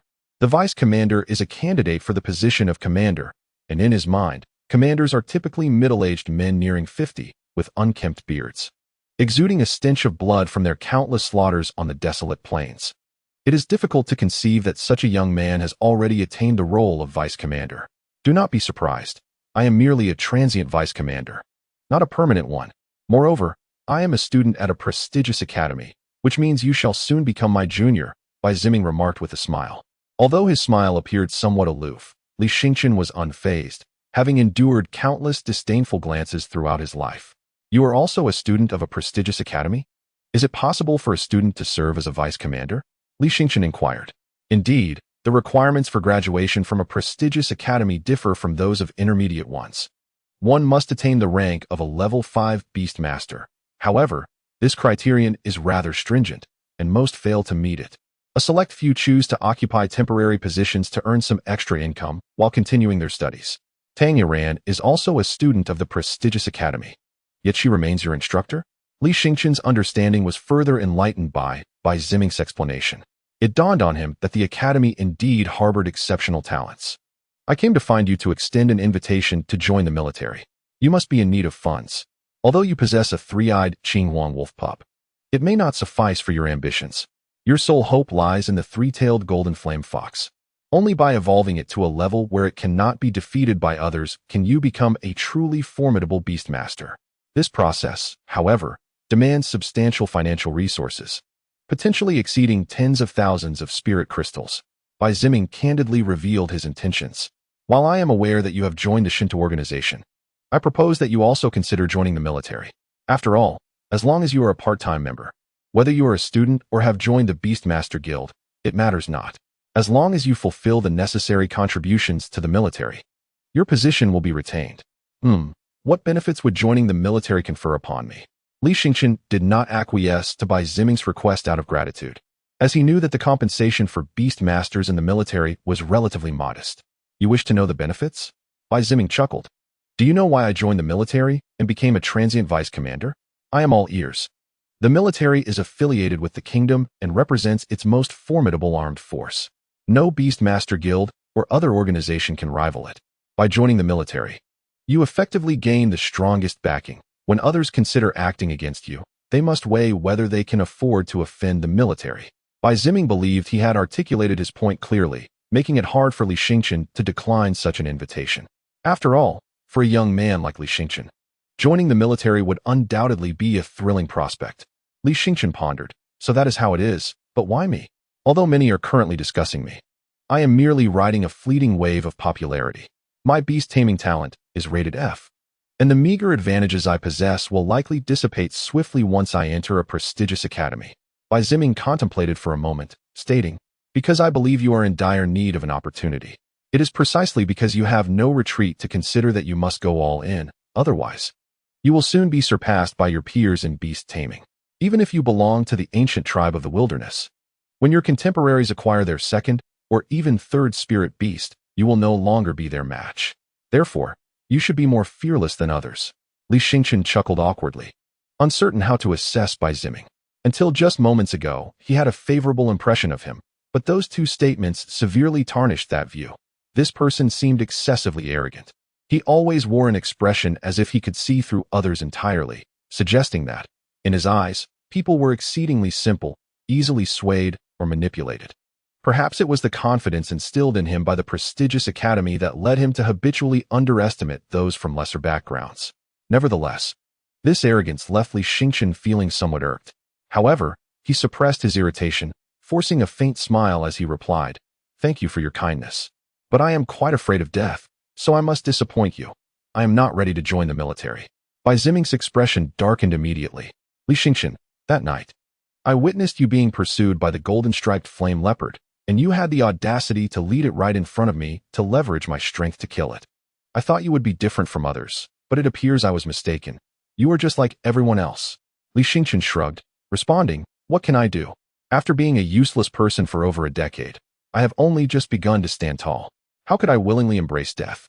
I am aware that the sacrifice rate for military beast tamers is significant, and I am not prepared for that yet. I apologize for wasting your goodwill." Chapter 66. An increasingly awkward situation. Seeing that Li Xingchen had made up his mind, Bai Ziming decided not to linger any longer. Just as he was about to leave, he noticed Long Yadan descending the stairs. Bai Ziming smiled and remarked, "Miss Long, while you are undeniably a genius in beast taming, your judgment of men leaves something to be desired." Long Yadan seemed to have overheard their previous conversation. Facing Bai Ziming's sarcastic comment, she replied coolly, "Everyone has their own choices. You cannot compel anyone to act according to your will." Bai Ziming was taken aback, studying Long Yadan intently before saying with a hint of surprise, "You did not refute me." Long Yadan regarded Bai Ziming with curiosity. "I just pointed out that your judgment of men is lacking, yet you did not contest that statement. Do you truly have an interest in this fellow? Simply because he possesses a hint of the ancient tribe of the wilderness? As a member of the Long family, surely you would not be swayed by such trivial reasons to take an interest in him, would you?" Bai Ziming had just shown a modicum of courtesy towards Li Xingchen, but now he had completely abandoned that pretense, openly mocking him. Li Xingchen furrowed his brow, perplexed by Bai Ziming's behavior. Rather than being capricious, he resembled a petulant child. His displeasure unmistakably etched upon his face. A subtle shift in Long Yadan's typically impassive countenance hinted at a flicker of emotion, yet she chose not to elaborate. Li Xingchen understood her reluctance to explain. Long Yadan had always exuded an air of aloofness, too proud to clarify misunderstandings even when they arose. It was unlikely that Long Yadan truly harbored any affection for him. A girl of her stature would be exceedingly difficult to win over. Once Bai Ziming departed, Long Yadan remarked, "Your rejection of him was indeed prudent. With your current abilities, joining the military could easily lead to perilous outcomes. We are now amidst a period of unrest in the wilderness, and danger lurks at every turn." "I appreciate your concern," Li Xingchen replied, "but my refusal stems not from a fear of death. It is simply not the right moment. I must first amass a greater strength before venturing into the wilderness." Long Yadan remained silent, yet her gaze towards Li Xingchen bore an unmistakable hint of sympathy. Initially, she had shown no interest in him, having never taken the time to know him during their school days. However, after becoming teammates, she had gleaned some insights into his life. She learned that Li Xingchen's mother had gone missing in the wilderness while searching for a way to help him restore his beast imprint, a quest that had undoubtedly burdened him with immense guilt, making the search for her his life's greatest aspiration. Yet, Li Xingchen's beast mastery talent was a significant obstacle. As others had discussed, his only viable path to success lay in focusing entirely on the three-tailed golden flame fox. However, such a gamble carried an exceedingly slim chance of success. From this moment forth, do not open the door to anyone, Long Yadan instructed before ascending the stairs. Li Xingchen locked the door behind her, noticing a few suspicious figures lingering outside. Upon meeting his gaze, they hastily averted their eyes. If these individuals were indeed affiliated with the Great Wasteland organization, his situation had become precarious, as the villa appeared to be encircled. Li Xingchen's brow furrowed. It was imperative that he enhance his strength. Achieving the evolution of the little fire fox to the 4th tier in a short span seemed implausible, given that the system had yet to unlock the 3rd level of celestial evolution. Therefore, his immediate priority was to acquire a 2nd spirit beast and evolve it into a 3rd-tier ancient clan of the wilderness. Upon returning to his room, Li Xingchen announced his intention to take a bath before slipping into the bathroom. As soon as he entered, he summoned Sangqiong to inhabit the form of the little fox. With Sangqiong's presence, the affinity surged at a staggering rate of 100 times. Even without engaging in battle, it was likely to reach a perfect 100 swiftly. Once the fox maiden manifested, her slender and graceful figure perched on the edge of the bathtub, playfully observing Li Xingqian while crossing one leg over the other. At that moment, Li Xingqian cranked the water's volume to its maximum, frantically signaling the fox maiden to remain silent. He had already witnessed Long Yadan's acute hearing, who was just outside the bathroom in the bedroom. Thus, any utterance from the fox maiden would undoubtedly be overheard. The fox maiden sauntered over to Li Xingqian's ear and whispered, "Are you truly so afraid of that human girl? Have you, perchance, developed feelings for her? What nonsense are you spouting?" Li Xingqian hastily refuted. Immediately, a voice called from outside, "Who are you talking to?"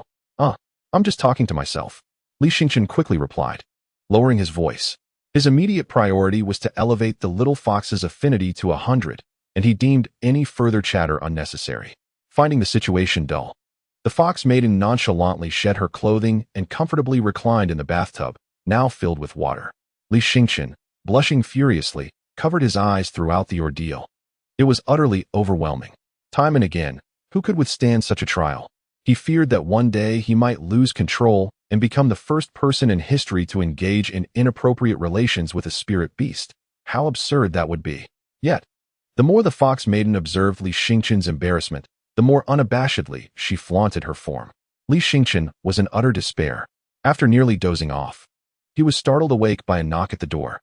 "Li Xingqian, what are you doing in there?" he was asked. Realizing he had lingered in the bathroom for a suspiciously long time, he noted that the fox maiden had departed at some point. Glancing at the system panel, he discovered that the little fox's affinity had climbed to 99. When Sanxiong next inhabited the little fox, it would surely reach 100. Li Xingqian promptly opened the bathroom door, smiling as he said, "I was so comfortable soaking that I dozed off."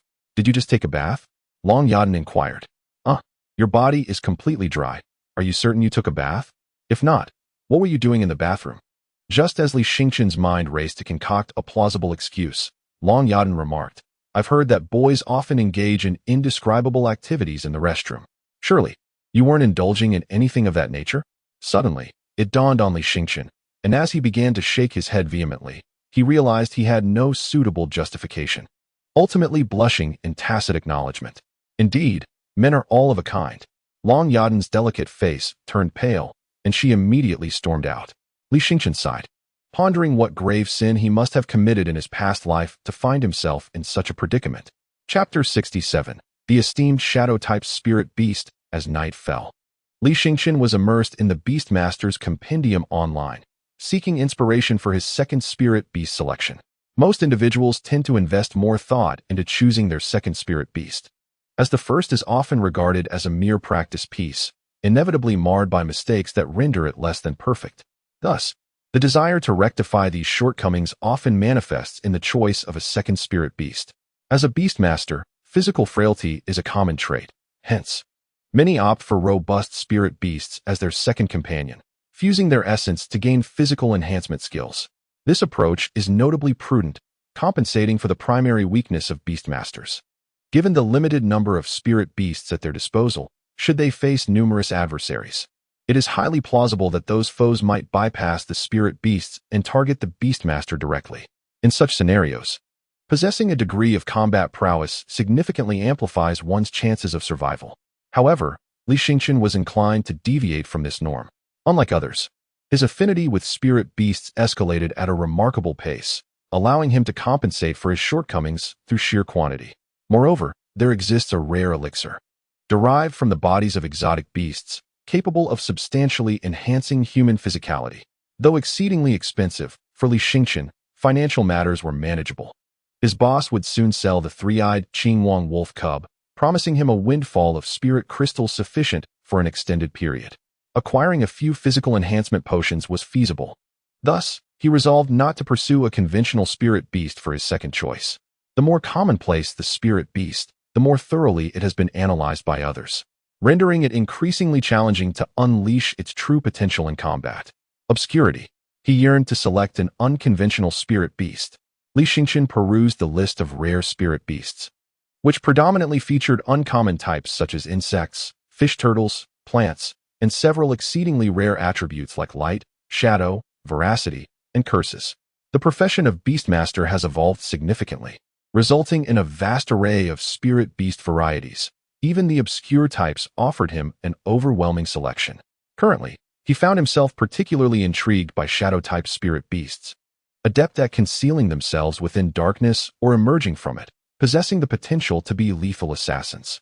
Through battles on the desolate plains, he realized that sheer offensive might was futile, as the enemies encountered were often even more formidable than oneself. At this juncture, the element of surprise becomes paramount. The little fire fox feigned an assault from the front, unleashing a brilliant conflagration, while the shadow-type spirit beast stealthily maneuvered behind the enemy in the darkness, poised to deliver a lethal strike. This battle strategy is remarkably straightforward to implement.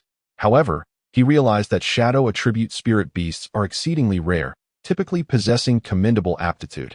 For only such exceptional beings can manifest such uncommon attributes. He is constrained to wielding spirit beasts of F-grade aptitude, a significant limitation that renders many rare attribute beasts unattainable, as F-grade specimens are notoriously difficult to procure. Nevertheless, Li Xingqian has developed a profound fascination with shadow-type spirit beasts, almost bordering on obsession. He promptly contacted his employer to inquire about the sale of the three-eyed Qing Huang wolf cub. The employer informed him that it was en route to Fungu City and would participate in an auction 2 days hence, where it is certain to be sold.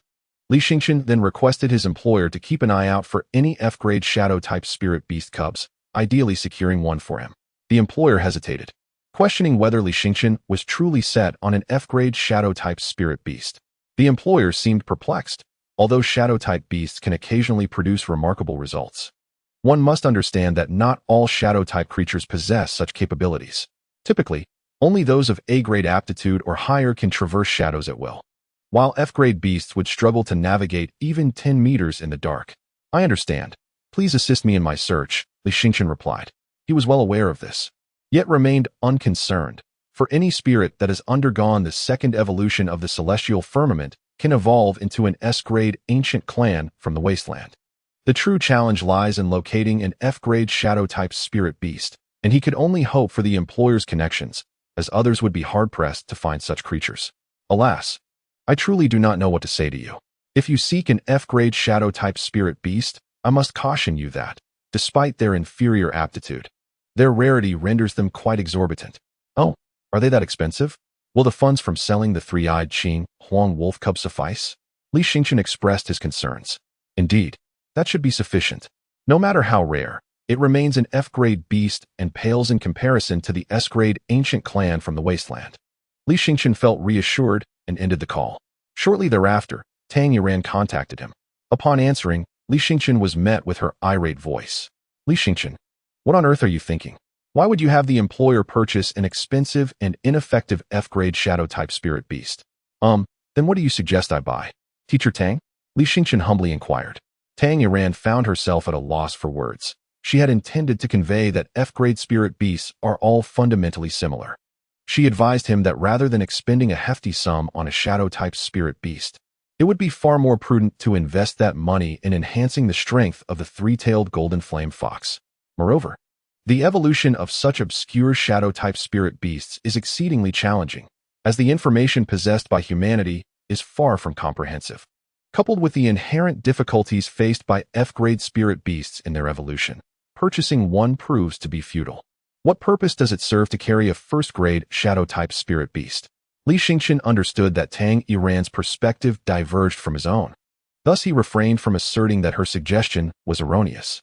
Instead, he expressed his profound interest in shadow-type spirit beasts, wishing to explore further. Tang Yadan sighed, remarking that his newfound wealth had led to extravagant spending, cautioning him not to seek her assistance when his funds ran dry. With that, she angrily ended the call. Li Xingqian chuckled ruefully, feeling the weight of solitude in his understanding. Others simply could not comprehend his intentions. He harbored his own thoughts, believing that a shadow-type spirit beast, when in the wilderness or under the veil of night, would manifest like a phantom, stealthily appearing behind adversaries and eliminating them soundlessly. Was that not a perfect scenario? He eagerly awaited the response from his employer. Chapter 68. Liang Bo's accompaniment at long last. Early the next morning, Li Xingqian received a call from his employer, who had spent the night contacting various sources.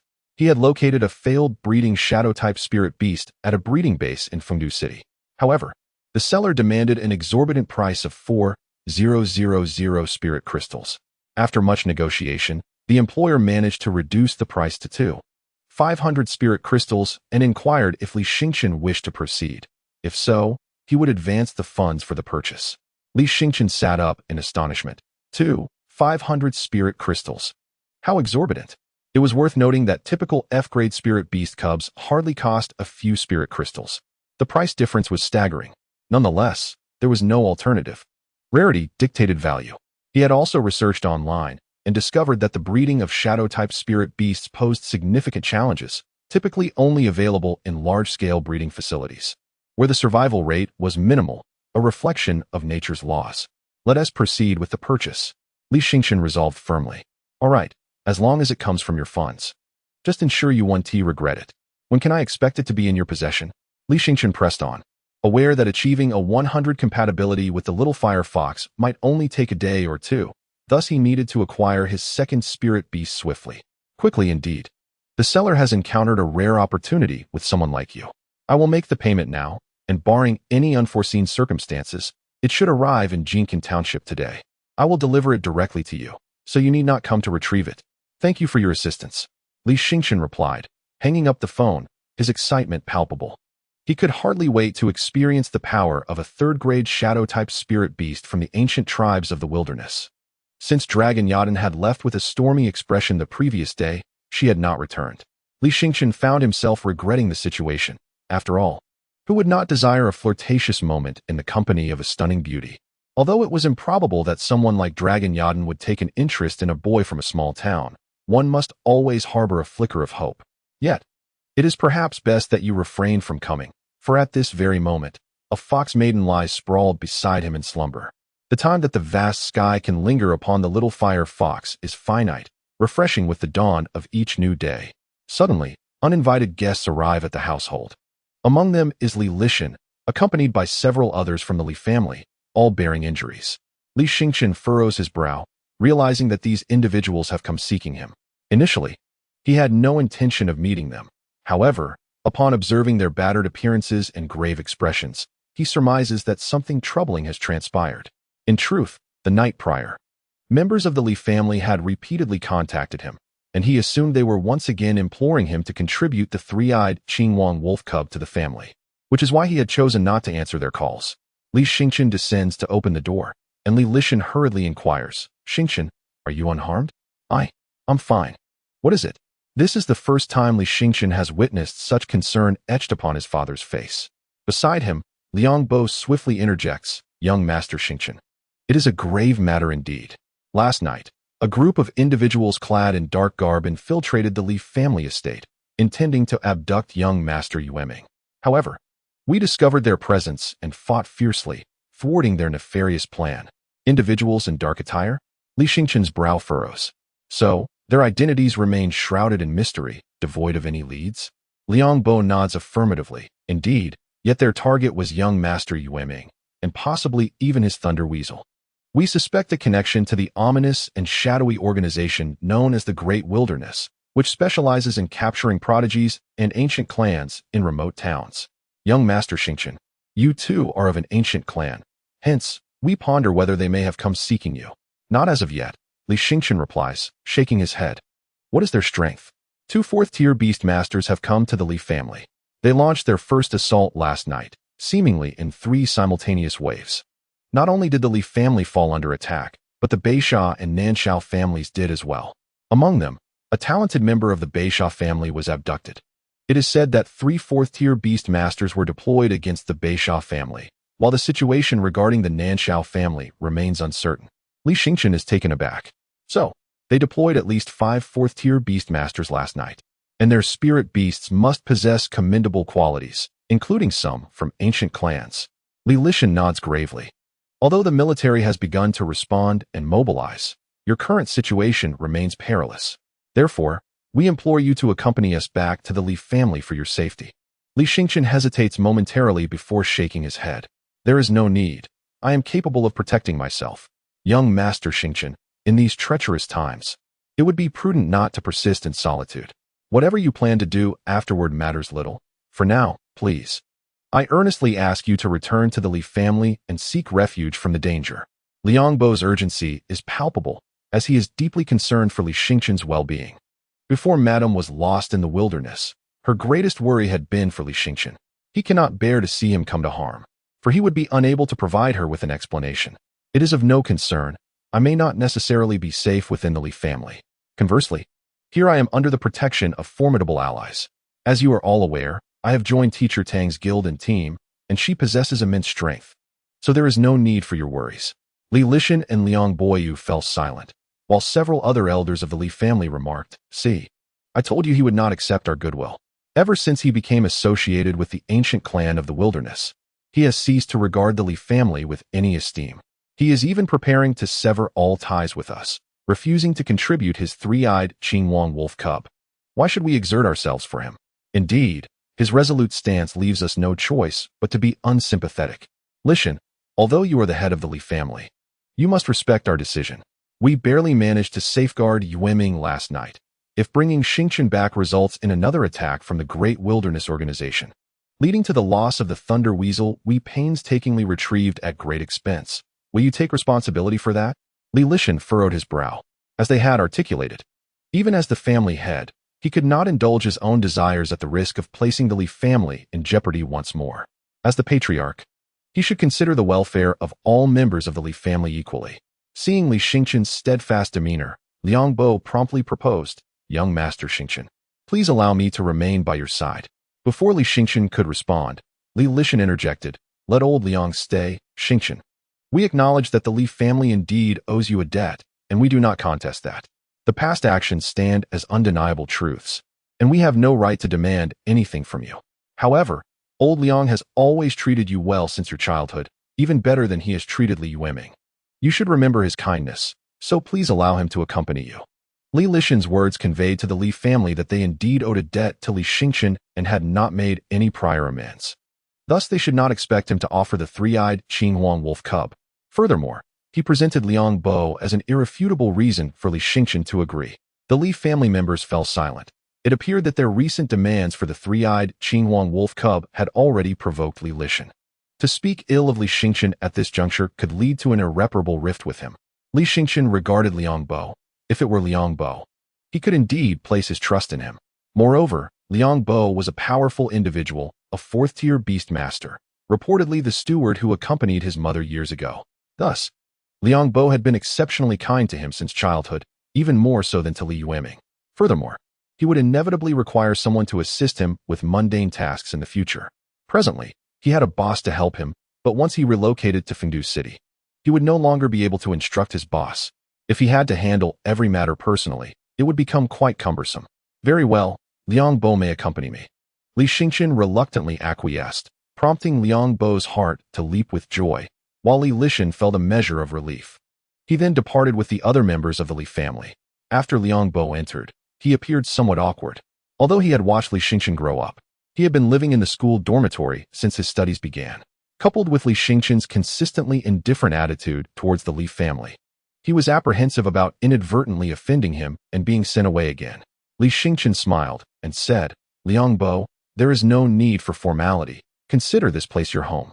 Although it belongs to Teacher Tang, he seldom stays here, so it is just Dragon Yadan and me residing here." Liang Bo remained rather reserved, not taking a seat, but rather standing attentively beside Li Xingqian. Having grown up as a wild child, Li Xingqian was unaccustomed to the presence of others, which made the situation quite awkward. He had urged Liang Bo several times not to act like a servant, but Liang Bo insisted that a master is a master, and a servant is a servant. He had conducted himself this way for most of his life and could not change, advising Li Xingqian not to worry about it. With a sigh, Li Xingqian decided to ignore Liang Bo and retreated to his bedroom. Upon entering, he found Dragon Yadan already there. Fortunately, the fox lady was absent. "You let someone else in?" Dragon Yadan inquired. "There was no choice. He is a butler who has always treated me well. I could not refuse him. And even if I did, he would remain outside the door. It is better to let him in, and besides, his presence benefits both of us." Liang Bo is a fourth-tier beast master. "A fourth-tier beast master as a butler?" Dragon Yadan murmured. "Does the Li family possess such depth?" "Oh, he is not from the Li family. He came with my mother when she married," Li Xingqian explained. Your mother has quite an impressive background. Even some top-tier butlers in Fungu might not possess the prowess of a fourth-tier beastmaster. Is that so? I am not entirely certain. My mother's family has always been a taboo topic in the Li family. No one mentions it, and I do not know which family she hails from. Dragon Yadan nodded. It seems your identity is also shrouded in mystery. Huh. No matter how mysterious, can it compare to your background? Your so-called dragon family sounds quite formidable. Yet why did you come to this desolate place, Jean Kinxiang, merely to seize an opportunity at an esteemed academy? With your talent, you could easily secure a place in the fiercely competitive Fungu. At the mention of the dragon family, Dragon Yadan's expression shifted slightly, and she opted not to pursue the topic further. Be cautious tonight. The Great Wilderness Organization commenced their operations yesterday and is expected to act again tonight. Having already alerted the military, they will undoubtedly employ even greater strength against us. Dragon Yadan warned Li Xingqian. Li Xingqian nodded. I understand. This is also why I asked Liang Bo to stay. With him, a fourth-tier beastmaster, alongside the two of us, who are third-tier beastmasters, they may not succeed. Indeed, but we must remain vigilant. As evening approached, the city notably grew quieter. Perhaps due to the events of the previous night, many individuals returned home early, hesitant to venture out again. Li Xingqian and Long Yadan had just donned more suitable attire for combat when their employer personally delivered a shadow-type spirit beast, promptly departing as if aware of the perilous situation they faced. Liang Bo and Long Yadan were both intrigued, for shadow-type spirit beasts were exceedingly rare, their evolution notoriously challenging. Typically, one would not opt for a shadow-type companion. Is this the Shadow Claw Mouse? Liang Bo inquired, uncertainty lacing his voice. Li Xingqian nodded, confirming it to be indeed a Shadow Claw Mouse, surprisingly possessing F-grade qualifications, which made the 2,500 spirit crystals seem reasonable. Upon hearing the price, Liang Bo and Long Yadan exchanged peculiar glances, their eyes seemingly inscribing the words foolish spender upon Li Xingqian's forehead. The Shadow Claw Mouse was diminutive, its fur a mottled gray-brown, with particularly elongated claws and eyes the size of green mung beans, filled with trepidation and tremors. The moment it slipped from Li Xingqian's grasp, it darted into the nearby shadows. Just as Li Xingqian feared that his 2,500 spirit crystals might be wasted, the Shadow Claw Mouse emerged from the darkness, only to retreat again, repeating this frantic cycle several times, appearing increasingly disheveled. The atmosphere was thick with silence. Liang Bo and Long Yadan regarded Li Xingqian, with Long Yadan mockingly remarking, "Is this what you purchased for 2,500 spirit crystals? A creature that can barely remain submerged in the shadows for a second? What use is that? Fear not. While it may only achieve this extent now, should it evolve, the results will be vastly different." Long Yadan suddenly fell silent, contemplating Li Xingqian's knowledge of evolution. However, shadow-type spirit beasts differed from others in their obscurity, with humanity possessing scant information. Thus, even Li Xingqian would likely find it arduous to achieve successful evolution, particularly with an F-grade companion, rendering it even more improbable. Throughout the exchange, Liang Bo remained reticent, as the steward lacked the authority to question Li Xingqian's decisions. "All right, I shall return to my chamber. Please do not disturb me," Li Xingqian declared, cradling the Shadow Claw Mouse as he retreated to his room and firmly closed the door. He eagerly examined the compatibility level with the little fire fox. Although still at 99, he surmised it was nearing 100. Had Long Yadan not entered his room, causing the fox spirit to return to its realm prematurely, it might have already reached full compatibility. If he could simply allow the fox spirit to emerge for a moment longer, it should suffice. Suddenly, the villa was plunged into darkness as the power went out. The surroundings were enveloped in pitch blackness, followed by the sound of shattering glass, as though something had entered through the window. Chapter 70. 5 4th-rank Beast Tamers. Little Fire Fox. Li Xingqian instantly summoned the Little Fire Fox, its sizable form threatening to overwhelm the space, for the members of the Great Wilderness Organization were already upon them. Roar! As soon as the Little Fire Fox appeared, it let out an enraged roar. Its 3 tails, ablaze with golden flames, illuminated the room, allowing Li Xingqian to clearly see what had intruded through the window. A colossal triangular serpent head, its surface adorned with scales as white as steel. It was the steel python. Yushi stood atop the serpent's head, sneering, "Li Xingqian, how delightful to see you again. Judging by your expression, it seems you did not anticipate my return." Li Xingqian's demeanor turned icy. Are you here as a representative of the Thieves Guild, or perhaps the Great Wilderness Organization? Ah, well, for workers like us, it simply depends on which side offers the better price. Unfortunately for you, the Great Wilderness Organization is currently offering the highest bid. So, you have been sent by the Great Wilderness Organization to kill me? No, no, no, Yushi replied. The Great Wilderness Organization is a remarkably benevolent entity. They greatly value talent and have no desire to eliminate you, provided you are willing to cooperate and join their ranks, becoming a proud member of the organization. You mean to say that as long as I join the Great Wilderness Organization, they will not harm me? Li Xingchen inquired. Indeed. You must have heard of the Great Wilderness Organization's exploits. While they are notorious for their brutality, their most prominent characteristic is the abundance of geniuses within their ranks. They have gathered these talents from all corners, and you are among those they find intriguing. Before Yushi could finish, Li Xingchen nodded. Very well. I agree to join the Great Wilderness Organization. What did you say? You agree? Now it was Yushi who was taken aback. He had not expected Li Xingchen to acquiesce so swiftly. Yes, your purpose in coming here was to persuade me to join the Great Wilderness Organization, and I have now agreed. Thus, you may leave, along with everyone else who barged in from downstairs. However, Yushi was not the only one present. The commotion had initially arisen from the lower floor, where Li Xingchen sensed the presence of formidable spirit beasts that had stormed in, confronting Liang Bo and Long Yadan. Yushi looked at Li Xingchen. You say you have agreed, and then what? Then you can leave. Huh? Are you jesting? Do you think that the Great Wilderness Organization can be joined merely by a passing remark? Yushi was perplexed, unsure whether to regard Li Xingchen as naive or simply playing a trick on him. What else am I supposed to do? Li Xingchen asked, a look of confusion on his face. When I joined the Divine Map Organization, I merely expressed my intent and was accepted. Yushi chuckled lightly. Brother, it's not that I look down upon you. It's just that you have not truly joined the Divine Map yet. At most, you are merely an outer member. As one of the top 10 guilds, the recruitment standards for the Divine Map are exceedingly high, and I fear you may not yet meet them. Oh, is that so? The Divine Map is that formidable? Is it true that the top 10 guilds surpass the Great Wilderness Organization? Certainly not. The Great Wilderness Organization stands as a transcendent force, surpassing all guilds. One might even assert that they possess the capability to topple an entire kingdom. Who, then, do you believe is more formidable? My curiosity is piqued. Could you possibly elaborate on this matter? At this moment, Li Xingchen resembled a blank canvas, yearning for knowledge. Yushi's expression grew cold once more. Are you attempting to play a game of delay with me? Do you think that by stalling, someone will come to your rescue? Ha ha ha, Li Xingchen. I advise you to abandon this unrealistic notion. You may be unaware that yesterday was merely a probe by the Great Wilderness Organization.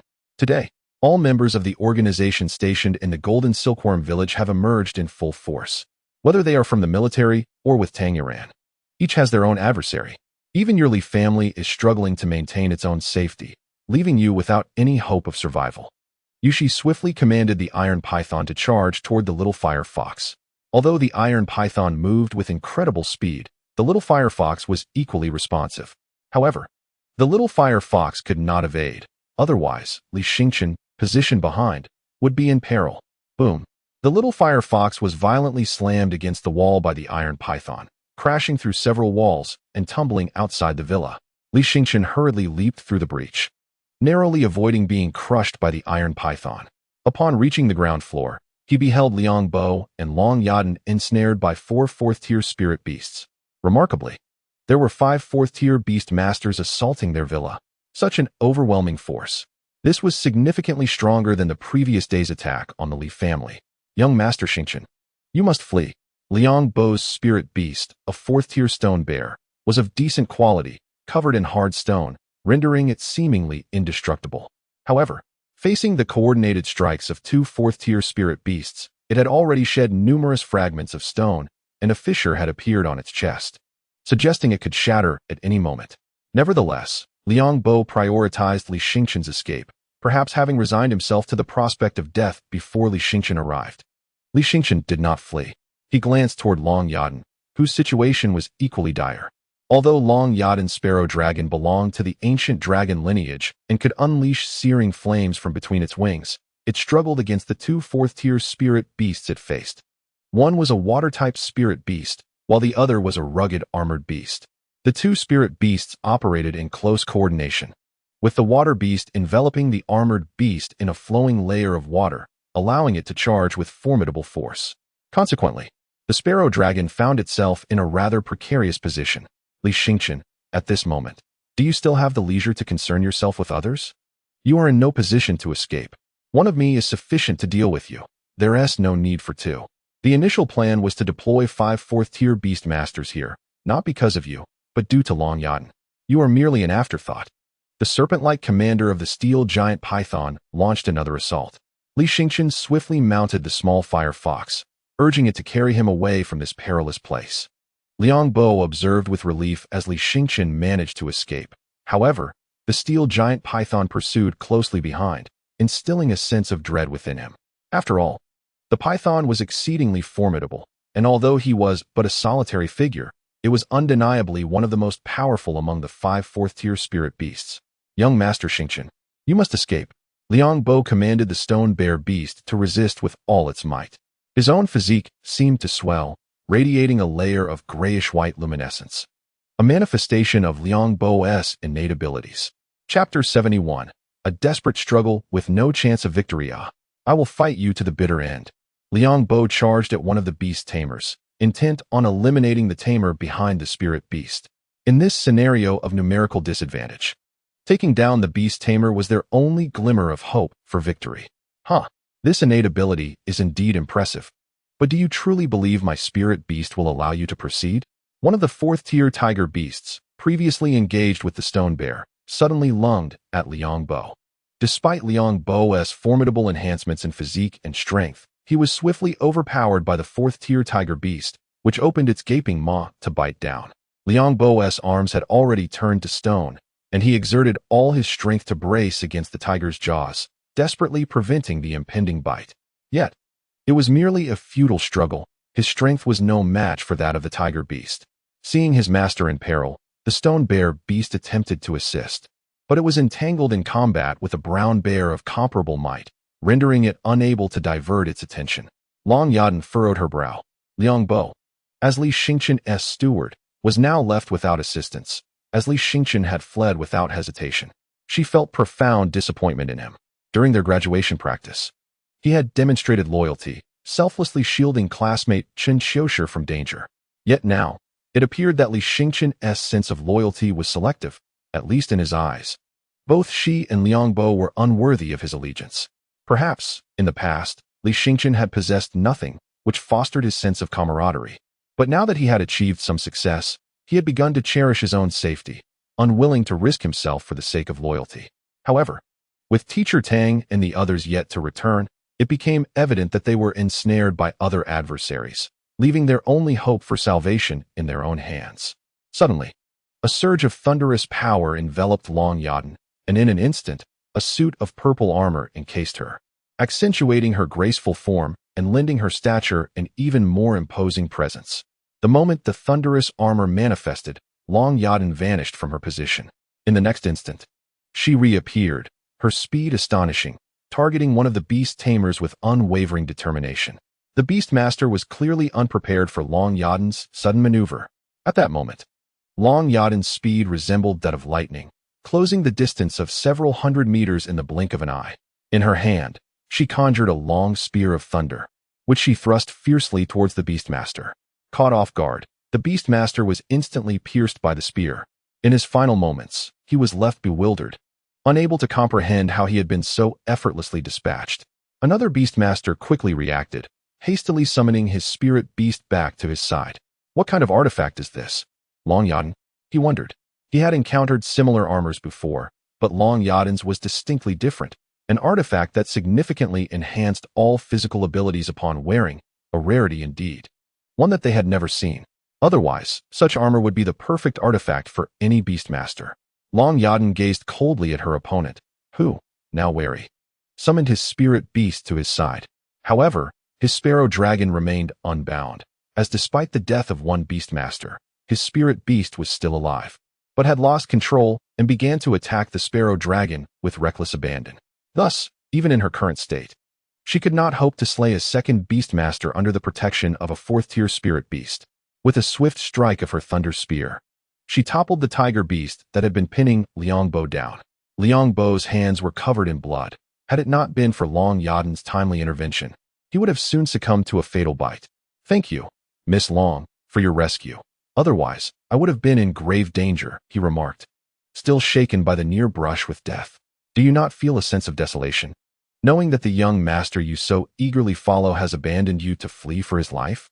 Long Yadan asked as she and Liang Bo stood back to back, one clad in violet thunder armor, the other partially petrified, surrounded by two fourth-tier spirit beasts and three equally formidable fourth-tier beastmasters, forming an impenetrable encirclement. The disparity in combat power was staggering. Liang Bo shook his head. "My duty is to ensure the young master's safety. As long as he remains unharmed, I would face any peril without regret, even if it cost me my life." I simply did not anticipate the might of the Great Wilderness Organization. They dispatched beastmasters with exceptional spirit beasts. Had they been in Jinkin village during their youth, they would undoubtedly have been hailed as geniuses. At that moment, Liang Bo refrained from speaking ill of Li Xingchen. Although Li Xingchen had fled, he bore no resentment, for he understood that Li Xingchen had grown up alone, and his demeanor had naturally become somewhat reclusive. Moreover, being the weakest among them, his presence would not alter the tide of battle. Instead, it might provide the enemy with an opportunity to exploit, plunging their side into greater adversity. Indeed, this is the Great Wilderness Organization. Their strength is truly formidable. Long Yadan's exquisite eyes were filled with gravity, for the onslaught she faced this time was both formidable and utterly unexpected. In addition to the 5 fourth-tier beastmasters who had come to this region, there were likely more than 10 others from various areas, thus managing to restrain the military and certain noble families' beastmasters. The Great Wilderness Organization had never dispatched such a multitude of elite practitioners to a region of this caliber, such as Jinkin Township. Could it be that the recent emergence of numerous prodigies in Jinkin Township had prompted this? Or perhaps, due to her being a member of the Long family in Jinkin Township, they deemed it necessary to send so many? "Miss Long, we genuinely wish to avoid causing you harm. After all, we have been instructed to persuade a top talent like you with kind words, encouraging you to join our Great Wilderness Organization and become a rising star within our ranks. With your innate gifts and our guidance, you might even ascend to the status of a legendary beastmaster."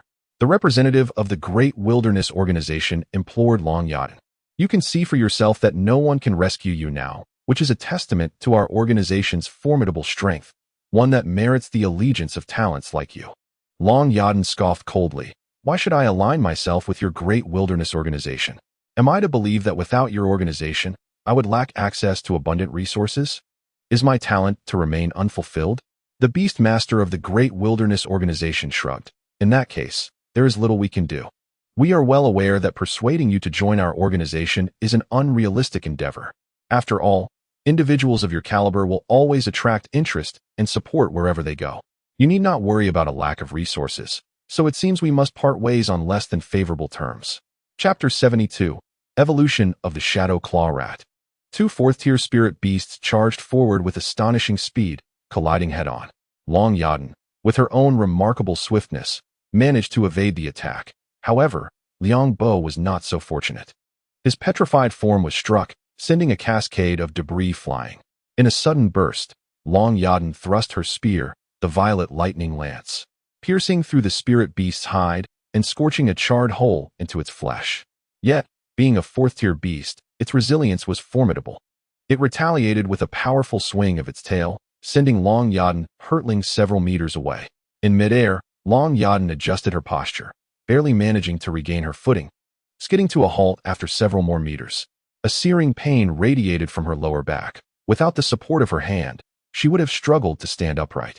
The brute force of the fourth-tier spirit beast was immense, and even her lightning armor proved ineffective against it. In an instant, the spirit beast lunged again, and she could only desperately brace her spear against its maw. Yet, the lightning lance was not a true spear, and it could give way at any moment. "Miss Long," Liang Bo shouted urgently, but he was powerless to assist, preoccupied with his own peril. The tiger beast had seized him, preparing to crush his body and swallow him whole. Liang Bo was engulfed in sorrow and anger. He had yet to witness the complete escape of young Master Xingchen from peril. It seemed that young Master Xingchen was likely ensnared in a similar predicament, perhaps even in a more dire situation. The steel serpent of the serpent demon posed an overwhelming threat to the three-tailed golden flame fox. Li Xingqian, riding upon his little fire fox, dashed into a dark alley, with the steel serpent relentlessly pursuing him. Suddenly, Li Xingqian commanded the little fire fox to halt, and the steel serpent came to a stop as well. The serpent demon, perched atop the steel serpent, taunted Li Xingqian, asking why he had ceased his flight. Do you feel utterly hopeless now and have surrendered? That would render this encounter rather dull for me. I hope you can continue to amuse me a little longer. Ignoring the serpent demon's mockery, Li Xingqian turned his attention to the data panel of the little fire fox. If the system's earlier notification was accurate, it indicated that the compatibility of the little fire fox had reached 100%. Indeed, the compatibility column confirmed this figure. Concurrently, he sensed a significant change. The little fire fox had severed its bond with his beast seal, which had now become available. He swiftly unbound the night claw mouse tethered to the little fire fox and commanded the system, control the night claw mouse. Determining the ownership of the spirit beast. Capturing. Successful capture, now controlling. Ding. Control successful. The process of commanding spirit beasts through the system was remarkably straightforward. However, the night claw mouse was currently too feeble to be of any real use. It could only slip into the shadows for a fleeting moment before tumbling back out. Night claw mouse. Qualification, F grade. Lower tier race. Redemption level, 1 strength, 25 speed, 30 stamina, 20 life, 25 skill.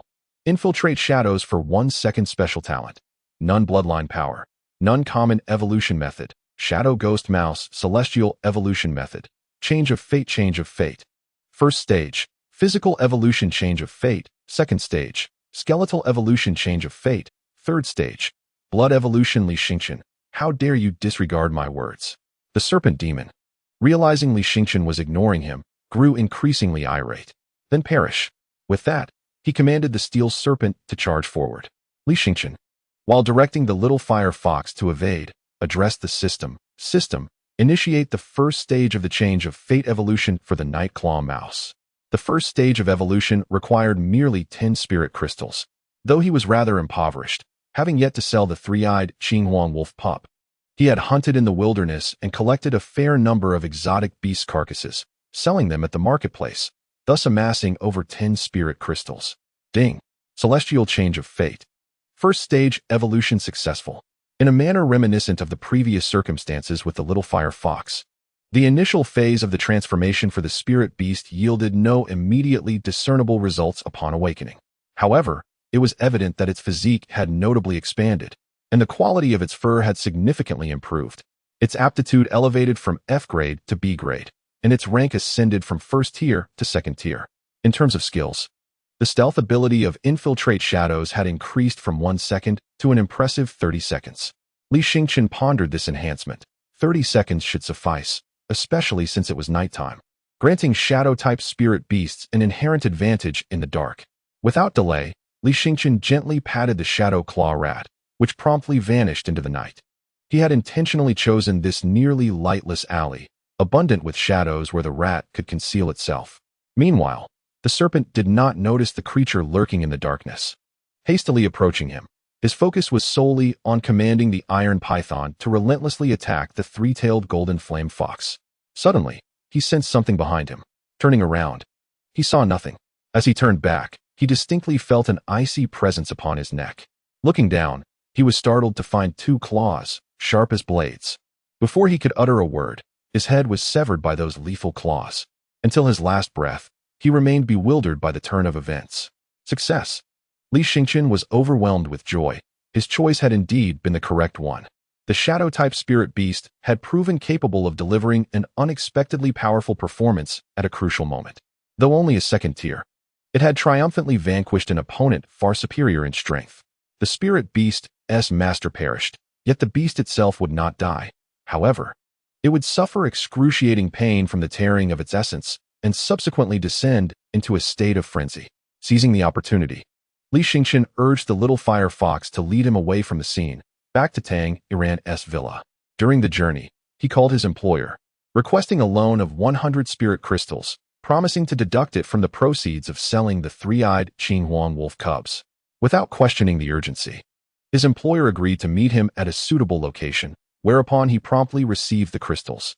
Li Xingqian wasted no time in using the funds for the second phase of the Shadow Claw Radesh transformation. Once evolved to the second phase, it would become a third-tier ancient clan beast, akin to the little fire fox, rendering him nearly invincible.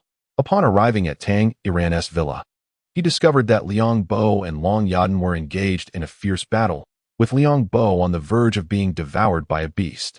Liang Bo. Li Xingqian's eyes blazed with fury. "Young Master Xingqian, why have you returned?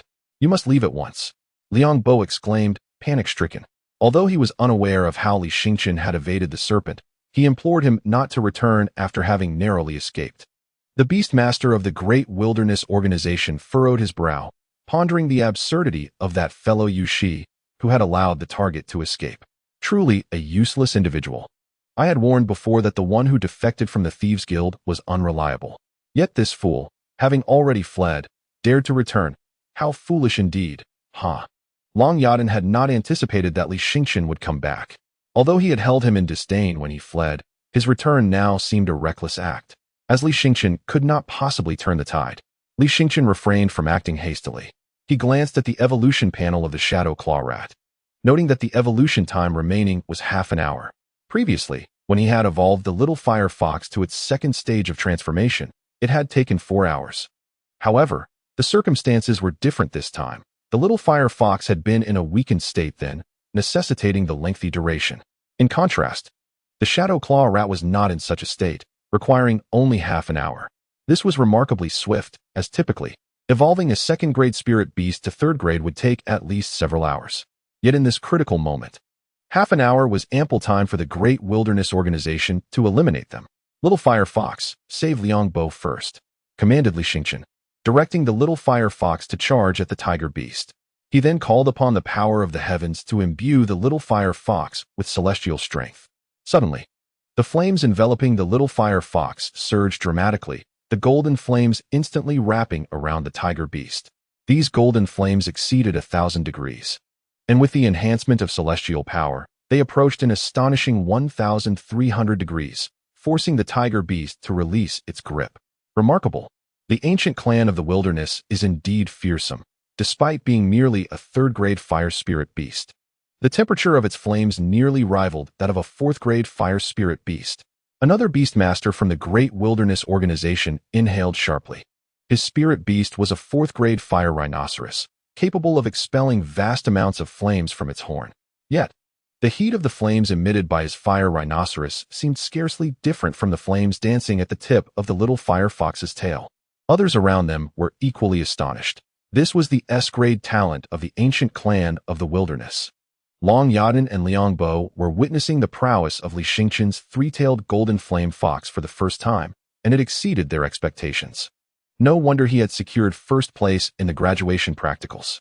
After the little fire fox had repelled the tiger beast with its flames, Li Xingqian swiftly hoisted Liang Bo onto the back of the little fire fox, as Liang Bo's stone bear beast had long been sent back to the spirit beast space.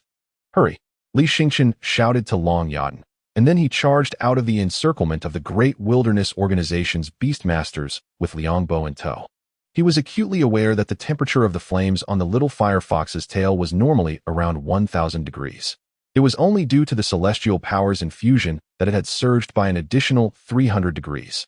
Yet, celestial power had its limitations. Once it faded, the adversaries would recognize that the little fire fox's flames could not compete with that of the fourth-grade fire rhinoceros. There is no need to worry about Long Yadan. The sparrow dragon possesses wings. If Long Yadan wishes to depart, without a flying spirit beast, it would be impossible to pursue her. Indeed, with a resounding dragon roar, the sparrow dragon repelled the two spirit beasts before them and soared into the sky with Long Yadan. The little fire fox dashed through the alley, while the sparrow dragon flew above its head. "Li Xingqian, where are we headed?" Long Yadan inquired. Li Xingqian surveyed the surroundings. This area of Golden Silkworm Village was sparsely populated, with several dark, unfinished buildings. He promptly pointed in that direction. "We shall go there." Long Yadan frowned. "Are we heading to an uninhabited zone? Shouldn't we be seeking refuge in a more populated area? Venturing into an uninhabited zone may leave us cornered once more." Li Xingqian smiled. "As you have observed, The conflict in Golden Silkworm Village is not confined to our location. There are several sites where monstrous battles are erupting. I even witnessed what appeared to be two Grade 5 beasts clashing just moments ago. This indicates that the forces of the Great Wilderness Organization are rather formidable. Therefore, even if we flee to a crowded area, it is likely that no one would come to our aid, and we may find ourselves in even graver peril. Are you suggesting that we eliminate those individuals ourselves? Precisely. We are 3, and they are also 3. Thus, our advantage is considerable. A flicker of astonishment crossed Long Yadan's eyes. Have you lost your mind? Although our numbers are equal, the adversaries are 3 Grade 4 beast tamers. While our only Grade 4 tamer has already lost her combat capability, it is merely the 2 of us remaining. How can you claim that we hold a significant advantage? Long Yadan perceived Li Xingqian's words as the nonsensical ramblings of someone driven mad by overwhelming pressure. Indeed, our advantage is substantial, for it is the dead of night. Li Xingqian asserted once more with certainty. In the silence of the night, Long Yadan pondered his statement. She did not believe that the night would provide them with an advantage, especially since their spirit beasts were. Suddenly, Long Yadan's eyes widened in disbelief. Li Xingqian, have you actually tamed that shadow claw rat as your spirit beast? Li Xingqian smiled but remained silent. Upon entering the shadowy, unfinished building, he immediately summoned the little fire fox into the spirit beast space, and Long Yadan followed suit. The trio then ventured deeper into the derelict structure. This area was already a remote part of Golden Silkworm Village, devoid of any illumination at night, occasionally serving as a resting place for wanderers. The 3 of them concealed themselves behind a wall and fell silent. Boom. The 3 Grade 4 beast tamers had arrived. Where did you run off to? Do you truly believe that hiding here would render you invisible to us? How naive. The sense of smell of spirit beasts far surpasses that of humans. No matter where you conceal yourselves, you cannot evade our pursuit. 3 Grade 4 spirit beasts, following their keen sense of smell, closed in on their location. Long Yadan furrowed her brows and murmured, "It seems they have already begun their search in this direction." Li Xingqian felt a cold sweat trickle down his back. Despite their erratic movements, they had not managed to create much distance. The 3 pursuers had clearly seen them enter this abandoned building, and thus, they had not been inside for long before the 3 followed closely behind. At that moment, there remained 5 minutes until the Shadow Claw Mouse's evolution was complete. "Let us go. This way." Li Xingqian called forth the little fire fox once more, leading the trio swiftly upwards. While the commotion attracted the attention of the 3 Grade 4 spirit beasts, who immediately pursued them closely. Chapter 74. Is it merely intimidation? This was a construction site, filled with numerous twists and turns, making it increasingly inconvenient for the larger spirit beasts to navigate. Their clumsy movements only served to hinder their speed. Damn it. We chose such a treacherous path. One of the beast tamers, visibly agitated, controlled a massive bear beast that nearly crushed the narrow corridor as it squeezed through. Stay calm. In the end, only we will emerge victorious. Those 2, burdened with an injured companion, can only run so far. Though the sentiment held truth. Li Xingqian glanced back to see that their pursuers were not closing in quickly. Instead, they approached with the demeanor of confident hunters, gradually narrowing the area in which they could conceal themselves. This played perfectly into Li Xingqian's hands. What he required most was time. Once the moment arrived, this dark, narrow, dilapidated building would become their tomb. Seated behind Li Xingqian, Long Yadan scrutinized his back, pondering, "What are you thinking? Do you truly place your hopes on that Shadow Claw Mouse? We have all seen that its shadow-dwelling ability is nearly useless. Unable to remain hidden for more than a fleeting second, posing no threat whatsoever. You will understand soon enough," Li Xingqian replied, unwilling to elaborate. The remaining time for the Shadow Claw Mouse's evolution was now down to 2 minutes. Boom, boom. Behind them, the bear beast was wreaking havoc, demolishing the structure. With a ceiling height of merely 7 to 8 meters, even when the bear ran on all 4s, it risked being injured by the overhead beams. Fools. The intent of the pursuers was clear, to destroy the dilapidated building, leaving them with no means of escape. Yet, from the very beginning, Li Xingqian had never intended to hide or seek peace. Only 1 minute remained. Suddenly, Li Xingqian commanded the little fire fox to halt, facing the 3 Grade 4 spirit beasts that were hot on their heels. The 3 beast tamers from the Great Wilderness Organization approached slowly. "Run. Keep running. Why have you stopped? Are you tired, or have you truly run out of options?" They mocked. Li Xingqian, should I say you are clever or foolish? Your ability to escape the pursuit of the serpents indicates you possess some skill, yet you have foolishly trapped yourself in a corner. Huh. It seems your so-called intelligence is merely a stroke of luck. Li Xingqian chuckled in response.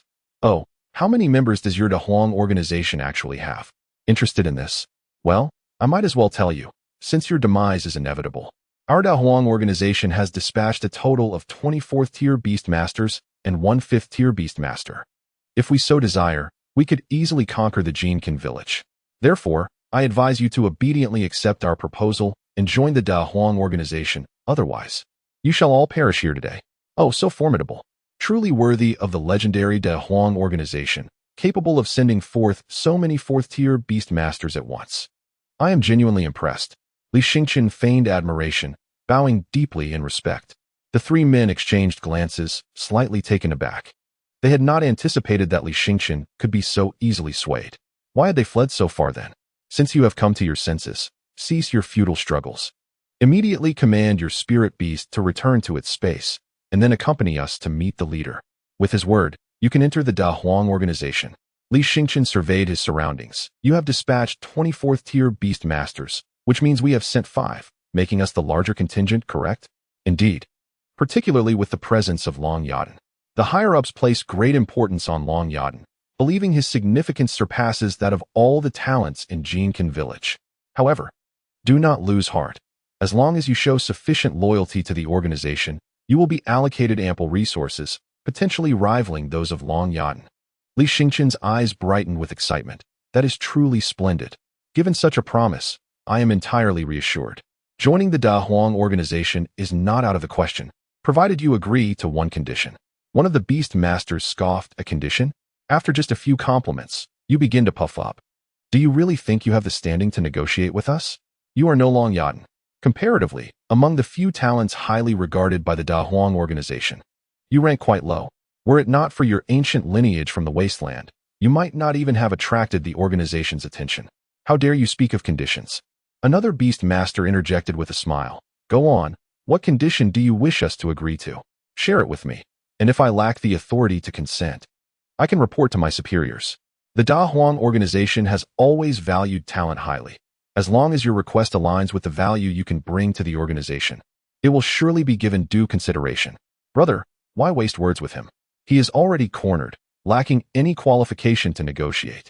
Your leniency will only embolden him, remarked another Beast Master, who had remained silent until now. What do you understand? The elder possesses profound insight. His agreement to the young man's conditions is merely a stratagem to stabilize him, thereby creating a rift between him and Long Yadan. Our focus can then be directed solely towards countering Long Yadan. How enlightening.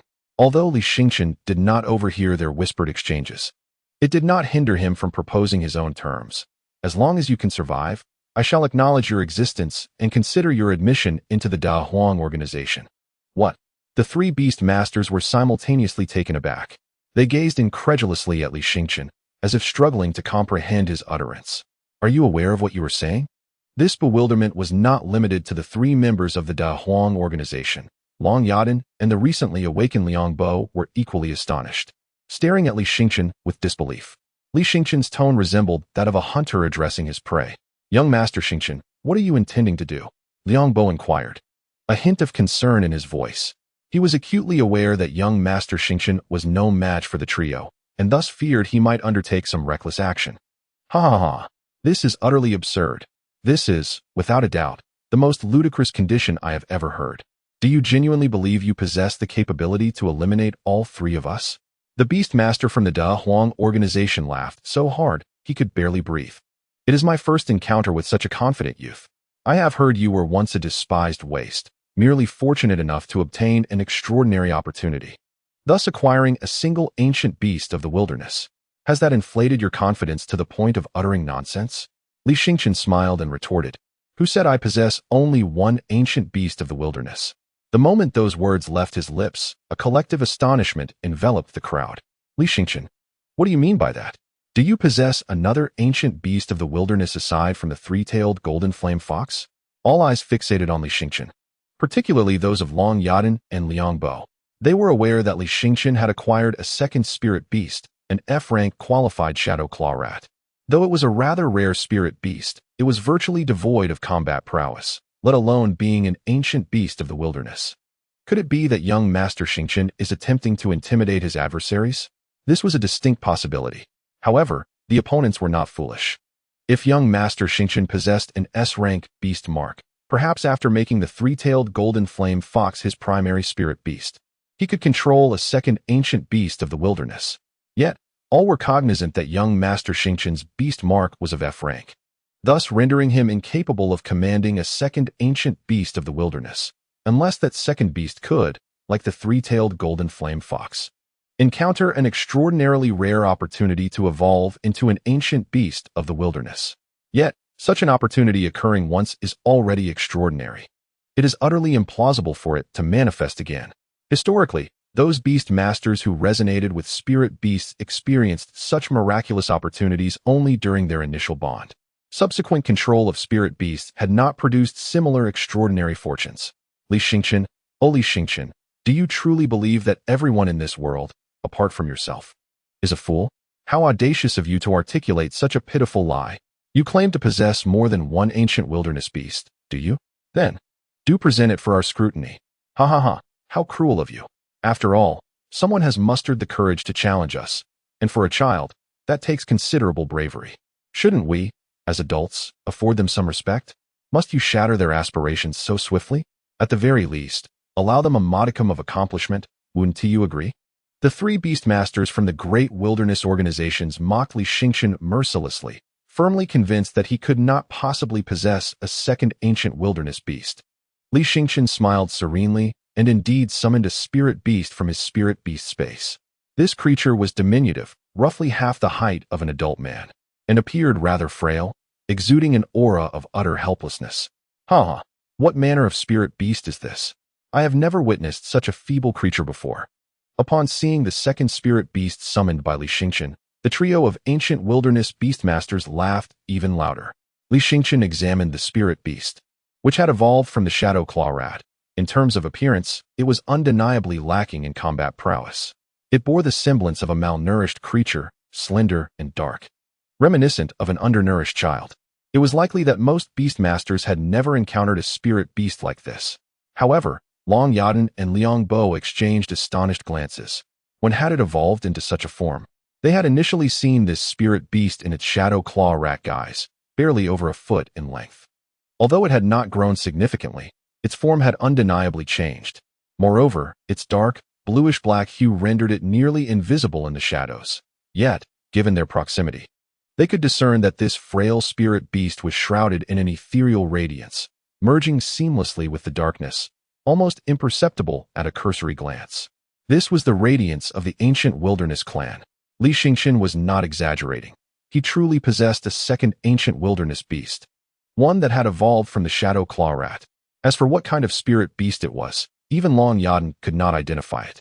Shadow-type spirit beasts were inherently rare, and while she was somewhat familiar with the Shadow Claw Rat, she was at a loss regarding its current form. This spirit beast was called the Shadow Hunter. Though it appeared humanoid, it was actually a primate spirit beast, thus from a distance, it resembled a short, emaciated human. Li Xingqian was aware that none in attendance recognized the Shadow Hunter, so he graciously introduced it to the others. This was the second layer of evolution of the changing fate technique, and he was quite fond of the name Shadow Hunter. It evoked the image of a top-tier assassin, aligning perfectly with his initial intent of acquiring a shadow-type spirit beast. Shadow Hunter?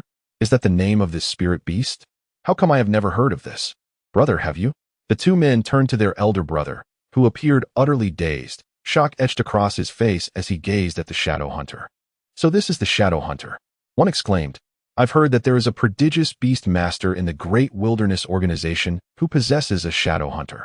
This Shadow Hunter is comparable to the most elite assassins, capable of effortlessly concealing itself in the shadows, then striking unexpectedly to sever the heads of its foes with precision.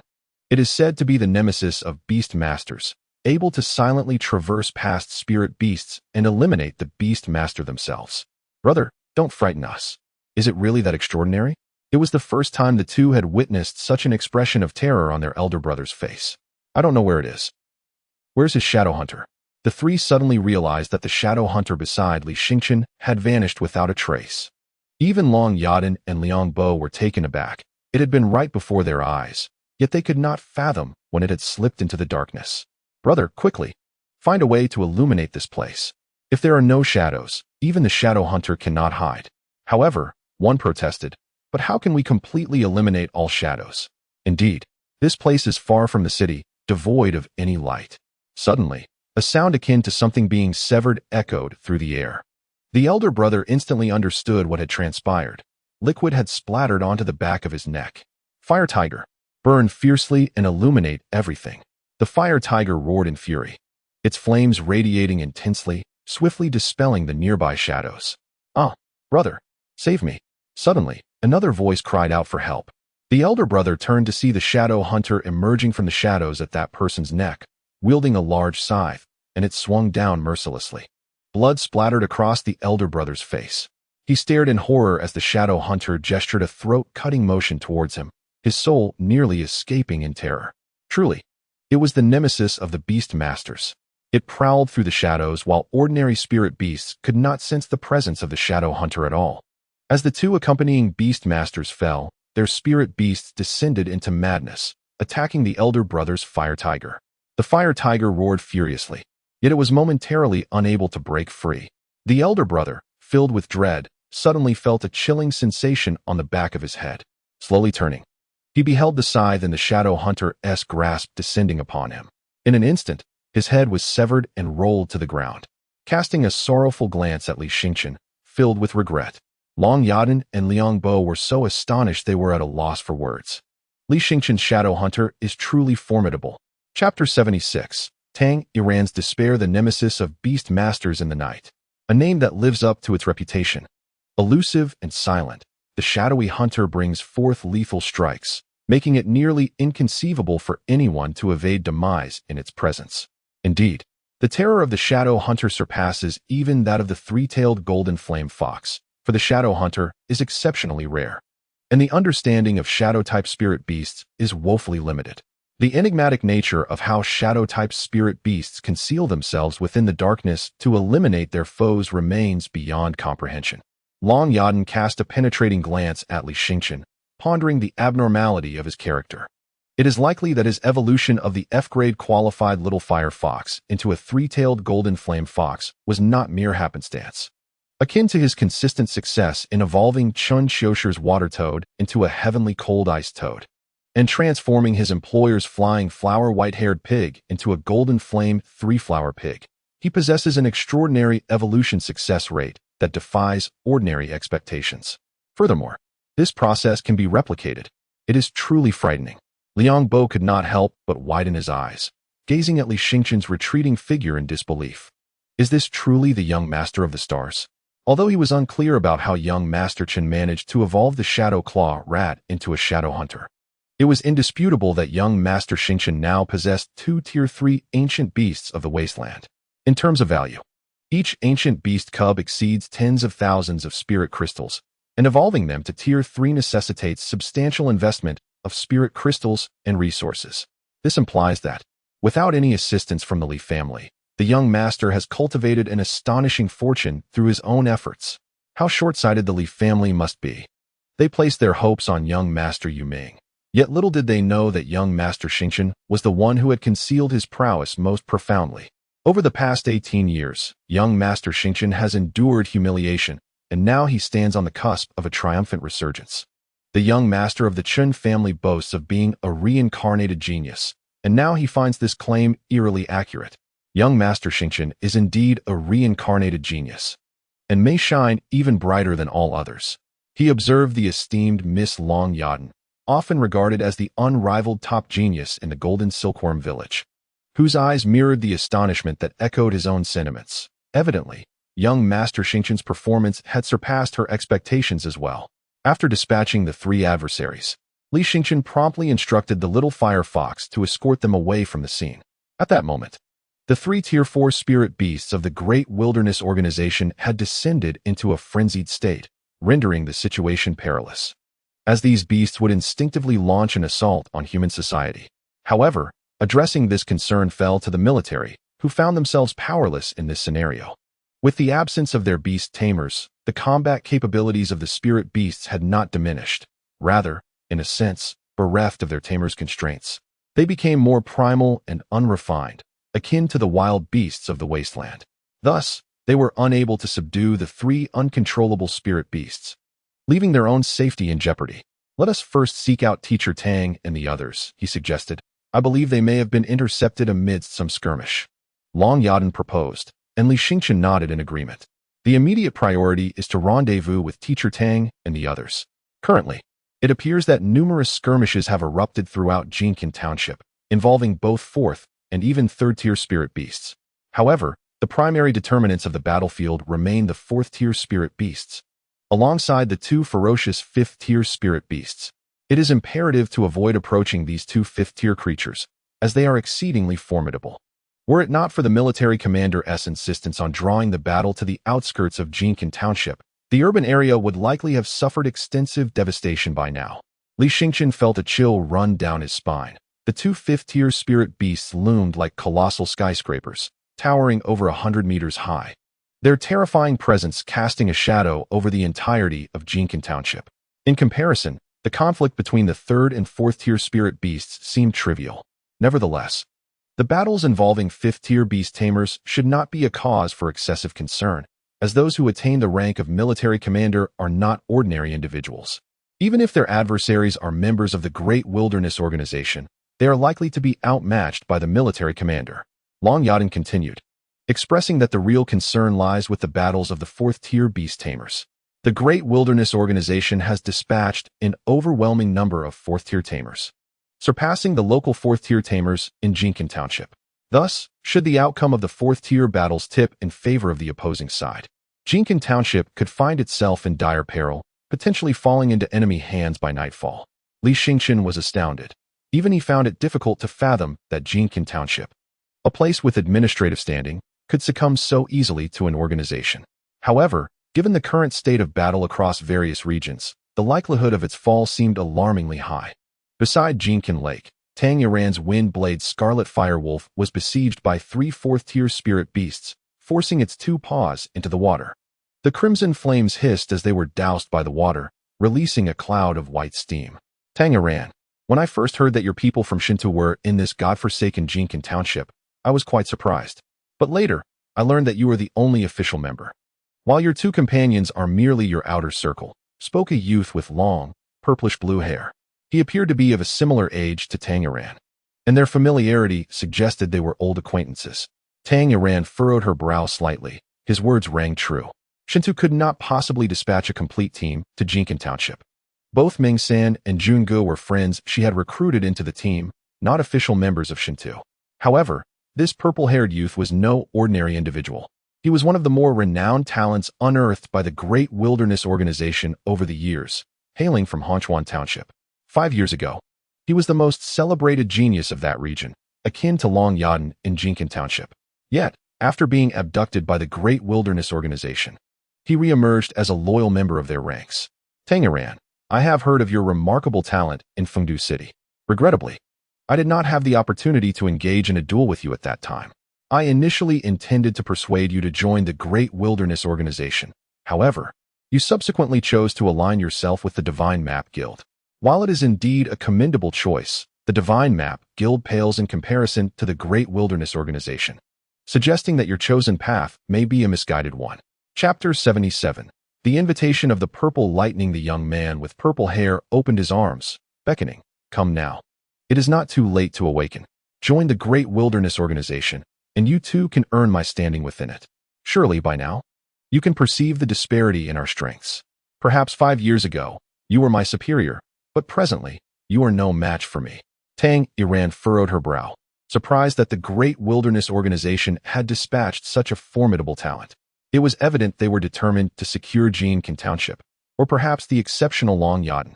A genius like Long Yadan is worth dozens of top-tier beast tamers, as evidenced by the rapid growth of the young man with purple hair. Tang Yaran cast a worried glance towards the villa, where she had previously sensed signs of combat. However, it seemed the battle had concluded. She had heard that 5 4th-tier beast tamers had been sent, while only Long Yadan and Li Xingqian remained on the opposing side, creating an insurmountable gap in combat power. Thus, she feared that Long Yadan might have been captured, and perhaps Li Xingqian as well. Meng San, Jungu, can you still fight? Tang Iran inquired of the two injured men. Meng San's colossal sword had been shattered into 3 pieces, his body marred with wounds.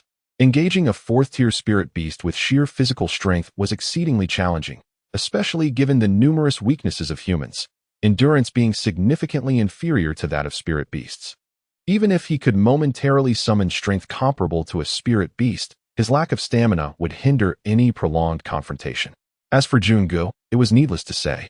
Although he possessed the rare ability to sense and ensnare with his vine spirit beast, his vines were evidently insufficient to restrain the spirit beast of the young man with purple hair. That beast, a rare thunder type, boasted exceptional aptitude, having evolved to 4th tier while retaining S-class qualities. Currently, only Tang Iran's Wine-Blade Scarlet Fire Wolf could contend with it. Not to mention the 2 beast tamers from the Great Wilderness Organization accompanying the purple-haired youth, whose spirit beasts were also remarkably strong, all possessing A-class qualities. Thus, Tang Iran found herself in a solitary struggle. Meng San and Jungu were nearly useless, and without reinforcements, Tang Iran was in peril. They could hardly hope to assist Long Yadan and Li Xingqian, let alone escape themselves. Meanwhile, Tang Iran's Wine-Blade Scarlet Fire Wolf was also in dire straits, having been forced into the water. For a fire attribute spirit beast, entering water was akin to stepping into the most disadvantageous battleground. Water proves beneficial for the thunder beast of the violet-haired youth, as it possesses the ability to conduct electricity. In a certain sense, the presence of water can indeed amplify the power of thunder. At this moment, Meng San and Jungu felt a sense of frustration as teammates of Tang Iran. They found themselves powerless to assist her during this crisis. The feeling was utterly disheartening, to the point where they would gladly offer their own lives in exchange for her safe passage through the peril. Meng San even mused that should anyone come to Tang Iran's rescue at that moment, he would willingly devote the remainder of his life to that individual's command. I can still fight.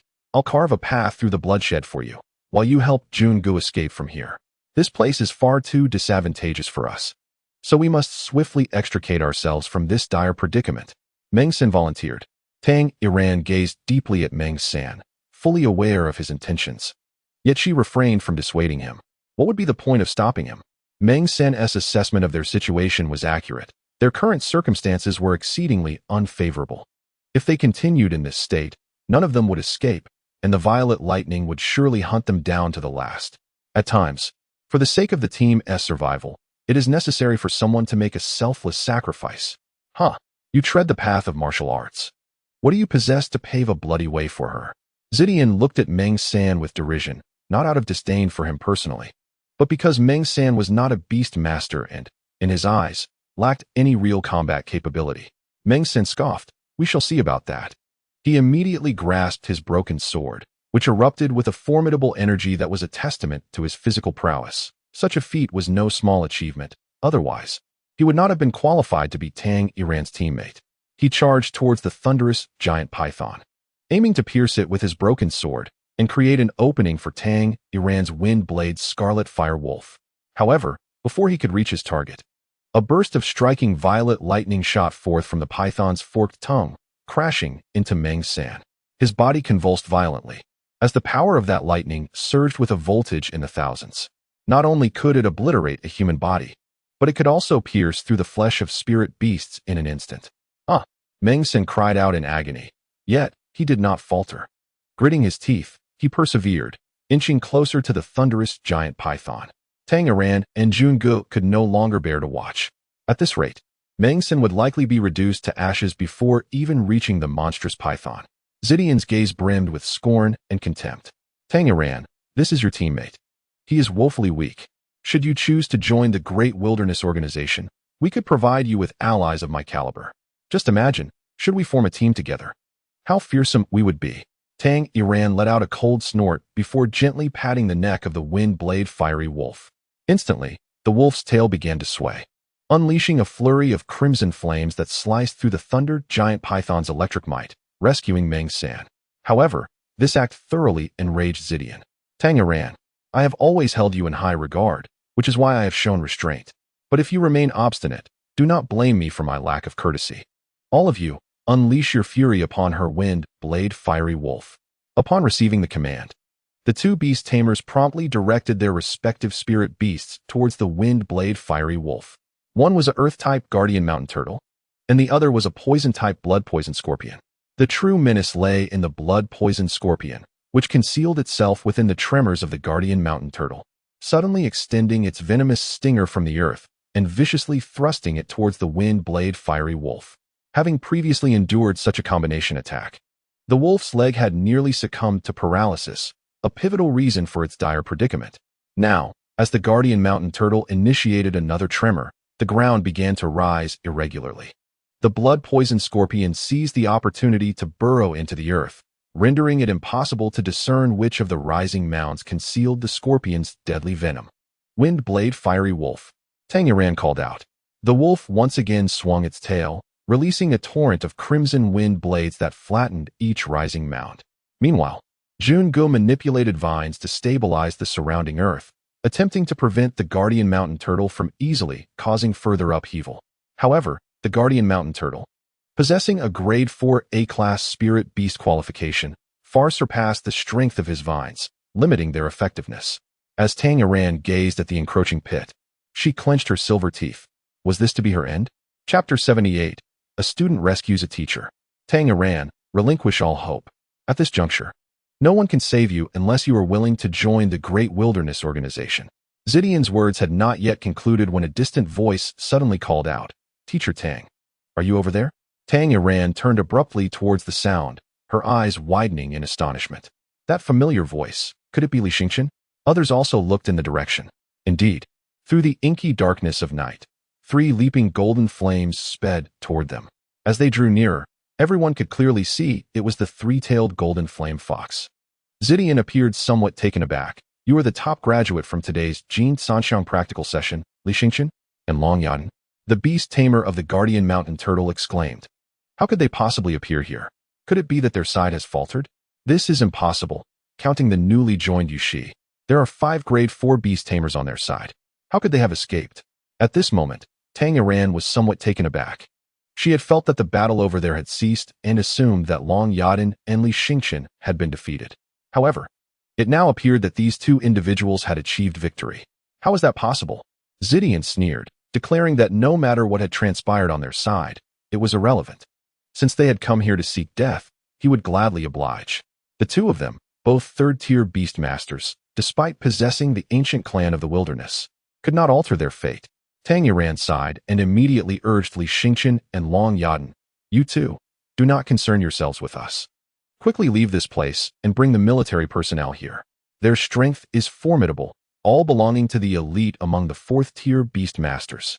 However, after exchanging glances, Li Xingqian and Long Yadan did not make their hasty retreat, which caused Tamer to grow anxious. She ceased speaking to Li Xingqian and directly addressed Long Yadan. "Yadan, Li Xingqian is unaware of the situation. You should be able to discern it. You two are not their opponents, so remaining here serves no purpose. Depart quickly. The Dahuang organization's objective this time is to target you." Long Yadan replied calmly, "Teacher Tang, the regions of Jinkin Township are engulfed in flames of war, and all military beast masters have been mobilized. Yet, the overall situation remains dire, leaving us with little hope of assistance. We have come here to fight alongside you." Alongside, Tamer furrowed her brows. Long Yadan was typically very rational. Why did she seem so unprofessional today? Fighting together required comparable strength. At present, even with Long Yadan's sparrow dragon and Li Xingqian's 3-tailed golden flame fox, they could hardly contend with the Jinhua mountain turtle and the blood-poison scorpion. In fact, even their combined efforts might not suffice against either one. Li Xingqian nodded in agreement. "Indeed, Teacher Tang, we came to assist you, not to call for help, as we cannot summon anyone." "Ha ha ha ha ha. You truly amuse me, Tamer. They call you teacher. Is this the result of your tutelage?" Faced with such a disparity in combat power, they failed to perceive the gap between friend and foe. "It seems you have neglected your duties as an educator." Before Tamer could respond, Li Xingqian retorted angrily, "What do you know? Teacher Tang is an exceptional mentor. She imparted to us the first lesson in practical combat. If you encounter opponents you cannot overcome, The foremost priority is to devise a means of escape. Oh, you are quite the defender of your teacher. Then why do you not flee? Zidian inquired with a light laugh. Li Xingqian smiled. Because I do not believe you are insurmountable foes. What? Zidian paused momentarily, then scrutinized Li Xingqian's three-tailed golden flame fox. Is it merely based on your third-tier ancient clan of the wilderness? Tamer and her companions exchanged glances, clearly perplexed by the source of Li Xingqian's confidence. Tamer gazed at Long Yadan, keen to observe her reaction to the statement. Surprisingly, the usually composed Long Yadan did not exhibit any shift in expression at Li Xingqian's exaggerated remark, and one could even discern a hint of agreement with him. What could this possibly signify? Li Xingqian smiled without answering, while everyone overlooked the diminutive figure that stealthily slipped into the shadows behind the three-tailed golden flame fox. For the night served as its most effective cloak. The shadow hunter infiltrated the darkness with remarkable speed and absolute silence, undetectable even to Long Yadan and Liang Bo, who remained oblivious to whether the shadow hunter had commenced its actions. Only Li Xingqian could distinctly sense its whereabouts. The first target chosen by Li Xingqian for the shadow hunter was not Zidian, as the thunder giant python under Zidian's command constantly radiated formidable thunderous energy, making it perilous to approach. Such energies could easily expose the shadow hunter from its concealment.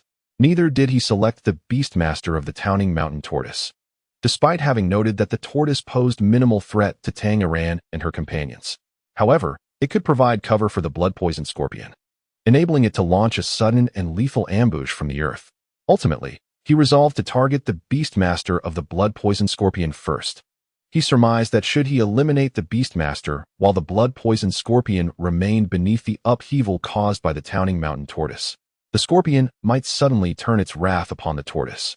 He found this prospect highly plausible. The beastmaster of the blood-poisoned scorpion was a middle-aged man with a somewhat pallid complexion, exuding an air of sinister malevolence. His gaze was equally unfriendly. Yet he dismissed Li Xingqian, who had come to assist, and continued to prepare for a surprise assault on the Windblade Crimson Flame Wolf. Suddenly, he sensed an inexplicable chill at the nape of his neck. Turning around, he caught a fleeting glimpse of a dark, shadowy figure, yet he thought little of it, attributing it to a mere trick of the light. However, the next moment, he felt a creeping coldness on his neck, and upon touching it, he discovered a copious amount of blood. How could this be? Before he could finish his thought, his head rolled from his shoulders. The other two were just beginning to notice the unfolding situation when the blood-poisoned scorpion erupted into a frenzy, its venomous stinger plunging mercilessly into the towering mountain tortoise, which let out a mournful cry, and the tremors ceased. Chapter 79. Strategic error. This turn of events arrived with such swiftness that even Tamer found herself momentarily stunned. It was only after Li Xingqian's urgent shout that she regained her composure and commanded the Windblade Crimson Flame Wolf to break through the blockade imposed by the towering mountain tortoise. The mightiest defense of the Jinyu mountain tortoise lies in its formidable shell, capable of withstanding the full-force assault of a fourth-tier spiritual beast. Except for the penetrating power of lightning attributes, other physical attacks have minimal impact on the Jinyu mountain tortoise. However, the blood-poisoned scorpion suddenly launched a poisonous stinger attack on the tortoise's tail, catching it off guard as the venom swiftly infiltrated its bloodstream. The Jinyu mountain tortoise emitted a mournful cry, instinctively retreating into its shell, disregarding the commands of its beast master, unwilling to emerge again. Once the tortoise retracted its limbs into its shell, the tremors ceased entirely, transforming its shell into a colossal natural cauldron. The Windblade Scarlet Fire Wolf unleashed a barrage of crimson fire blades, igniting fierce flames around the Jinyu mountain tortoise. The tortoise's beast master grew anxious, urging Zidian, "Quickly command your thunderous python to rescue my Jinyu mountain tortoise." Zidian furrowed his brow, immersing himself in the thunderous power of the python. Although he had not seen clearly moments ago, he vaguely perceived a figure swiftly concealing itself in the shadows. It was a shadow-type spiritual beast. Shadow-type creatures have long been one of the most feared among beast masters, as their defining characteristic is the ability to traverse shadows with ease, eluding most detection methods. Zidian paid no heed to the pleas of the Jinyu mountain tortoise's beast master, instead narrowing his eyes as he scrutinized Li Xingqian and Long Yadan, pondering whose shadow-type beast it could be. Ultimately, Zidian's gaze settled on Li Xingqian. It was evident that the confidence Li Xingqian had displayed earlier stemmed from that shadow-type creature. Is it yours? We have conducted an investigation into you and heard that you underwent a primordial fusion with a three-tailed golden flame fox. Were you so eager to possess a primordial spiritual beast simply to pave the way for the shadow-type beast? But how did you manage to evolve it to such a degree in such a short time? Zidian was filled with curiosity. He had indeed encountered shadow-type beasts before, but most were inconspicuous and lacked prominence. Unlike other spiritual beasts, shadow types have a higher threshold for effective utilization, typically requiring at least third-tier status to reliably manifest their shadowy abilities. The evolution of a shadow type to third tier is the true reason why many beast masters hesitate to choose them. Yet it was clear that Li Xingqian had already achieved that milestone. As for the precise extent of the evolution, Zidian was uncertain. He had only glimpsed a fleeting shadow, failing to discern its specific form. Tanger ran, while directing the wind-blade scarlet fire wolf to scorch both the Jinhua mountain tortoise and the blood-poisoned scorpion. Cast a curious glance at Li Xingqian. She knew that Li Xingqian had purchased an F-tier shadow claw rat from the shop and had previously criticized him for his fanciful aspirations, deeming the rat of little consequence to him. However, it now appeared that she had underestimated Li Xingqian. Li Xingqian was not merely acting on impulse. From the outset, he possessed unwavering confidence, convinced that the shadow claw rat could bolster his combat prowess. Li Xingqian, eliminate that beastmaster. Tang Yadan promptly urged him to devise a method to dispatch the beastmaster of the Jinhua mountain tortoise. Once the beastmaster perished, the Jinhua mountain tortoise would succumb to a state of frenzy due to its source damage, presenting the perfect opportunity for the wind-blade scarlet fire wolf to strike down the tortoise. Li Xingqian nodded, Shadow Hunter. No sooner had he spoken than the Shadow Hunter materialized behind the Jinhua mountain tortoise's beastmaster. This individual had long since begun to adopt a defensive posture, a pattern resembling tortoiseshell markings enveloping him. This intricate design rendered his skin exceedingly resilient, effectively thwarting the Shadow Hunter's scythe. The scythe, conjured from the shadows by the Shadow Hunter, would have effortlessly sliced through flesh, but with even a modicum of defense in place, its cutting ability was significantly diminished. The Jinhua mountain tortoise's beastmaster chuckled lightly. Ah, young one, you still have much to learn. You should have struck me down first. While you plotted for the blood-poisoned scorpion to ambush the Jinhua mountain tortoise, you failed to consider that the tortoise is my source spirit beast. Once I fortified my defenses, your Shadow Hunter was left with no opportunity. Li Xingqian had indeed not foreseen such a level of strategy. His inexperience had allowed the Beastmaster to preemptively establish defenses. Desperately, Li Xingqian's Shadow Hunter sought an opening. Yet the Beastmaster was encased in a fortress of tortoise shell patterns, rendering any chance of an assault nearly impossible. Fear not, do not rush. Although his source abilities bear similarities to those of the Jinhua mountain tortoise, the tortoise's defenses are not invincible, and an opportunity will surely arise. The most fearsome aspect of shadow-type spirit beasts lies in their elusiveness.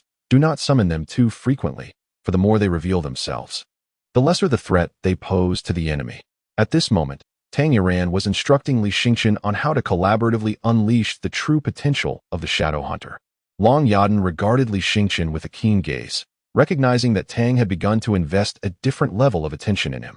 In fact, her favor might have surpassed that of this prodigy from the Long family. Yet, this was understandable, for Li Xingqian was indeed the foremost genius of the Jinkan region this year, and he might have even surpassed her at this point. While many believed that Li Xingqian's limitations in beast mastery were his greatest hindrance, his extensive knowledge of evolution allowed him to transcend these limitations at this stage. However, Li Xingqian was growing increasingly anxious. Despite sending the Shadow Hunter into action dozens of times, the scythe had yet to penetrate the Beast Master's defenses, rendering it incapable of inflicting even the slightest harm. His initial hopes for the Shadow Hunter had begun to wane. Long Yadan discerned that Li Xingqian was overly impatient. Perhaps the earlier ease with which he had defeated the Shadow Hunter had fostered an illusion, leading him to believe that with such a formidable beast master as the Shadow Hunter by his side, he could recklessly slay any adversary. The beast master of the Town Mountain Turtle imparted a valuable lesson to Li Xingqian. Chapter 80. Successful solo kill. I shall have the Sparrow Dragon assist you. Long Yadan suggested, acknowledging that overall their side held the advantage. Both the Town Mountain Turtle and its beast master had retreated into their shells. while Teacher Tang's Wind Blade Scarlet Firewolf matched the prowess of the violet-haired youth's purple lightning giant python. Therefore, her Sparrow Dragon and Li Xingqian's three-tailed golden flame fox found themselves without challengers, making it relatively easy to jointly defeat the Town Mountain Turtle's Beastmaster. However, Li Xingqian shook his head, insisting, "No, I want the Shadow Hunter to eliminate that individual." He was resolute, though he recognized his stubbornness. This phase was also a period for him and the Shadow Hunter to synchronize.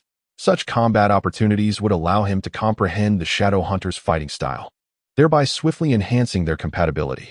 Long Yadan frowned, realizing that Li Xingqian was too solitary, always striving to accomplish his goals alone.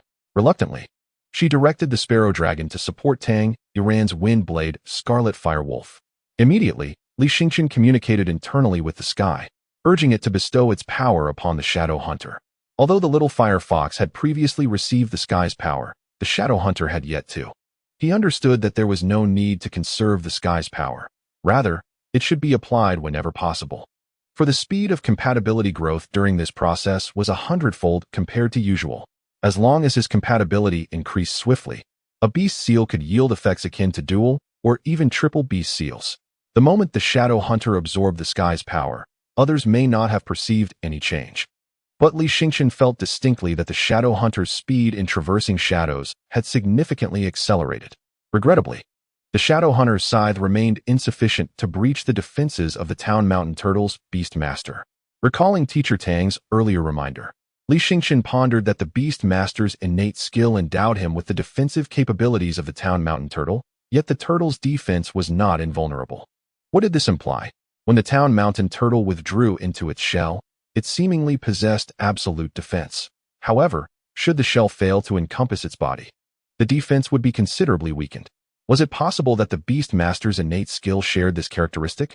Li Xingqian began to scrutinize the Town Mountain Turtle's Beastmaster closely. The patterns of the turtle's shell adorned his body, appearing to fit tightly together, yet upon closer inspection, he discerned that they contained gaps that could easily be mistaken for the turtle shell's designs. Li Xingqian had an epiphany. He immediately commanded the Shadow Hunter to strike at those gaps. This time, empowered by the celestial force, the Shadow Hunter surged forth from the shadows with greater swiftness, delivering a precise strike towards the crevice. The obsidian scythe of darkness plunged deeply in an instant. The Beastmaster of the town of Jinhua shrieked in despair, utterly astonished that the opponent had so swiftly discovered the vulnerability in his defenses. "Save me!" He immediately cried out to Zidian, but Zidian seemed oblivious to his plight, as he too was preoccupied, facing the onslaught of the Wind Blade Scarlet Flame Wolf and the Sparrow Dragon. Were it not for the formidable bloodline of his Thunder Giant Python, he would have likely succumbed to the flames by now. The Beastmaster of Jinhua could only remain ensnared in his own stagnation, mercilessly sliced by the Shadow Hunter, blood gushing profusely, presenting a truly tragic sight. Ultimately, the Shadow Hunter triumphed over the Beastmaster of Jinhua. Long Yadan cast a glance at Li Xingqian. He had indeed accomplished it. He had slain several fourth-tier Beastmasters today, an achievement that most third-tier Beastmasters have likely never experienced. Even she had not attained such a feat furthermore, whether it was mere illusion or not. She felt that Li Xingqian's spirit beast seemed capable of unleashing extraordinary power at critical moments. "Tang Iran, today you have emerged victorious," Zidian decisively noted, recognizing that he was the last one left.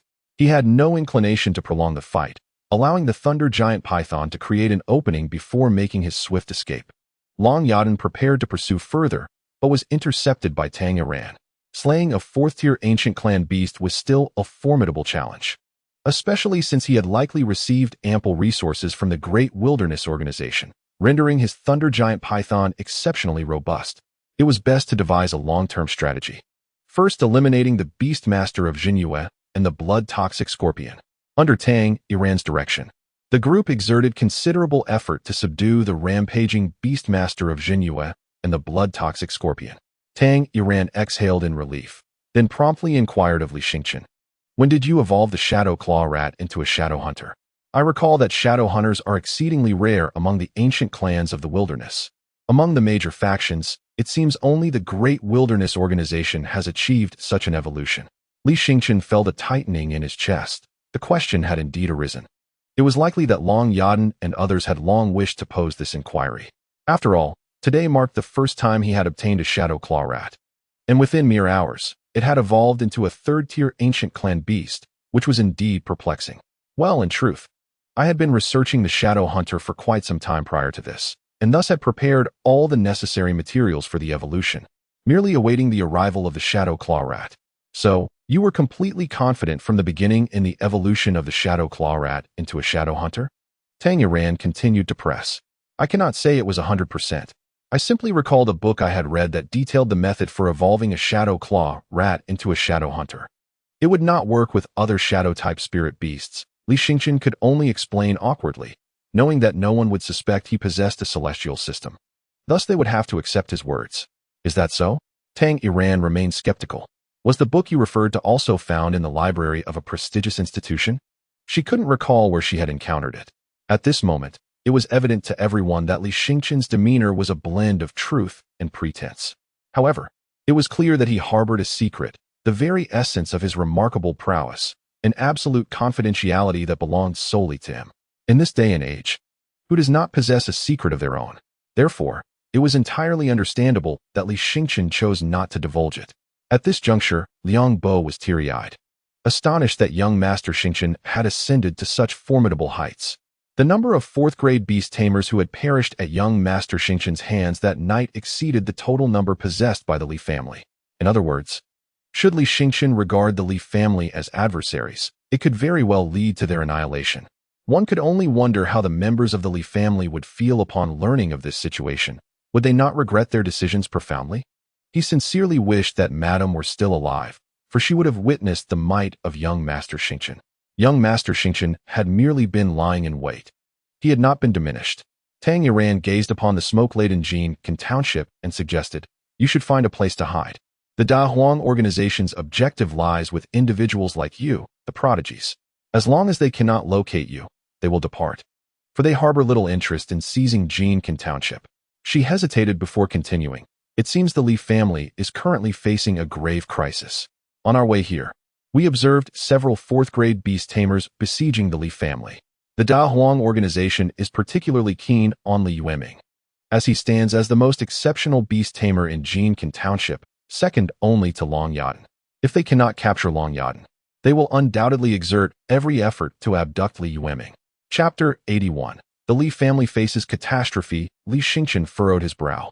Hadn't they already been there? Indeed. But last night's assault was merely a drill by the Da Huang organization, intended to catch the Li family off guard. After a prior failure, the Da Huang organization would not consider Li Yueming a target again. But this tactic was one of their common strategies. First, to lull you into complacency. Then to strike with overwhelming force. Li Xingqian remained silent, his expression darkening slightly. Liang Bo observed Li Xingqian's hesitance to speak, but chose to remain silent himself. He understood that young Master Xingqian harbored resentment towards the Li family, particularly given their disheartening actions. However, at this moment, it seemed that only young Master Xingqian could assist the Li family. Before Liang Bo could articulate his thoughts, Li Xingqian coolly interjected. "The affairs of the Li family are of no concern to me." Upon hearing such resoluteness from Li Xingqian, Liang Bo could only let out a resigned sigh. As the steward to young Master Xingqian, he possessed only the authority to advise. Should young Master Xingqian choose to disregard his counsel, he was powerless to alter the course. Young Master Xingqian, although the Li family has acted excessively towards you, they are nonetheless the family that birthed and raised you. The decisions they made were born of desperation. As a once legendary family of beast tamers, they can only bask in the glory of ancient times, which has dealt a significant blow to them. Thus, it is understandable that they may err while grasping at hope from young Master Yuming. However, understanding should come from others, not from me.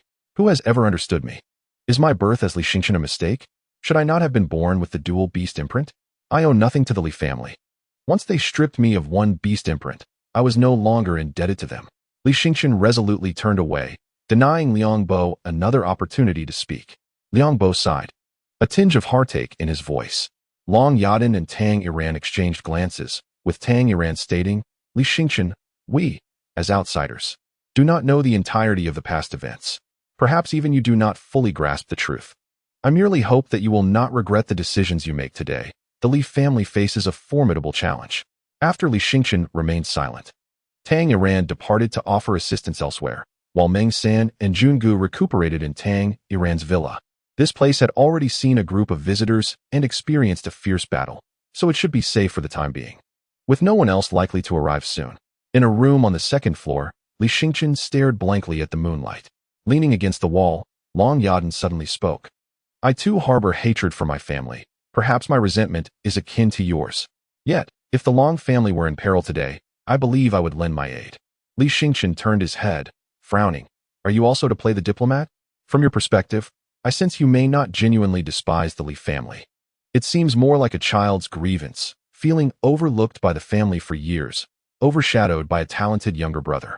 What you may need is not the annihilation of the Li family, but rather to present yourself as a formidable figure before them, demonstrating that they have erred for all these years. After a lengthy silence, Li Xingqian suddenly stood up. That is indeed a commendable idea. I have finally grown so powerful. I must showcase my prowess before their downfall, allowing them to recognize what true genius is. With that, he leaped out of the window. Yadan revealed a faint smile. Just as Liang Bo entered, sincerely expressing, Miss Long, thank you. Had you not guided young Master Xingqian, given his temperament, he might have stood by and watched the Li family perish, only to be engulfed in deep remorse for ages to come. Yadan shook her head. He merely requires a stepping stone. Boys remain youthful at heart. As long as he is provided with a reason that resonates, he will know what course of action to take. Mr. Liang felt a sense of nostalgia. He had previously served as the steward for young Master Yueming and was aware of his pursuit of Yadan. However, Yadan had always maintained a notably indifferent demeanor towards young Master Yueming, treating young Master Xingqian as a friend instead. Subsequently, Mr. Liang hastened to keep pace with Li Xingqian. Upon their arrival at the Li family estate, they discovered that it had been reduced to ruins by several colossal beasts. With numerous lives lost, the beast tamers from the Dahuang organization, clad in matching black robes, exuded a formidable aura. There were 7 in total. Confirming Tang Iran's assertion that the Dahuang organization was intent on obtaining Li Yueming, the Li family had only 3 fourth-tier beast tamers remaining. There had originally been 4, but Mr. Liang had chosen to follow Li Xingqian. Li Yueming was nowhere to be seen, seemingly protected by the Li family, whose elders had resolved to safeguard him with their lives. Witnessing this scene, Li Xingqian's emotions were quite complex. Mr. Liang offered words of consolation. Yet Li Xingqian waved his hand dismissively, acknowledging, I understand. The Li family has placed all their hopes on Li Yueming. He felt a sense of relief. Having resolved that he would not return to Jinkin village or the Li family, thus making the presence of Li Yueming a boon for the family, Li Xingqian instructed the shadow hunters to stealthily conceal themselves in the shadows. Drawing from past experiences, he recognized that if the adversary became vigilant, even the shadow hunters would find it challenging to succeed. Hence, the initial strike was crucial. It had to yield substantial results. Li Lishan's spirit beast was a 4th-tier wolf beast, lacking any pronounced attribute bias, yet possessing an exceptionally robust physique, exuding the grace of a wolf king. Truly, he was regarded as the most likely candidate from the previous generation of the Li family to become a legendary beast tamer. Such an A-grade wolf beast must have required considerable effort to evolve. The speaker was a gravelly voiced beast tamer from the Dahuang organization, shrouded in a black cloak, obscuring his features, yet his spirit beast was formidable, another 4th-tier beast from the ancient tribes, a subdragon species, boasting an even more powerful physique than Li Lishan's wolf. Li Lishan's expression grew grave as he assessed the strength of the 7 4th-tier beast tamers before him. Without a breakthrough, the Li family faced imminent annihilation. Suddenly, 2 shadows darted past with astonishing speed. The heads of 2 4th-tier beast tamers from the Dahuang organization were severed in an instant, leaving everyone in stunned silence. Upon seeing the figures on the wall, Li Lishan was rendered speechless. Star Xingqian? His immediate reaction was to reprimand Mr. Liang beside him. Old Liang, how could you allow Xingqian to come here at such a critical moment? Despite their tremendous sacrifices, including the loss of many lives, to prevent Yu Ming from being abducted, Old Liang nonetheless chose to bring Xingqian into the fray. Was this not akin to delivering him directly into the hands of the Great Wilderness Organization? Before Liang Bo could utter a word, members of the organization scoffed, remarking that this was indeed an unexpected delight. They resolved to eliminate this individual, who, despite possessing a remarkably weak beast taming aptitude, had somehow managed to evolve an F-grade spirit beast into an ancient clan of the wilderness. Consequently, the higher-ups expressed interest in detaching his beast imprint for further study. However, scarcely had he finished speaking when another head fell to the ground. This event captured the attention of the opposing faction, as the 3 slain individuals were all 4th-tier beast tamers, and their heads had been severed by an unknown force. Li Lishan and several senior members of the Li family widened their eyes in disbelief. They had perceived a fleeting shadow amidst the 3 deceased under the moonlight. Was this the work of a shadow-type spirit beast? They harbored a vague notion of this possibility, yet remained uncertain, as shadow-type spirit beasts were exceedingly rare. They were not inclined to hastily assume that either Li Xingqian or Old Liang possessed such a beast. With the demise of the 3 4th-tier beast tamers from the Great Wilderness Organization, 3 4th-tier spirit beasts descended into a frenzy, immediately launching attacks on their comrades. Act quickly, Li Xingqian suddenly commanded. Following this, Old Liang's stone bear emerged, delivering a powerful blow to a 4th-tier wolf beast from the organization. The once advantageous position of the Great Wilderness Organization was abruptly transformed into a precarious predicament. What? How did those 3 perish? Why did their heads suddenly fall? As the deceased were situated towards the rear, the front ranks had not comprehended the gravity of the situation until it was too late. Now, a singular question loomed in their minds. How had they died? I don't know. It seems to be the work of a shadow-type spirit beast? A shadow-type spirit beast? How could that be? We previously investigated the distribution of beast tamers in Jinkin Township and found no evidence of such beasts. Yet, we did receive intelligence from Fungu City indicating that an F-grade shadow claw mouse was procured from a spirit beast incubation facility, although its precise whereabouts remain unclear. An F-grade shadow claw mouse. The middle-aged leader furrowed his brow. Indeed, but it should not pose a threat, as it only arrived in Jinkin Township yesterday evening. And it is merely a cub. It would be improbable for it to so effortlessly slay our 3 4th-tier beast tamers. Members of the Great Wilderness Organization began to panic. The Li family members suddenly turned their gaze towards Li Xingqian, their eyes filled with incredulity. Could it be that Li Xingqian had not come here to meet his demise, but rather to rescue them from peril? Li Xingqian, the very same individual they had derided as a waste for over a decade? Li Xingqian, who had long been abandoned by them. This implies that Li Xingqian now possesses not only the 3-tailed golden flame fox, but may also have acquired a shadow-type spirit beast. Furthermore, he effortlessly eliminated 3 4th-tier beast masters from the Great Wilderness Organization.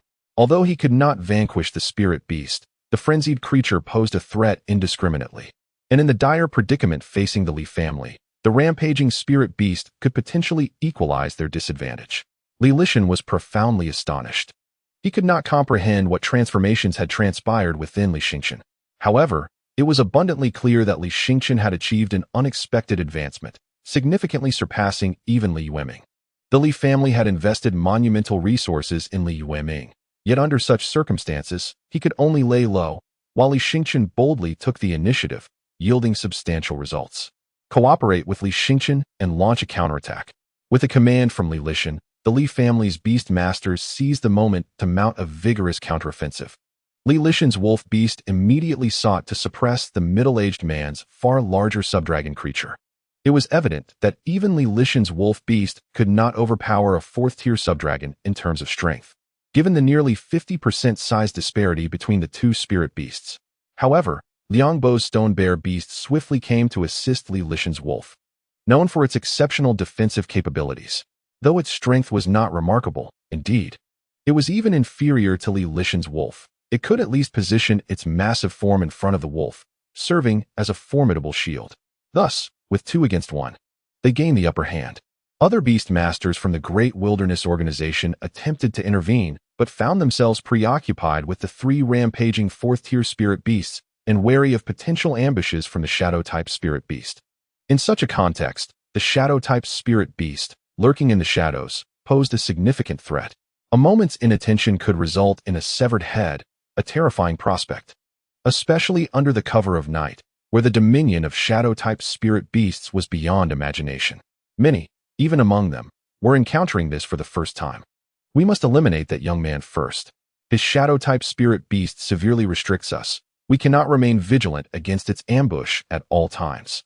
The fourth-tier Subdragon Beast Master's reasoning was remarkably clear. He quickly assessed the greatest threat posed by the enemy, namely, the Shadow-type Spirit Beast, dubbed the nemesis of Beast Masters. This assertion was far from baseless. The elusive Shadow-type Spirit Beast could easily jeopardize a Beast Master's life. Li Xingqian's expression shifted slightly. He did not anticipate that the adversary would be so decisive. Despite the presence of other fourth-tier Beast Masters, they had singled him out, a mere third-tier Beast Master, as their primary target for elimination. Young Master Xingqian, you must flee. Liang Bo's expression changed dramatically. His stone bear was currently engaged with Li Lishan's wolf beast, jointly confronting the Yalan clan, leaving him unable to protect Li Xingqian, despite Master Xingqian having two third-grade ancient beasts from the Wasteland. If the adversary had resolutely decided to eliminate him, it was evident that his life could not be preserved. After inflicting such significant losses upon us, they still wish to flee, truly believing we are mere bystanders? An esteemed Beastmaster from the Great Wasteland organization immediately commanded his fourth-grade tiger beast to roar forth. With astonishing speed, the tiger beast covered the distance of several dozen meters in the blink of an eye, its massive, heavy claws crashing down ferociously.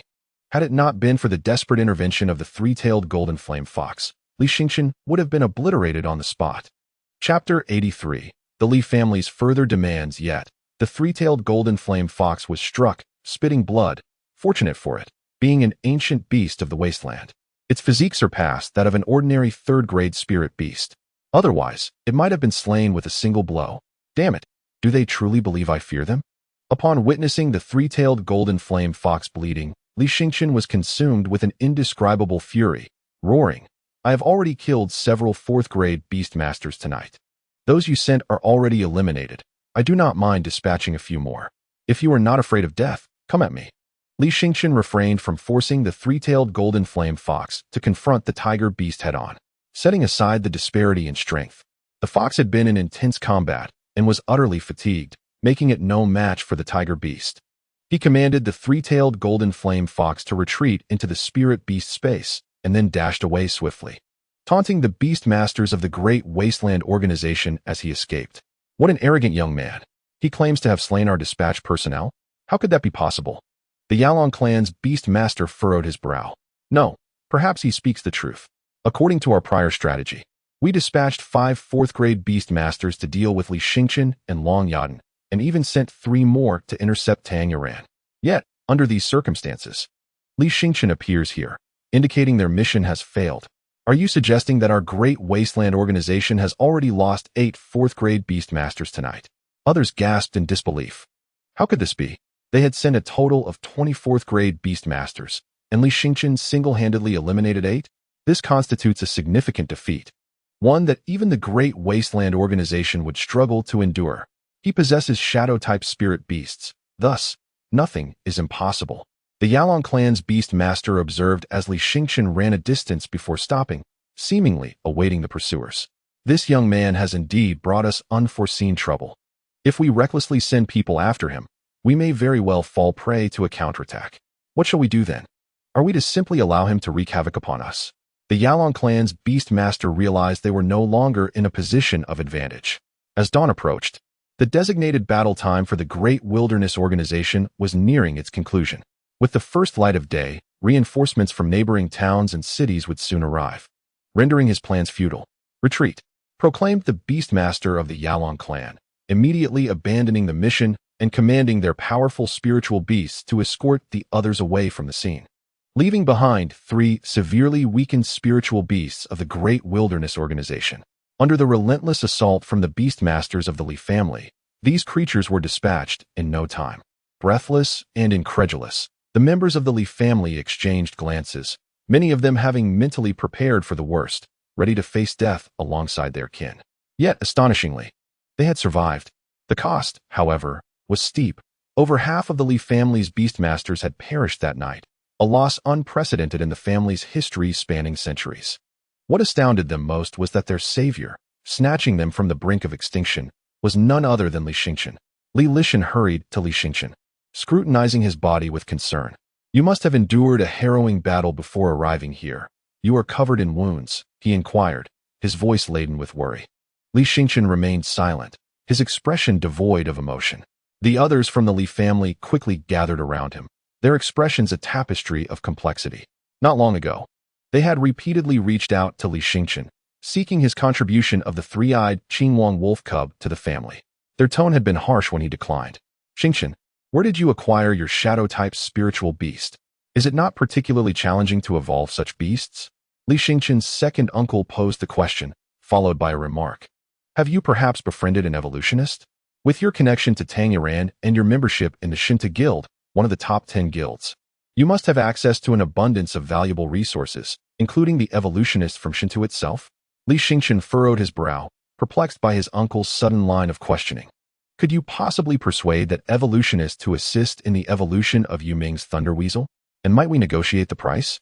Li Xingchen's expression instantly turned icy. Initially, he felt a flicker of self-satisfaction for having saved the Li family. Although he did not expect their gratitude, he at least believed they would no longer underestimate him and would regard him as a formidable force deserving of respect. However, he was taken aback by the outrageous request that followed, asking him to facilitate an introduction to an evolutionist and even seeking a discounted rate. Evolutionists earn their livelihood from their evolution plans. The Li family could not attract evolutionists primarily due to their inability to agree on a fair price, desiring high-quality evolutionists without offering adequate compensation. In this context, evolutionists would surely be disinclined to accept their requests. His uncle's implication was clear: to leverage familial ties for securing a preferential price from the evolutionist. I am not acquainted with any evolutionists, nor can I claim to be a member of the Review Guild.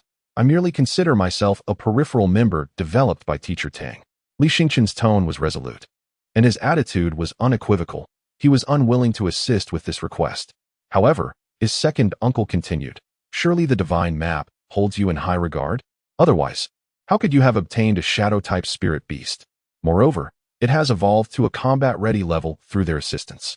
Therefore, you should at least make an effort for the sake of the Li family and your younger brother. Encourage him to evolve the Thunder Weasel to the 3rd tier. This way, when you both arrive at the Advanced Academy, you can support each other. Before his uncle could finish, Li Xingchen could no longer bear to listen. Why should I? Li Xingchen was filled with fury, his teeth clenched in anger.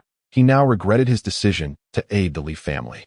The reason I possess a shadow-type spirit beast is that I expended a substantial amount of spirit crystals. Everything I own is the result of my own hard work. You merely wish for me to assist the Li family. Yet what have you done for me? What sacrifices have you made on my behalf? Beyond desiring my selfless contributions, what more do you seek? Xingchen, how can you speak in such a manner? Your presence here today indicates that you still harbor feelings for the Li family. Thus, a small favor should not be too much to ask. Furthermore, you are quite wealthy now. Why not assist your brother by finding an evolutionist? This modest request is not excessive, is it? His third uncle joined the fray, fueled by grievances from a previous encounter where Li Xingchen had harshly rebuffed him. Li Xingchen's eyes glimmered with resentment as he observed the countenances of the Li family. Suddenly, he found himself laughing in anger. I genuinely regret coming to your aid. I should not have paid heed to what others said. You people have grown accustomed to your lofty positions, completely devoid of gratitude and respect for me. Thus, I should have allowed you to face your downfall. Chapter 84. Li Lishan severs ties. Li Xingchen's words left the Li family in shock. His second uncle erupted in fury. Xingchen, how can you utter such things? Do you even deserve to be called a member of the Li family? He raised his hand, poised to strike, only to be halted by Uncle Liang. Second master, please calm yourself. Do not forget that young Master Xingchen is the savior of the Li family. Savior?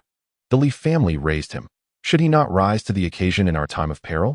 Must we prostrate ourselves and beg for his gratitude? The third uncle scoffed. Since childhood, I have seen his inherent rebelliousness. Now he dares to leverage the Li family's kindness, thinking himself above us. The atmosphere in the room plummeted to a frigid low. The Li family, having recently emerged from calamity, should have been rejoicing. Yet a stark opposition had formed between the elders of the Li family and Li Xingchen. Suddenly, Li Xingchen spoke softly. Second uncle, third uncle, I must reiterate my position one last time. I do not owe the Li family any gratitude. From the moment you severed the beast seal, I have owed you nothing. Do you think I am unaware of anything? I may be an extraordinary talent, a rare prodigy with a natural dual S-class beast seal. Yet during the process of severing the seals, both were damaged, turning me into the so-called waste that everyone speaks of. The members of the Li family fell silent. Some elders, aware of their culpability, chose to remain silent. Meanwhile, younger members exchanged astonished glances. This was a dark history that could not be casually discussed within the Li family. Thus, they were largely ignorant of the specific circumstances. With Li Xingqian now revealing the truth, they were left in shock. Could it be that Li Xingqian was indeed a born dual S-Class Beast Seal genius? Such a concept had never been heard of before. Possessing even a single S-Class Beast Seal was already a mark of unparalleled genius, let alone two. It was beyond imagination. Moreover, there had never been any mention of such a genius in Jin Qinxiang. If what Li Xingqian claimed were true, then the Li family owed him a tremendous debt, having committed a grievous error. A natural dual S-Class Beast Seal genius was precisely the kind of individual who could potentially become a legendary beast master. Li Lishan's expression was one of shock, mirrored by the other high-ranking members of the Li family. Xingqian, are you saying that you were originally a natural dual S-Class Beast Seal? Li Lishan was at a loss for words. However, the renowned evolutionist we invited assured us that he could sever the beast seal without causing any harm to its potential. Huh, the person you invited, was he a close friend of the Li family? Someone you could absolutely trust? Li Xingqian scoffed. Li Lishan shook his head. Not to that extent. He was a well-known evolutionist whom the Li family's contacts in Fungu City invited. Were we truly deceived by him? It seemed as though Li Lishan suddenly grasped something. The process of severing beast seals was indeed foreign to the gentry of Jin Qinxiang, so they were genuinely unaware. They accepted whatever was told to them, failing to comprehend that severing beast seals could result in a loss of potential. Li Lishan suddenly turned to his second uncle. Old second, didn't you say that person was absolutely trustworthy? The second uncle's gaze flickered, even trembling slightly. He understood all too well that if this matter were substantiated, he would become a sinner in the Li family, the one responsible for depriving them of the chance to become a legendary family of beast masters. Right now, it is merely Xingqian's word. How could a young man know what we are not fully aware of? Perhaps it was due to something he overheard from Tamer, who, despite being a young person herself, is not significantly older than Xingqian. Hence, her words may not necessarily hold truth. As the second uncle continued to deny the facts, some of the younger members of the Li family could no longer tolerate it. If we consider only the facts and results, Brother Xingqian is indeed unparalleled. With an F-grade aptitude for beast taming, he has evolved into an ancient clan of the wilderness, even possessing shadow-type spiritual beasts. Therefore, Brother Xingqian is undoubtedly a prodigy among thousands. The second uncle was left speechless, his eyes flickering as he contemplated how to defend himself. At that moment, Uncle Liang quietly remarked, "Young Master Xingqian is indeed a rare talent. Not only does he have a three-tailed golden flame fox, but he has also acquired a shadow-type ancient clan of the wilderness, a Tier 3 shadow hunter. He has now surpassed all his contemporaries in Jin Qinxiang, which serves as the most direct testament to his exceptional talent." What? The members of the Li family were once again taken aback. A shadow hunter? What manner of spiritual beast is that? We have never heard of such a name. Yet, Uncle Liang mentioned it was a shadow-type ancient clan of the wilderness. Li Xingqian now possesses two Tier 3 ancient clan beasts? This was utterly astonishing. Li Yueming, who was held in high regard by the Li family, had merely a Tier 2 thunder weasel. Li Xingqian had already reached a level unattainable by the younger generation of the Li family. Xingqian, is what old Liang said true? Has your shadow-type spiritual beast also evolved into an ancient clan of the wilderness? Li Lishan inquired immediately. What? Do you want me to introduce an evolution master to the Li family? Li Xingqian replied with a cold smile, tacitly acknowledging the truth. Li Lishan was astounded, completely losing his composure. It was now evident that the previous actions of the Li family were utterly misguided. They thought Li Xingqian's talent for beast taming was lacking and thus placed all their hopes on Li Yueming. However, Li Xingqian had not been hindered by any lack of aptitude. His growth rate had likely surpassed that of those with S-grade beast taming talent. The possibility of Li Xingqian becoming a legendary beast master might truly be greater than that of Li Yueming.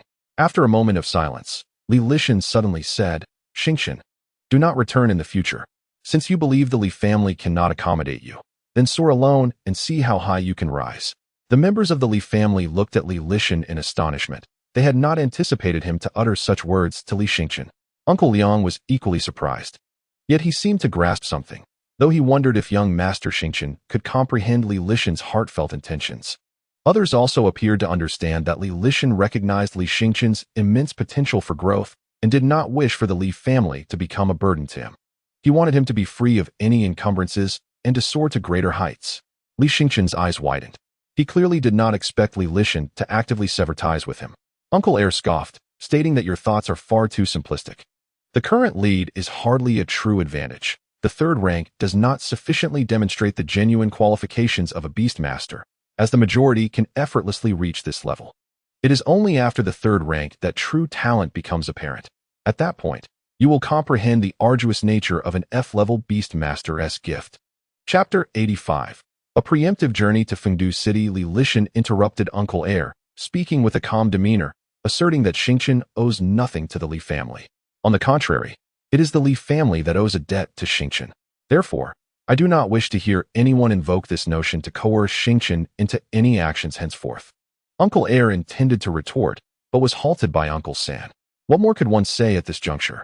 Continuing would likely cause Li Lishan to be utterly offended. Li Lishan was determined not to allow the Li family to become a shackle on Li Xingqian's growth, even if it meant severing ties with him.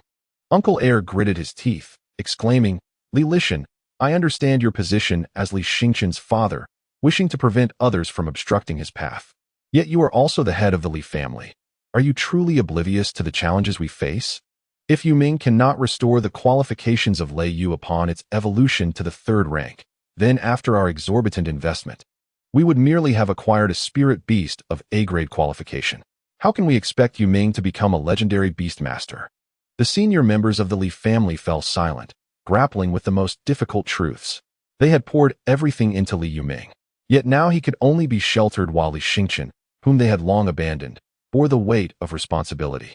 Countless people from Jinkin village regarded the Li family as a laughingstock. This predicament is a consequence of our own choices. Should not the resulting burden be ours to bear? Why must we impose it upon Li Xingqian? Just because he has distanced himself from us, does that justify our attempts to exploit him? Have some dignity, everyone. Li Lishan rarely spoke with such finality, but today, in the name of Li Xingqian, he was entirely transformed from his usual self. Uncle Air and Uncle Sen ceased their discourse. At this point, Li Xingqian was no longer under their control. His strength was formidable. Li Xingqian glanced at Li Lishan and then smiled, his emotions complex. He had initially believed he required a resolute commitment to bid farewell to the Li family, yet unexpectedly, Li Lishan had assisted him in making that decision. Perhaps this was for the best. Li Xingqian spoke with a composed tone. From now on, we shall have no further ties with the Li family. Inform Li Yuming that he must seek his own fortune. With that, he departed. Old Liang sighed, casting a final glance at Li Lishan and the members of the Li family. He likely would not return to the Li family again. Today marked the day when young Master Xingqian saved the Li family, and also the day he irrevocably severed ties with them. After Li Xingqian returned to Tang, Iran's villa, dawn had already broken, and the battles in various regions had ceased. It was reported that military beast tamers from other towns had come to their aid, successfully repelling the Great Wilderness Organization. Many lives were lost in Jinkin Township, not only among the beast tamers, but also a significant number of ordinary citizens who perished in the clash with the colossal beasts. Numerous urban areas lay in ruins, shrouded in smoke, and it was even said that the military had no choice but to deploy heavy artillery last night, as there was more than one fifth-tier beast tamer from the Great Wilderness Organization. Without such measures, Jinkin Township might have truly fallen. 2 prodigies were abducted by the Great Wilderness Organization, and during the abduction, 2 others were killed. All 4 prodigies had originally earned their spots for further education through formal assessments, representing the pinnacle of talent in Jinkin Township. And now the loss of these 4 was a devastating blow. As dawn broke, Tang Iran returned as well. Yesterday, she had collaborated with military beast tamers to eliminate 3 fourth-tier beast tamers from the Great Wilderness Organization. You two should prepare, she instructed. The military recommends that students from Jinkin Township who have secured their spots for advancement head to Fungu City immediately. After all, it is a metropolitan area, and once you arrive there, you need not worry about the Great Wilderness Organization anymore. Is it really that urgent? Li Xingqian inquired, somewhat taken aback. There were still 7 days remaining until their originally scheduled departure for Fungu City, and if they left so early, the Advanced Beast Tamer Academy would likely not yet be open for registration. Well, it is not mandatory, Tang Iran replied, but this is a once-in-a-lifetime opportunity. The military's beast tamers will escort you, so I suggest you set off directly. Or do you have any lingering attachments to Jinkin Township? Her question was primarily directed at Li Xingqian, as Long Yadan undoubtedly had no attachments, having never truly belonged to Jinkin Township. Li Xingqian had provided assistance to the Li family the previous day and was rumored to have completely severed ties with them. A piece of news that had swiftly spread throughout Jinkin Township. I have no attachments. I can leave at once. It's just that I am unfamiliar with Fungu City. And since the Advanced Academy has not yet begun registration, where will I stay once I arrive? Li Xingqian asked. Tang Yiran pondered for a moment. That shouldn't be a problem. You will surely find a place to stay, and you have plenty of money. Enough to afford a hotel for a few days in Fungu City. Li Xingqian was hoping for a different response. With a smile, he inquired. I've heard that the Shinta Guild also wields considerable influence in Fungu City, being one of the top 10 guilds. Couldn't you arrange something for me? Not yet. Tang Yiran replied. You are not yet a formal member of the Shinta Guild, and their office in Fungu City is already fully occupied. Thus, you will need to find your own accommodation. Of course, you could wait in Jinkin Township until the Advanced Academy begins registration, but I believe that would be unnecessary. Li Xingqian nodded, resigned to the situation. Remaining in Jinkin Township was too perilous. Who could predict whether the Great Wilderness Organization would return? The strength of Jinkin Township was still lacking, having nearly succumbed to the Great Wilderness Organization overnight. It would be prudent to set off for Fungu City as soon as possible. Li Xingqian called Qinpengzi. In truth, Qinpengzi need not worry about being targeted by the Great Wilderness Organization. However, upon hearing that they should set off for Fungu City without delay, he eagerly agreed. After all, it was a super metropolis, and which young person from Jinkin Township would not yearn to witness the splendor of Fungu City? He made the call in the morning, and by noon, Qinpengzi arrived with an assortment of bags, opting to take the military vehicle instead of driving himself. Chun Eugene lamented, expressing his sorrow at the sudden departure, having thought that Qinpengzi would remain in Jinkin Township for a few more days. Nevertheless, he felt reluctant to see him go. Qinpengzi, carefree as ever, urged his father to prepare additional living expenses for him.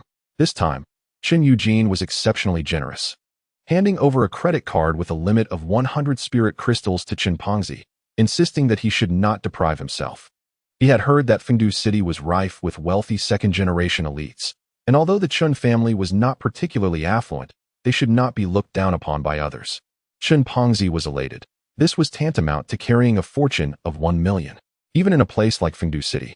It would surely suffice for both him and Li Xingqian for quite some time. Chapter 86. Leaning on Long Yadan's shoulder. Xingqian, I've heard about your situation. I want to offer you any advice, but don't hesitate to reach out to Qiushi for anything you need. I will do my utmost to assist. Chun Eugene also placed a credit card into Li Xingqian's hand. Li Xingqian was taken aback to discover that it too was a credit card with a limit of 100 spirit crystals. Uncle Chun, please keep this, he insisted.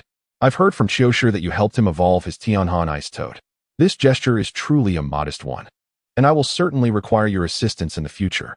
I cannot help but worry about him venturing out alone, but with you by his side, I will feel at ease. Chun Eugene continued. Both your credit cards have a limit of 100 spirit crystals. I will ensure that the limits are cleared monthly. As you both embark on your first journey to Fungu City, I understand that the allure of new experiences may tempt you. While we should not allow anyone to belittle the people of Jinkin Township, it is equally important to refrain from excessive indulgence. Fungu City is home to many extravagant spenders, some of whom are beyond imagination. Li Xingqian wished to refuse the credit card, feeling it was too extravagant. After all, it represented not just a simple 100 spirit crystals, but a monthly commitment of that amount. For someone like Qinpengzi's father, known for being frugal, this was indeed a significant gesture. However, Qinpengzi quickly interjected. Ligu, just take it. It's nothing to worry about. My father is wealthy, and unlike that wastrel Li Yueming, I have saved quite a bit. So this is no big deal. After some contemplation, Li Xingqian accepted the credit card. Indeed, having no money in hand would leave him feeling rather insecure, especially considering the exorbitant prices in Fungu City, which were worlds apart from those in Jinkin Township. In the afternoon, the young prodigies from Jinkin Township gathered to head towards Fungu City, numbering around 20 to 30 individuals. Among them, 5 had secured spots for further education, while others were either heading to work in Fungu or joining the Beastmasters Guild there, seizing the opportunity presented by the military's transport. Li Yueming, escorted by some members of the Li family, arrived at the military convoy. At that moment, Li Xingqian and his companions sat side by side on the same row of the bus, Long Yadan by the window, Li Xingqian in the middle, and Chen Pengzi on the other side.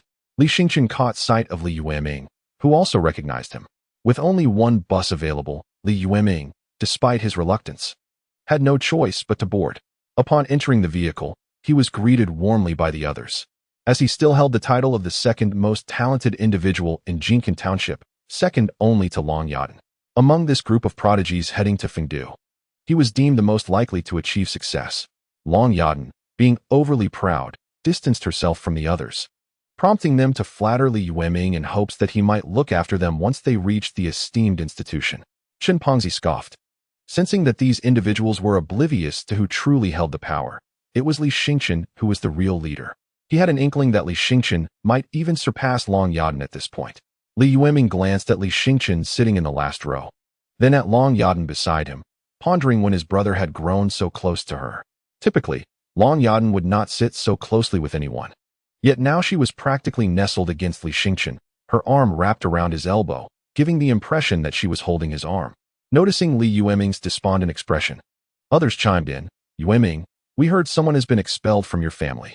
They continued, that person deserves it, thinking they were significant just because of an ancient lineage.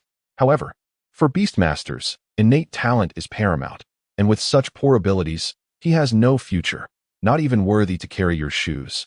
Yueming. Yesterday, Li Lishan had proactively suggested severing ties between the Li family and Li Xingqian, leading many to believe that the Li family had abandoned him, unaware that it was Li Xingqian who had saved them. Nonetheless, Li Xingqian remained indifferent, preferring to keep a low profile. Li Gu, you should rest. I hear the journey is quite long, at least 10 hours, so there's still time, Chen Pengzi remarked, noticing the heavy fatigue in Li Xingqian's eyes. As if he could barely keep them open. Li Xingqian nodded in agreement. That works. I didn't get any rest last night. Call me if anything comes up. Moments after closing his eyes, he swiftly fell into a deep slumber. As Chen Pengzi turned his head, his eyes widened in shock. For Li Xingqian had once again rested his head upon Long Yadan's shoulder. The last time this occurred was on the night of their graduation practice, when Li Xingqian had similarly leaned on Long Yadan, only to be brusquely pushed away. Today, however, he seemed to have made the same blunder, and Chen Pengzi couldn't help but feel a sense of apprehension for him. What astonished Chen Pengzi most was that Long Yadan did not push Li Xingqian away this time.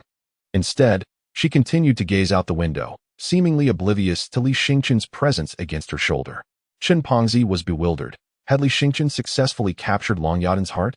At that moment, several individuals seated in the front rows began to take notice of the unusual scene unfolding in the back. After all, a beauty like Long Yadan naturally drew attention, and people would occasionally glance back at her, thus catching sight of Li Xingqian's head resting on her shoulder.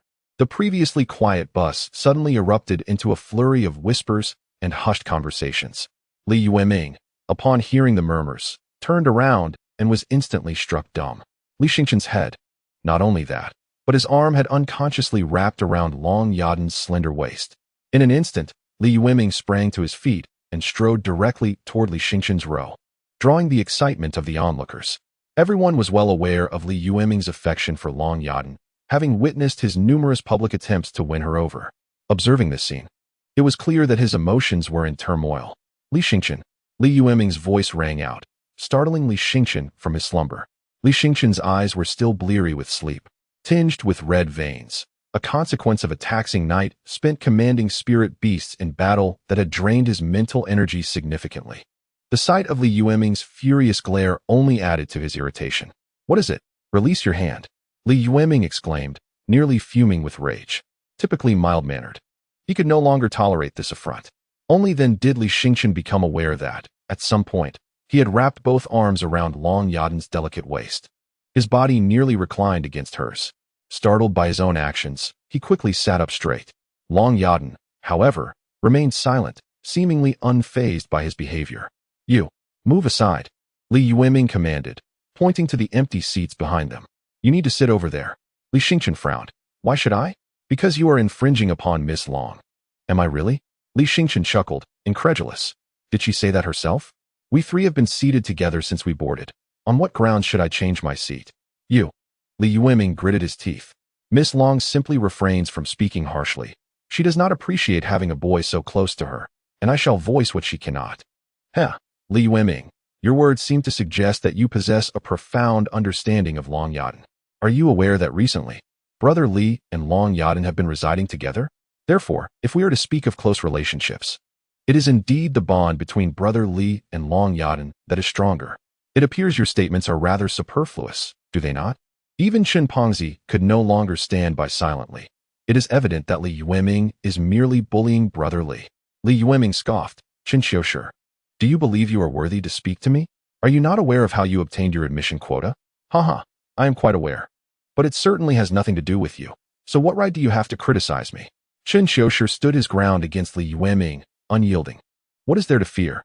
No matter how gifted Li Yueming may be, I have heard that Lei Yu is merely at the second rank, which naturally places him above Li Yueming. Yet he pales in comparison to Brother Li. The crowd gazed in astonishment at Chen Xiushi, who dared to speak to Li Yueming in such a manner. Chen Xiushi should arguably be the least deserving of the admission quota. His spirit beast is a second-rank Tianhan Ice Toad, which, while commendable, is clearly insufficient for academic advancement.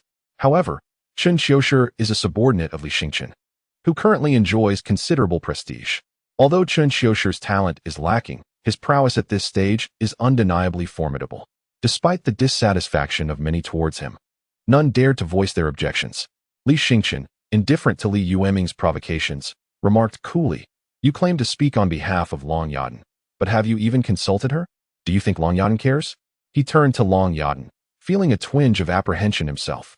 Given Long Yadan's temperament, it was clear she would prefer not to be embroiled in such matters. Yet, he believed that if she were to speak in his defense publicly, it would indeed elevate his stature. Li Yueming promptly addressed Long Yadan. "Miss Long, do come and sit with me. I have space." Long Yadan cast a glance at Li Xingchen, who was visibly anxious. Being rejected by Long Yadan would be a significant embarrassment for him. Long Yadan calmly shook her head. "No need, I do not mind." Li Yueming was taken aback, as were the others in the vehicle, astonished that Long Yadan truly did not mind being so closely associated with Li Xingchen. Chen Pengzi immediately expressed his astonishment with a thumbs up. Brother Li is impressive. He has indeed won over Long Yadan. Not only the others, but even Li Xingchen himself was dumbfounded, utterly unprepared for Long Yadan to grant him such honor. Li Yueming, do you now recognize who the true fool is? If there is nothing further, please do not disturb us. Li Xingchen waved dismissively, then rested his head once more on Long Yadan's shoulder, clearly feeling her body tense slightly. The nature of resting one's head inadvertently, and doing so intentionally, is fundamentally different. Indeed, Li Xingchen sensed Long Yadan's displeasure and immediately straightened himself, opting to lean against Chen Pengzi instead.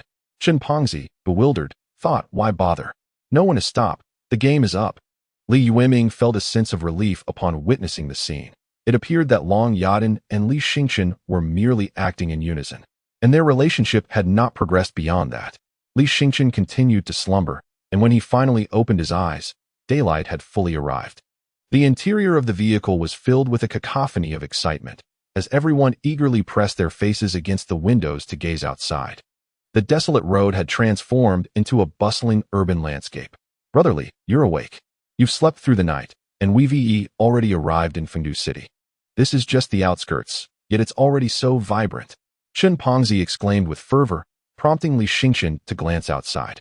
Towering skyscrapers lined the streets, which were impeccably clean and teeming with people. The atmosphere bore no resemblance to a mere suburb. Its vibrancy rivaled the bustling center of Jin Sanxiang. Wow! So this is Fungu City. I've finally made it. Li Xingchen exclaimed, exhilaration coursing through him as he leaned over Long Yadan to peer out the window. He had only heard tales of Fungu City before this moment, and was now witnessing it firsthand. Long Yadan, slightly disdainful, leaned back to grant Li Xingchen some space, dismissing the glamour as nothing particularly special. You wouldn't understand our perspective, being from a small town. For us to reach this place, we have conquered our fates. Your mindset must surely differ from ours, coming from a big city. Li Xingchen stated proudly, feeling no shame in his enthusiasm. Indeed, Long Yadan chuckled lightly. Classmates, we will leave you here, the driver announced as he brought the vehicle to a halt. From this point, you are safe. But make sure to contact anyone you know in Fungu City. It's vast and intricate. Being newcomers, Exercise caution to avoid being deceived. As they disembarked, most students were met by acquaintances. Even Li Yueming had someone awaiting him, though he was unsure of their identity. Judging by their attire, they seemed affluent. Li Yueming approached Long Yadan and inquired, "Miss Long, do you have anyone to pick you up? Why not come with us? This is my second aunt. From the Qin family, Qin Siyu. Perhaps you know her?" Beside Li Yueming stood a young woman, likely in her 20s, comparable in age to Tanger. Her beauty briefly captivated Li Xingqian, not solely due to her allure, but because he discerned a faint resemblance to his mother in her features. "This is my mother's sister." Qin Siyu beamed. "You must be the spirited young lady from the Long family I've heard so much about. It is a pleasure to finally meet you. I extend an invitation to visit the Qin family. Would you honor us with your presence?" Long Yadan politely declined. "Thank you, but I have other arrangements." Qin Siyu, understanding her refusal, did not press further, having heard of Long Yadan's resolute nature. Her curiosity then shifted to Li Xingqian. "You must be Xingqian, correct? I have heard about you from the Li family. Although you have severed ties with them, you are still my sister's son. So I trust you will come by to visit your grandparents, who have been longing to see you." Chen Pongzi was utterly astonished. The Qin family of Fengdu. He had heard of them. They were indeed a prestigious clan in Fengdu. The rumors were true. Brother Li's mother was a scion of a prominent family, her status far surpassing that of the Li family from Jinkin Township. At this moment, if Brother Li merely nodded, it would be as if he could command the winds and rains in Fengdu. Li Xingqian shook his head. "Aunt, I have my own destinations to pursue." Qin Siyu sighed. "Alas, I truly wonder how that fellow Li Lishan manages things. If he cannot even secure his son's relationships, I shan't pressure you. However, do remember, you have roots in Fengdu as well. The Qin family is your support." Chapter 88. The terrifying prices of Fengdu was vast, encompassing 13 districts, each comparable in size to multiple Jinkin townships, with a remarkably high population density. It was said that the resident population of Fengdu exceeded 100 million previously. This figure seemed exaggerated, but upon arriving in Fengdu, one could not help but believe its veracity. The sheer number of people was overwhelming. They were everywhere, an unmistakable impression. Li Xingqian and Chen Pongzi trudged along the streets, burdened with their bundles, feeling incredibly insignificant amidst the towering edifices surrounding them. "I thought Long Yadan would be our guide. Yet she seems to have vanished," Chen Pongzi lamented. "Brother Li, when will you win Long Yadan's heart? She is the daughter of the Long family, and if we secure a connection with them, we could truly walk unimpeded in Fengdu. Is that so?" Li Xingqian responded nonchalantly. "One must consider social standing. Otherwise, we risk being looked down upon. The Li family serves as a living example." Although Qin Siyu took the initiative to greet Li Yueming, the Qin family hardly regards him with any significance. For years, their attitude towards the Li family has been one of aloof superiority. The affairs of the Li family were well known in Jinkin Township. Despite the Li family being kin to the Qin family of Fengdu, the latter never truly acknowledged the former. Even during festive occasions, the Qin family seldom interacted with the Li family. It was invariably the Li family that sought out the Qin family. It was said that even if the Li family visited the Qin family, the latter's demeanor remained indifferent. That may not be the case, Chen Pongzi countered.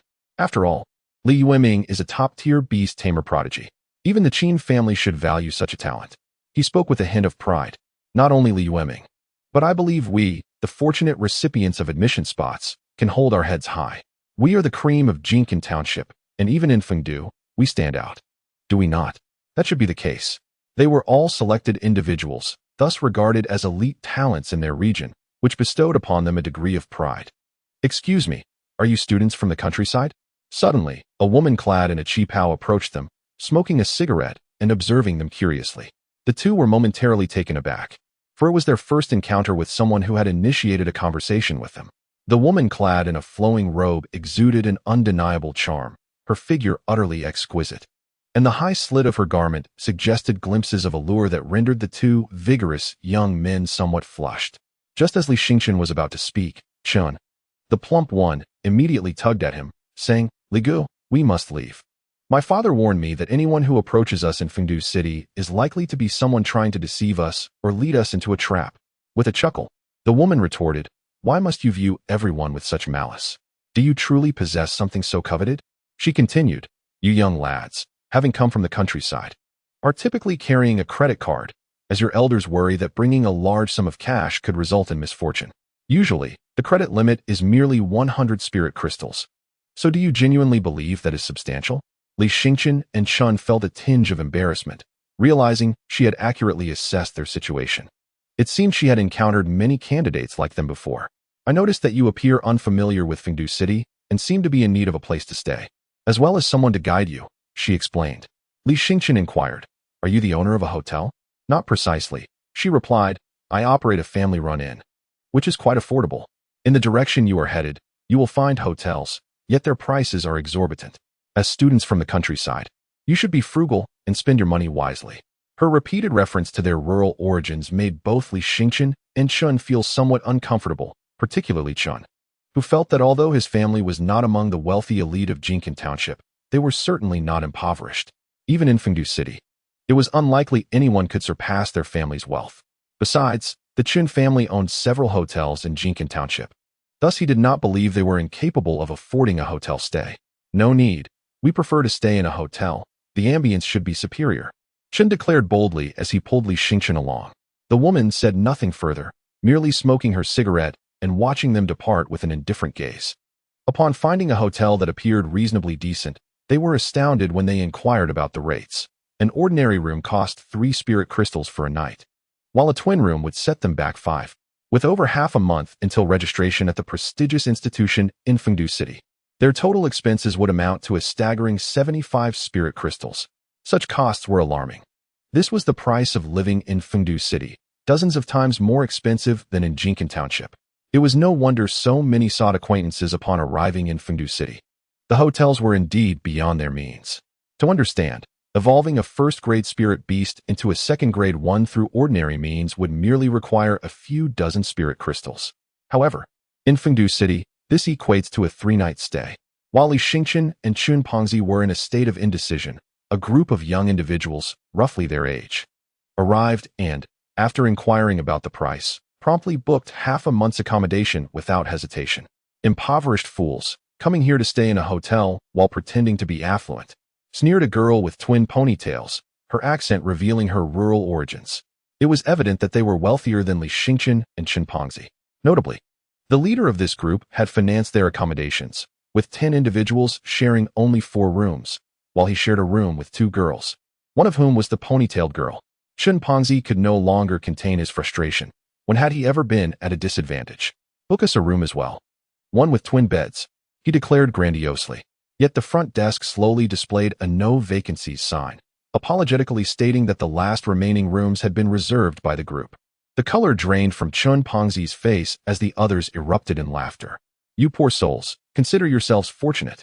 If there were rooms available, could you truly afford them?" The more the girl ridiculed Li Xingqian and Chun Pengzi, the more pride the young man felt, a victorious smile perpetually gracing his face. "You." Chun Pengzi was about to lash out, but Li Xingqian intervened, suggesting they seek accommodation elsewhere, as arguing here was futile. Li Xingqian realized that it was peak season for lodging in Fungu City, with many travelers arriving and consequently driving up hotel prices exponentially. They needed to find a room quickly. The longer they waited, the higher the prices would rise, and if they failed to secure suitable accommodation, they might end up sleeping on the streets. Chapter 89. Talents abound. Although Chun Pengzi was reluctant, he followed Li Xingqian's lead, as his companion preferred not to engage with their adversaries. "Huh, pretending to be wealthy when you're actually broke. Do they really think they can compare to Huang Xiao?" The ponytailed girl nestled against the young man's shoulder, exclaiming, "Huang Xiao, we owe our stay in this fine hotel to you." Huang Xiao's expression was one of disdain, declaring, "If you serve me well these next few days, this will be nothing." "Understood." The pair exited the hotel, and Chun Pengzi cursed under his breath, "They're merely sellers. What is there to gloat about? If we encountered them at school, I'd surely smash their heads." He pondered for a moment. But could they be from Huanglong Township? "I've heard it's larger than Jinkin Township and houses the wealthy Huang family, reputed to rival even some of the prominent families in Fungu City." It seemed plausible.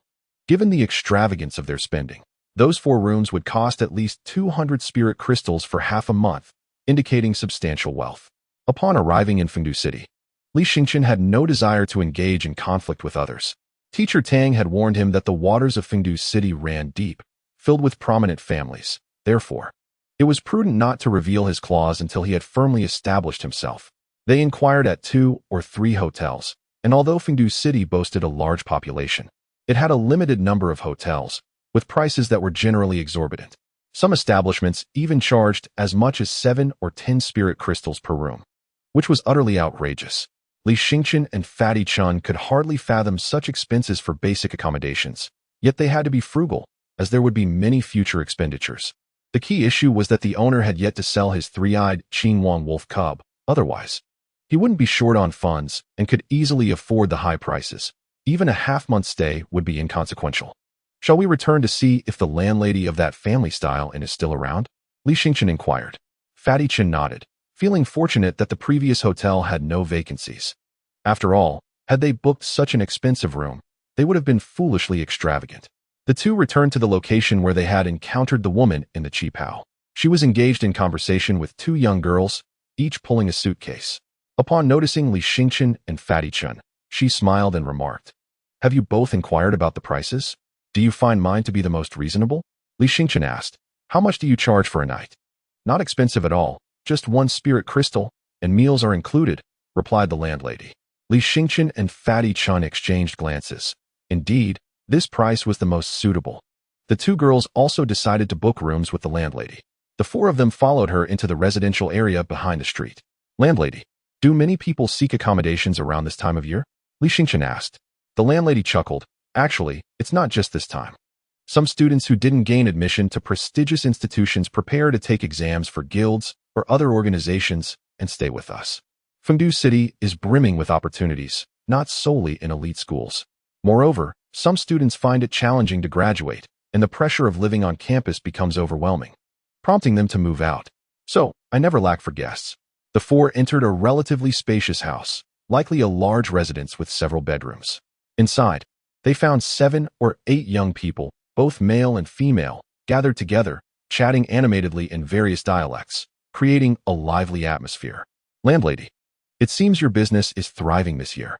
A young man, noticeably older than the rest, greeted her with a smile. He was clearly the center of attention, as everyone seemed eager to hear him speak. The landlady nodded. "Are you giving another lecture? Please refrain from sharing those tales of failure that might mislead others."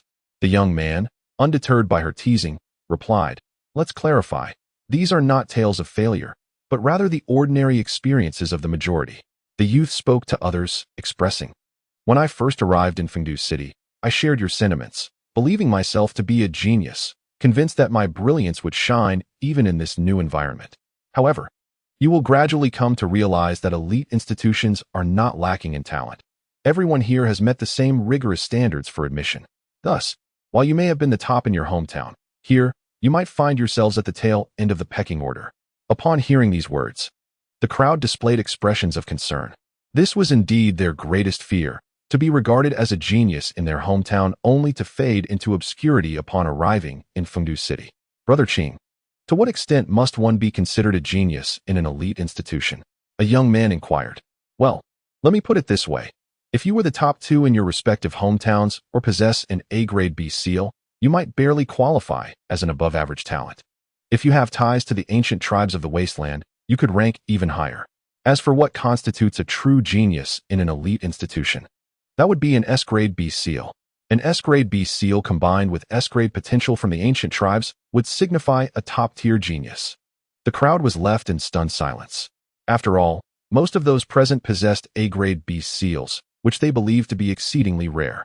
However, Brother Qing's words instilled a sense of despair within them. Some were unwilling to accept this reality. Could it be that there were so many S-grade beast tamers in Fungu City? "Indeed, there are many," Brother Qing affirmed. "The primary reason is that Fungu City gathers the talents from 28 surrounding towns. Each year, elite institutions recruit 500 students from these towns. But the majority of students hail from Fungu City, which enrolls approximately 1,000 students annually. The vast majority possess A-grade beast seals, while S-grade seals are roughly 1 in 10, averaging 3 to 4 dozen S-grade talents each year." Gasps of astonishment rippled through the crowd. 3 to 4 dozen S-grade geniuses each year? How exaggerated! Li Xingchen and Chen Pengzi were equally dumbfounded, realizing that in Jinkan Township, there was only one S-grade beast tamer. Long Yadan, who technically did not belong to Jinkin Township. Thus, excluding Long Yadan, there were no S-grade geniuses in Jinkin Township. Yet, in the elite institution, there were dozens. I told you, in time, you will come to understand that Fungu City is teeming with talent. Therefore, you must maintain a proper mindset. Otherwise, it is all too easy to become disheartened and fall from grace. Brother Qing advised with the wisdom of experience.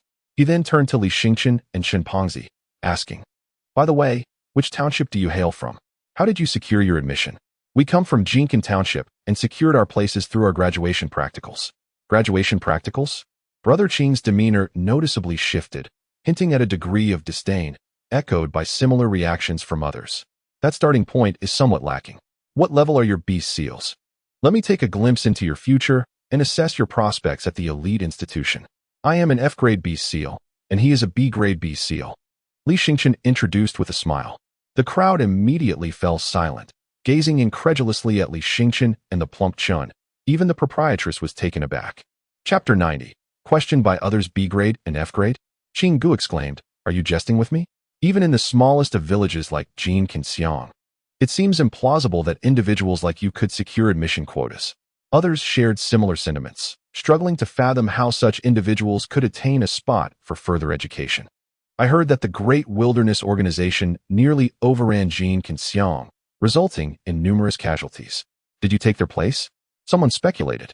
Others suddenly understood. So you filled the gaps left behind. How fortunate you are. Chun, the plump one, felt his temper flare. Just moments ago at the hotel, he had been mocked. And now he faced ridicule again. We have legitimately secured our admission quotas through our graduation practice, not by filling in gaps. Although many perished in Jin Kinxiang, to our knowledge, none were replacements. Qing nodded, understanding now.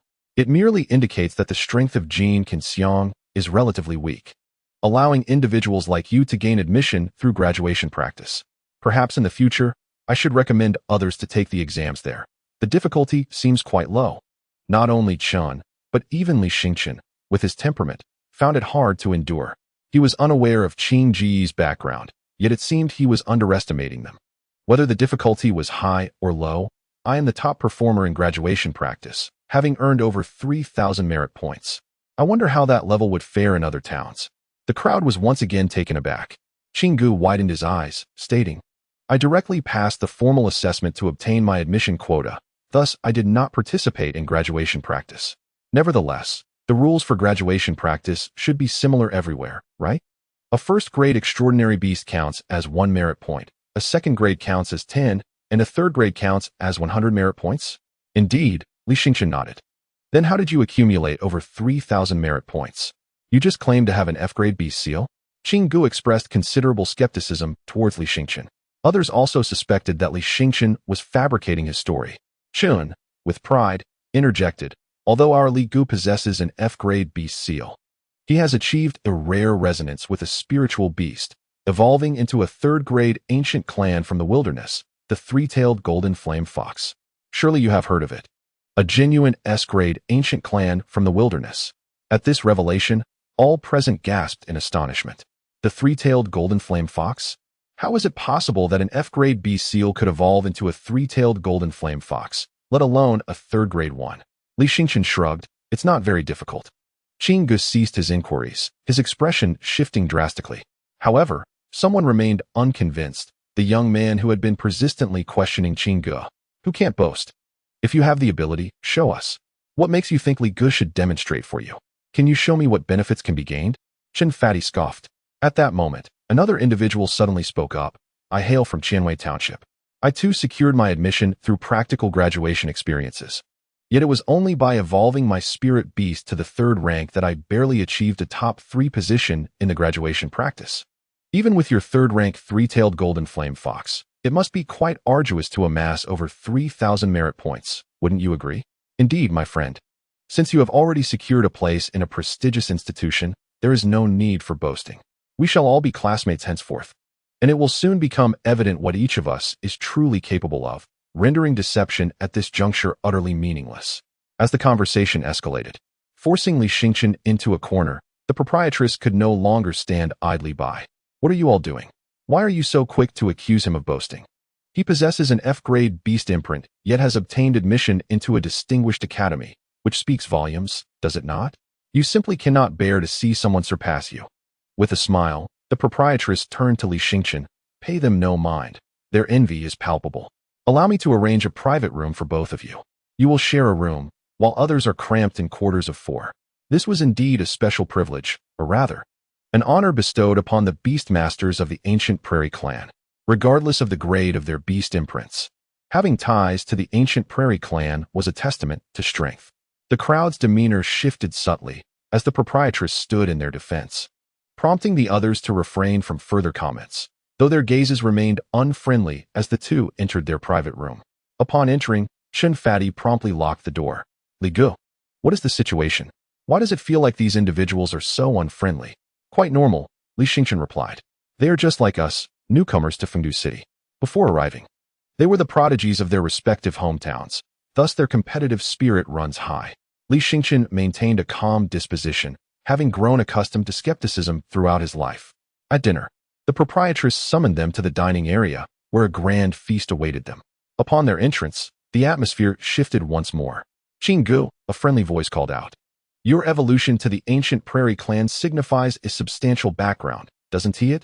Surely, you need not reside in such a humble inn? The proprietress bristled at this remark. What is wrong with my inn? Who says that those of means cannot stay here?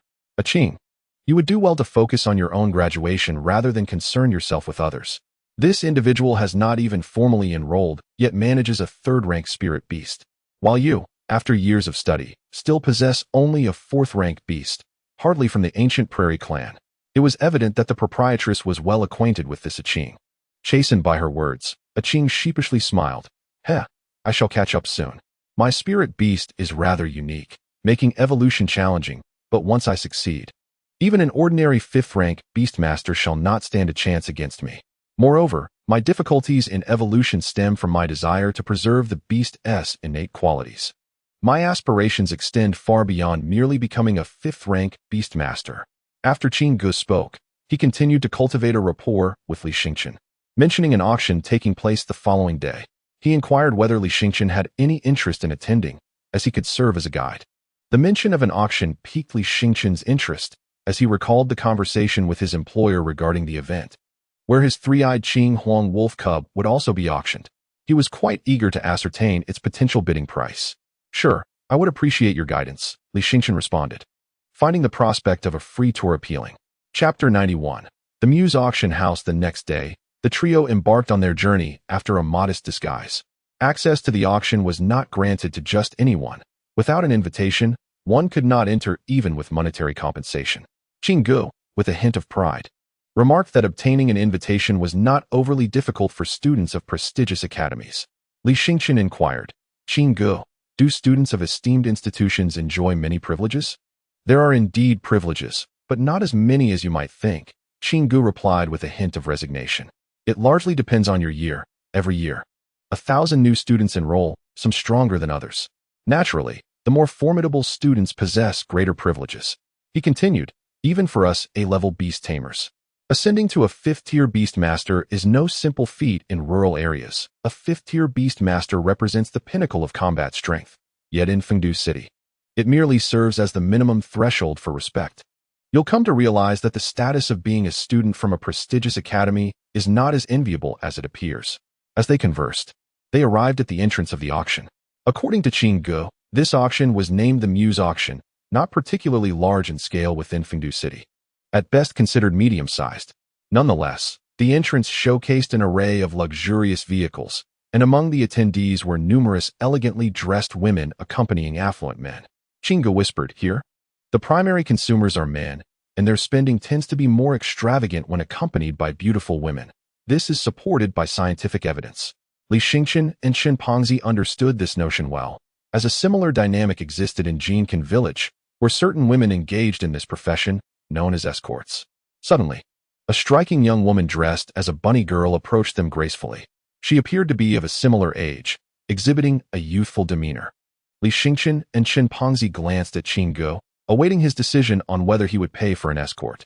No thanks, we're just here to observe. Qinggu replied, shaking his head. I'm not expensive. Today is my first day as an escort, so I can offer a discount." The young woman seemed quite eager to secure this job. Li Xingchen was puzzled. "I see you are quite beautiful. So even if it is your first day as a sales assistant, you should not lack clients. We, being mere students, obviously cannot compare to the affluent. As a sales assistant, the more clients spend, the higher your commission, right? Although being a sales assistant is a service-oriented profession, it is not something to be scorned lightly. There are different levels among sales assistants. Some, by choosing the right clients, can earn dozens of spirit crystals in a single auction, or even more. Thus, it is a profession that the wealthy disdain and the poor cannot aspire to. Well, there are other clients who approach me, but their gazes are rather peculiar, and they tend to get a bit too touchy. I just wish to earn some tuition, not to lose more." The girl felt a twinge of shame, as if she were putting on a facade. As a sales assistant, the official line is to provide clients with detailed auction information. However, many clients are already quite knowledgeable about the items and have their own targets. In such circumstances, hiring a sales assistant merely serves as a means to have someone to toy with during the auction. If others were to hear this, they would surely ridicule the girl for her naivety.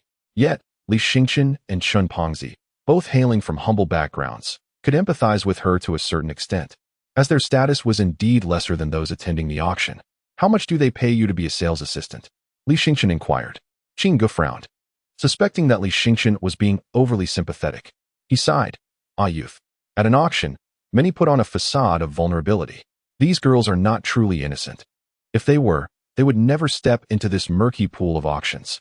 Their purity and chastity are merely performances for the impoverished. Their most alluring sides are reserved for the wealthy.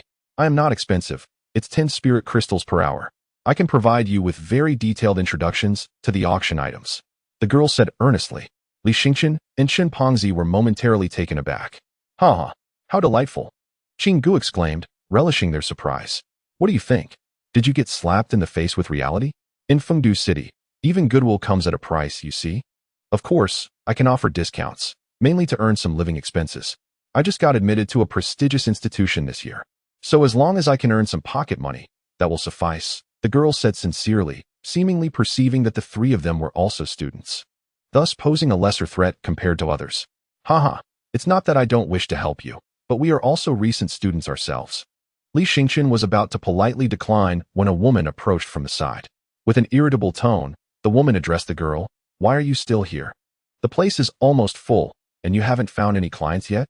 The girl shivered slightly and nodded, feeling a sense of injustice. "I am trying my best, but what good is trying?" She had already told him to wear more revealing clothing. With such a conservative appearance, who would ever take notice of her? The woman spoke with unbridled disdain, nearly reducing the girl to tears. Li Xingchen felt a pang of sympathy. This girl, like them, was a newcomer to the prestigious institution, ostensibly a prodigy in the art of beast mastery. Yet here she was, relegated to the role of a mere sales assistant, treated with such contempt and condescension. Instead of being recognized as a genius, she was belittled for her inability to attract customers. "I am granting you this position as a sales assistant solely because you are a freshman from a distinguished university. If you cannot handle it, perhaps you should consider working as a server. Though the pay is lower, at least it is something you could manage. Not everyone is cut out to be a sales assistant." The woman insisted on transferring the girl to another role, but Li Xingchen interjected, "Let her be our sales assistant." The girl's eyes sparkled with gratitude. "You three?" The woman cast a disdainful glance at Li Xingchen, recognizing that, despite their disguises, it was evident that they were not of affluent means. "Very well, since you have a client now, you may continue as a sales assistant. However, do keep an eye on your performance metrics. If you fail to meet them, you will not pass the probationary period." The girl nodded appreciatively. Chinga whispered, "That woman is the customer service director at the Muse Auction House. She is a mid-level manager who once worked as a sales assistant herself. And now that she has ascended to leadership, she has begun to exploit her former peers." Chapter 92. Enemies on a Narrow Path. Li Xingchen inquired of the girl, "Are you in dire need of money? This line of work seems ill-suited for you." The girl sighed. "I heard that working as a sales assistant at an auction house can be quite lucrative, so I hope to earn some money before the semester begins. I truly appreciate your help. Otherwise, I might have been dismissed outright. That's of no concern. It's only for a few hours, I assentee it." Li Xingchen replied with a smile. 10 lingjing per hour is not excessively expensive. "Only a few hours?" Qing Ge teased. "If you attend a standard auction, it lasts a total of 6 hours. During that time, In addition to paying for the sales assistant, you will incur other expenses. Surely, you must eat while you are here. Even if you don't bid on anything, attending the entire auction could easily cost around 100 lingjing. Li Xingchen and Chun Pengzi's faces darkened immediately. Qing Gu observed silently, refraining from mocking Li Xingchen. After all, young men filled with vigor and passion, upon witnessing a fair maiden in distress upon their arrival in Fungu City, are prone to feel a surge of heroic obligation. Gradually, they would come to understand the situation. This was merely their first lesson in Fungu City. Upon entering the auction house, the layout was broadly divided into a first-floor hall, a second-floor partitioned area, and third-floor VIP rooms. Those without a sales assistant were assigned to the hall on the first floor. Li Xingchen and his companions were escorted by saleswomen to a quieter lounge on the second floor. The atmosphere in the lounge was considerably more serene, and the patrons were elegantly attired, each accompanied by a sales assistant.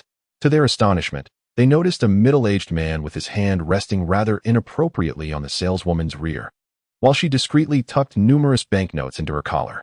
Li Xingchen instinctively glanced at the girl beside him, whose delicate face was slightly flushed.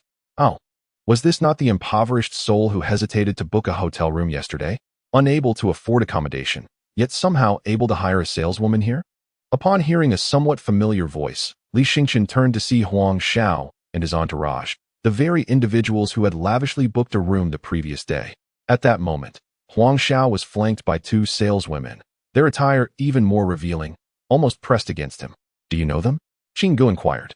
Yes, we met yesterday. Chun Pengzi replied with irritation.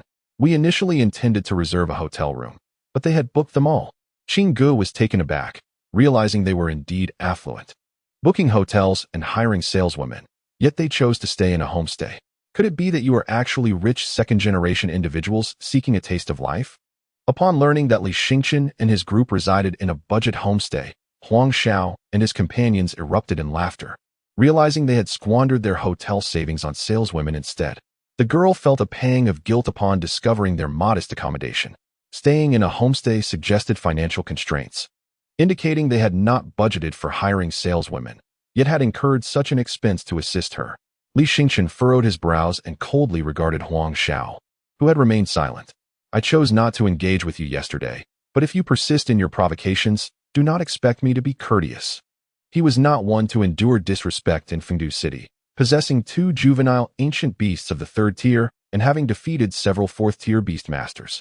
There was no need for him to tolerate such behavior. The girl with the ponytail immediately chimed in with a feigned innocence. Huang Xiao, look at him. He dares to threaten us without considering who our leader is. Does he truly believe he can act so arrogantly? Though Huang Xiao was displeased with Li Xingchen, he maintained an air of composure. My good fellow, why stoop to bickering with a girl? This demeanor made him appear more chivalrous than Li Xingchen. Li Xingchen found Huang Xiao's pretentiousness laughable. Why should I argue with anyone? What is your relation to this matter? Who do you think you are? Huang Xiao's brow furrowed tightly. It was rare for anyone to speak to him in such a manner. The others from Huanglongxiang were equally astonished. While the ponytailed girl chimed in with a mocking tone, have you not heard of the Huang family from Huanglongxiang? Huang Xiao is a distinguished genius, an S-class talent. How dare you address him in such a manner? Upon hearing the words, the crowd immediately turned their gaze, seemingly aware of the Huang family from Huanglong Township. Moreover, the young man was an S-class beast master prodigy, which explained the grandiosity of the scene surrounding him. Qing Gu, with a thoughtful expression, looked at Huang Xiao and remarked with a smile, so you are the genius of the Huang family. However, even a prodigy from the Huang family must adhere to the rules within the Muse auction house. We are all here to partake in the auction. Furthermore, while you may be an S-class beastmaster, our brother here is also an S-class, a third-tier beastmaster of the ancient wilderness clan. How about a friendly contest between the two of you? The crowd gasped once more, astonished by the prominence of their own companion. An S-class third tier of the ancient wilderness clan. To elevate an ancient wilderness cub's potential to third tier is a costly endeavor. The cubs themselves are expensive, often exceeding 10,000 spirit crystals, not to mention the exorbitant costs of evolution materials and hiring an evolution master, which could easily amount to 20,000 spirit crystals, an expense beyond the reach of mere country gentry. Indeed, Huang Xiao's eyes widened in surprise, seemingly unprepared for the stature of Li Xingchen. The girl with a ponytail was equally taken aback, ready to speak again. but was silenced by Huang Xiao as the auction commenced. The lights dimmed, drawing everyone's attention to the auction stage on the first floor. A girl beside Li Xingchen whispered, "You already possess a third-tier ancient wilderness clan beast. A talent of your caliber should have long secured a place for further education, no?" Li Xingchen smiled but remained silent. His situation was exceptionally unique. Had others known that his third-tier ancient wilderness beast was evolved merely within a few days, they would surely be astounded. In Li Xingchen's hand was a catalog of auction items, featuring his three-eyed Qinhuang wolf cub as a highlighted auction piece. With a starting bid set at 9,000 spirit crystals, he surveyed the surroundings but could not spot the owner, who had previously stated he would attend the auction personally. In this auction, 1/3 of the offerings were spirit beast cubs, another third consisted of rare evolution materials, and the final third included various magical artifacts. Overall, spirit beast cubs generally commanded higher prices, as most participants were of A-class or higher qualifications. At times, an A-class spirit beast cub could be rarer than an A-class beast master prodigy, and if the attributes were particularly unique, it could easily fetch a high price.